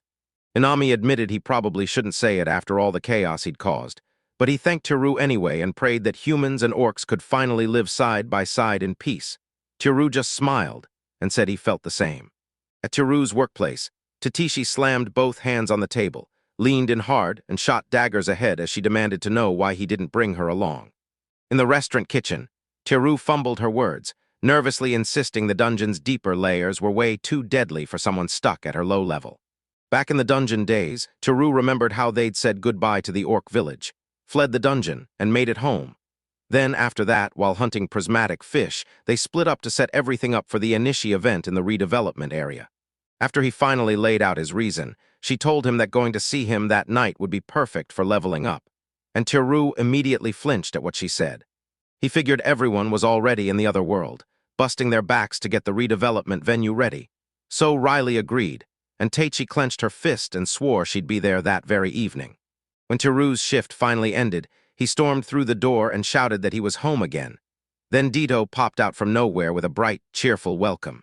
Shocked, Tiru blurted out whether she'd stayed behind, and Dito, taken aback and a little offended, shot back, asking if he didn't want her there. Tiru snapped back, saying he'd just assumed she'd be helping down in the dungeon, then blurted out whether Shizuku was with her, only for Dito to tell him Shizuku was away, and that answer left him totally baffled. Dito paused before confessing the truth, that she only said it because she'd won rock, paper, scissors, and when Tiru heard that, she just froze, then repeated it back in disbelief. Dito shot her answer right back and blurted that Shizuku was there helping Ria get the Anikai venue ready, so it really would be just the two of them. Then Tiru asked what she wanted for dinner and tossed out hamburgers or crepes, and Dito totally spiraled trying to get out the fact that she wanted something else. She stood in the sleek modern kitchen in a cat-patterned apron, ingredients lined up perfectly on the counter, staring at him with trembling nerves and excited anticipation. Tiru caught her drift and shot back, asking if she meant to cook dinner. Then Dito huffed and snapped, "You got a problem with that?" Tiru stammered out that he didn't, and with a bright smile, Dito spun away, telling him she'd cook for both of them and pushing him to rest until it was ready. As she started cooking, Dito murmured softly to herself, and when Tiru watched, surprise hit him. Then unease followed because deep down he couldn't stop himself from feeling a little worried. Tiru backed into his room, unsure if Dito could actually cook. Then his eyes snapped to his computer screen where a cooking video was paused, and it hit him all at once. The second Dito was done, she slammed a steaming plate of eggplant and meat onto the table, stacked it with bowls of soup and rice, and told him, "All set." With a grin, Dito practically nudged him to eat. So after hesitating for a beat, Tiru decided everything looked fine and dug into his meal. Tiru's face lit up the second he tasted the food. His eyes went wide because it was that good. Then Dito pressed, asking if he really meant it or if he was just putting on an act, and Tiru swore it was genuinely delicious. As Tiru kept chewing, he couldn't help but marvel that a girl from another world had pulled off a real, proper meal using Japanese ingredients and even the right utensils, just because she'd been following a recipe video. Normally, Tiru praised her and said she was amazing, so Dito, blushing and grinning, giggled shyly and begged him to hype her up even more. They kept eating side by side, soaking in a peaceful, cozy silence. After dinner, Tiru scrubbed the dishes, thanked Dito again with a warm smile, and admitted the meal was downright delicious. Then he said it was time for him to head for a bath. Just as he was about to leave, Dito yanked his arm and demanded he wait. So Tiru, stunned, asked if she should go first, but Dito shook her head, and when Tiru said he'd go instead, everything snapped into motion. Dito cut him off, totally rattled and blushing hard.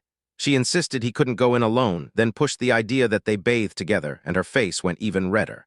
A little later, Tiru sank into the bathtub and let the scalding hot water lap over him. Tiru blurted out that he and Shizuku had already bathed together before, and sure, she was right. But the moment that memory hit, his heart started slamming because now he couldn't shake the question. Was it actually okay to do this again, together like this? He snapped out of his thoughts when Dito's silhouette slid into view behind that frosted bathroom door, and she called, "I'm coming in." Tiru's cheeks flared, his whole body went stiff, and he forced out a trembling reply. His throat turned to sand as he swallowed hard, eyes locked on her as she stepped inside. Dito slipped inside wearing a one-piece school swimsuit that hugged her shape, and the second Tiru saw it, tears brimmed, she wailed in her head, "No way!" While Dito's cheeks flared as she blurted, "Why are you crying?" Tiru felt like he'd just struck jackpot glory, then the truth hit. It was only a third-place prize. Panic exploded in him, and he swore his tears were pure happiness, and Dito bought it. Still red-faced, Tiru finally clocked the nightmare. Unlike Dito, he wasn't in a swimsuit at all, and the cloudy bathwater only barely covered the truth as Dito started rinsing herself. Surprise hit when Dito climbed into the tub and plopped down right across from him. She admitted it still felt awkward to debate together like this, even in swimsuits, and Tiru nodded along. Then she realized he probably thought she was in one too. Awkward silence hung in the air, until Dito finally blurted out what he normally did with Shizuku in the bath. Tiru froze, then stumbled through it, saying Shizuku scrubbed him clean, and after that they soaked together and Dito just nodded like, "Yeah, I get it." What? Hearing that, Dito snapped into action. She wanted to grab hold of him before he even got the chance to protest.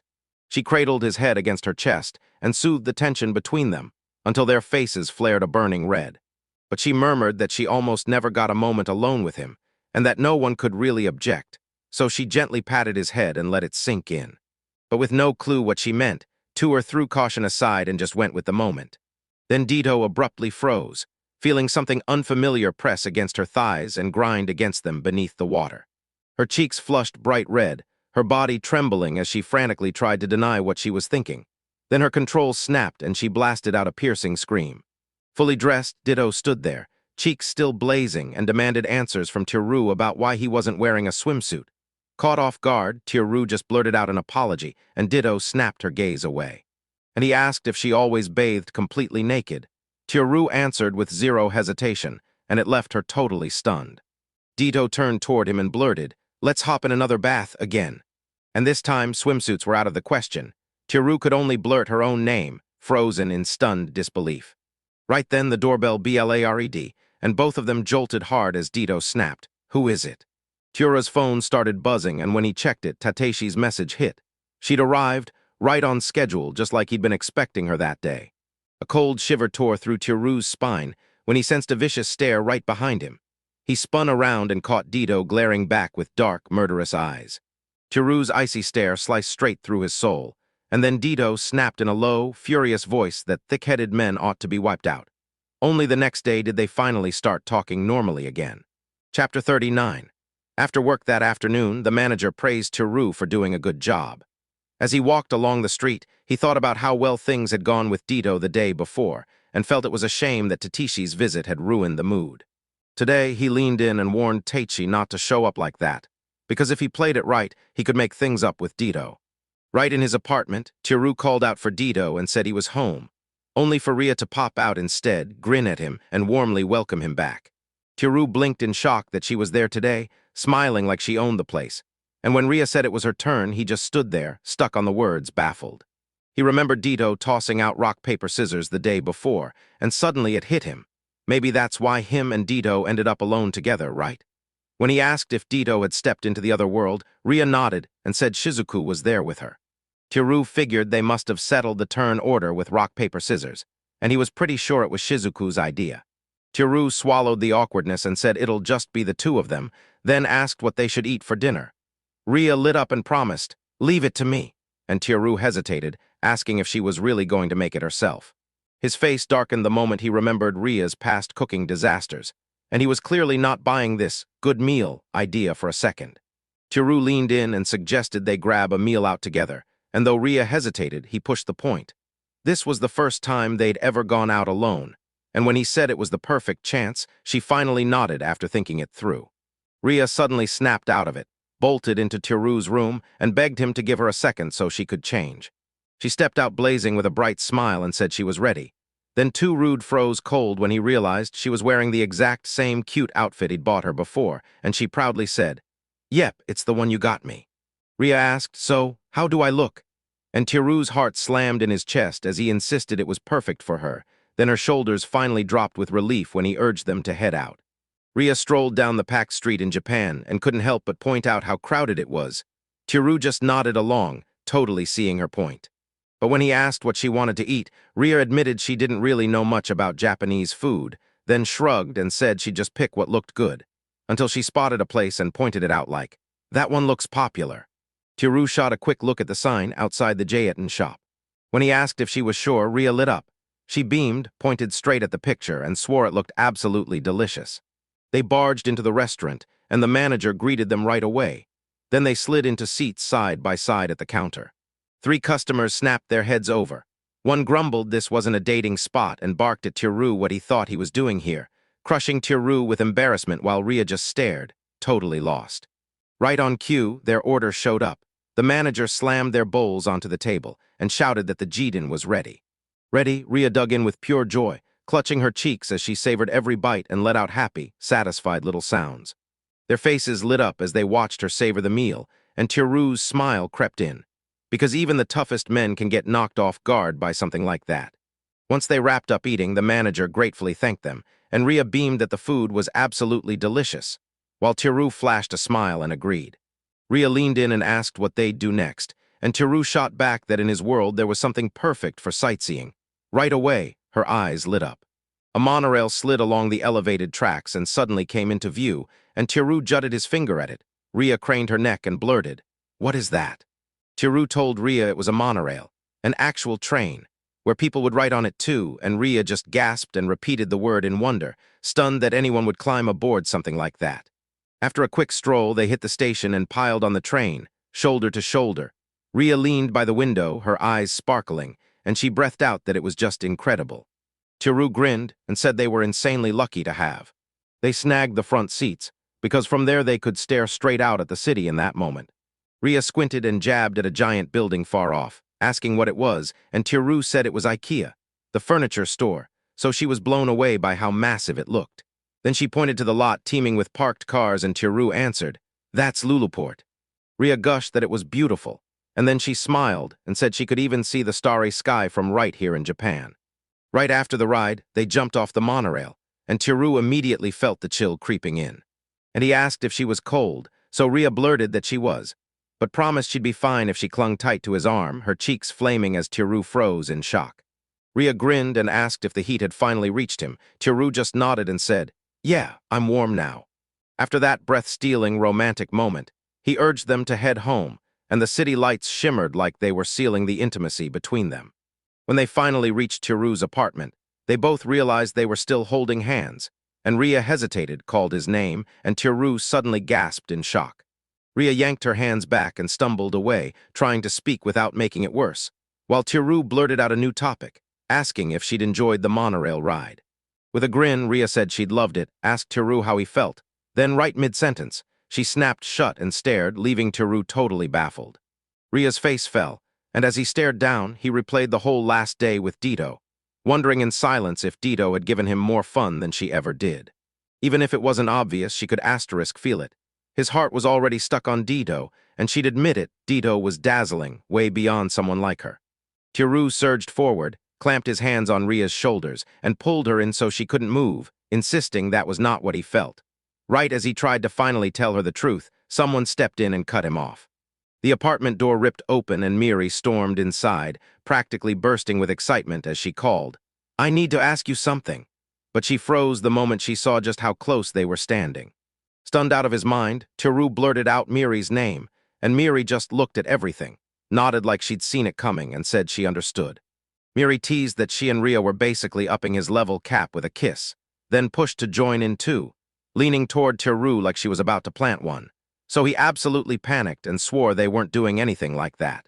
From the side, Rhea repeated what she'd heard, and her voice cracked with disbelief and seething fury.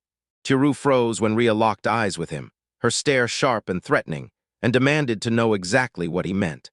When he finally finished explaining, Tiru and Miri dropped onto the floor, and Rhea stood right in front of them, still shaking her head in disbelief as he claimed that he had a skill that let him to make him raise a girl's level cap, and he'd do it with a kiss up to 3 times a day.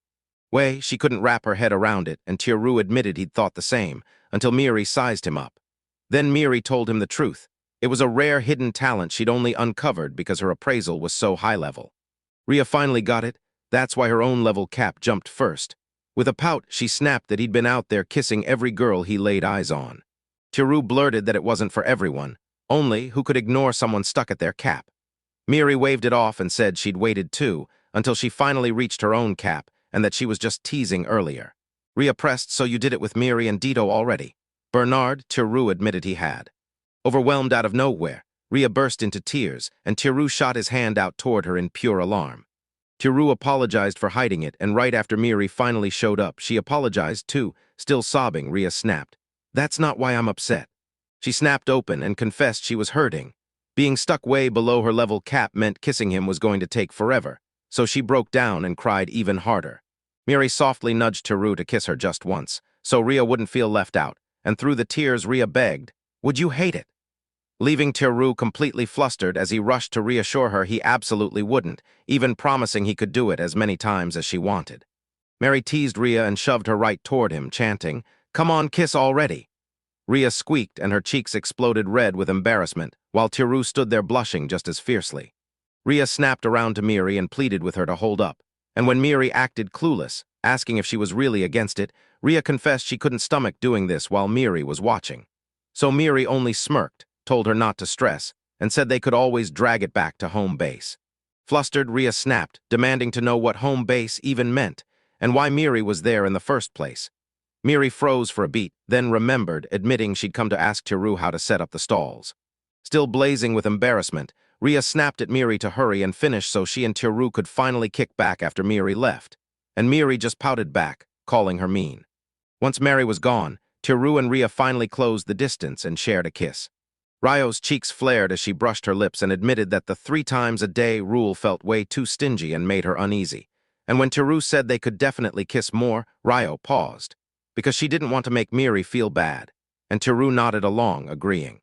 While they were chatting, Teru leaned in and asked, grinning, if Ria still hated the thieves' guilt. She admitted she used to, but then traveling with them opened her eyes and made her realize they weren't as bad as she thought.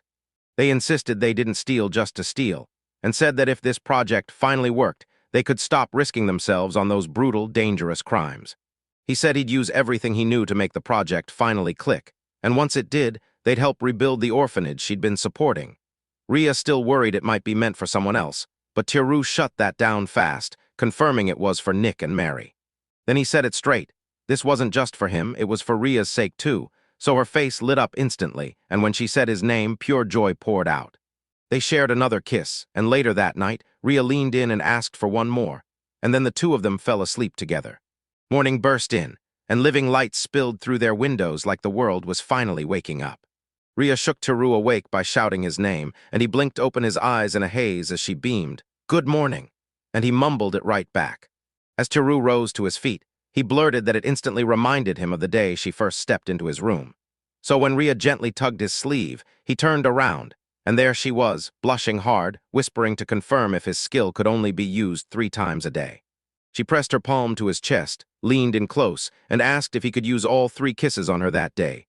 Then, right then, a rattling crash boomed from inside the cabinet. Suddenly, Dido crashed out. Shizuku sprawled right on top of her, clawing over Dido's mouth like her life depended on it. Teru and Ria froze, staring in pure shock. Shizuku hurriedly apologized, swearing she tried to stop Dido, but Dido just couldn't restrain herself once she saw them having fun. Then, after she was finally free, she exploded with loud complaints, calling it unfair and demanding Teru do the exact same thing for her.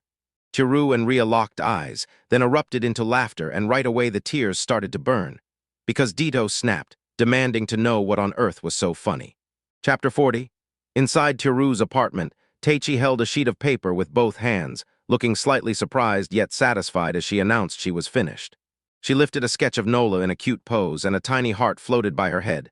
Then Nola froze, cheeks burning, staring at it like, "Wait, is that really me?" Nola stayed quiet but couldn't stop wondering if that's how everyone else saw her. Then Teru lit up and praised her drawing for capturing her charm, while Shizuku chimed in that it looked totally cute. With the redevelopment district almost done, Ria, Ditto, and Miri rushed back to lend a hand, while everyone else stayed behind cranking out leaflets to pull in attention. Shyly, Nola said she really hoped those flyers would do the trick. Teru shot back that he was 100% sure they would. Clutching the drawing, Teru told them they could scan it together, pairing it with Nola's leaflet and the district map. Plopped at his computer, he jammed all 3 together into one clean page, hit print, and the printer roared to life. Leaflets started spilling out as the T-sheet flashed that they were done.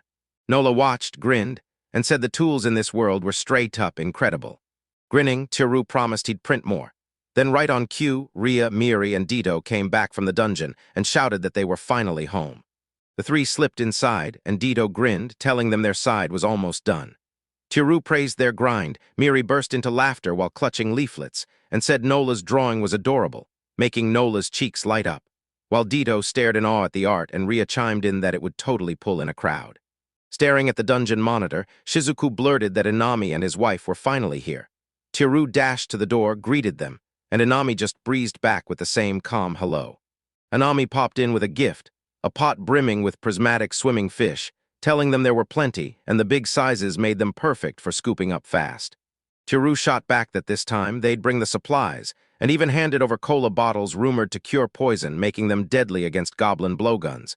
Inami blinked, shocked, then exhaled in relief, saying it'd be a huge help. They also stocked up the orcs, ingredients and seasonings, and Inami cracked open the box, his grin widening as he found soy sauce, pepper, and mayonnaise sitting inside. Teru said getting the right supplies from the Thieves' Guild would be perfect, but they were slammed right now. Inami brushed it off, then thanked him for letting him dive back into Japanese flavors. After a bit, Inami and his wife shouldered the supplies and headed back into the dungeon, boxes clanking in their arms. From the doorway, Teru called out to make sure Inami delivered his gratitude to the village, and Inami promised to do it, wishing Teru the best of luck right back. Dito said the printing was done, and now it was time to jump to the next step. Teru nodded right along. He laid out the plan and ordered Ria and Dito to hit the surface town and the Adventurers Guild to hand out leaflets, and Ria and Dito agreed instantly. Teru then told Miri and Nola to take charge of the first layer. Miri lit up and promised to rally every last member, while Nola just smiled, calm and steady. Soon Miri, Ria, and Dito hauled bundles of leaflets while Nola marched right alongside them. Then from the doorway, Teru waved and sent them on their way. Tatishi, Shizuku, and Teru were the ones left behind. Everything else was done, and Teru finally said the only move now was waiting for the energy. Finally, the day of the energy had arrived, and Teru burst out, "All right, time to go." In the dungeon's redevelopment zone, Teru and Tatishi burst onto a bus stop like they'd just been summoned there. The street stretched on like a living festival, lanterns blazing overhead, food stalls stacked high, and townspeople laughing as far as the eye could see. They stared in disbelief at how packed it had become, and when Teichi said the place looked stunning, Nola nodded, praising everyone's hard work. Then she pushed the idea forward and the whole group slipped into the crowd to explore. At one of the festival stalls, Ria beamed as a vendor, snagging a shiny candy apple from her perfectly lined-up row and handing it to a smiling boy, while Teru and the others watched her like they were proud of every moment. Ria beamed at them, and right behind her, Director Leica hauled a crate of apples while Nick and Marie stacked them at the stand. Teru and Tatishi snagged candy apples, then strolled off as the kids waved like crazy. A little farther down the road, Ditto was running a buzzing food stall, sizzling on a hot plate while sliding fresh crepes into paper wraps. And when the group rolled up, they were hit with that wow feeling. Everything looked ridiculously delicious. Ditto cheered as two stylish women strutted off laughing, each clutching a cream-filled crepe and savoring every bite like it was the best thing ever. Ditto spun and pointed again. Then, as chatter spilled through the air, Teru whirled around and saw a crowd swarming Miri's stall, stunned by just how loud and alive it felt. Mary clung to the rim of a massive water tank, gripping a scooping net and putting on a lively show for her customers, while adventurers and townsfolk packed in close, all desperate to toss their luck in and snag a fish. As soon as Miri spotted Teru, Nola, and Tatishi, she was waving like crazy.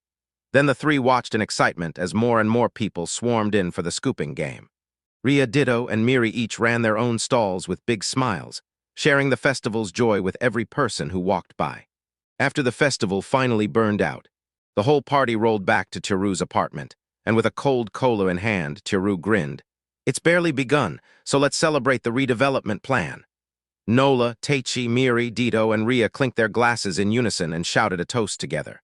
Teru admitted he never saw the fish-scooping stall blowing up like this. Then Miri grinned and said she'd known all along it would hit number one. Ria flashed a grin and told Ditto she wanted to grab some crepes from her stall, soon. Ditto shot back, all confident that hers would totally blow away the ones from Don Quixote. Titishi wore a gloomy face and muttered that the room practically magnetized girls, or maybe it was cursed. From the table, Shizuku called to her master and beamed, saying she was relieved everything had worked out.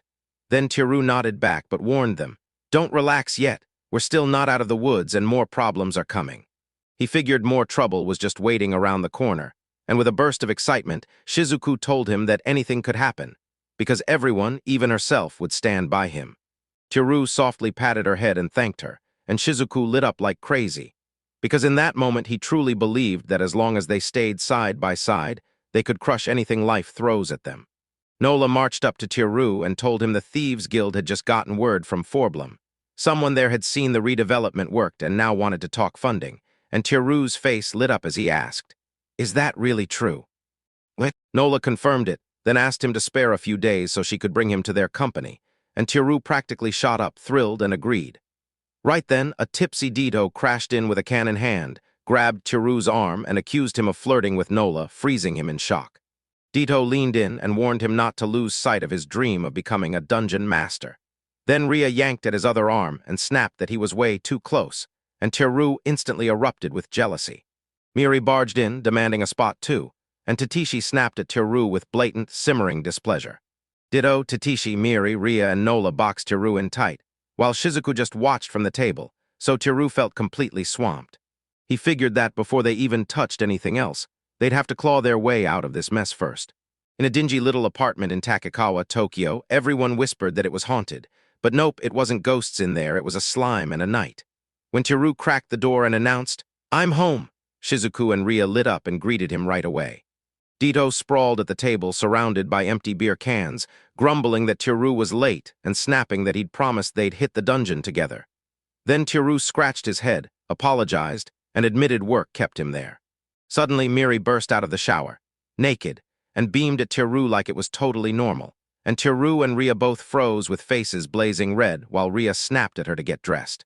Turns out this whole disaster started when two more residents, an elven mage and a cat-eared thief, showed up.